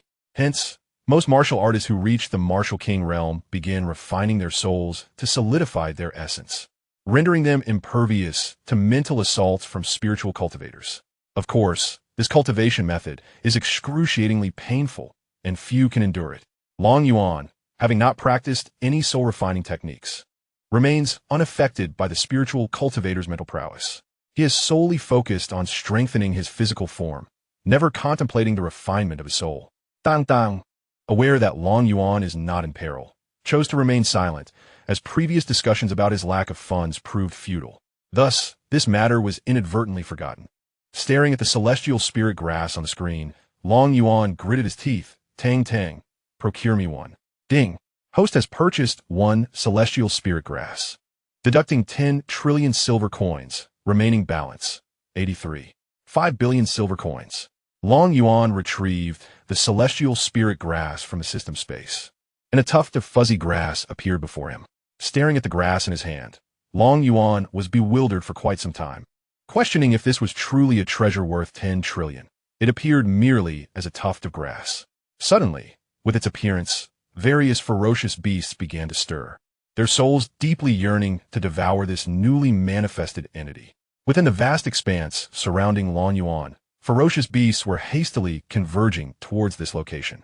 Tang Tang gazed at Long Yuan and inquired, "Can a heavenly spirit grass attract these beasts?" Long Yuan felt a wave of embarrassment wash over him, hastily consuming the herb.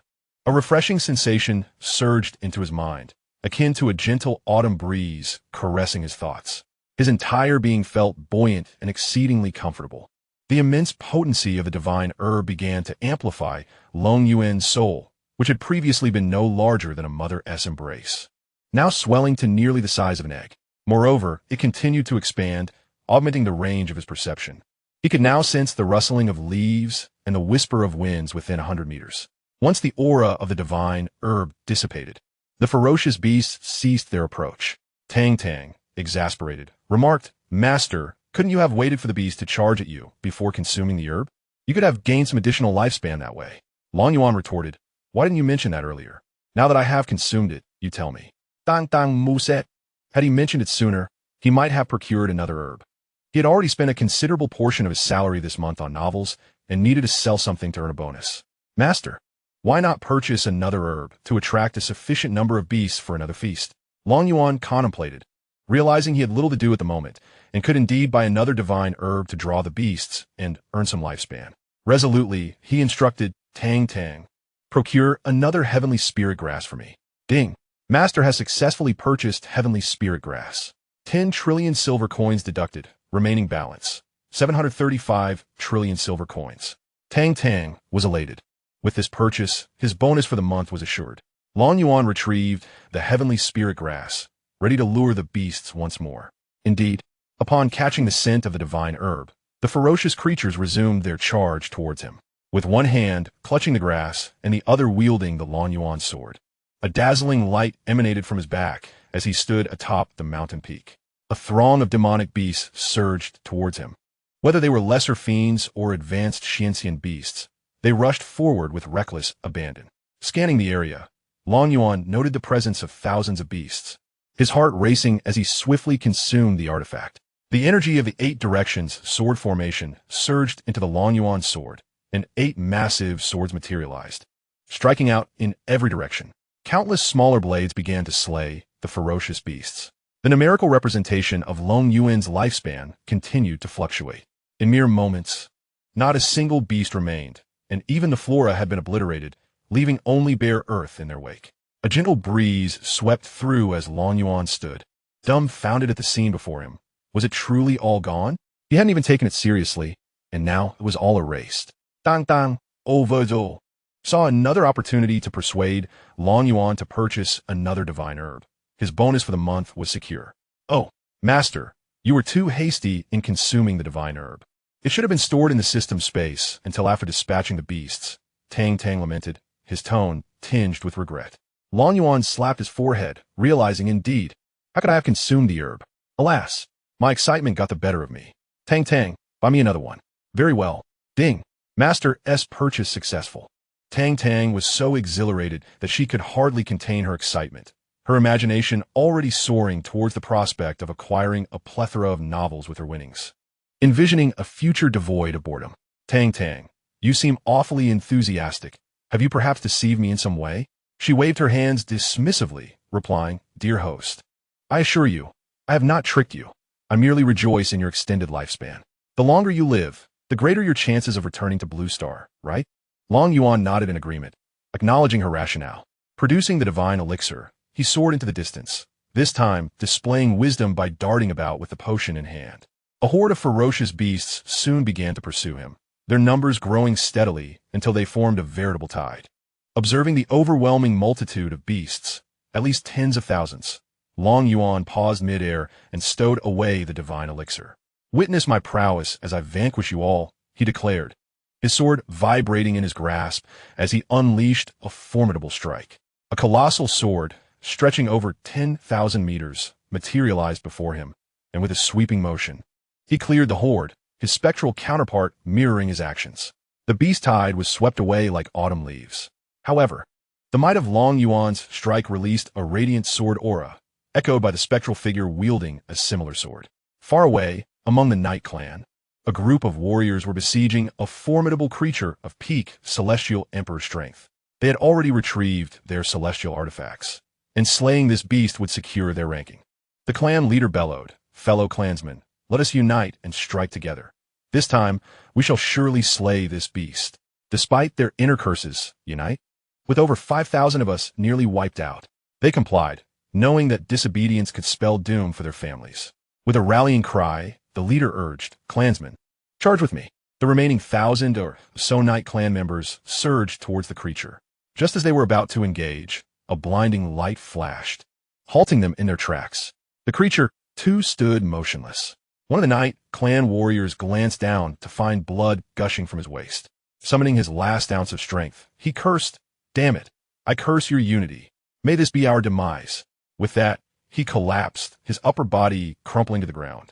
The others met the same fate as the light continued its merciless advance, claiming lives before vanishing into the distance. Long Yuan observed as his own lifespan surged like a rocket, swiftly climbing to over 2 million years before finally stabilizing. Chapter 142, The Blood Clan and the Dawn God Clan. Gazing at the figure of over 2 million years, Long Yuan felt somewhat bewildered. Dang dang. Were all those ferocious beasts celestial emperors? How could they yield such an abundance of lifespan? Tang Tang opened the revenue details and scanned through them swiftly. Dear host, that sword aura you unleashed traveled far, eliminating numerous monsters and members of other races along the way, which account for the remarkable increase in your lifespan. Long Yuan looked bewildered, pondering that the sword energy he had unleashed hadn't traveled far at all. Tang Tang nodded earnestly, affirming that it hadn't gone far, almost reaching the edge of the continent. Long Yuan scratched his head, realizing he might have exerted too much force. Just as he finished speaking, a line of text appeared in the sky. Immortal artifact number 1809, number 567, number 268, and divine artifact number 6 have been acquired by the human race. Long Yuan stared in shock at the words above, exclaiming in disbelief, When did I acquire these items? Has the Tao truly placed the blame on me for this treasure? Tang Tang opened the map and said, Master, these items are approaching you. It will take some time. Is that so? Perhaps I raised my voice a bit too much just now. Suddenly, a thunderous clap echoed as lightning struck near Long Yuan's feet. He looked up at the sky, challenging, If you dare, strike again. Do you believe I won't storm into your lair? The sky fell silent. Tang Tang interjected, Stop shouting. The Tao has long since departed. It was merely informing you that it hadn't deceived you. Otherwise, that lightning would have struck your head directly. Considering the Tao's courtesy, Long Yuan decided not to hold a grudge, resolving to wait patiently for his treasures to arrive. While he remained at ease, other races were in disarray.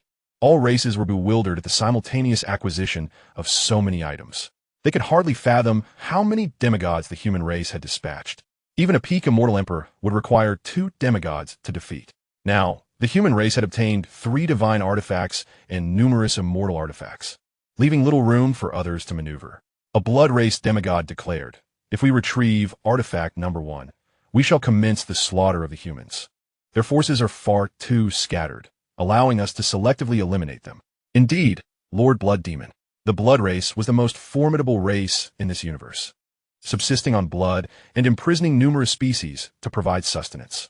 They had once contemplated capturing humans, yet one human powerhouse struck fear into their hearts, as they dreaded sustaining heavy losses after confronting such a formidable foe.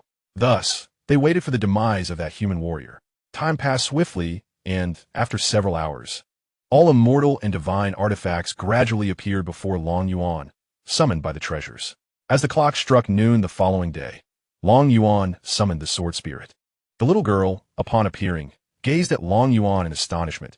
"You've enhanced your soul power." Long Yuan nodded, asking, "What's the matter?" "It's nothing. I can now manifest for 2 hours." Long Yuan was taken aback, realizing that after consuming merely 2 divine herbs, she could remain for 2 hours. "If I consume more, won't you be able to stay out indefinitely?" The little girl rolled her eyes at him, replying, "What are you thinking? You would need to increase your soul power 100-fold for me to manifest another hour." Long Yuan promptly abandoned that notion, contemplating the immense quantity of divine herbs required for such an enhancement. "Then let us hasten to find the divine artifacts." The little girl nodded and took Long Yuan's hand, leading him onward. As the distance was not great, they arrived in just a matter of minutes. As soon as he appeared, the sounds of battle resonated. 70 or 80 members of the Xianxia clan, a race of demigods, simultaneously besieged a cyclopean giant. This giant bore a divine blade embedded in its back. The Xianxia clan, the second largest race in this universe, resembled humans but sported horns akin to those of a ram. They held humans in disdain, as they proclaimed themselves the divine lineage. After the cyclopean giant repelled its assailants with a mighty strike, it turned its gaze towards Long Yuan. The Xianxia clan also focused their attention on him, for the beam of light emanating from his head was blindingly bright, illuminating the night as if it were day, making it impossible to ignore. Both parties ceased their conflict, their eyes fixed on Long Yuan. The leader of the Xianxia contingent, Immortal Yuan, spoke up, "Human, have you come alone? Have your companions entrusted you with the safeguarding of the divine artifact?" Long Yuan, somewhat bewildered, glanced about and scratched his head. "Companions? What companions? I possess several divine artifacts, and I have come to retrieve this one." Immortal Yuan erupted in laughter. "And you think you alone can claim this artifact? Do you not see how many of us struggle against this cyclopean beast? What gives you the audacity to speak of seizing the artifact merely with your tongue?" Long Yuan, unimpressed by their banter, commanded, "Sword spirit, swiftly procure the artifact and let us depart." "Understood, master." In an instant, the sword spirit vanished, and before anyone could react, the divine blade appeared in Long Yuan's grasp. He merely glanced at it before stowing it away in his system space. Boom! Boom! Boom! The cyclopean beast's body shattered, crashing to the earth in fragments.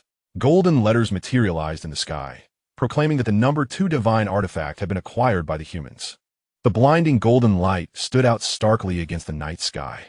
It was only then that the Xianxia clan realized the cyclopean giant had perished. Long Yuan declared, "Let us proceed to the next location." The little girl nodded and prepared to lead Long Yuan away. Immortal Yuan shouted, "Human boy, leave the number 2 divine artifact with me. It belongs to the Xianxia clan." Long Yuan halted, his irritation flaring. "You dare repeat that? You want to seize my artifact?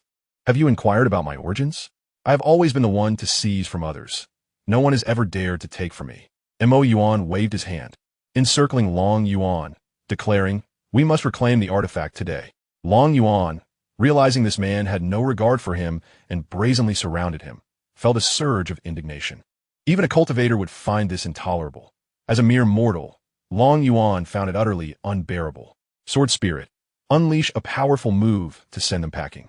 The little girl's eyes sparkled. "Master, are you certain you wish to use that move?" Long Yuan sensed impending calamity and quickly inquired, "How formidable is that move?"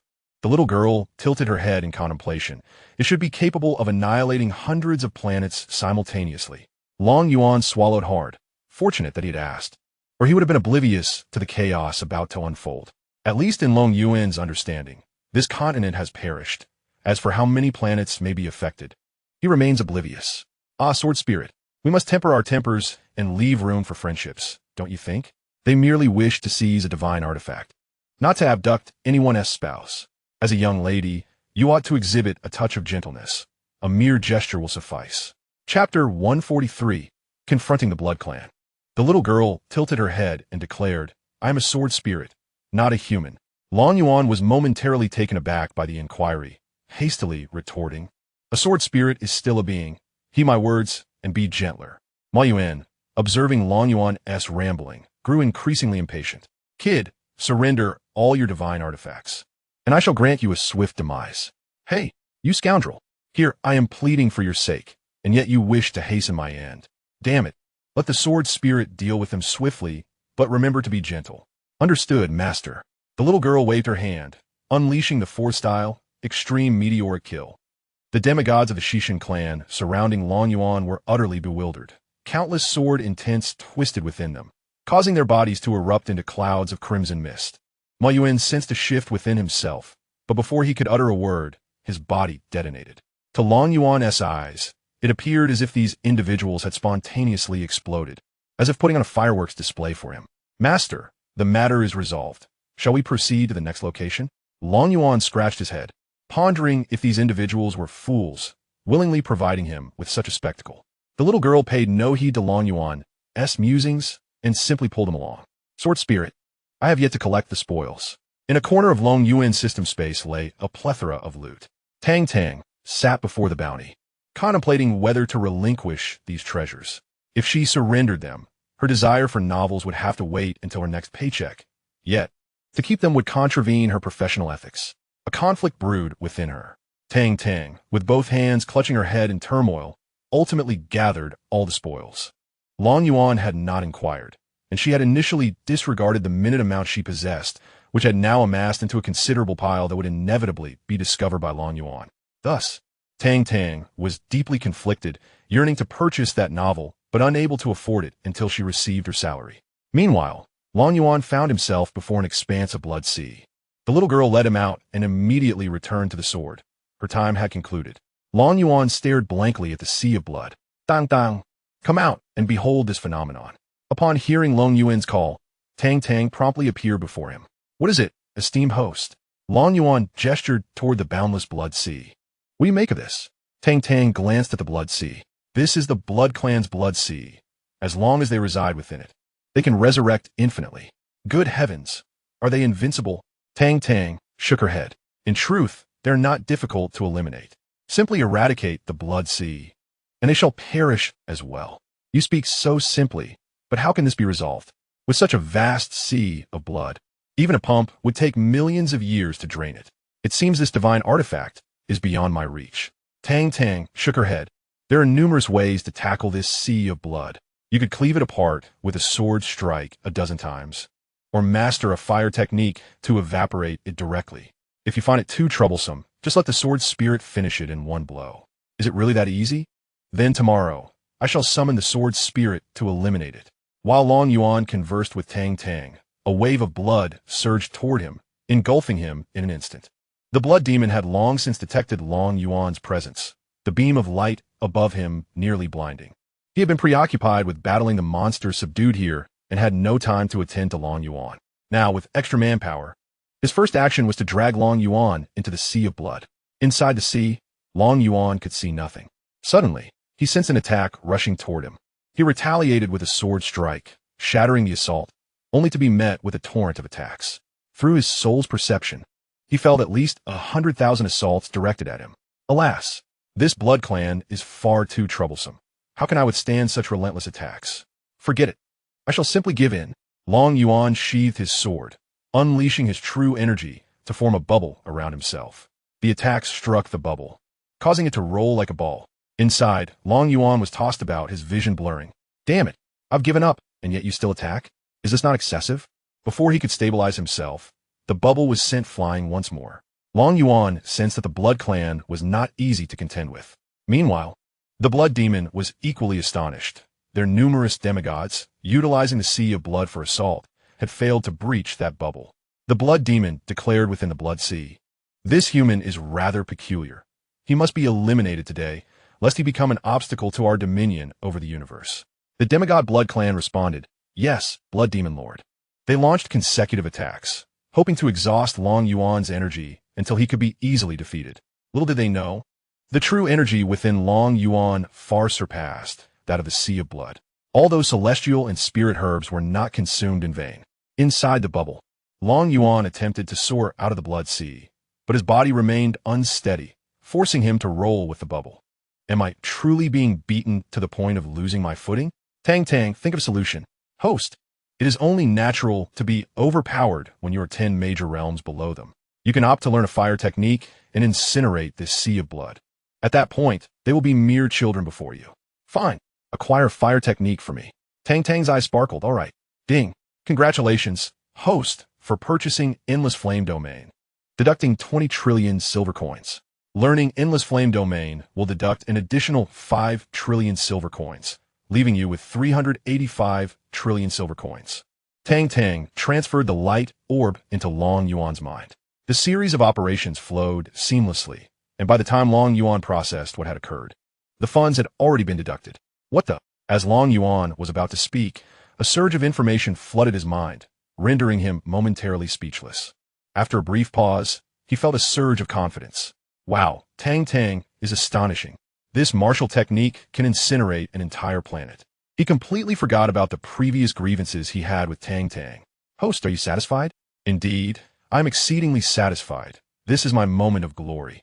Upon uttering these words, the true energy within Long Yuan surged outward, transforming into a blazing fire that erupted from the bubbles surrounding him. The blood that encountered this flame was instantly vaporized, and any attacks that fell into the flames were similarly consumed. The Blood Clan members were left dumbfounded, bewildered by the ferocity of this flame, which obliterated even their onslaught. My Lord Blood Demon, this. The Blood Demon furrowed his brow at the sight of the flames, sensing a hint of danger. Nevertheless, the human must be eliminated. Otherwise, he would pose an immense threat to the Blood Clan in the future. Quickly, have them lure that monster over here.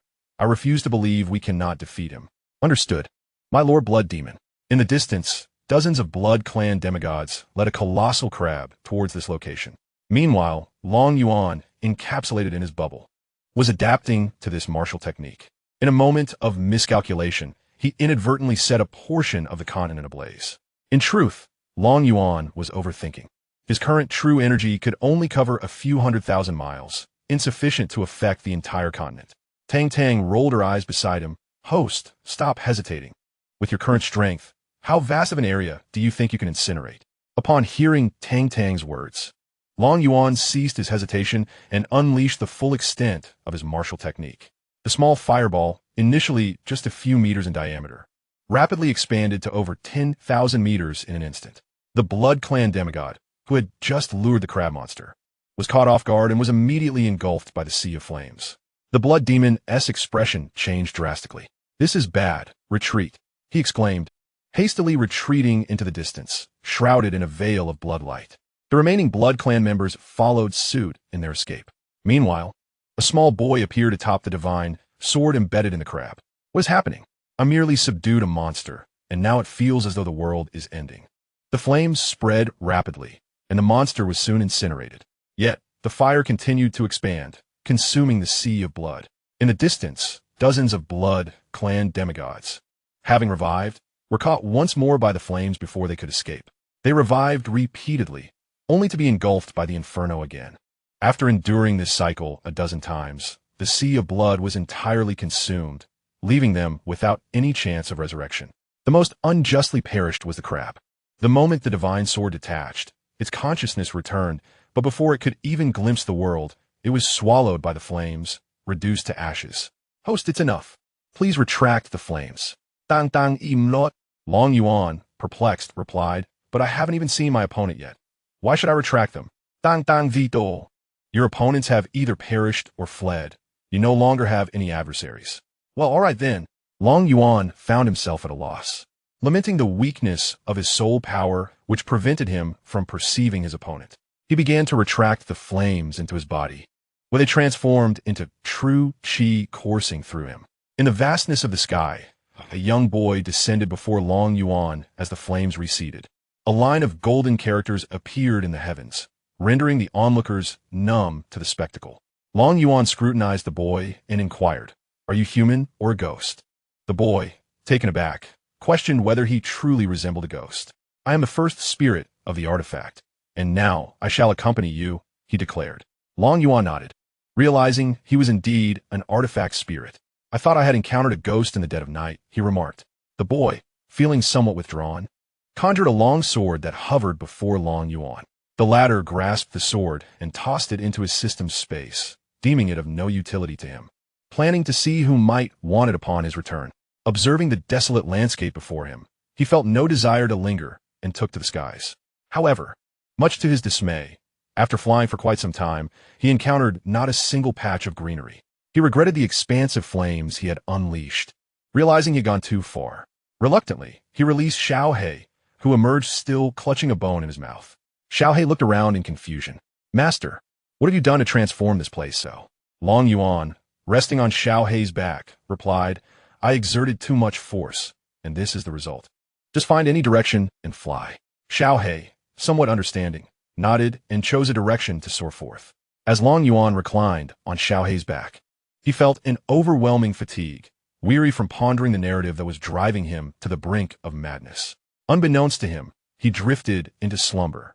The following day, he awoke to the blinding rays of sunlight. Sitting up, he discovered the surroundings remained a barren wasteland. "Xianxia, how long have you been flying?" he asked. Xianxia, in a state of frustration, responded, "Master, I have flown for over 10 hours. Just how far did you set ablaze?" "We've nearly traversed 200,000 miles. Embarrassed, Long Yuan replied, "Stop flying. That will suffice." Xianxia came to a halt, but before he could express himself further, Long Yuan summoned him back into the beast ring.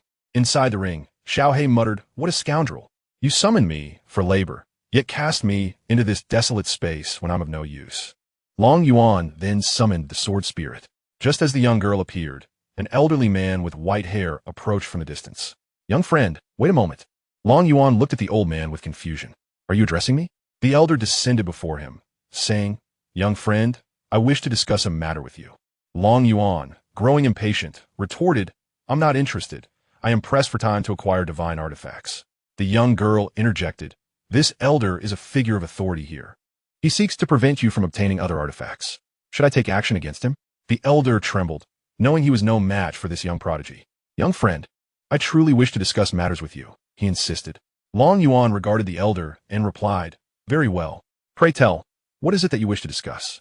The old man pondered for a moment. "My young friend, would you consider halting your actions in exchange for 2 celestial crystal veins? Other races also require development, do they not? Concentrating all fortune upon the human race is not inherently beneficial. Consider this. As the power of fortune amplifies, so too will the number of its chosen ones, leading to an increase in calamities among mortals. Ultimately, the entire human race could fall under the dominion of these fortunate progeny cultivated by the heavenly Tao, leaving no room for others." Long Yuan gazed at the old man, urging him to continue, curious if he could be swayed. The elder resumed, "I offer you 2 celestial crystal veins, which you can excavate to nurture your kin. This would undoubtedly bolster your strength and elevate your status. Do you not find this exchange worthwhile?" Long Yuan turned to the young girl beside him, inquiring, "Is this indeed the case?" She nodded in agreement, acknowledging that an excess of fortune could indeed be detrimental, primarily due to its excessive dispersion. Long Yuan concurred. "Then let us proceed with this transaction." He raised his gaze to the elder. "I demand 20 veins." The old man staggered, nearly losing his balance. "That is unfeasible. I can provide no more than 3. 15 veins, or I shall continue to gather divine artifacts," Long Yuan insisted. With gritted teeth, the old man retorted, 5 veins at most, along with 5 teleportation talismans. "Should that not suffice, I will cease my involvement." "Agreed. Bring forth the items," Long Yuan declared.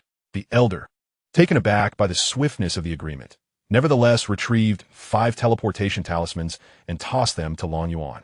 "Tear one open, and it will transport you to the vein's location. You're not to collect any more artifacts." Long Yuan nodded affirmatively. I assure you, I will not acquire any more artifacts. They hold no value for me and merely occupy space. The old man, exasperated, puffed in frustration. Look at this. To procure even a single artifact, countless individuals must toil. Yet this fellow dares to express disdain. He pressed a hand to his chest, reminding himself to remain composed to avoid disrupting the cosmic balance. Chapter 145. The Martial Path of the Body. Long Yuan addressed the elder. Are you not leaving? Do you expect me to invite you to a meal? The old man, incensed, vanished without a trace. Long Yuan took out the 5 teleportation talismans, randomly selecting one to tear open. A radiant light enveloped him and his sword spirit, and in an instant, they disappeared. Before long, they found themselves hovering over a mountain range. Long Yuan blinked in surprise at the speed of their arrival, noting the effectiveness of the talisman. The young girl, slightly miffed, remarked, I can reach this place in the blink of an eye when I exert myself. It is merely that this wretched location cannot bear the strain. Long Yuan looked at her. You are impressive. Why not excavate the vein below? Can you not be more grounded? A child should understand decorum. Long Yuan's expression changed as an entire celestial crystal vein emerged into view above, revealing an enormous pit below, its depth and length unknown. It has been excavated. What you say now? Long Yuan raised his thumb in admiration. You are remarkable. I am truly impressed. Oof. The remaining matters are for you to resolve. She retorted, clearly agitated, and retreated back into Long Yuan's sword. Tang Tang, why aren't you coming out to work? What are you pondering? Whoosh. The entire vein of celestial crystals was absorbed into the system space by Tang Tang. Without even emerging, she had already advanced her salary to purchase a novel and was too preoccupied to pay attention to Long Yuan. Long Yuan continued to tear apart a teleportation talisman, reappearing in another location. Tang Tang, must I call you out again? You should be more self-aware. Suddenly, the ground beneath them collapsed. What on earth is happening? Dang dang. This continent is on the verge of collapse. Tang Tang impatiently replied, Don't make a fuss. I merely extracted the celestial crystal vein. Long Yuan stood in the sky, dazed, realizing he was merely a messenger. In the distance, a group of half-beasts cowered in fear, not daring to move. They saw the radiant beam of light above Long Yuan's head, akin to the sun, and hid away. It was common knowledge that the human race possessed 5 divine artifacts, with the first and second in their hands. The appearance of such a dazzling beam could only signify the presence of someone who had obtained the artifacts. No other race had acquired any artifacts, while the humans had already secured 5. Seeing the humans, they scurried far away. Moreover, the recent seismic disturbance could not have been caused by merely 10 demigods. Long Yuan glanced down, but did not dwell on it, proceeding to the next location. To attain his martial battle body, he had to endure. After 3 consecutive attempts, he finally completed the collection of 5 celestial crystal veins. He released Little Black, saying, Little Black, take me to the celestial crystal vein in your mind. Little Black surveyed the surroundings and then closed his eyes, contemplating the map in his mind. Master, the vein is right here. What? Here? That old man tricked me. I refuse to accept this. Tang Tang floated out, saying, What can you do about it? That old man has long fled, probably seeking compensation from the cosmic source. I can't believe it. This is a huge loss. Long Yuan lay back on Little Black's back, saying, Go find your love. I don't wish to move anymore. Little Black eagerly responded, All right, I can sense them are not far from us through the bloodline. Do as you please, but do not disturb me. Tang Tang, gather everything back. Tang Tang replied excitedly, Of course, master. Ding. All celestial crystal veins and spoils have been collected, totaling 30 trillion gold coins. Ding. System upgraded to level 12, unlocking new items. Long Yuan sat up straight, asking, Tang Tang, can I purchase the martial battle body? Master, are you sure you wish to buy it? Of course I am certain. I must buy it. Ding. Purchase of the martial battle body successful, deducting 30 trillion gold coins. In an instant, the air seemed to freeze. Tang Tang weakly said, Master, this is what you wanted to buy. Do you wish to fuse it now, or shall we let it go to waste? Excitement lasted but 3 seconds, before all anticipation transformed into sorrow. Long Yuan wearily uttered, Merge. Tang Tang directly infused the essence of the martial battle body into Long Yuan, which promptly vanished. Long Yuan attentively sensed the change, and the darker his expression grew. This wretched body held no value for him, aside from the ability to alter his own physique. It was utterly useless. Enhancements such as improved perception, affinity with the Tao, and accelerated cultivation speed were of no benefit to him. As for increased explosive power, did he need that? With a single strike, any opponent would be cleaved in two. There was simply no rival to contend with, rendering explosive power moot. Lying on the back of the little black creature, Long Yuan felt utterly disillusioned. After laboring like a beast for days, he was rewarded with this pathetic trinket. Just as Long Yuan was on the verge of madness from his frustration, a voice from the little black creature broke through. Master, we are surrounded. Long Yuan hastily withdrew the little black creature. A multitude of avian beings encircled him. One of them, who had a rather unfortunate name, declared, "Human, you are surrounded. Surrender the artifact, and you shall die quickly." The others erupted into laughter. Another avian proclaimed, "Human, our brethren demand the artifact. Did you not hear? This is our gift to you. Hasten to present the artifact." Long Yuan scanned the crowd, noting over 1,000 avians. Today, he would test the utility of this wretched body. The domain of the Tao was sealed. An invisible ripple emanated from Long Yuan, enveloping an expanse of 10,000 miles in an intangible aura. The avians sensed the impending doom. The unfortunate one shouted, "Everyone attack! Kill this human!" As the avians charged, Long Yuan activated the martial battle body. In an instant, his form expanded 100-fold, and he did not even exert his full strength. Yet, that was sufficient to handle these avians. Thousands of attacks rained upon Long Yuan. Bang! Bang! Bang! The force of these strikes sent him reeling back. Regaining his footing, Long Yuan clapped his palms together. Crack! 3 avians were obliterated, and with a swift motion, he struck again. Bang! Bang! Bang! A dozen unfortunate avians were exploded into fragments.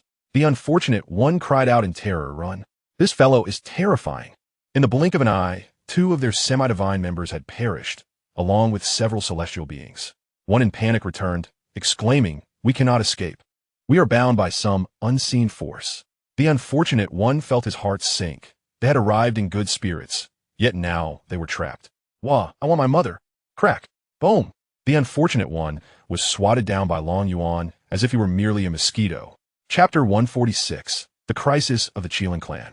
Long Yuan's mood soured, and he unleashed his wrath indiscriminately upon the avian horde. The attacks from the avians struck him, but he scarcely glanced at them, focused solely on swatting away the nuisances. Crack! Crack! Crack! Bang! Bang! Bang! The birdmen burst forth like firecrackers, each one detonating in a cacophony of chaos. After vanquishing all the birdmen, Long Yuan perched atop a mountain peak, feeling a palpable sense of relief wash over him. Suddenly, a line of text materialized in the sky. Artifact No. 13 has been acquired by the Phoenix tribe. This marked the second race to obtain an artifact. Long Yuan gazed at the words in the heavens, contemplating the Phoenix tribe. If only he had brought little Phoenix along for a familial visit, perhaps he could have lured a few Phoenixes back with him. Nevertheless, it was prudent to first attend to Little Black's matters. With that thought, he released Little Black from confinement. "Master, those ruffians have been dealt with," Little Black reported. Long Yuan looked at him with disdain. "What purpose do you serve, really? You're useless in a fight, incapable of evasion, yet you excel at consuming food." Little Black scratched his head with a paw. "Master, it's not my fault. Look at those fellows. Not a single one of them can fight. As a mere Xianxia, I am no match for these celestial emperors and demigods." Long Yuan sighed in frustration, relieved that he had only brought Little Black along. Otherwise, he would have been utterly exhausted from protecting them. "Quickly now, let us find 2 female Qilin and return." "Right away," replied Little Black, leading Long Yuan toward the Qilin tribe. At artifact number 9, hundreds of Qilin were engaged in a fierce battle against a colossal stone giant. Suspended above the giant's head was a bell. The very artifact number 9 that suppressed this monstrous entity. In the distance, a dozen smaller Qilin, eager younglings, were clamoring for their elders to bring them along to witness the spectacle. This time, the Qilin tribe had dispatched 40 demigods and 70 celestial emperors, their primary aim being to seize a single artifact, with no thoughts of acquiring any others. Yuan unleashed a powerful attack, commanding, "Maintain the formation. We must not allow this creature to escape. It appears to have reached the true god realm." Feng continuously infused his celestial energy into the formation. "Brother, how can this creature possess true god status?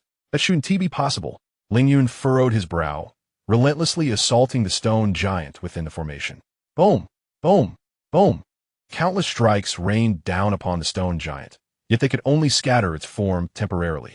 After a day and night of battle, they had dispersed the giant about 10 times, yet still failed to slay it. The stone giant could destabilize the formation with a single blow. Were it not for their numbers, the formation would have surely collapsed by now. Ling Yuan remarked, "It seems the artifact's suppressive force is insufficient, allowing it to regain some strength." Ling Feng, perplexed, asked, "Is that so?" "Enough with the chatter. Focus on stabilizing the formation, or we will soon be overwhelmed." Ling Yuan retorted impatiently. Ling Feng ceased his distractions and concentrated solely on controlling the array. In truth, Ling Yuan's suspicion was correct. The suppressive force of Artifact No. 9 had diminished, not due to the artifact's negligence, but because the stone giant was slowly drawing energy from the continent. By the time the artifact's spirit became aware, it was already too late. Ultimately, the spirit expended a fragment of its essence to subdue the creature, succumbing to slumber itself, now merely instinctively releasing power to keep the monster at bay. Days have passed, and letters continue to appear in the sky, signifying that other races have obtained divine artifacts. The Qiling clan has been a stalemate here for over a week, now regretting their pursuit of the number 9 artifact. Leaving has become a formidable challenge, as only by bringing along some demigods can they hope to successfully escape. As a result, the Qiling clan finds itself at the bottom of the hierarchy this time. In the distance, Ling Shui observes that the elders are caught in a predicament, their hearts yearning to assist, yet her own strength is insufficient, leaving her anxiously stamping her feet. Ling Bing offers consolation, saying, "Sister, do not fret. We must trust in grandfather and the others." Ling Shui shoots a glare at Ling Bing, retorting, "Can't you see that grandfather and the others cannot hold on much longer?" Ling Bing sighs. "There is nothing we can do to help." A thunderous roar erupts as a colossal rock giant's fist crashes against the great formation. Blood splatters as over 20 celestial emperors cough up blood, clearly injured. Ling Shui watches this scene in desperation, shouting into the sky, "Is there anyone who can assist us?" A voice replies, "What benefits do we gain from helping you? If you can free my grandfather and the others, I will marry you." "Very well, I shall assist." Ling Shui is taken aback. "Bing Er, did you hear someone speaking to me just now?" Ling Bing remained silent, her attention fixed on 2 approaching figures. The blinding beam of light atop Long Yuan dazzles her keen eyes. Sensing something amiss, Ling Shui turns around, nearly blinded by the sight. Originally, Long Yuan was riding on Xianxia, who, sensing their imminent arrival, implores Long Yuan to dismount and grant him some dignity. Feeling slighted that his steed is flirting, Long Yuan concedes this once. Upon entering, they overhear Ling Shui's words. Xianxia immediately puts on a facade of confidence and continues the conversation. Standing before the group of juniors, he smiles at Ling Shui and inquires, "Do your words hold true?" Ling Shui, still in a daze, nods in affirmation. She is momentarily stunned, primarily due to Long Yuan's overwhelming presence. He is a formidable figure possessing 5 divine artifacts. Most strikingly, he holds both the number 1 and No. 2 artifacts, the likes of which they dare not even dream of. The Blood Clan relies on their immortality to withstand the number 1 monster, a battle that could last half a year. Otherwise, they cannot possibly exhaust the creature. Yet this individual before them has secured both the number 1 and No. 2 artifacts in a single day. Ling Bing regains her composure. Looking at Xianxia, "You, being at the profound immortal level, can deal with that monster? If you can, I shall marry you as well." Xianxia awkwardly scratches his head. "So if I help you deal with that fellow, both of you will marry me?" The 2 women simultaneously respond, "Yes." Nearby, the clan members urge, "Sister Shui, Sister Bing, do not act impulsively." Ling Shui shakes her head. "I'm not being impulsive. We have no choice but to seek their assistance, or else all the elders will perish." The other juniors fall silent, fully aware of the dire situation. Ling Shui gazed at Xianxia, urging, "It's your turn. As long as you can save my elder, we shall agree to marry you." Xianxia scratched his head. Looking at Long Yuan, "Master, my happiness depends on you. Please lend a hand." Long Yuan scoffed. "You are taking advantage of a dire situation. I shall not assist." "Master, you deceive me. You promised me 100 years, and look how long it has been. You trick a naive Qilin, and does your conscience not ache? I have only promised you a drop of Qilin blood. Tell me, how much have I already given you? And yet, you are of no use to me, forcing me to find you a bride. What purpose do you serve?" Xianxia fell silent, gazing at Long Yuan with a pitiful expression. Suddenly, a thunderous crash resonated, sending all the celestial emperors flying, coughing blood.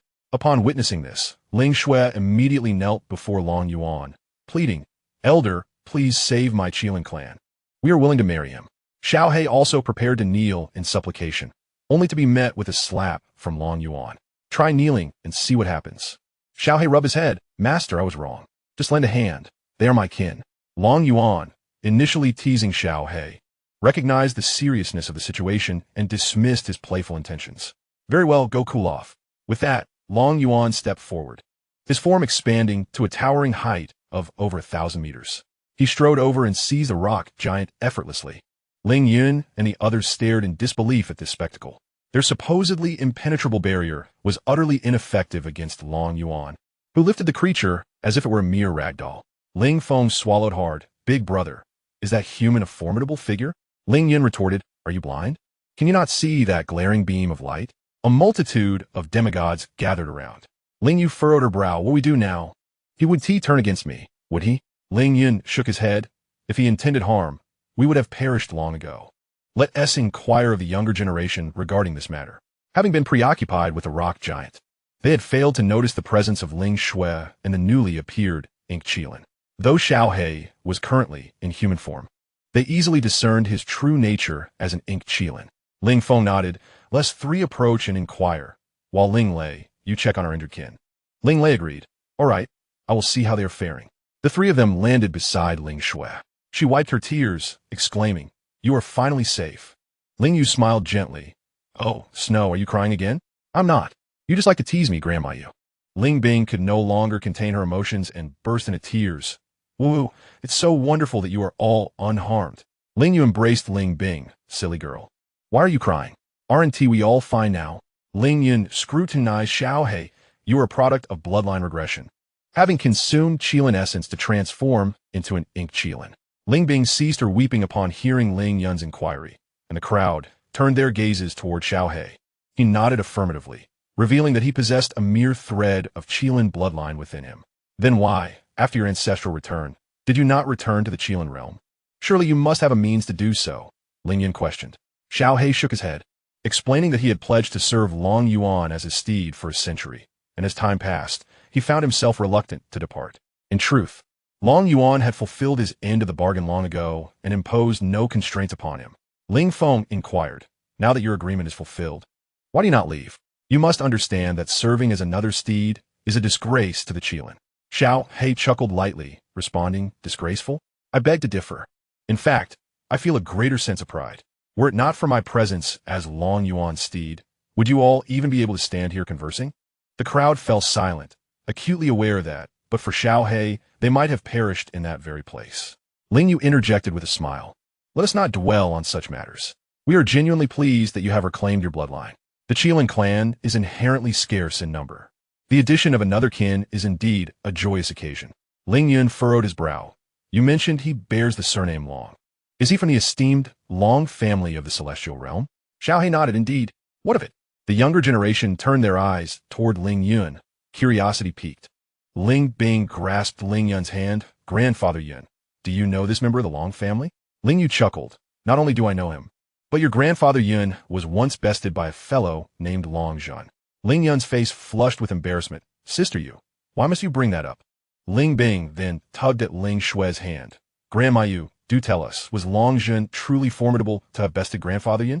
The other younger members eagerly awaited Ling Yu's response. "You should allow your grandfather Yun to recount the tale himself." Ling Yun, realizing he could no longer conceal the truth, conceded, "What of it? I was not the only one bested. Of the 5 divine beasts, only the Xuanwu clan managed to hold their own against him." The crowd's interest grew even stronger, with Xiao He intrigued as well. He had heard of Long Zhan while in the Long family, but had not anticipated his prowess in besting all 5 divine beast clans. Ling Yun recounted the events of yore. At that time, Long Zhan had yet to assume leadership, and in his pursuit of power, he began challenging the prodigies of various celestial factions. Victories would grant him resources, while defeats prompted a hasty retreat. With his formidable demon battle body, he rendered many of the celestial prodigies incapable of raising their heads in defeat. Long Zhan then set his sights on the 5 divine beast clans, initially challenging a prodigy from the Qinglong clan, only to be defeated. After a few years, he returned to challenge the Qinglong prodigy once more. enduring longer, yet still facing defeat. It was these two defeats that illuminated the disparity in their strengths. After several centuries, Long Zhun appeared once again before the Qinglong clan, this time triumphing with just 2 moves against their prodigy, seizing resources before making his escape. The elders of the Qinglong clan could hardly protest, recognizing that this was merely a contest among the younger generation, and no harm had befallen their kin. After his flight, Long Zhun discovered the divine Beast clan to be overflowing with riches. Thus, he set his sights on the other 4 great races, resulting in Long Zhun mercilessly thrashing their younger generations. Ultimately, unable to breach the defenses of the Xuanwu clan, Long Zhun could only seize their resources and depart. Following Long Zhun's ascension to the title of Immortal Emperor, he began to challenge the 5 great races. One by one, immortal emperors were vanquished by Long Zhun, compelling Ling Yin to engage in a duel with him, only to meet the same fate.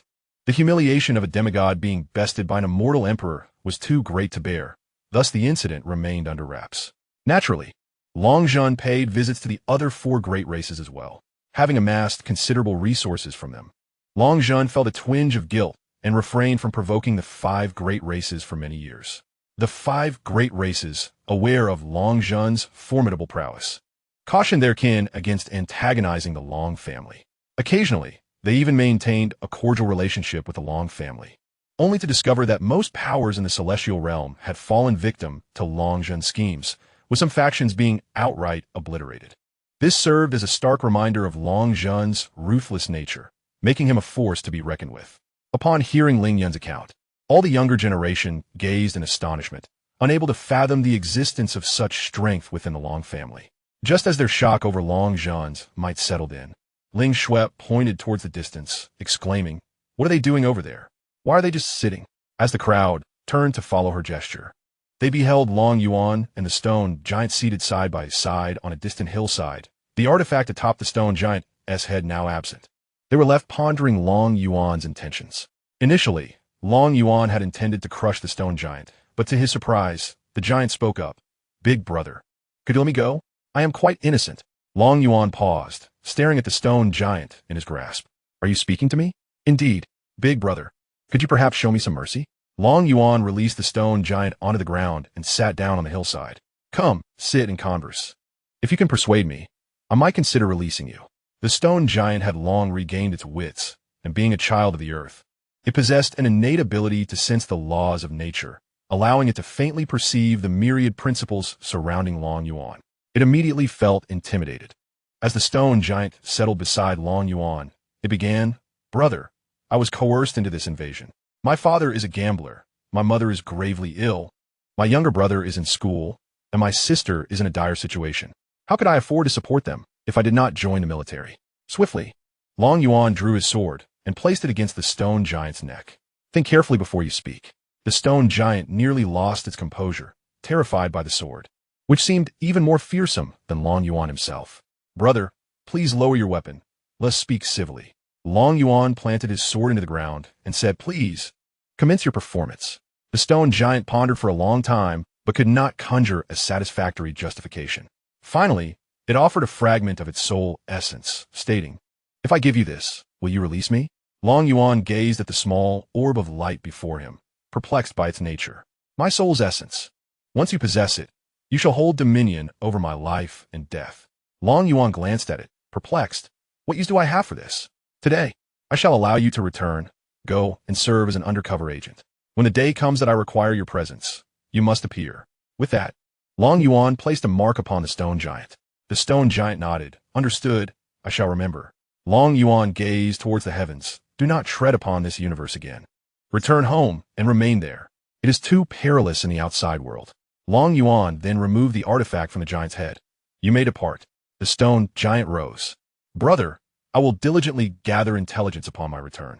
With that, the stone giant ascended into the sky.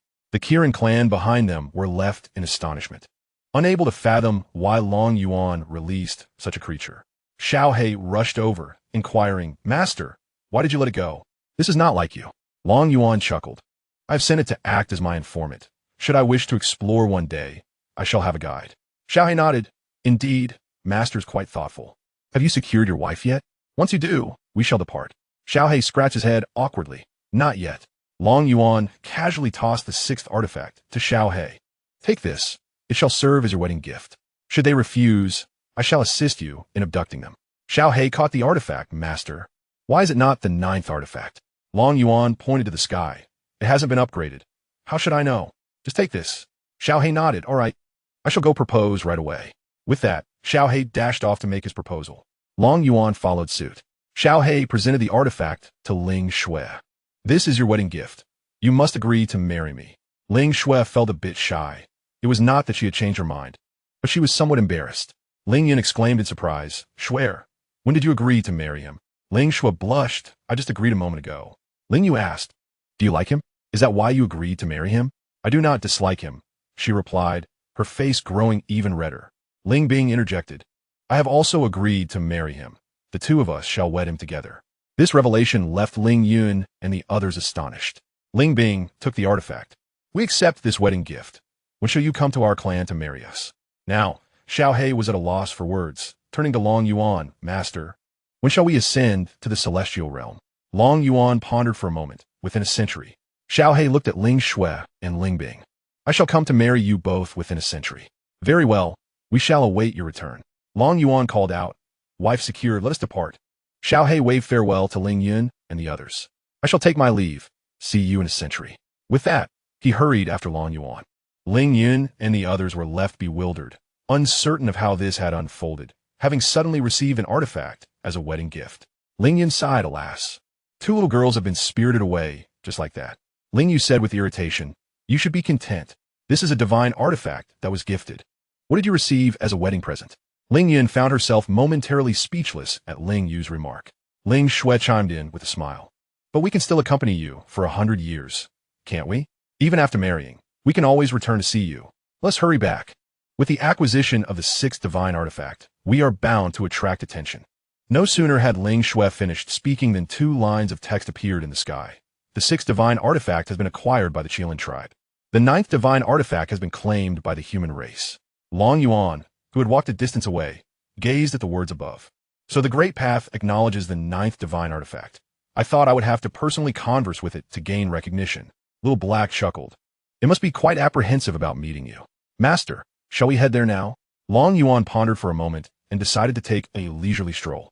Let us return to the Tianming continent in a month. All right. Little Black, brimming with joy, flew a bit faster. Thus, Long Yuan reclined atop Little Black, meandering leisurely across the continent.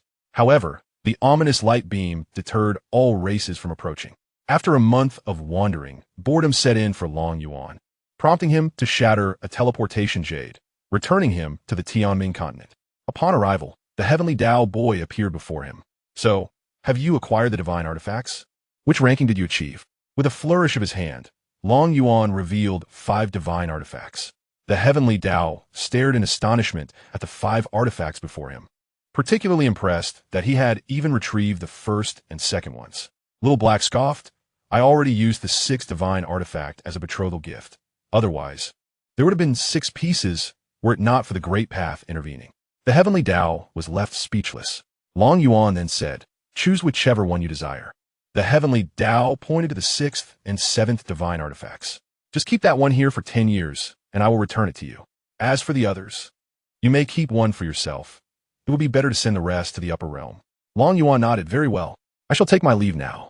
He left the 6th artifact behind and flew towards the Long family with the others. The heavenly Dao stored the artifacts and vanished from sight. Little Black soared towards the Long family, while Long Yuan observed the continent along the way. Master, it seems there are significantly fewer tribulation and semi-immortal beings around. That is for the best. We have eliminated the elements of instability, allowing us to focus on dealing with the bloodthirsty tribe. Let us head home. Little Black nodded and tore through the void, leading them inside. Upon reaching the entrance of the mountain gate, the void split open, and Little Black brought Long Yuan into view. The guards promptly bowed. Young master, greetings. Long Yuan nodded and proceeded inside, only to be momentarily stunned. Bright red lanterns adorned the surroundings, and the entire Long family was engulfed in festivity. Long Yuan halted a family member, inquiring, What joyous occasion is taking place? Young master, you see, the young lady is getting married. What? How did I not know of this? I've been out striving, and it seems my home has been taken over. With a swift motion, Long Yuan vanished from his spot. The family member scratched his head, bewildered by the young master's ignorance of his own wedding, wondering where he had been all this time. In the courtyard of Long Yuan, Chu Linxue and Xiao Meier were admiring bridal gowns. On the side, Xiao and Xiao Feng gazed enviously at the resplendent red wedding dress. Suddenly, Long Yuan made a dramatic entrance. "Wife, who are you planning to marry? Tell me, and I promise not to kill him." A resounding slap echoed as Long Yuan received a swift blow to the head. "You foolish boy, what nonsense are you spouting? Meyer is waiting for your return to wed. Why haven't you informed us of your return? No matter, it's not essential. You could just go cool off." Julin's pomtili bulet Long Yuan asai. Xiao and Xiao Feng erupted into giggles at the scene. Long Yuan scratched his head, bewildered. "I'm getting married? When did I not know this?" Chu Linxue turned to him. "Why are you still standing here? Go find your father." Long Yuan pointed at himself. "This is my residence. If you ask me to leave, I transform." Chu Linxue, growing impatient, said, "Xiao, push him out." Xiao approached Long Yuan. "Big brother Long, you should really step outside. This is a crucial moment for us women." With a resigned shake of his head, Long Yuan exited. Outside, Xiao He was rolling with laughter. Long Yuan kicked Xiao He away. I will return." Xiao He's voice echoed above the Long family estate. "Damn it, this ungrateful dog has forgotten his master after finding a wife." Long Yuan grumbled as he made his way to the ancestral grounds, where Long Sihai awaited him. Long Sihai chuckled, "You're back so soon, kid." Long Yuan nodded. "I've returned. Let us go. I need to meet the head of the upper realm." Long Sihai led Long Yuan to the altar, activating it. A radiant light flashed, revealing a figure within the shimmering screen, Long Zhen. Long Yuan and Long Zhen locked eyes, sizing each other up. It was their first meeting, yet they were already acquainted with each other's names. Long Zhen spoke first. "You're Long Yuan. This time, you returned from the myriad races battlefield with several artifacts." Without further ado, Long Yuan produced 4 artifacts. Long Zhen nearly lost his balance upon seeing them, his body swaying within the light. "Kid, you're impressive. You managed to acquire 4. Long Yuan shook his head. "To be precise, it's 6. Xiao He intends to marry 2 women from the Qilin clan, using the 6th artifact as a betrothal gift, and the heavenly Dao borrowed one." Long Zhen fell silent, cursing inwardly. He knew the dangers of the myriad races battlefield, where even a dozen demigods would struggle to secure a single 100th artifact. In his own past, he and his family's demigods had only managed to claim 85 artifacts, while other human factions secured just 70. "Kid, what are the numbers of these artifacts?" 1, 2, 9, and 48. Choose any 3. Long Zhen trembled with excitement. This was a fortune. With these precious items, he could extort a substantial amount from other factions. For to share in the fortune, one must pay a hefty price. Long Zhen contemplated for a moment. Surely, both the first and second artifacts had to be brought forth. Such immense power of fortune would be unbearable for you. Even if we managed to transport it to the upper realm, we would still be unable to withstand it. The 9th artifact should possess the capability to absorb all the fortune. Long Yuan cast 3 artifacts toward the light barrier, declaring, "This shall be yours, while I shall retain the 48th artifact." Long Zhen quickly interjected, "Young one, the fortune contained within the 48th artifact is not to be absorbed lightly. You must carefully manage the allocation of this power, or it may backfire." Long Yuan nodded, understanding. "I see. Do remember to provide me with the celestial crystals for purchasing fortune." Long Zhen chuckled awkwardly. "Rest assured, I shall not take advantage of you. I will offer you a fair price. Then, I shall take my leave," Long Yuan replied. Long Zhen called out, "Wait a moment, young one." Long Yuan turned. "What is it? Are there any formidable beings dispatched from the heavenly palace to deal with you?" Long Yuan scratched his head, pondering for a while. "It seems there might be. I had almost forgotten." Long Zhen, feeling frustrated, inquired, "Are there any golden immortals or higher descending to our realm?" Long Yuan thought carefully and replied, "I believe a celestial lord came down once, but he was killed by me before he could even make an appearance." Long Zhen raised his thumb in admiration. "Impressive. You have silenced him with your prowess." With that, the light barrier vanished. Long Yuan seemed to recall something and took out a dozen celestial artifacts. "Great-grandfather, please distribute these to whomever may need them. They are merely taking up space here. And I also offer you this artifact. You may handle it as you see fit." Long Sihai clumsily caught the celestial artifacts thrown by Long Yuan. "Goodness, can these treasures be tossed about so carelessly?" Long Yuan paid no heed and departed. "Tang Tang, I entrust you with the task of allocating the fortune."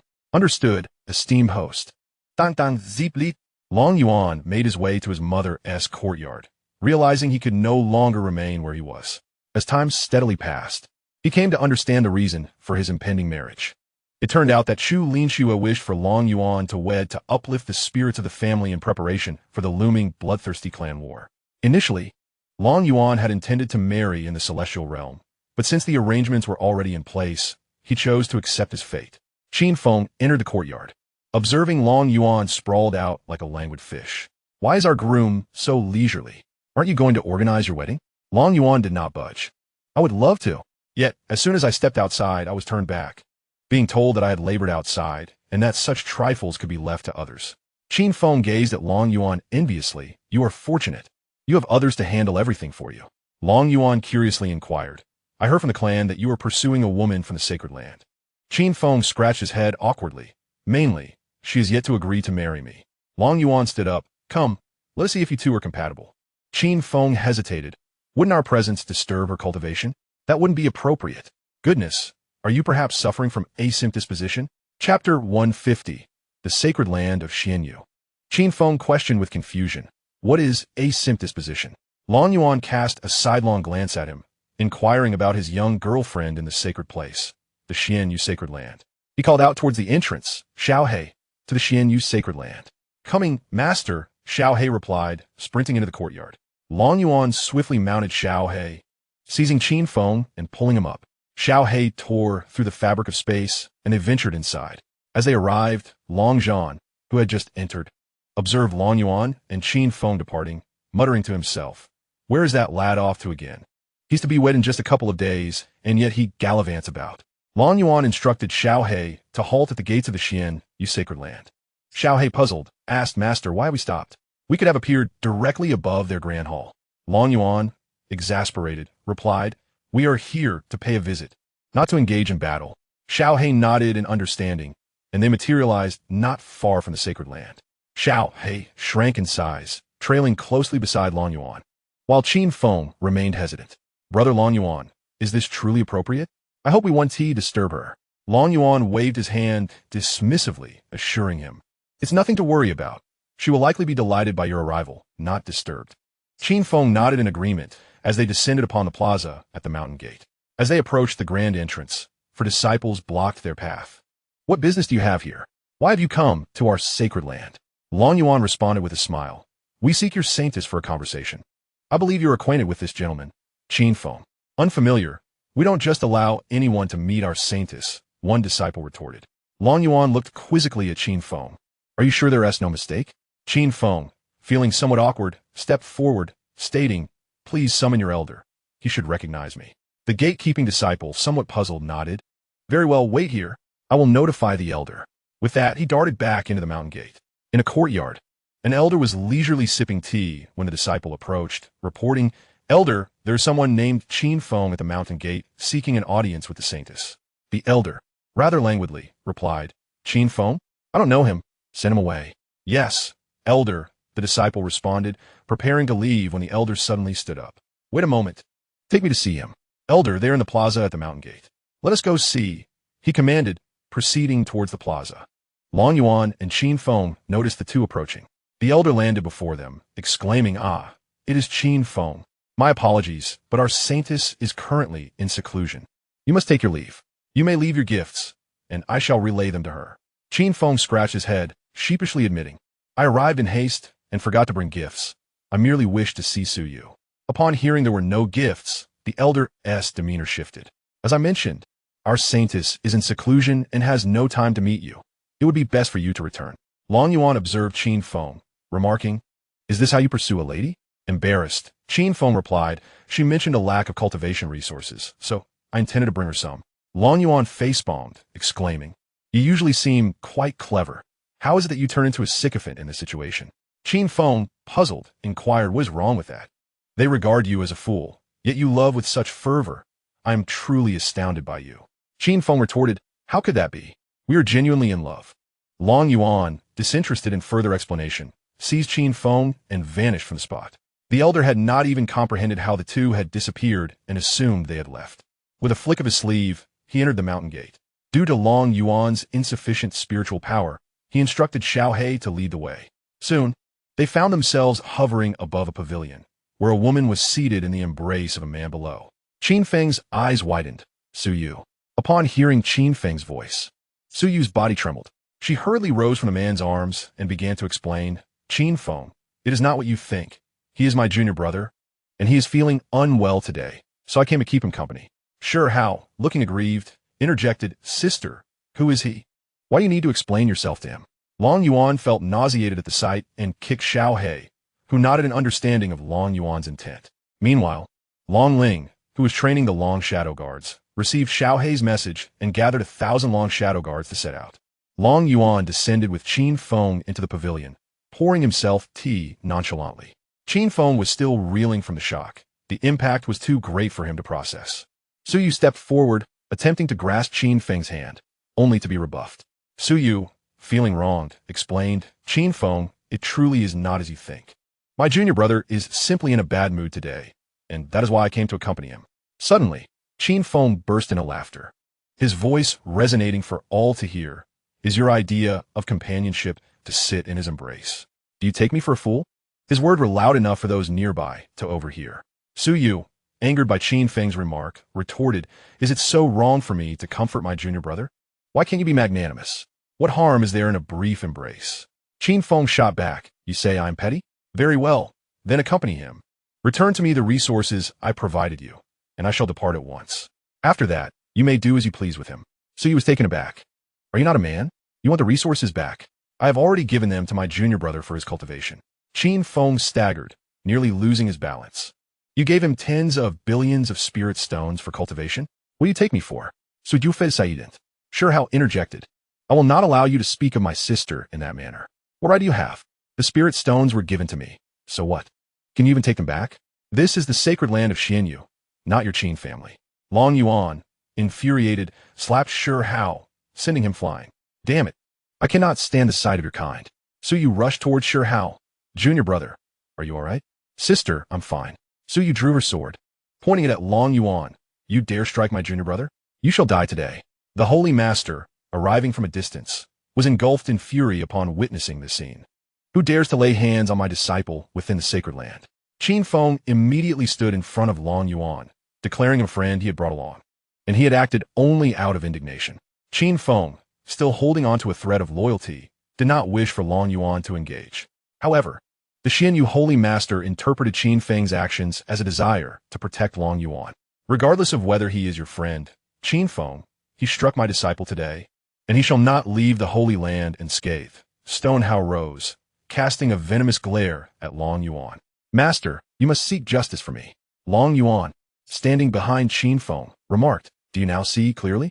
They have utterly disregarded you as the young master of Qin Feng. With a weary sigh, Qin Feng lamented, I can only blame myself for misjudging people, leading to this outcome. Long Yuan patted Qin Feng on the shoulder, saying, Brother, I shall help you reclaim your honor today. Chapter 151. Long Zhun threatens the heavenly path. The Xianxia Holy Master gazed at Qin Feng, insisting, If you wish to keep this man alive, you must compensate my disciple with 10 billion spirit stones, and we shall consider this matter settled. Qin Feng shook his head in resignation. You are courting death. I shall not impede your course. The master furrowed his brow, sensing something amiss. Was Qin Feng not enamored with Su Yu? Why had his demeanor shifted today? Long Yuan surveyed the assembly, a surge of murderous intent swelling within him. Where are the Dragon Shadow Guards? Here, replied the Dragon Shadow Guards. The sky split open as Long Ling descended with 1,000 Dragon Shadow Guards, their formidable aura pressing the Holy Master down from the heavens. The ancient ancestors of the Xianxia Holy Land hastily emerged from their seclusion, one elder clasping his fists, inquiring, What grievance have we of the Xianxia Holy Land caused the Dragon Clan to summon the Dragon Shadow Guards to our territory? Ignoring the elder, Long Ling turned to Long Yuan. Young master, shall we strike now?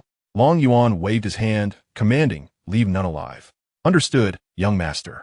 The Dragon Shadow Guards dispersed instantaneously, launching an assault throughout the Holy Land. Furious, the master shouted, Halt! Otherwise, I shall slay your young master. With a swift motion, a long spear pierced the Holy Master. The spear quivered in the hands of the Dragon Shadow Guards, and with a resounding explosion, the Holy Pearl shattered. The ancestral figures of the Holy Land were annihilated one by one, rendered powerless against the dragon shadow guards. Suyu and Stonehouse watched in horror as Stonehouse stammered, "Young masters, spare me. It was this woman who insisted on giving me the spirit stones. I found her bothersome, and she pursued me relentlessly." Suyu's eyes widened in disbelief at Stonehouse's words. Long Yuan turned to Qin Feng, stating, "I leave these two in your care." With a wave of his hand, Qin Feng responded, "Boom, boom." The sounds rang out as the two were instantly reduced to nothingness. "Brother, I thank you for today," Long Yuan said, waving his hand dismissively. "It was but a small matter. Come, let's drink away our troubles." Qin Feng smiled indeed. A drink to dispel 1,000 woes. Long Yuan mounted Xiao He, taking Qin Feng with him as they soared into the distance, a voice trailing behind. "Send half the resources to the Qin family. The rest, take back." Xiao He carried them to the Earth Dragon City, where Long Yuan and Qin Feng found an inn. "Waiter, bring us your finest wines and dishes." "Right away." Soon, the dishes and wine were served at the table. Long Yuan poured a drink for Qin Feng, exclaiming, "Come, let us indulge in a hearty drink today." Qin Feng raised his glass in agreement. "Indeed, tonight we shall not depart until we are inebriated." The two reveled in the pleasures of the tavern. Meanwhile, in the upper realm, Long Zhen was beset by a sense of frustration. The Long family was surrounded by numerous factions, all of which had been incited by the Heavenly Palace, ostensibly to test the Long family's hidden strengths. Although Long Zhen had the means to dispel them all, he was halted by the family's elders, who advised against revealing their cards too soon, lest they fail to catch the bigger fish. Understanding this wisdom, Long Zhen remained within the family confines. Outside, those who encountered the dragon guard fled in haste, only to regroup upon their return. The family was embroiled in internal matters, unable to step outside. Long Zhen paced the room with a divine artifact in hand. The spirit of artifact number 1 appeared, questioning, "Are you prepared to consume the fortune of 3 divine artifacts? In a year's time, the power of fortune will return to you." Long Zhen replied, "Am I not devising a plan?" The boy scoffed. "You could simply engage in a transaction with the heavenly Tao. Furthermore, let me inform you that the fortune derived from artifact No. 9 will not be inferior to that of artifact number 4. Long Zhen's eyes widened in disbelief. "How could this be?" The boy retorted dismissively. "The creature subdued by artifact number 9 has regained some strength, rivaling that which I have suppressed. Moreover, Long Yuan has turned it to his side. Thus, the fortune will likely be even greater." A chill ran down Long Zhen's spine. This boy had nearly led him to ruin without a word of warning. "Can you summon the heavenly Tao?" he implored. The boy nodded affirmatively. With that, a surge of sword intent soared skyward, piercing the heavens. Suddenly, the power of the heavenly Tao began to suppress this sword intent, prompting the boy to retract it. The heavenly Tao manifested as an elderly figure before the boy, inquiring, "Heavenly Sword of Dawn, have you emerged from the battlefield of the myriad races?" The boy replied, "Not yet. I have returned prematurely. This time, it is humanity that has gained my favor. You may converse with him." The heavenly Tao turned its gaze upon Long Zhen, stating, "It is the Long family that has acquired artifact number 1. With a gesture, Long Zhen summoned the blood knife of artifact No. 2 and the imperial Tao bell of artifact number 9. He recounted the circumstances surrounding artifact number 9. The heavenly Tao was taken aback, astonished by the unfolding events, realizing that such a play could indeed rival the fortune of artifact number 4. Long Zhen spread his hands, declaring, "The Long family demands half of the fortune from artifact number 9. For the rest, you may propose a price. I must inform you that these artifacts belong to Long Yuan from the lower realm, and he has instructed me to secure a good price on his behalf." The heavenly Tao furrowed its brow, questioning, "Are you threatening me?" Long Zhen waved his hand, retracting the 2 artifacts. "Leave," he commanded. "I shall not sell them. I will return them to the lower realm." The heavenly Tao panicked, for humanity had not possessed artifact number 1 for an extended period. Now, unexpectedly acquiring 3 artifacts, it merely sought to assert its authority and negotiate a better deal. It never anticipated that Long Zhen would break the mold and refuse to sell outright. "Master Long, we have matters to discuss. Holding on to this power of luck serves no purpose for you. What price do you deem appropriate?" Long Zhen scoffed. "How am I to know what price is fitting? Perhaps we should let the divine sword of Tianming enlighten you on how that lad acquired his artifacts. Rumor has it he amassed 6, and any beyond that were given away.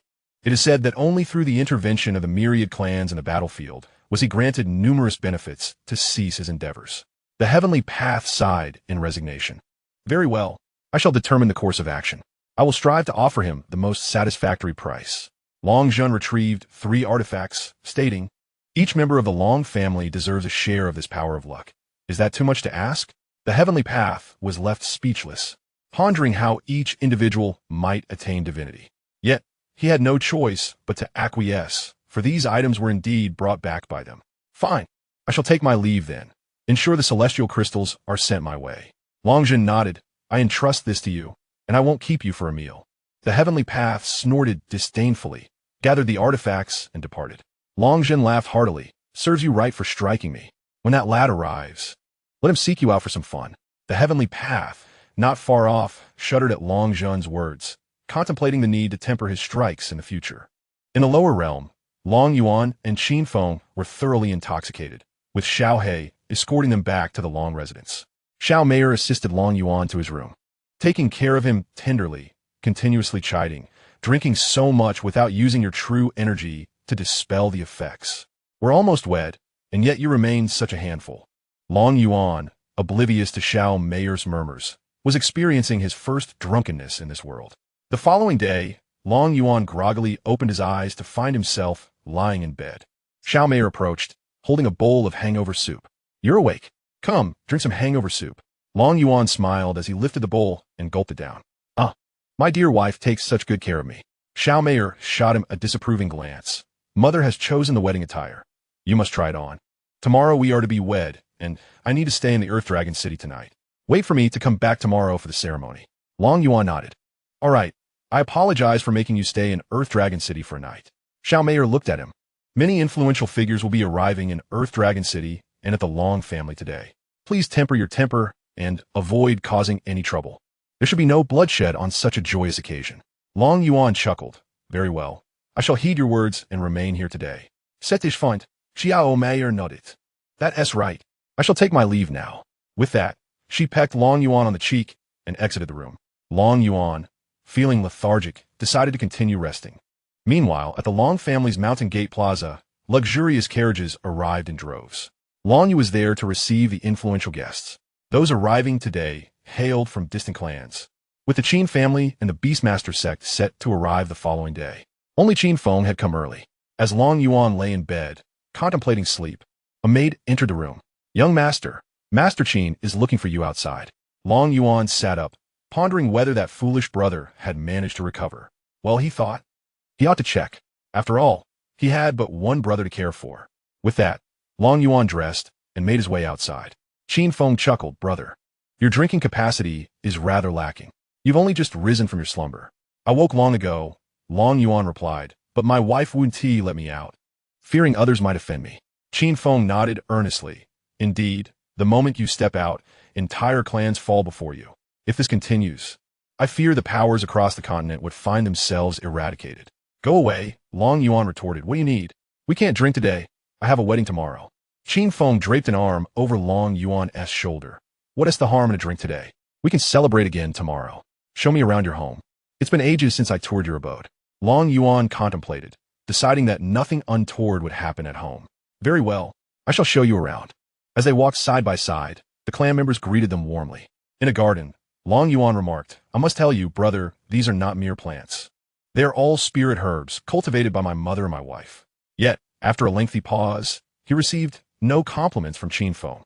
Turning to see Qin Feng gazing intently into the distance, Long Yuan followed his gaze and spotted 2 young women admiring the flowers in the garden. Brother, Qin Feng exclaimed, I believe I have found my better half. Long Yuan stared in disbelief. Goodness, not only are you a simpering fool, but you also possess the traits of a heartthrob. How did I not notice this before? Qin Feng, oblivious to Long Yuan's sarcasm, tugged at him. Brother, you must assist me. You're married now. You can't let me remain single. Long Yuan slapped his forehead, exclaiming, I can't believe this. Very well, let's go procure a communication jade for you. He led Qin Feng towards the 2 women. Upon their approach, the ladies greeted them warmly. Young Master Long. Young Master Qin. What brings you both here to enjoy the flowers? Long Yuan awkwardly smiled. Would you believe I was drawn here by your beauty? The saintess of the ice-cold sacred land, Ji Rushua, chuckled lightly. Young Master Long. Do you fear repercussions for such flattery? I've heard you are quite afraid of your wife. Long Yuan straightened. Who said that? I simply love my wife, which is why I accommodate her. Chun Ming covered her mouth in laughter. Then I must inform the bride that the esteemed young Master Long is captivated by our beauty.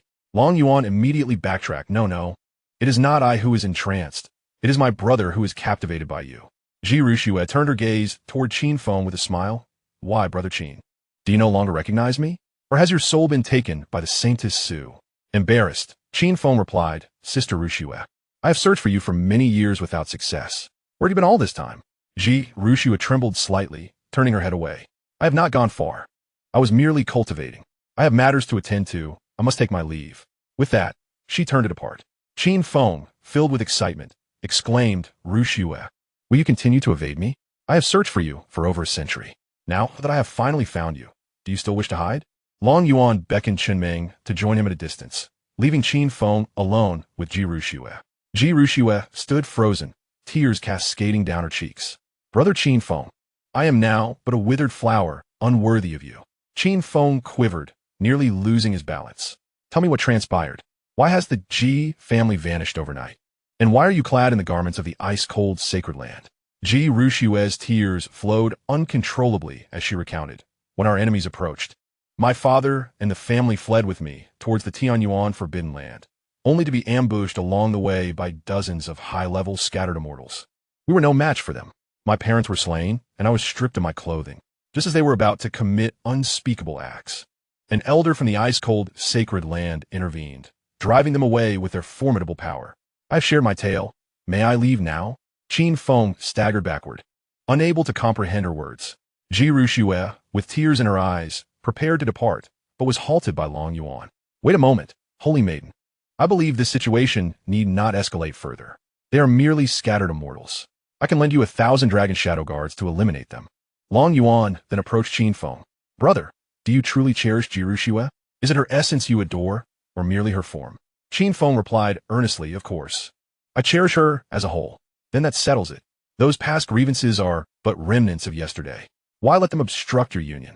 I once dreamt of a woman who had been with countless men, yet she still carried herself with grace, demanding her dowry and wedding festivities without fail. So, my brother, treasure what you have. With that, he turned to Chunming. Miss Chun, allow me to escort you elsewhere. Chunming waved her hand. Young Master Long, spare me. I still desire to marry. Long Yuan scoffed. How superficial. And with that, he walked away. Qin Feng stepped forward, embracing Ji Ruxue tightly. Ruxue, I shall never allow you to leave me again. I care not for your past. I will protect you henceforth. Will you grant me this chance? Unable to contain her emotions any longer, Ji Ruxue turned and clung to Qin Feng, sobbing, Brother Qin Feng, I miss you so dearly. I truly long for you. I shall no longer dare to seek you out. I fear the hurtful words of others may harm you. Chapter 153, The Wedding. Qin Feng held Ji Ruxue even closer. Fear not. I am heir of the Qin family. Whoever dares to speak ill of you shall face my wrath. But what if Uncle Qin disapproves? She asked. Then I shall sever ties with my family and take you away to soar high above. Now, tell me who those scattered immortals are. No need. I will seek vengeance myself. Their strength is overwhelming. Nonsense. Before the dragon shadow guards of my family, they are mere trifles. The two were taken aback. Ji Ruxue blushed deeply, hiding within Qin Feng's embrace. Qin Feng glared at Long Yuan, questioning his presence. How can you still be here? Is it polite of you to eavesdrop on our conversation? Long Yuan shrugged. I'm not entitled to enjoy such a significant event before departing. Besides, I'm not the only one listening. Qin Feng retorted. Who else is eavesdropping? Long Yuan gestured into the distance. Your father, my father, as well as the master of the beast control sect and the ice-cold saint are all listening. Oh, and there is someone hiding in that corner. Chunming awkwardly emerged. Do you believe me when I say I didn't mean to? Qin Feng noticed his father's anxious demeanor and feared his father's disapproval, worrying that he might really have to leave home. Ji Ruxue was too tense to speak. Qining calmly interjected, I didn't bring many experts with me this time.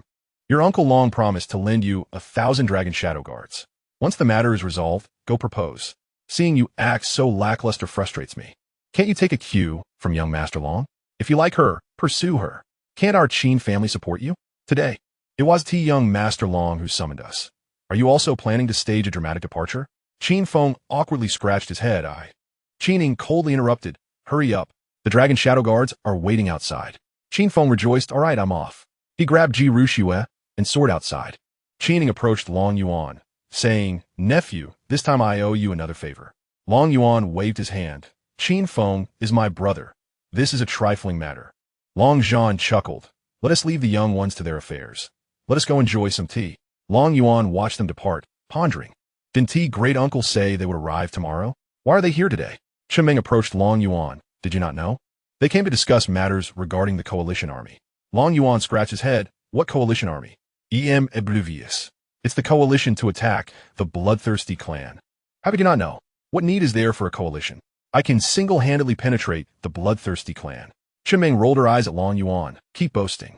We all know you're formidable. Long Yuan nonchalantly replied. Believe it or not, I'm not playing with single dogs. You can entertain yourself. With that, Long Yuan departed. Chen Ming, frustrated, stomped her foot. You're the single dog. If you want to play alone, go ahead. Qin Feng took his companions to the forbidden desert and would not return for a while. Long Yuan could only go back to sleep. The next morning, he was awakened by a maid. Get up. It's time to put on your wedding attire, she said, dressing him in a vibrant red outfit. Long Yuan inquired. Where's my mother? Young master, the lady has gone to visit her family, and the master has gone as well. So, Meyer is my biological sister. And I'm just adopted?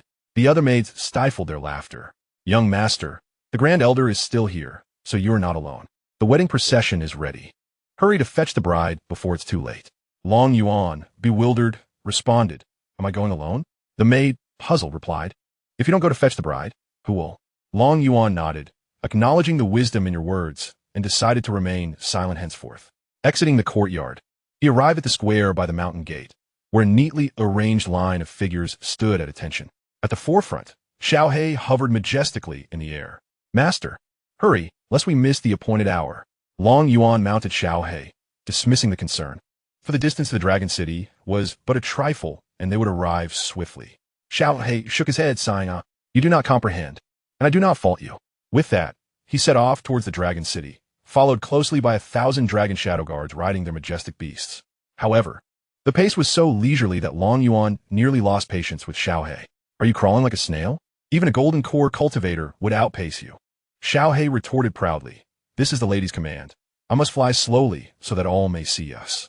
Defeated, Long Yuan resigned himself to Xiaohei's pace. What could have been a 1-minute journey stretched into an hour before they finally arrived at the Dragon Manor. Outside the manor, Xiao Feng transformed into her true form. Pulling a lavishly extravagant palanquin, Long Yuan gaped in astonishment, exclaiming, Goodness, this is utterly extravagant. The maid beside him urged, Young master, hurry to receive the bride. There's no time to lose. Nodding in agreement, Long Yuan stepped towards the manor. As he did, Shi Yaoyao supported Xiao Meyer, while Chu Linxue took her hand. Yuania, I entrust Meyer to you, she said. Long Yuan nodded, affirming, We shall protect Meyer well. Long Zhan laughed, Boy, off you go. We shall await you at home. Taking Xiao Meyer's hand, Long Yuan led her outside, assisting her into the ostentatious palanquin before mounting Xiaohei himself. Firecrackers erupted, resonating throughout the Dragon City. Countless onlookers gathered, showering them with blessings. Long Yuan called out to the manor. Xiaohei ascended leisurely into the sky, with the procession closely following. They circled the dragon family's vicinity for several thousand miles before returning to the square by the mountain gate. A red carpet was laid from the entrance to the Grand Hall, with a dragon shadow guard stationed every few meters. Guests from various factions observed this spectacle from the plaza outside the hall. Long Yuan retrieved Xiao Meyer from the palanquin, taking her hand as they strode towards the Grand Hall. Long Xiao shouted, Fire the salute. Boom! Boom! Boom! The cannonades exploded in the sky, showering petals down like confetti. This enchanting scene evoked envy in countless young maidens. Hand in hand, Long Yuan and Xiao Meyer entered the Grand Hall, where Long Yu proclaimed, Groom, bride, let us commence the ceremonial bow to heaven and earth. They bowed towards the sky, and in that instant, myriad rays of light erupted, and various auspicious clouds appeared above. They then bowed to the high hall. Long Yuan and Xiao Meyer turned to pay their respects to Long Zhan and Chu Linxue. Chu Linxue nodded enthusiastically, Good, good, good. The couple then performed a bow to each other. Once more, Long Yu called out, Ceremony completed, express gratitude to our guests. Long Yuan and Xiao Meyer greeted various factions with clasped fists as they were escorted into the bridal chamber, where the banquet commenced. Xiao Meier was supported back to her room by Shi Yao and her maidservants. Qin Feng and Ji Ruxua approached. "Brother, let us indulge in a hearty drink today." Long Yuan, taken aback, inquired, "Did you not venture to the Forbidden Desert?" Qin Feng chuckled awkwardly. "Yesterday was quite urgent, and in the heat of the moment. I completely forgot your wedding. It was only upon stepping outside that I recalled our purpose. Once we have celebrated your nuptials today, we shall head to the Forbidden Desert." Long Yuan nodded in agreement. That sounds reasonable. After all, they cannot escape. The two then proceeded to their seats and began to drink. Amidst the joyous revelry, 3 figures suddenly appeared in the distant sky, exuding a terrifying aura, unmistakably not of the lower realm. The leader, known as Lu Gao, was flanked by Lu Yuan and Lu Xian. They hailed from the Lu family of the Xian Dao domain, having descended to this realm in search of the remnants of the Xiao family. Their golden immortal level, combined with the suppression of lower realm laws, meant they could scan the entire Tianming continent in just a few days. This very morning, they had detected the remnants of the Xiao family and rushed over. Lu Gao turned his gaze towards the Long family, aware that the remnants were within. "Lu Xian, go and capture her," he commanded. "Yes, Brother Gao," Lu Xian replied, charging towards the Long family with his sights set on Xiao Meier. 10 Long shadow guards swiftly formed a defensive formation to intercept Lu Xian. "Who dares to act against the Long family?" they demanded. With a wave of his hand, Lu Xian ordered, "Get out of my way." An attack was unleashed upon the 10 guards. The squad leader bellowed, "Kill." Clad in armor and bolstered by their formation, they summoned a battle spirit. The spirit, wielding a long spear, countered the incoming attack with a thrust that continued towards Lu Xian. Startled, Lu Xian quickly drew his weapon to defend himself. The clash reverberated as the spear struck his large sword, sending him staggering back. Regaining his footing, he stared incredulously at the 10 Long shadow guards. Lu Gao and his companions soon joined Lu Xian. "Are you all right? Did you sustain any injuries?" Lu Gao inquired. Lu Xian shook his head. "I'm fine, Brother Gao. This family is formidable, and many of the individuals below possess the strength of the Xian immortal realm. How can such power exist in the lower realm, devoid of any celestial energy for cultivation?" Lu Gao observed the festive atmosphere within the Long family, where all eyes were now upon the 3 of them. Some even pointed and whispered, entirely disregarding their presence. Long Yu ascended into the sky, flanked by 300 Long shadow guards, ready to engage at a moment's notice. With 300 celestial realm Long shadow guards, enhanced by their formation and armor, they could summon a celestial monarch battle spirit, elevating their strength by 3 great realms. Long Yu smiled, addressing the trio. "What brings you to act against the Long family on this joyous occasion?" "Today marks a momentous celebration for us, and we wish to avoid conflict." Recognizing the formidable power of the Long family, Lu Gao clasped his fists in apology. "We are but humble members of the Lu family from the Xian Dao domain, here today to apprehend the remnants of the Xiao family. We sincerely beg your pardon for any offense caused." Long Yu furrowed his brow, uncertain of the true strength of this faction, which clearly was no insignificant force. "Gentlemen, capturing anyone today is out of the question.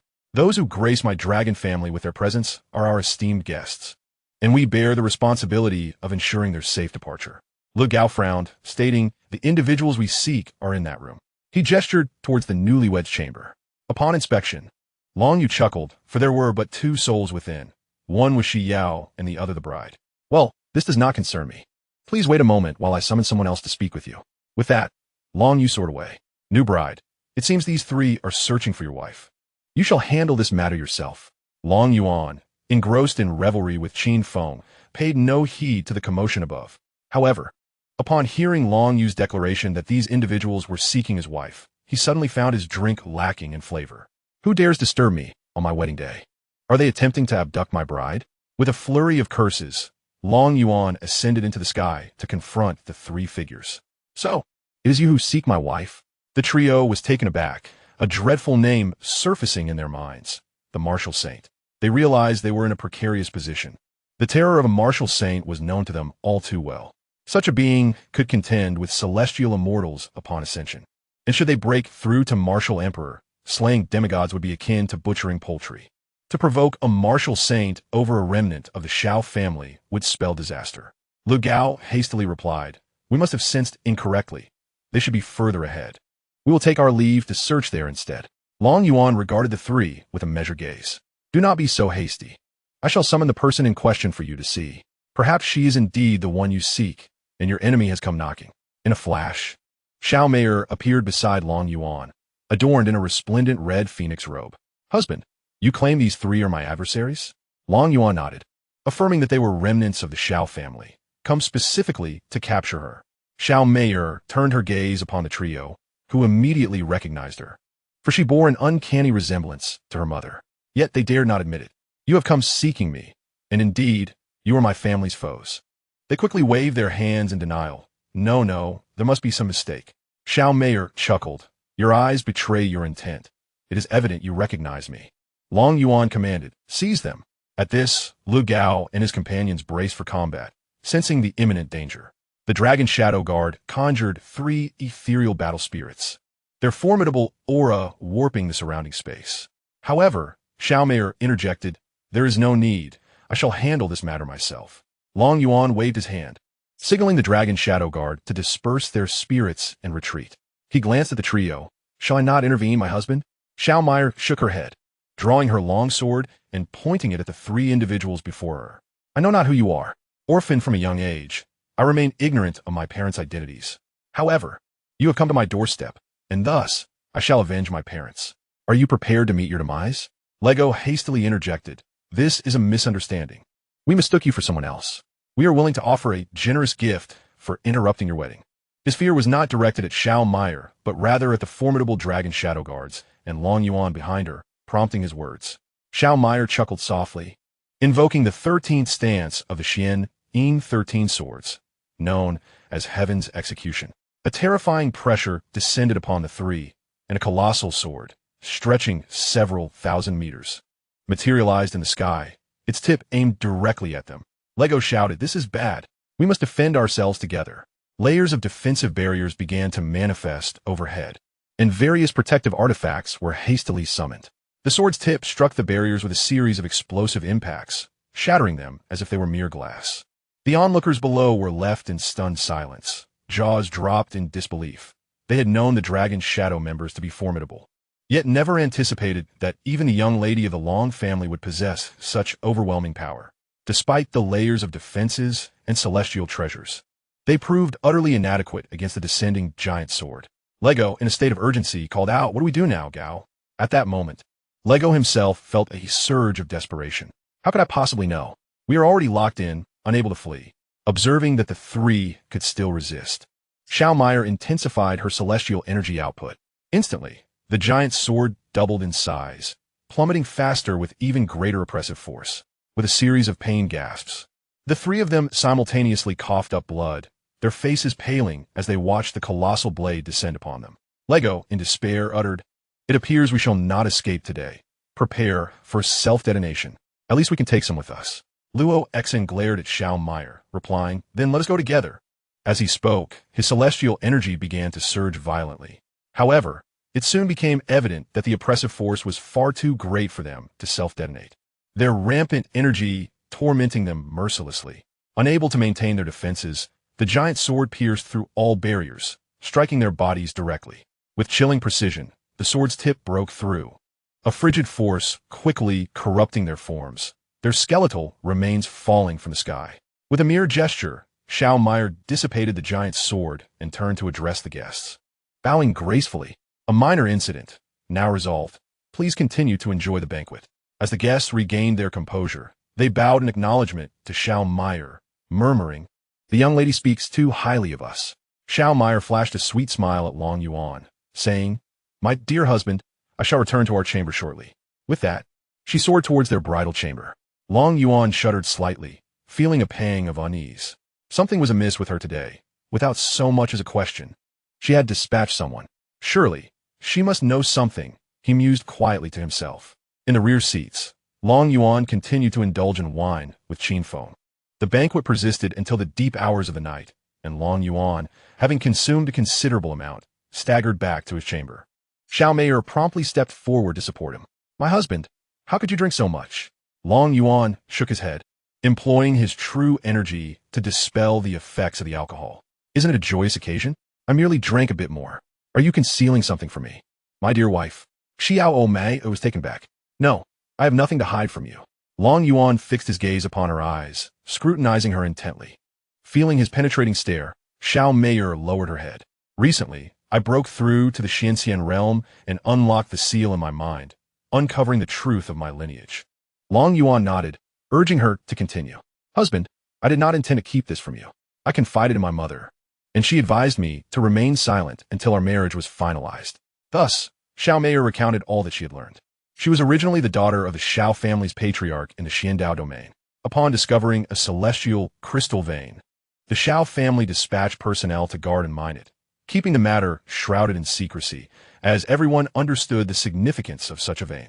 However, before long, due to a drunken misstep by a family member, the news inadvertently reached the Lu family. After investigating, the Lu family confirmed the existence of the celestial crystal vein and launched a surprise attack on the Xiao family. Given that the Lu family was inherently stronger, the Xiao family could not withstand the onslaught. In a desperate measure, the matriarch sealed a portion of Xianxia's memories and sent her randomly to the lower realm. This led to the subsequent events. Long Yuan listened in bewilderment, realizing that his wife was indeed a being from the upper realm. My dear wife, what are your thoughts now? Shall we ascend to the celestial realm for vengeance? No, I wish to ascend to the celestial realm alongside you. And when the time comes, I shall exact my revenge. Long Yuan nodded. Very well. I shall accompany you when the time arrives. Xiaomei nodded slightly. Husband, tonight marks our wedding night. We should rest early. Long Yuan felt a shiver, sensing that this woman was not as innocent as she appeared. Xiaomei took his hand and led him toward the bed. After a night of passion, the following morning, Long Yuan emerged from the room, supporting his waist. This woman disregards martial ethics. She actually resorted to medication. The passing maidens stifled their laughter behind their hands. Long Yuan lay down in the courtyard, where Xiaomei approached with a bowl of nourishing soup. Husband, please drink this soup. Long Yuan accepted the bowl and drank it in one gulp.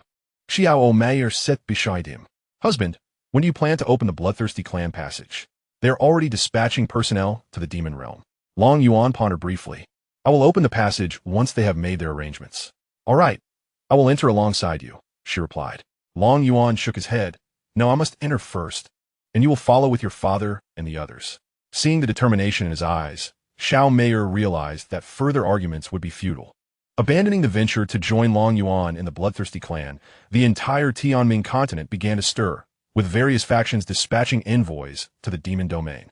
Unbeknownst to the newly ascended demon emperor, who mistook this mobilization as a prelude to human annihilation of their kind, a beast tide was orchestrated. However, upon the appearance of the little phoenix, the entire tide swiftly submitted. Near the rift in space, the major factions established encampments, with an increasing number of arrivals, leading to half of the demon domain being occupied. In the blink of an eye, a year had passed, and the forces of fortune began to manifest their influence. The entire Long family felt an inexplicable power augmenting their beings.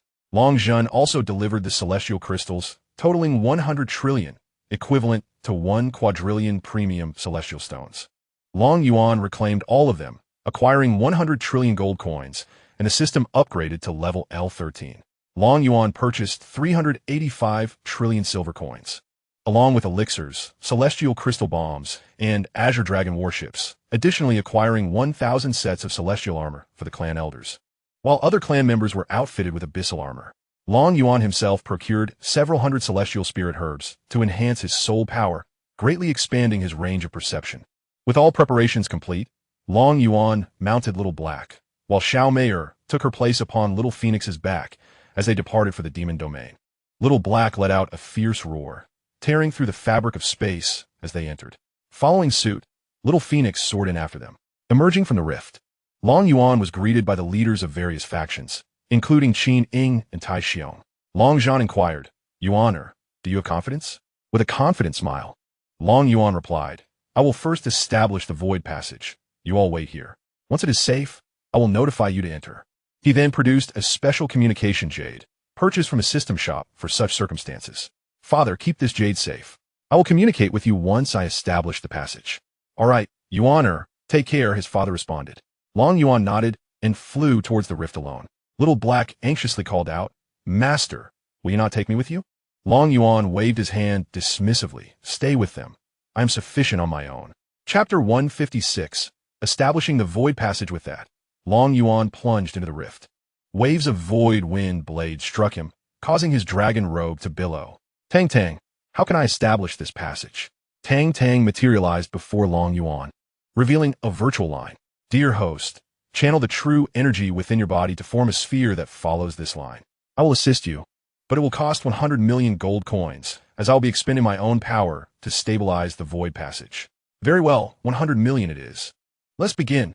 Long Yuan formed a bubble of true energy around himself and followed the virtual line forward. As Dragon Abyss traversed the path, his vital energy gradually diminished. This was the result of Tang Tang harnessing the power of the laws within Dragon Abyss's essence to construct a void passage. The speed of Dragon Abyss's flight accelerated, causing his internal energy to deplete rapidly. A month, half a year, time flew by swiftly. Along the journey, Dragon Abyss consumed a celestial elixir to replenish his vital energy, marking the second time he had done so.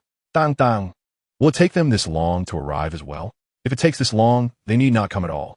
Fear not, esteemed host. They shall not require such an extended duration.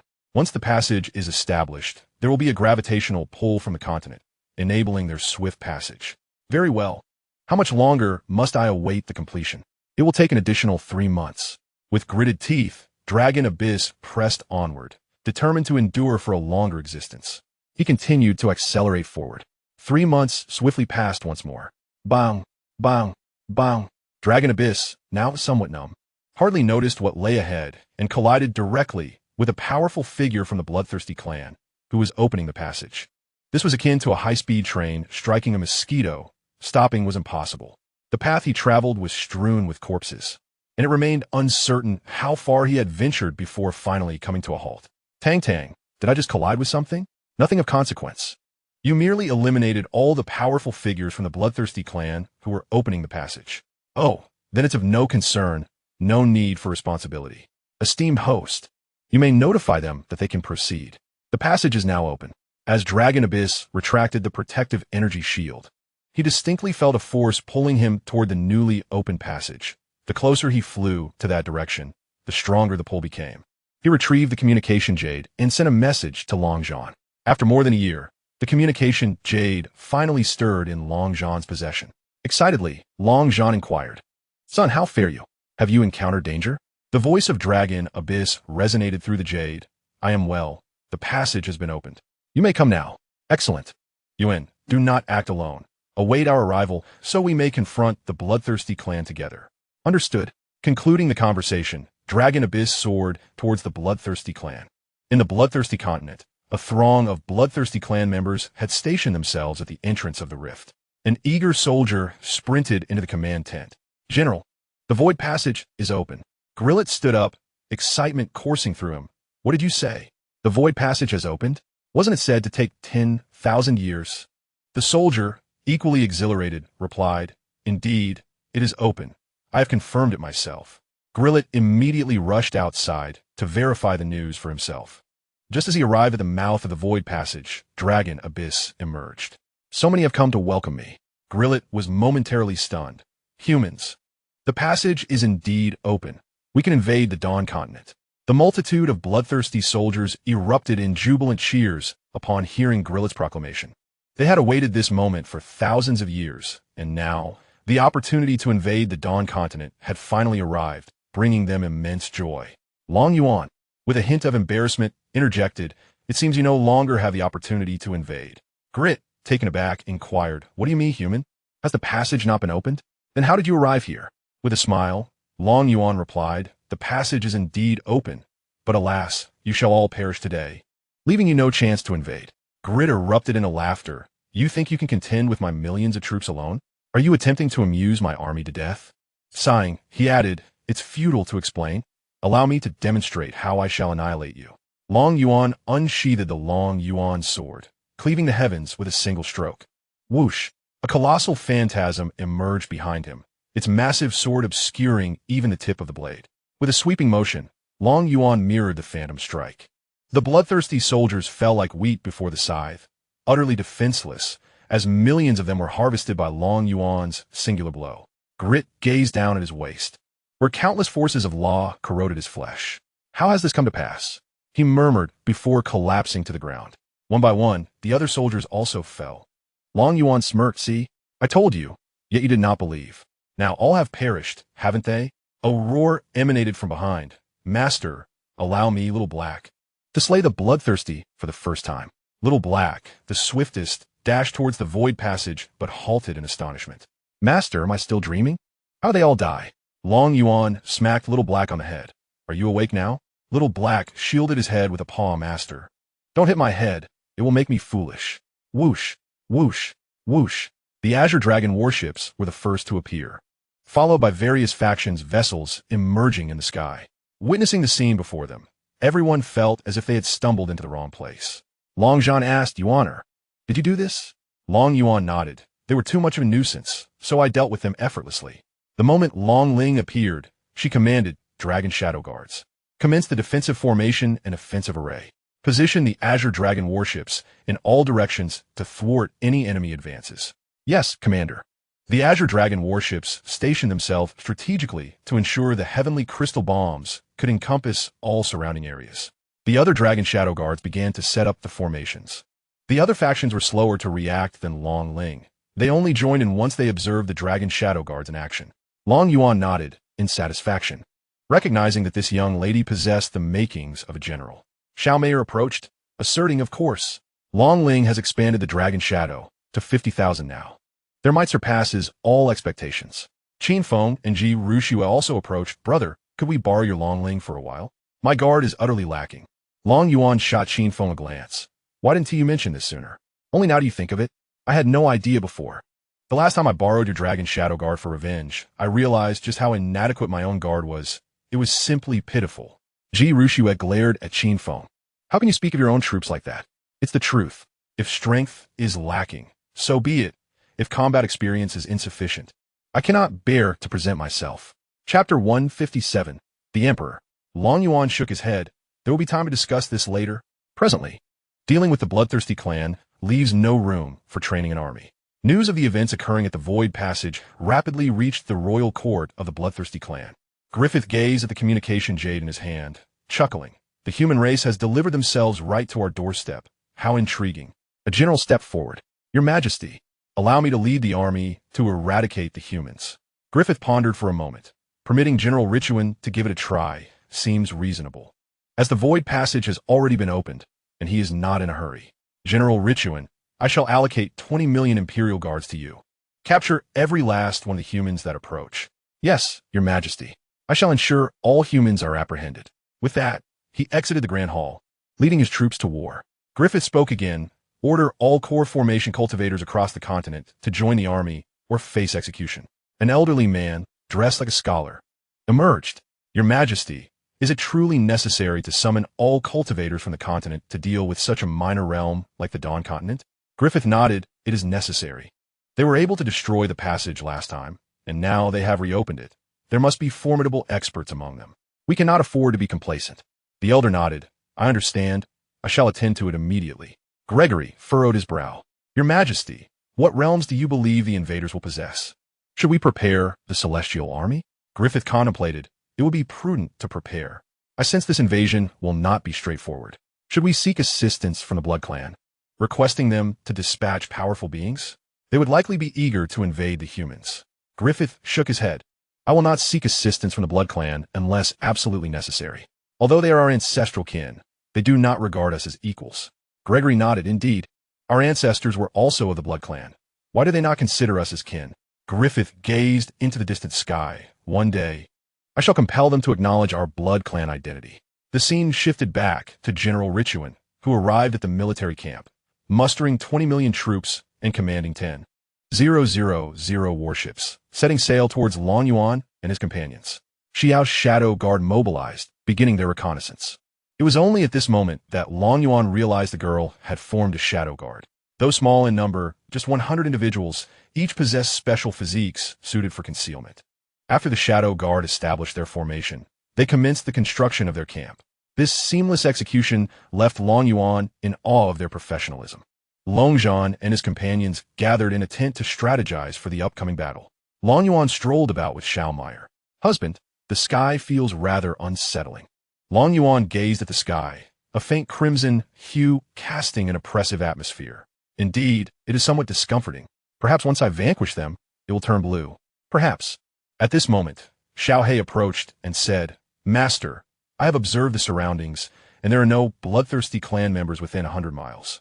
It seems this area is a forbidden zone. Xiao Feng added, the nearest bloodthirsty clan city is 500,000 miles away. If we engage in battle, who knows how long it will take to conquer the entire continent? Long Yuan furrowed his brow. Indeed, this posed a significant dilemma, as he could not afford to fight for tens of thousands of years here. Tang Tang appeared before Long Yuan, exclaiming, Master, you could study the tactics of the Blue Star Wars and directly dispatch the Qinglong warships to bombard them. After all, those are preparations you provided, and it could extend your lifespan somewhat. Really? It could be played this way? Long Yuan exclaimed in surprise.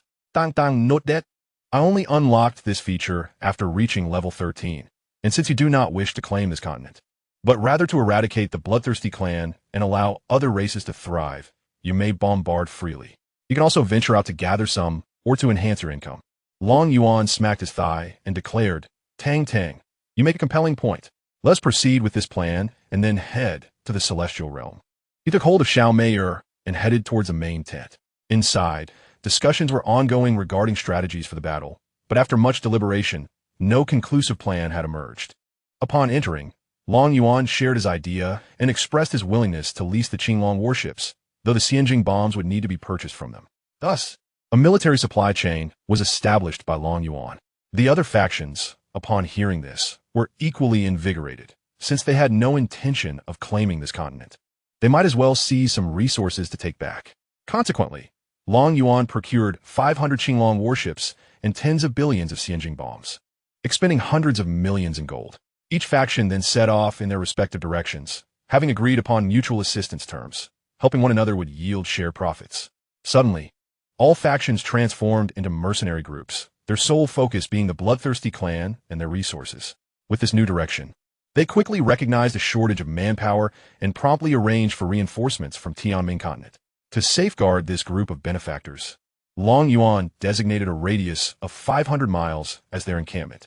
The Long Ying guards began to establish a complex array, which proved somewhat cumbersome due to its vast area.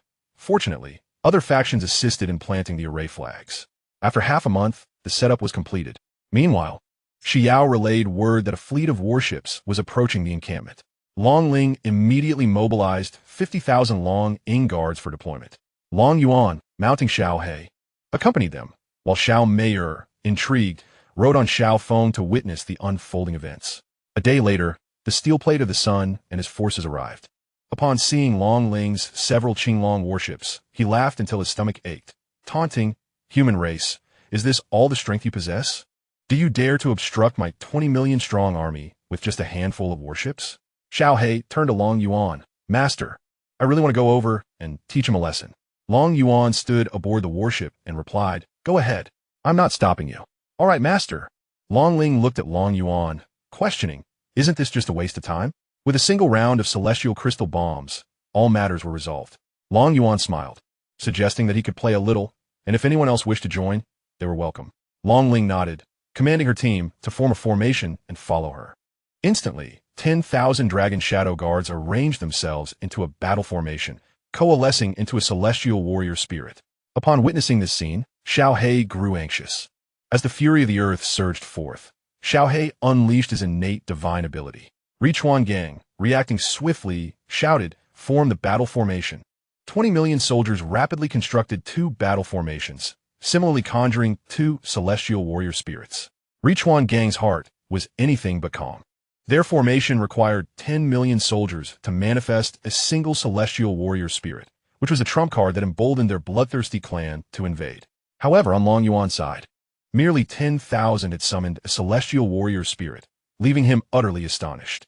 Xiaohei's attack was effortlessly dispelled by the warrior spirit. Chapter 158. The armies confront each other. Xiaohei, frightened, retreated to the warship. Behind Long Ling, a demonic shadow emerged, merging with the warrior spirit and instantly elevating its realm to the pinnacle of celestial mastery. The 3 massive warrior spirit apparitions clashed violently, with the dragon shadow guard spirit gaining the upper hand against 2. As Richuan Gang battled, his anxiety grew. He realized he had encountered a formidable opponent this time. Long Ling and her side hastily formed seals, channeling runes into the warrior spirit's essence. The spirit erupted with terrifying power, sweeping through with a lance. Bang, bang, bang. The weapons of the two warrior spirits on Yuan Gang's side shattered, and deep gashes appeared at their waists. The spirit's form remained unsteady. Just as Yuan Gang commanded his soldiers to stabilize their spirit, the opposing spirit launched another assault. The long spear slashed down diagonally, and the two spirits instinctively raised their arms to block. Thud, thud, thud. The long spear easily dispersed the two spirits, causing all soldiers to cough up blood. Yuan Gang also spat out a mouthful of blood, incredulous at his defeat. Long Ling returned to the warship with the Dragon Shadow Guards as Warship Number 1 prepared to launch the Celestial Crystal Bombs. Warship Number 1 was ready. Fire! Whoosh! Whoosh! Whoosh! 50,000 Celestial Crystal Bombs soared toward the enemy, equivalent to 50,000 Celestial Lords striking simultaneously. Yuan Gang, wide-eyed, ordered the warship's defenses to be activated.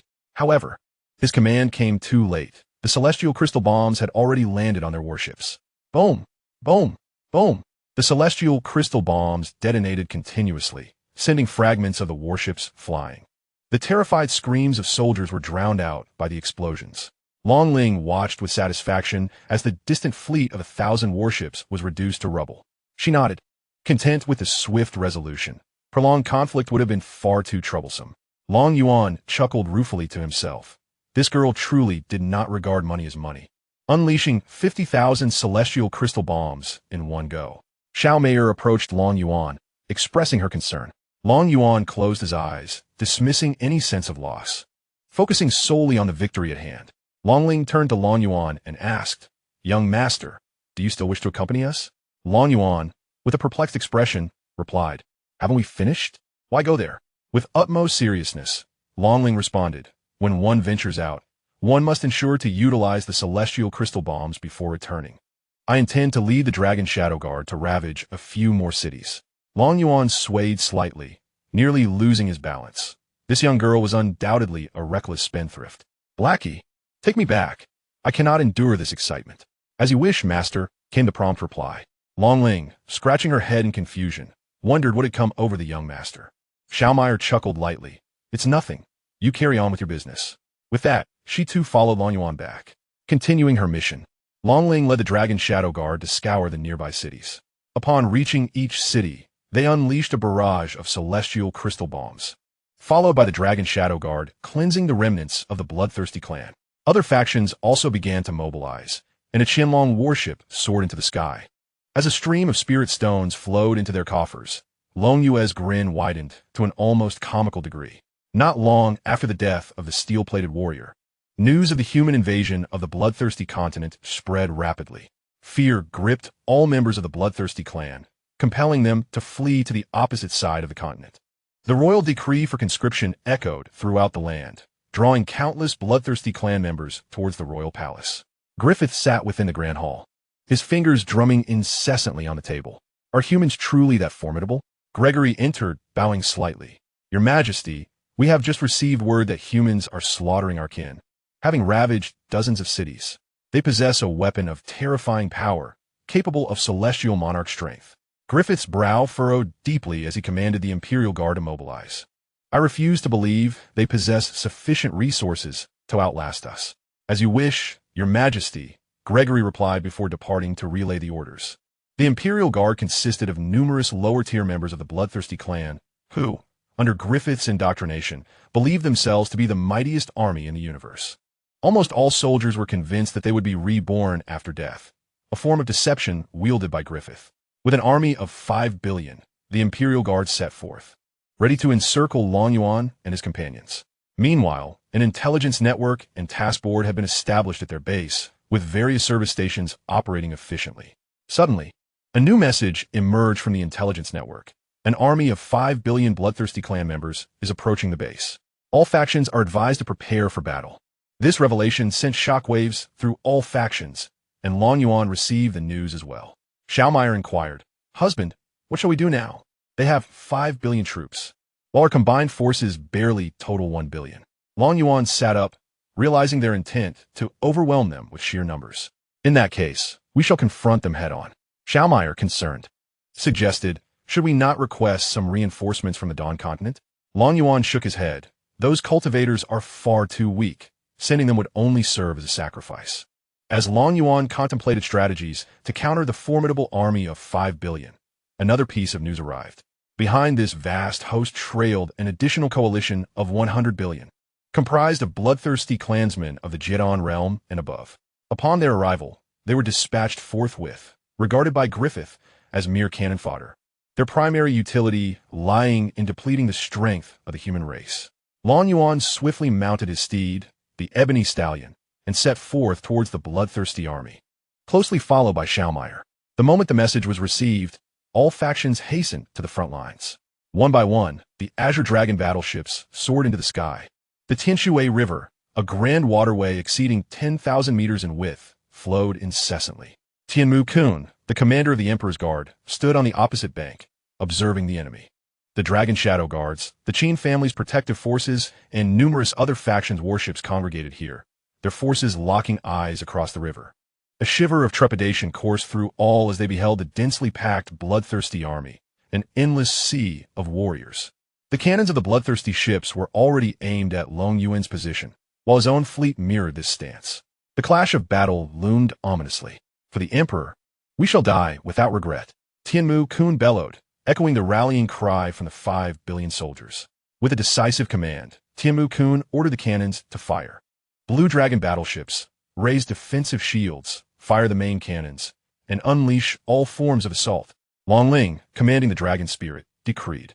Instantly, a defensive barrier rose around the Blue Dragon battleships, shielding the ordinary vessels of allied forces from incoming attacks. Boom! Boom! Boom! The roar of cannon fire erupted from both fleets.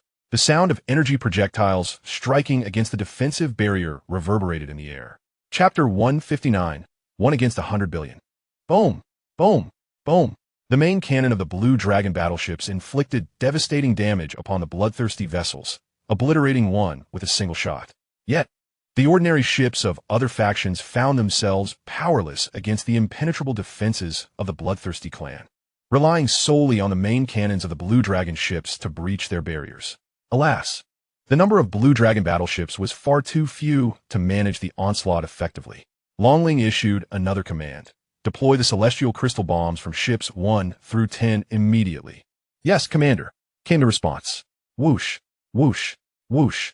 500,000 celestial crystal bombs hurtled towards the enemy. Tianmu Kun had anticipated this, and his idle soldiers swiftly shot down the incoming bombs. Millions of projectiles from afar targeted the descending celestial crystal bombs. Boom, boom, boom. All the celestial crystal bombs detonated mid-air. Observing their ineffectiveness, Longling promptly commanded, form battle formations and summon battle souls. 50,000 Dragon Shadow Guards coalesced into 5 celestial warrior souls, launching an assault against the enemy. Tianmu Kun smirked dismissively, declaring, we shall also form battle formations and summon battle souls.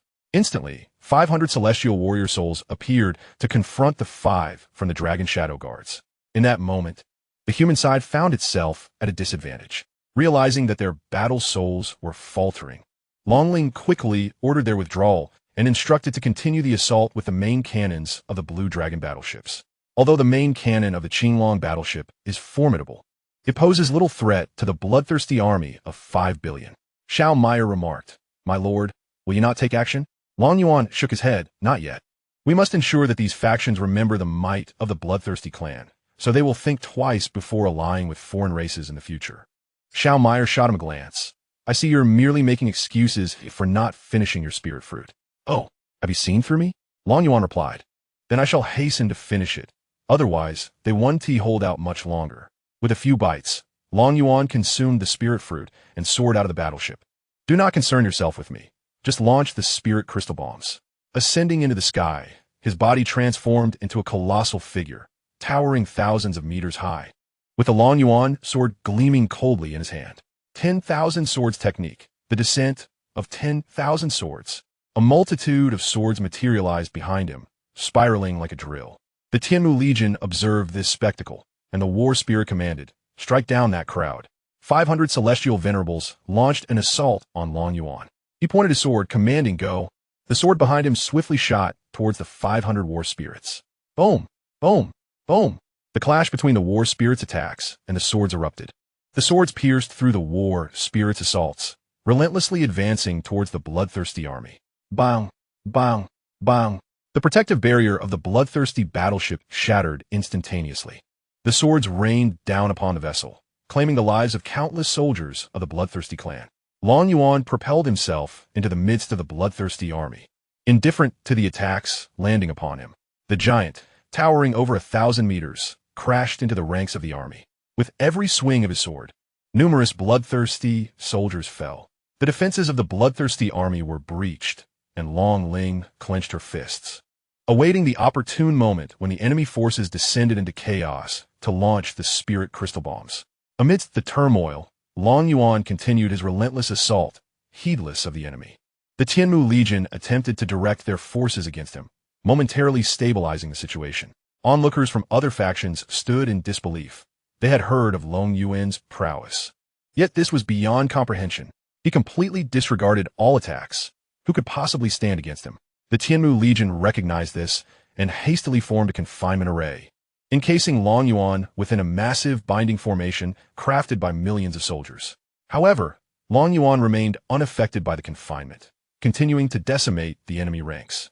Finding the progress too slow, he unleashed his ultimate move, Heavenly Sword. An ethereal silhouette emerged, raising its sword and sweeping it through the air.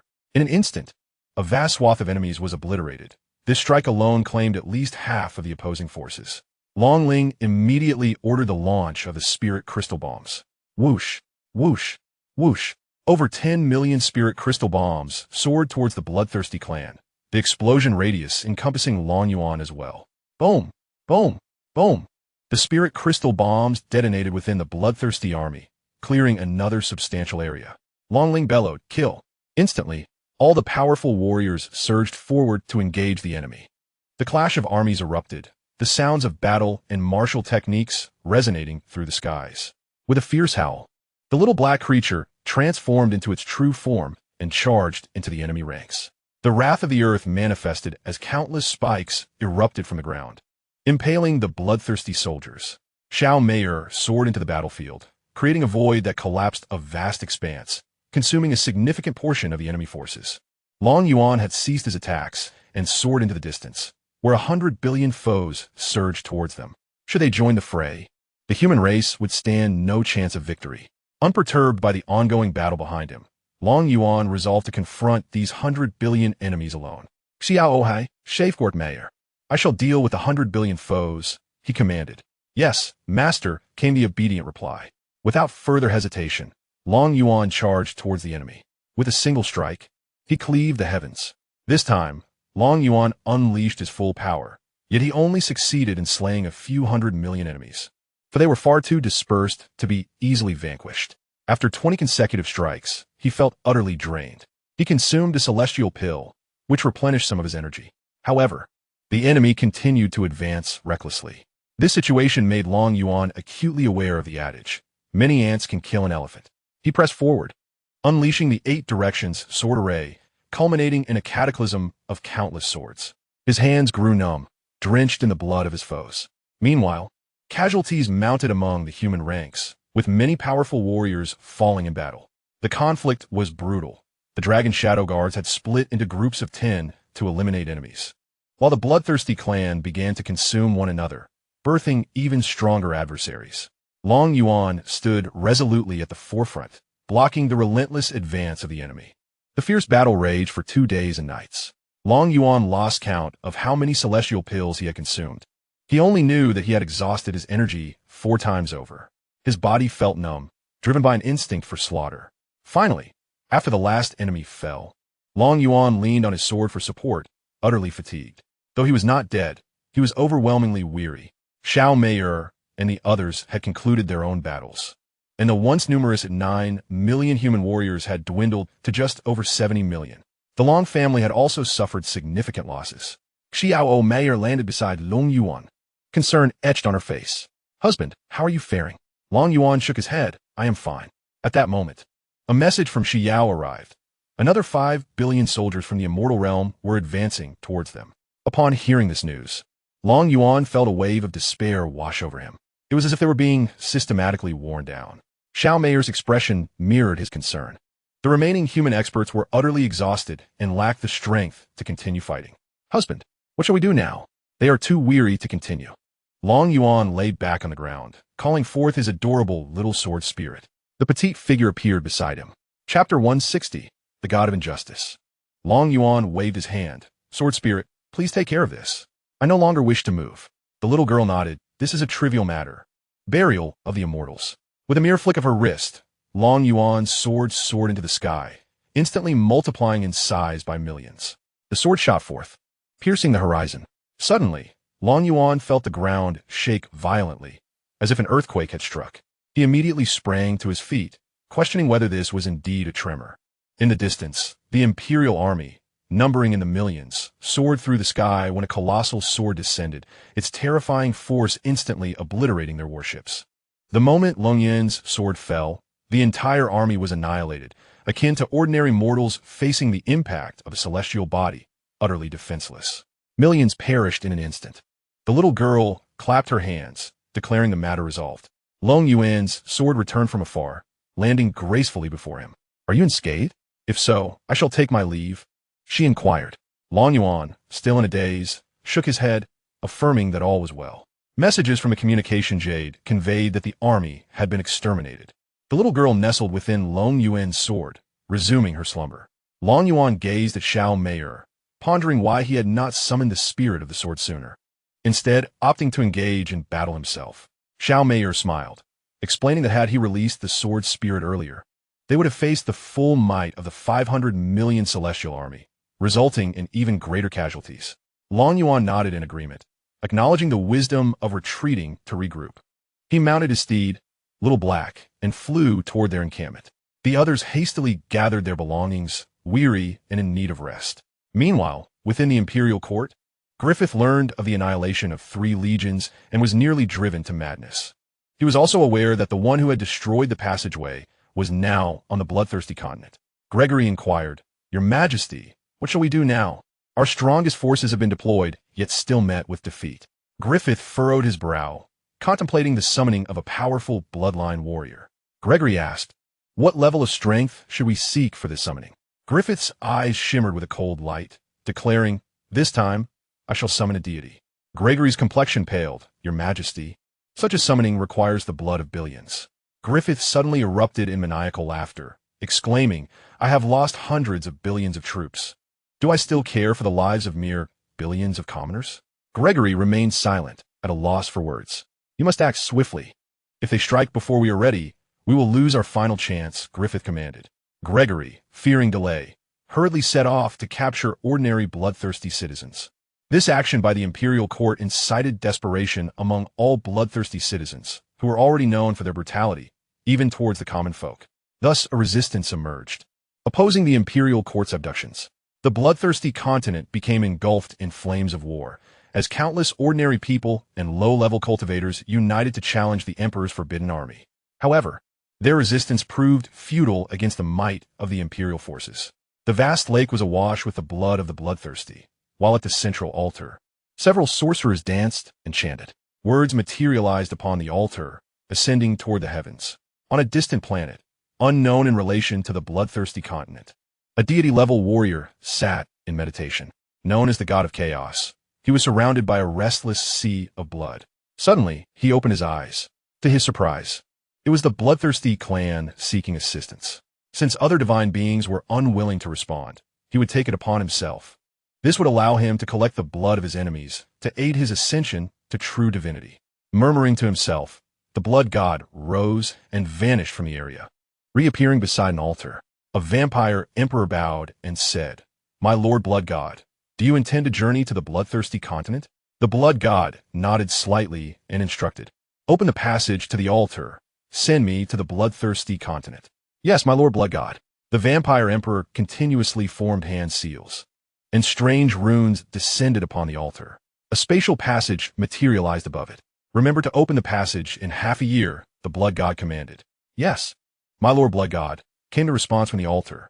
The altar, inscribed with the words "The Blood God Descends," filled Griffiths with excitement, nearly causing him to leap for joy. Finally, a deity had answered. This meant doom for humanity. "Gregory, hurry and prepare the blood. My Lord Blood God will descend in a few days." "Yes, your majesty." Gregory went on to continue the slaughter of ordinary members of the bloodthirsty clan. A vast amount of blood flowed into the lake, all prepared for the blood god. Days later, a spatial passage appeared at the altar center. The blood god emerged, closing his eyes to savor the rich scent of blood. The aroma was exquisite. With arms outstretched, a sea of blood manifested in the sky, drawing the blood from the lake. Within moments, the sea had drained the lake entirely. "If only there were a tad more blood, I could achieve true divinity," he lamented. Griffiths swiftly approached. "My Lord Blood God, I am the Emperor of the Bloodthirsty clan. It is an honor to summon you to our realm. Once we annihilate humanity, I shall prepare a tribute of blood for you." The blood god nodded in satisfaction. "Very well. Once I attain true divinity, I shall protect you. Remember to supply me with blood annually." Griffith's face turned pale as he thought. He intends to use this place as his blood reservoir. The blood god glared at Griffiths. "What is it? Are you unwilling?" Griffiths hastily shook his head. No.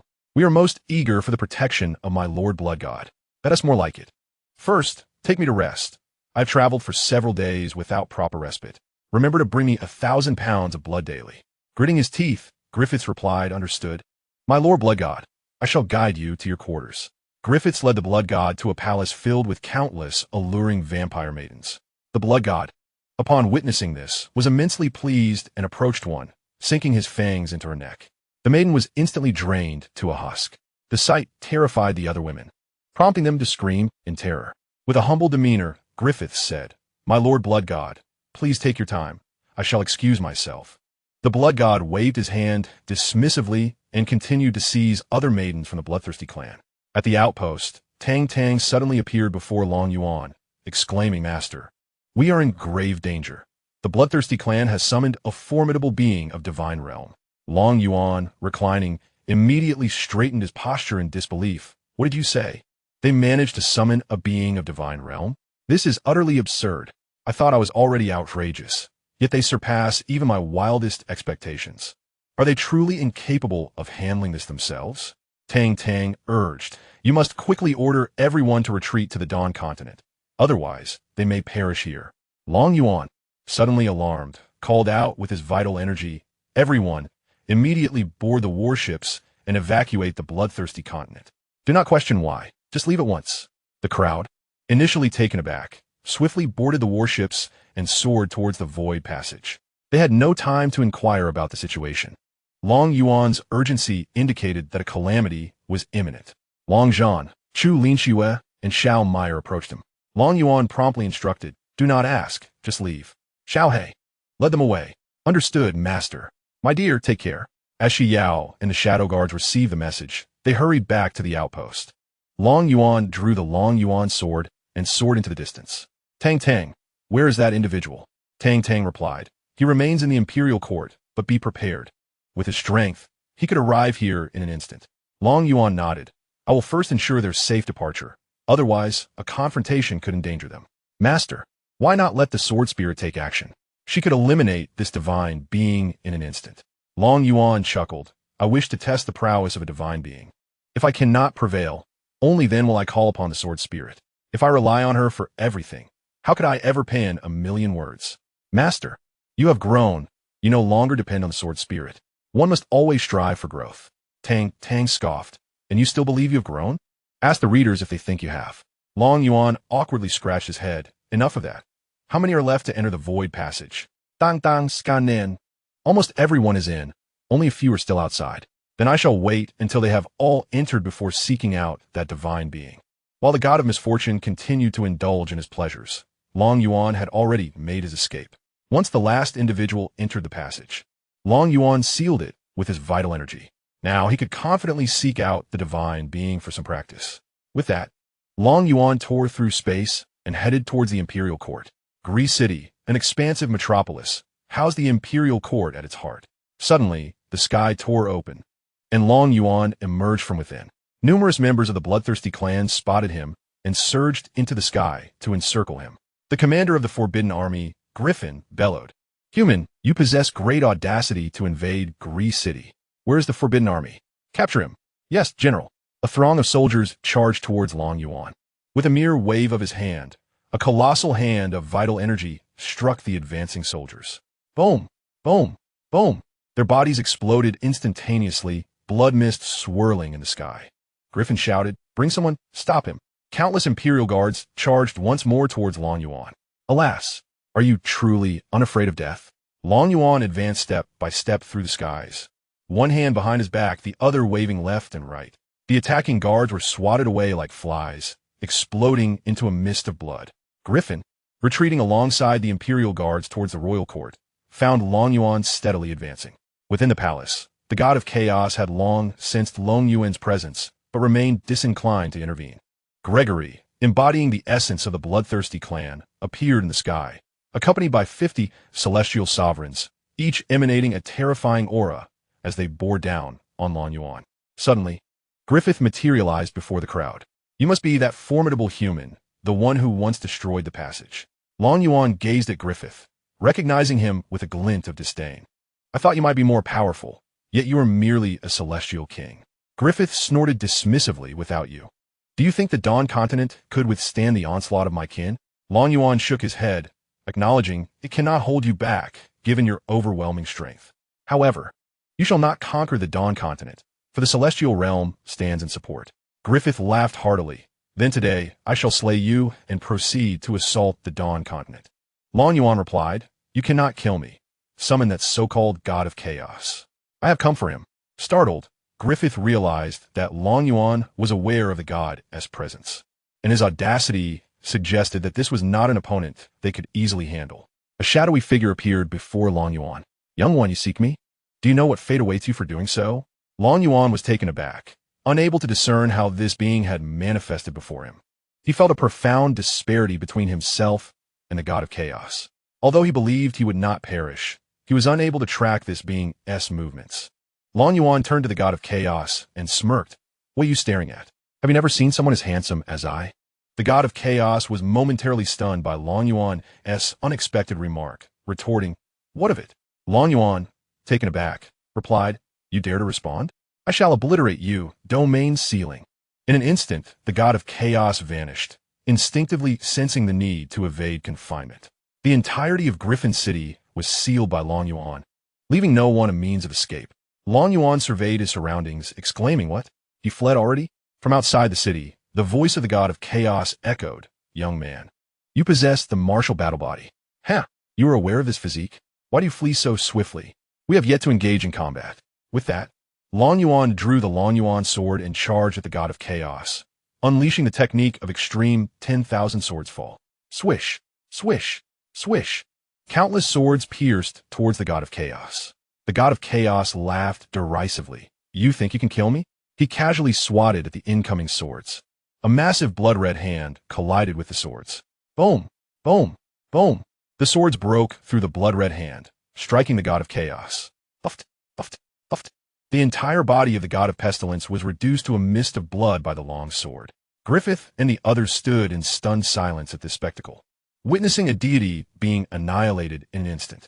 Long Yuan, however, remained vigilant, dispersing his spiritual energy in search of the god of pestilence's whereabouts. Yet he could not uncover where the fiend had concealed himself.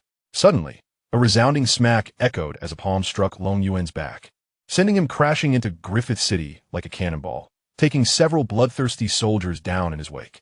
The city crumbled under his impact, and amidst the ruins, Long Yuan rose, shaking off the dust. Damn it, that scoundrel attempted a sneak attack. Outside the city, the god of pestilence observed Long Yuan amidst the debris, exclaiming in surprise, Ah, you are unscathed. Long Yuan, pointing at the deity, retorted, You despicable creature, if you have the audacity to enter, I shall beat you to a pulp. Enraged by Long Yuan's insult, the god of pestilence dared not enter the city, recalling how he had nearly met his demise due to his earlier carelessness. Come out, you coward! I will make you beg for mercy. Long Yuan, undeterred, charged towards the god of pestilence with his sword. A brilliant beam of sword light shot forth. But sensing the imminent danger, the god of pestilence vanished in an instant, leaving Long Yuan's strike to cut through empty air. With a sudden jolt, Long Yuan felt a heavy object strike his head, propelling him away before he could react. He crashed down upon a mountain outside the city, causing it to collapse under his weight. The god of pestilence seized this opportunity, relentlessly assaulting Long Yuan's position with his colossal hammer, striking down upon him with a speed surpassing that of a V-16 engine. Long Yuan attempted to rise, but was relentlessly pinned down by the hammer's blows, unable to escape. Frustrated, he lay in the pit, lamenting, "This deity is truly a formidable opponent. His speed is simply too swift for me to match." Tang Tang, who remained by Long Yuan's side, found it unsurprising, given the vast difference in their realms. With determination, Long Yuan thought, "If I cannot kill him, I can at least wear him out. Let us see how long he can sustain this." Tang Tang, exasperated, suggested, "Why not summon the sword spirit to eliminate him? Why struggle here? Not a chance. I intend to outlast him. I shall rest for a moment. When he tires, he can wake me." Long Yuan replied defiantly. Tang Tang shook her head in disbelief, recognizing the absurdity of prolonging the encounter when victory was within reach. The god of pestilence, meanwhile, was increasingly astonished. Despite delivering thousands of strikes, Long Yuan remained unharmed. Resolute, he thought, "I refuse to believe I cannot crush you." Thus, one rained down blows while the other lay in slumber. The inhabitants of the city were left utterly astounded, their jaws nearly grazing the ground. The fact that a martial arts sage could effortlessly dispatch a godly being was astonishing enough. But now it seemed this human was invulnerable even to deities. Griffith sank onto the sky, overwhelmed by the realization of the monstrous entity he had provoked. Gregory and the other experts remained silent, uncertain of the fate that awaited them. Their only hope was that the divine being they had summoned would be able to vanquish this human. For 10 days, Xianxia and Long Yuan continued their standoff, the passage of time becoming almost irrelevant. Xianxia tirelessly hammered away, while Long Yuan, groggy, blinked awake. His vision was obscured. The speed of the mighty hammer's descent blocked the sunlight. How long has this fellow been hammering? Master, it has been 10 days. Had he really slept that long? Enough of this nonsense. Kindly step aside, dear little sword spirit. The moment the petite girl appeared, she pointed her finger.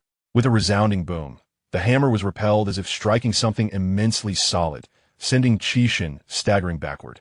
Long Yuan and the little girl soared into the sky. Sword spirit, I leave it to you. I shall deal with the bloodthirsty clan. If I cannot best a deity, surely I can handle these wretches. The little girl nodded. Leave it to me. One strike will suffice. Long Yuan flew directly towards the city, while the little girl, sword in hand, regarded Xianxia. Choose your demise. Xianxia eyed the sword spirit warily, sensing the imminent threat of death. You are the spirit of a divine artifact. How could you manifest in this realm? The little girl scoffed. A divine artifact? What a trivial notion. Those relics cannot compare to my prowess. If you have any last words, now is the time to utter them before you meet your end. Xianxia waved his hands in desperation. Do not engage. I will leave this world at once. Spare me. The little girl smiled faintly. Too late. The sword of ultimate entombment. A coffin, formed of sword intent, enveloped Xianxia. Agonizing screams erupted from within. I was wrong. Please have mercy. He was unaware of how he had been trapped inside. As the coffin's power began to extinguish his divine blood, body, and soul. This is what you get for hammering my master for 10 days. Now, enjoy your fate within. Long Yuan burst into Griffith's city, shouting, "Open the endless flame domain." Flames erupted from his body, surging forth to engulf the entire city. Griffith stared blankly at the approaching inferno, his desire to evade extinguished. The divine being he had summoned had already been slain by his adversary. Where could he possibly hide? Gregory shouted, "Your Majesty, flee." Griffith waved his hand dismissively. There is no escape. We are trapped. The flames crashed upon the city like an overwhelming tide, incinerating the bloodthirsty clan before they could even utter a cry. Tang Tang swiftly collected the spoils, hastily storing them in the system space before they could be consumed by the flames. After securing everything, she hurried to Xianxia to claim all the remaining treasures. The god of sorrow now knows nothing but to wail, utterly incapable of managing anything else. The anguish within Tang Tang is profound. Alas, is it so easy for me to strive for a mere reward? This host truly does not cherish resources at all. Long Yuan gazes upon the scorched earth of Jelly City, nodding in satisfaction. Such a despicable entity should not exist, for the very sight is repulsive. The little lowly approaches Long Yuan and asks, "Master, Shall we eliminate that fellow now? With a wave of his hand, Long Yuan replies, do it. He has endured 10 days of my back rubs, so let us grant him a swift end. Understood. The little lowly snaps her fingers. Boom! The coffin in the sky explodes in an instant, vanishing into nothingness. The god of sorrow leaves not a trace behind. Sword Spirit, can you eliminate all the bloodthirsty clan from his continent? The little lowly nods. No problem. The heavenly Tao of the bloodthirsty continent appears before Long Yuan. Young friend, you cannot do this. It will disrupt the cosmic order. Long Yuan regards the elderly figure before him. You are the heavenly Tao here. The old man nods, affirming, indeed, I am the heavenly Tao of this realm. You claim that my actions will disturb the cosmic order. The old man glances at the sword spirit, his confidence wavering as he replies, yes. Tang Tang, please clarify. Tang Tang manifests before Long Yuan, stating, Master, he makes a somewhat valid point. In truth, it will not affect the cosmic order. Countless races are annihilated daily across this vast universe, resulting in minimal impact. What he primarily worries about is his performance metrics. Goodness, is even the heavenly Tao now so competitive? Are performance evaluations a standard now? If he cultivates the bloodthirsty clan to rank among the top 100 races in the universe, he can ascend to a greater Tao, hence his reluctance to see you destroy them. Long Yuan nods, understanding that this fellow is clearly not a benevolent heavenly Tao. Noticing Long Yuan's silence, the heavenly Tao presses on. Young friend, you see that they no longer possess the strength to threaten your human race. Could you consider sparing them? Long Yuan strokes his chin in contemplation. Since the heavenly Tao has made an appearance, I shall grant you face. However, while death may be evaded, punishment cannot be escaped. I believe a measure of retribution is not excessive. Chapter 163, Reflections of a Heart. Not excessive, not excessive. They have brought this upon themselves and should accept their punishment. The heavenly Tao breathes a sigh of relief, having managed to save this group. Long Yuan nods, instructing the sword spirit, castrate them all. The little lowly is momentarily stunned, but quickly regains her composure, responding, very well, master, with a wave of her hand. The entire continent seems to fall under the sword spirit's command, as countless sword energies pierce through space, severing the very essence of the bloodthirsty clan. The heavenly Tao stares in disbelief at this scene. The joy he felt moments ago has turned into profound sorrow. Alas, it seems I must seek another race to cultivate. Long Yuan's eyes glimmer with excitement. Then I shall eliminate them all. The old man stumbles back, exclaiming, young friend, please. They can sustain me for a while longer, granting me time to find another race. I beseech you, show mercy. Long Yuan nods. Very well then. I shall take my leave for now. We shall meet again when time allows. Tiandao shuddered, nearly moved to tears.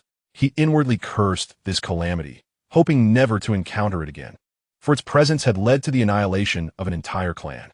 Yet he spoke with a forced smile. Very well, young friend, do visit again when you can. Long Yuan waved farewell and departed, vanishing into the sky alongside the little girl.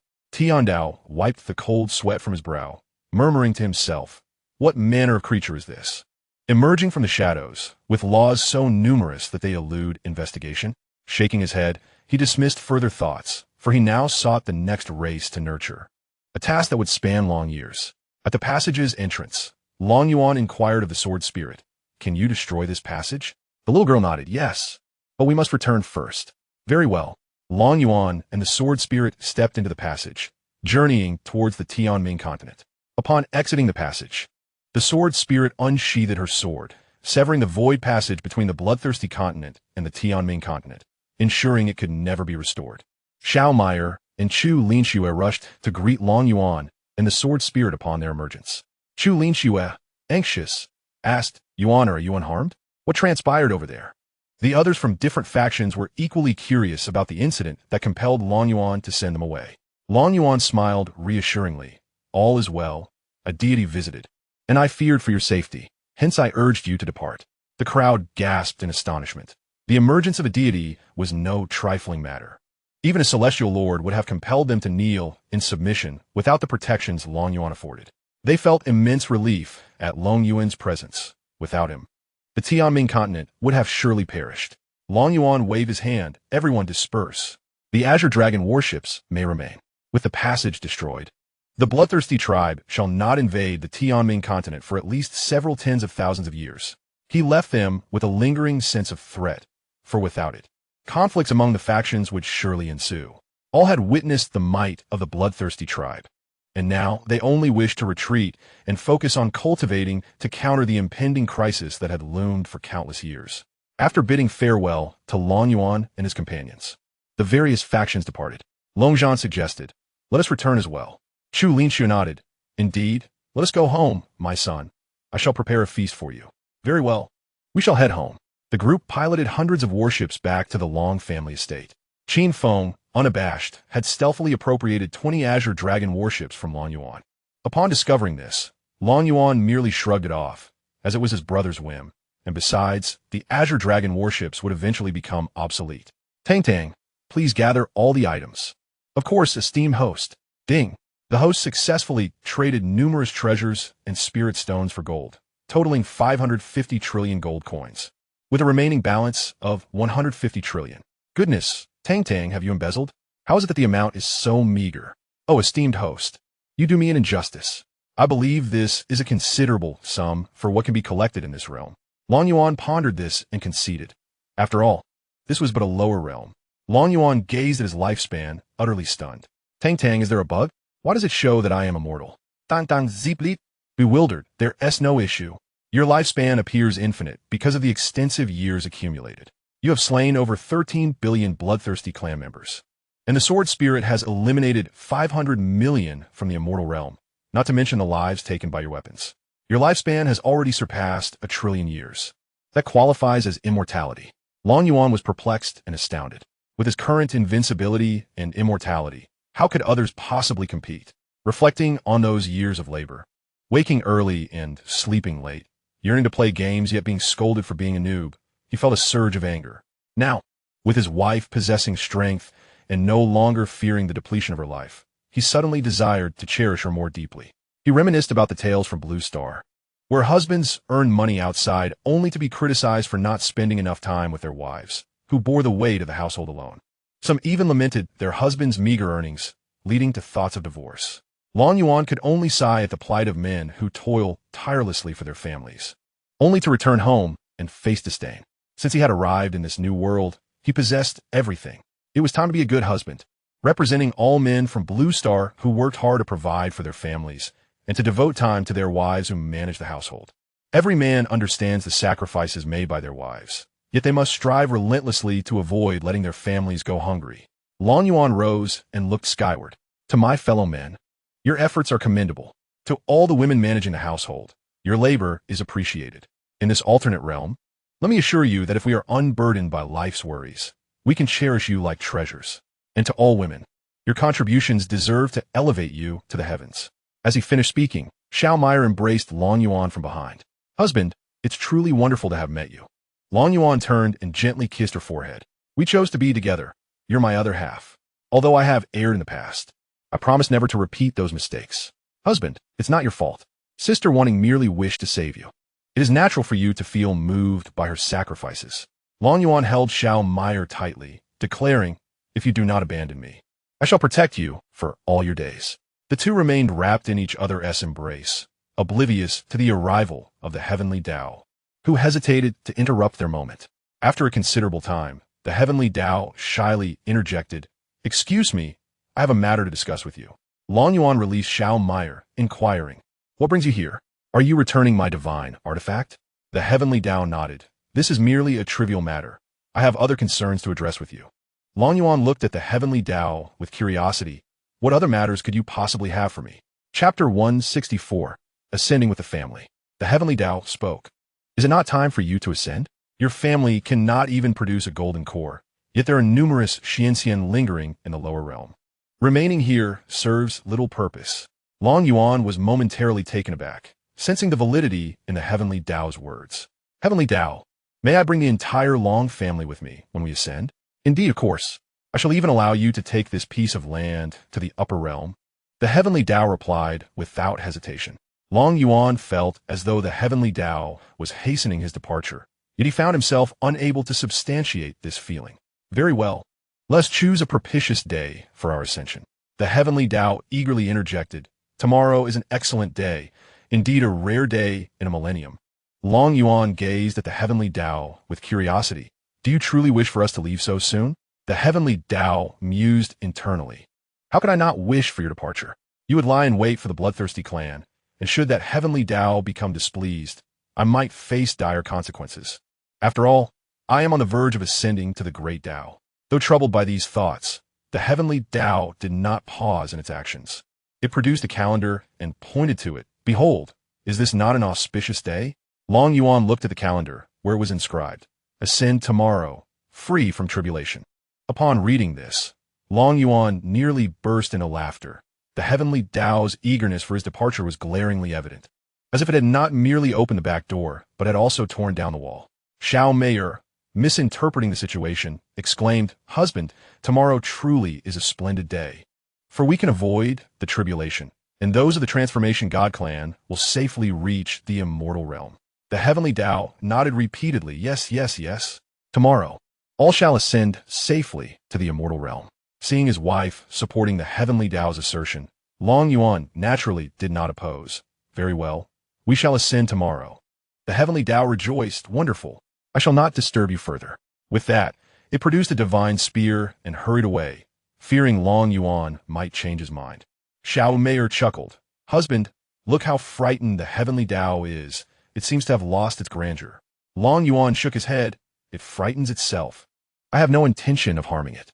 Xianxia laughed playfully. Regardless, I shall inform my parents to prepare for our ascension tomorrow. Long Yuan nodded. Indeed, go ahead.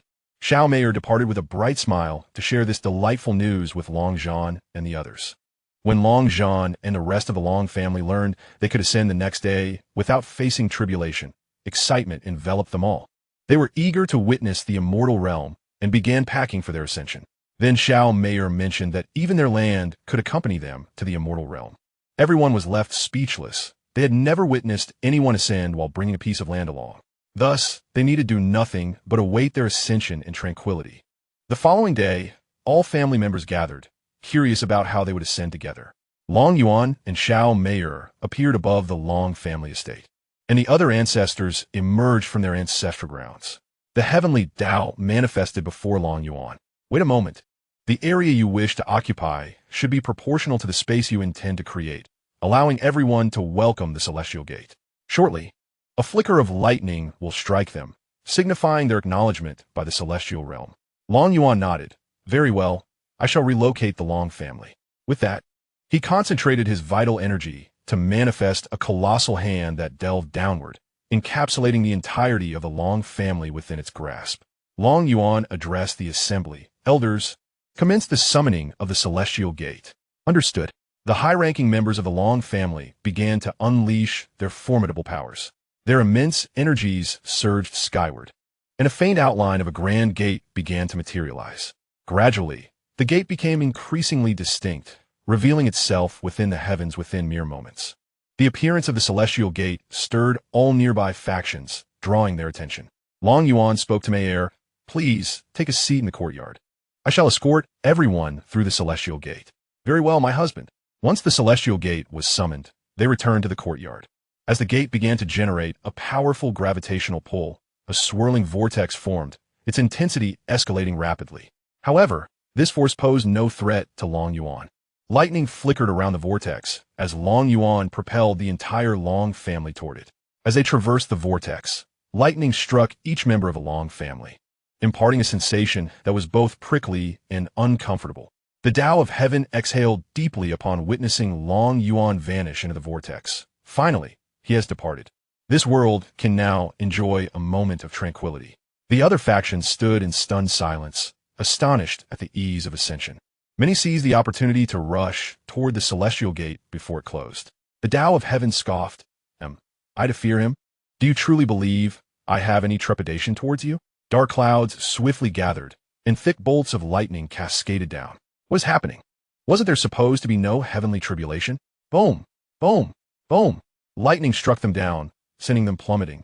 With each strike, numerous semi-immortals coughed up blood, utterly unprepared for the swift arrival of the heavenly tribulation. Meanwhile, the others remained motionless, acutely aware that this was the Tao of Heaven granting the Long family an unmerited reprieve. Anyone who dared approach now would be courting death. Their survival was already an act of mercy from the Tao of Heaven. Qin Feng gazed up at the celestial gate. Brother, wait for me. I shall soon ascend to join you. In the celestial realm, at the Long family's ascension platform, a vortex suddenly emerged, rapidly expanding. The members of the Long family stationed there were left dumbfounded. Long remarked, what is happening? Why has the ascension passage grown so immense? What kind of creature has ascended? Another Long family member shook his head. I have no idea. This is the first time I have witnessed such a phenomenon. Soon, they would find out. Long Yuan emerged from the ascension passage, dragging a small island with him. Suspended in the sky, he mused, is this the celestial realm? It doesn't seem particularly extraordinary. The members of the Long family followed suit. Their curiosity piqued as they surveyed their surroundings. Xianxia, the wife, remarked, husband, this realm is vastly different from the mortal world. The celestial essence here is so rich. I feel that soon I shall achieve a breakthrough. Below, Long Ku and the others stood frozen in astonishment. Over 100 Xianxia had ascended simultaneously, taking their entire families with them. This was the Long family from that realm. An astonishing feat indeed.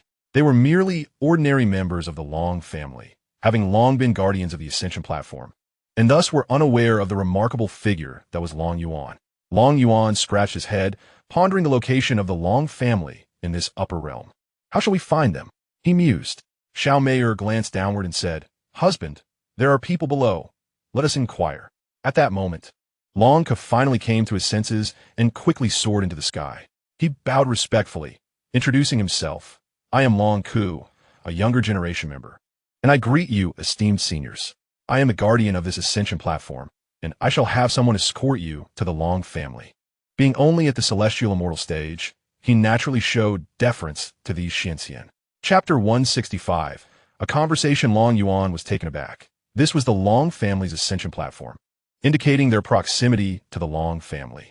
Long Ku nodded, not far at all. I will accompany a few kin to lead you there. Long Yuan replied, thank you for your trouble. Long Ku politely responded, it is no trouble at all. Please follow me. With that, he soared towards the direction of the Long family, with Long Zhan and the others hastily following suit, while Long Yuan leisurely flew behind, dragging a small island along. Meanwhile, the Long family had received the news, and Long Ku informed the family steward of Long Yuan's ascent along with his entire family. The steward hurried into the family hall, exclaiming, Patriarch, you must come and see. Inside the hall, a group of elders was in session, and upon seeing the steward's frantic entrance, they feared that the heavenly palace was attacking. Long Zhen stood up excitedly. Is the heavenly palace coming? The steward was taken aback. When did the heavenly palace arrive? This left everyone in confusion. Long Zhen, slightly annoyed, retorted, then why the urgency? I thought we were under attack. The steward realized his words had caused misunderstanding and quickly clarified. Long Yuan has ascended, bringing his entire family with him, and is now approaching us, dragging a small island. Long Zhen rose from his seat once more. That boy has ascended. Didn't he go to confront the bloodthirsty clan? How has he resolved matters so swiftly? At this moment, the steward grew anxious. Patriarch, you must make arrangements. Such a large island cannot be left unattended. Long Zhen chuckled. Let's go outside and see the extent of what this boy has brought. With that, Long Zhen and the others made their way outside. As they exited the grand palace of the Long family, they beheld an island approaching in the distance, surrounded by over 100 Xianxia. Long Zhen immediately recognized it as the mountain range belonging to the Long family in the mortal realm. He was intimately familiar with this place, as it was where he was born and raised, and the familiar faces brought back vivid memories. Long Zhen promptly soared forward. I am Long Zhen, a younger generation member, and I greet you, esteemed elders. Though he currently stands at the realm of the immortal emperor, these individuals are indeed his elders. Long Yuan and the others came to a halt. Long Kuang Lei chuckled. Now that you are the head of the family in the upper realm, there is no need for you to pay us respects. No, he replied, you shall forever remain my elders. This is an undeniable truth, and I must not diminish my etiquette. Long Ing waved his hand. You should make arrangements. Let this grand creature rest there. Long Yuan has carried it all the way here. Long Zhen gazed at Long Yuan. Kid, you finally made it. I've been waiting for you for quite some time. Long Yuan smiled. The heavenly path of the lower realm would not allow me to linger, so it sent me up here. Now, I am merely an ordinary member of the Long family in the upper realm. Long Zhen burst into hearty laughter, slapping his hand toward the distance, flattening a vast expanse of land. Just place this island there. From now on, you're a member of the Long family. According to tradition, you have 10 years for cultivation. After that, you must participate in family endeavors to obtain resources. Long Yuan set the island down in the cleared area and then turned to Long Zhan. As for family endeavors, please exclude me and my wife from participation. I intend to spend quality time exploring this immortal realm with her. If my parents wish to partake, they may. If not, I will provide for their cultivation resources, as well as for the Long Ying guards I brought along. Long Zhan nodded. That is acceptable. The family values freedom and fairness. If you do not require resources from the family, you need not partake in the endeavors. However, your contributions to the family will ensure that you receive your due share of resources. Long Yin had already informed Long Yuan of this matter, so he was not surprised. Then allocate the resources to my parents. How they distribute them is their concern. All right, take some time to familiarize yourselves with the surroundings. I will come to find you tomorrow. Long Yuan nodded very well. He longed to return and relax. At this moment, all he wished for was to spend time with his wife. The crowd dispersed, each attending to their own affairs. Long Yuan returned to his courtyard, reclining in a chair like a salted fish. Xiao Mei approached, gently massaging Long Yuan's shoulders. Husband, both Xiao and Long Ling wish to accompany you. Are you truly planning to take me on a journey through the immortal realm? Long Yuan pulled Xiao Mei into his embrace. Indeed, from now on, I shall accompany you wherever you wish to go. Are you happy? My dear husband, having you by my side brings me joy. But won't you find it dull? What could possibly be dull? We will travel everywhere, and in doing so, I shall fulfill my dreams. At that moment, Xiao dashed over. I want to go too. Long Gu, you must take me along. Long Yuan curiously inquired. Why should I take you? You have your shadow guards to manage. Xiao chuckled. I've entrusted my shadow guards to Long Ling, Xiao He, and Xiao Feng approached as well. Master, I wish to accompany you too. Xiao Feng nodded resolutely. Long Yuan felt a wave of frustration. He had originally wanted to enjoy a world of two with his wife, but now it seemed he would be outnumbered. He was at a loss for words, yet having these companions around would surely keep him from feeling bored. All right, everyone prepare yourselves. We shall depart shortly. The trio cheered and then dispersed. Long Yuan accompanied Xiao Mei to inform his parents about their impending journey. Chu Linxue readily agreed, advising Long Yuan to take good care of Mei. The following day, Long Zhan sought out Long Yuan, and the two sat together in the courtyard. My boy, I am aware that your strength has surpassed mine. I wish to relinquish the position of family head to you. I believe no one in the family would oppose this. Long Yuan gazed at Long Zhan in astonishment. Have you lost your senses, or am I the one unhinged? Why would I abandon a comfortable life to toil as a servant? You may bestow this family position upon whomever you please, but do not involve me. I intend to enjoy some leisure with my wife. Do not bother me, or I shall ensure the family tree records a new page in my absence. Taken aback by Long Yuan's response, Long Zhan was momentarily speechless. Many coveted this position, yet now it seemed he could not even give it away. With a resigned shake of his head, he said, If you refuse, then so be it. If you wish to frolic, I can at least assign 2 celestial emperors to protect you discreetly. You merely wish to capitalize on my absence. Should I encounter any trouble, you expect to swoop in and reap the benefits, do you? Long Yuan discerned Long Zhan's intentions with clarity. Unperturbed, Long Zhan replied, Just answer me. Do you want the protection or not? Long Yuan recognized that even if he declined, Long Zhan would still send someone. Furthermore, it was prudent to have skilled protectors near his wife, as he could not guarantee her absolute safety. Very well, but ensure that 2 female protectors are assigned to my wife. Long Zhan beamed with delight. Excellent. I will dispatch 2 female shadow guards to safeguard your wife. Long Yuan raised 3 fingers, stating, I require 30% of the profits. Long Zhan readily agreed. No problem at all. Chapter 166. Encountering foes upon departure. After concluding their discussion, Long Zhan departed. Long Yuan took a few days to rest at home before setting out with his wife, Xiao He, Xiao Feng, and 2 shadow guards standing nearby. Long Yuan looked at the 2 guards incredulously. What are your names? And can you truly be called shadow guards if you stand so openly beside us? Lin Shui replied, Young master, I am Lin Shui, and this is my sister Lin Ro.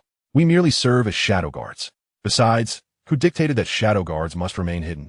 As long as one's strength is formidable enough, it matters not where they stand. Long Yuan nodded in approval. You make a valid point, then let us proceed. Xiao He transformed, allowing Long Yuan and the others to mount.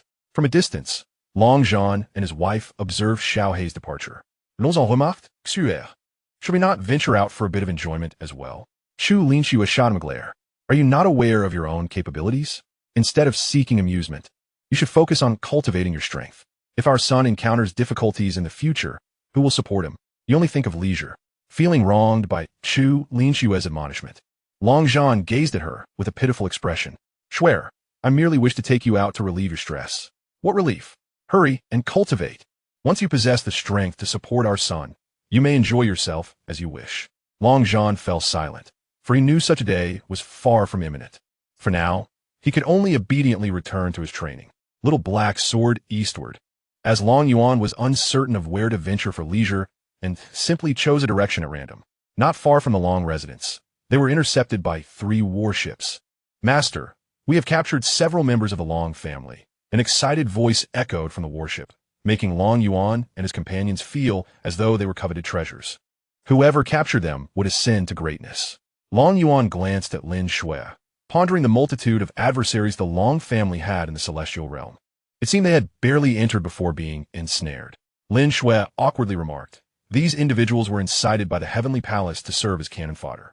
Our family has recently gained a considerable amount of fortune, and in a moment of elation, this matter slipped our minds.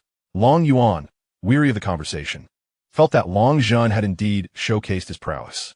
On the distant warship, several celestial lords approached the bow, gazing at Long Yuan and his companions. Indeed, several in the profound immortal realm. Capturing them could yield some minor resources. The master of the GUSX's eyes sparkled with interest as he surveyed Long Yuan and the others. An elder volunteered, Master, allow me to apprehend them. There's no need for you to intervene. Very well, go ahead, the master replied. The elder soared from the warship, summoning a massive hand imbued with celestial energy to grasp Long Yuan and his companions. Lin Ro pointed, unleashing a more formidable attack that shattered the celestial hand in an instant. The elder spat out a mouthful of blood, staring in shock at Lin Ro. You are at the celestial emperor realm. The GUM master was taken aback, realizing he had gone from hunter to prey. Long Yuan regarded these individuals with an icy tone, informed the family head to eliminate these nuisances blocking our path. Lin Shui nodded, understood, young master. With a mighty palm thrust forward, Long Yuan unleashed a hand that blotted out the sun. Boom! Boom! Boom! The warships and their crew had no time to react before being reduced to mere fragments. Little Black, let us depart, Lin Shui instructed, signaling for assistance to clear away the debris. Yes, Little Black responded, swiftly flying into the distance. Lin Shui also alerted the family to mobilize against those outside. Upon receiving the news, Long Zhan became exhilarated, Great Elder. Notify the Dragon Guard and the Dragon Emperor troops to eliminate those foul fish and rotten shrimp outside. A substantial contingent of Dragon Guards began to mobilize, followed closely by the Dragon Emperor troops. Their singular mission was to kill.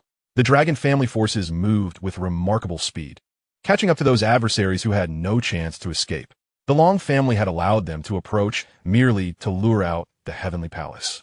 Now that Long Yuan had ascended, it mattered little whether they attracted powerful figures from the heavenly palace. Ultimately, Long Yuan would inevitably confront them. Long Yuan paid no mind to the events transpiring outside the Long family. His sole desire was to accompany his wife. After several days of flight, Little Black halted before a city of celestial grandeur, intriguingly named the City of Despair. Long Yuan and Xianxia entered the bustling city, where throngs of people filled the streets and numerous stalls offered a myriad of goods. Xianxia and Xiao hurried to the stall, gazing at the array of exquisite jewelry. Sister-in-law, this one is beautiful, and so is this. Xianxia admired the ornaments, asking her husband, do you think I would look lovely wearing this? Long Yuan smiled and nodded. You look magnificent in anything, my dear. Then I shall take this, and this. The stall owner beamed, clearly delighted. This discerning lady has an eye for the finest pieces. Long Yuan inquired, how much for these items? The owner replied, altogether, they amount to 40 low-grade celestial stones. Long Yuan observed the numerous pieces adorning his wife and Xiao's hands. He produced 40 celestial stones and placed them on the stall. Let's depart. Just as Long Yuan set down the celestial stones, a group of oddly dressed individuals snatched them away. Old man, consider this your protection fee for the past few days. We shall return in a few days. The owner dropped to his knees before them, pleading, please leave me something. My wife is ill and awaiting medicine. I promise to deliver the celestial stones to the Heavenly Tiger Gang next month. I beg you. One of the assailants kicked the owner aside. We cannot wait until next month. Our brothers need money for drinks now. Let us go. It's time to celebrate. The group erupted in laughter, preparing to leave. Long Yuan interjected, wait a moment. The celestial stones have not yet been accepted by the owner. They're still mine. Do you think you can just take them? The leader of the group hesitated, sensing that Long Yuan and his companions were not to be trifled with. He reluctantly returned the stones to the owner. Now that the owner has accepted them, they are no longer yours. Despair washed over the owner as he knelt on the ground, rendered speechless. Long Yuan chuckled at the absurdity of the situation. Do you truly think I am a fool? What do you intend to do? Allow me to inform you. I am a member of the Heavenly Tiger Gang, and crossing us will prevent you from leaving this city. The owner pleaded, young master, let it go. You cannot afford to offend the Heavenly Tiger Gang. Their leader is a celestial immortal. Did you hear that? Our leader is a celestial immortal, and to cross us is to court death. The rogue began to swell with arrogance. Long Yuan smiled. A celestial immortal, you say? Quite impressive. Are you frightened now? Leave the few young ladies with you, and you may depart. Suddenly, the sound of daggers piercing flesh echoed as Xiao struck. Anyone who dares to insult my sister-in-law must face death. Blood poured from numerous wounds on the assailants.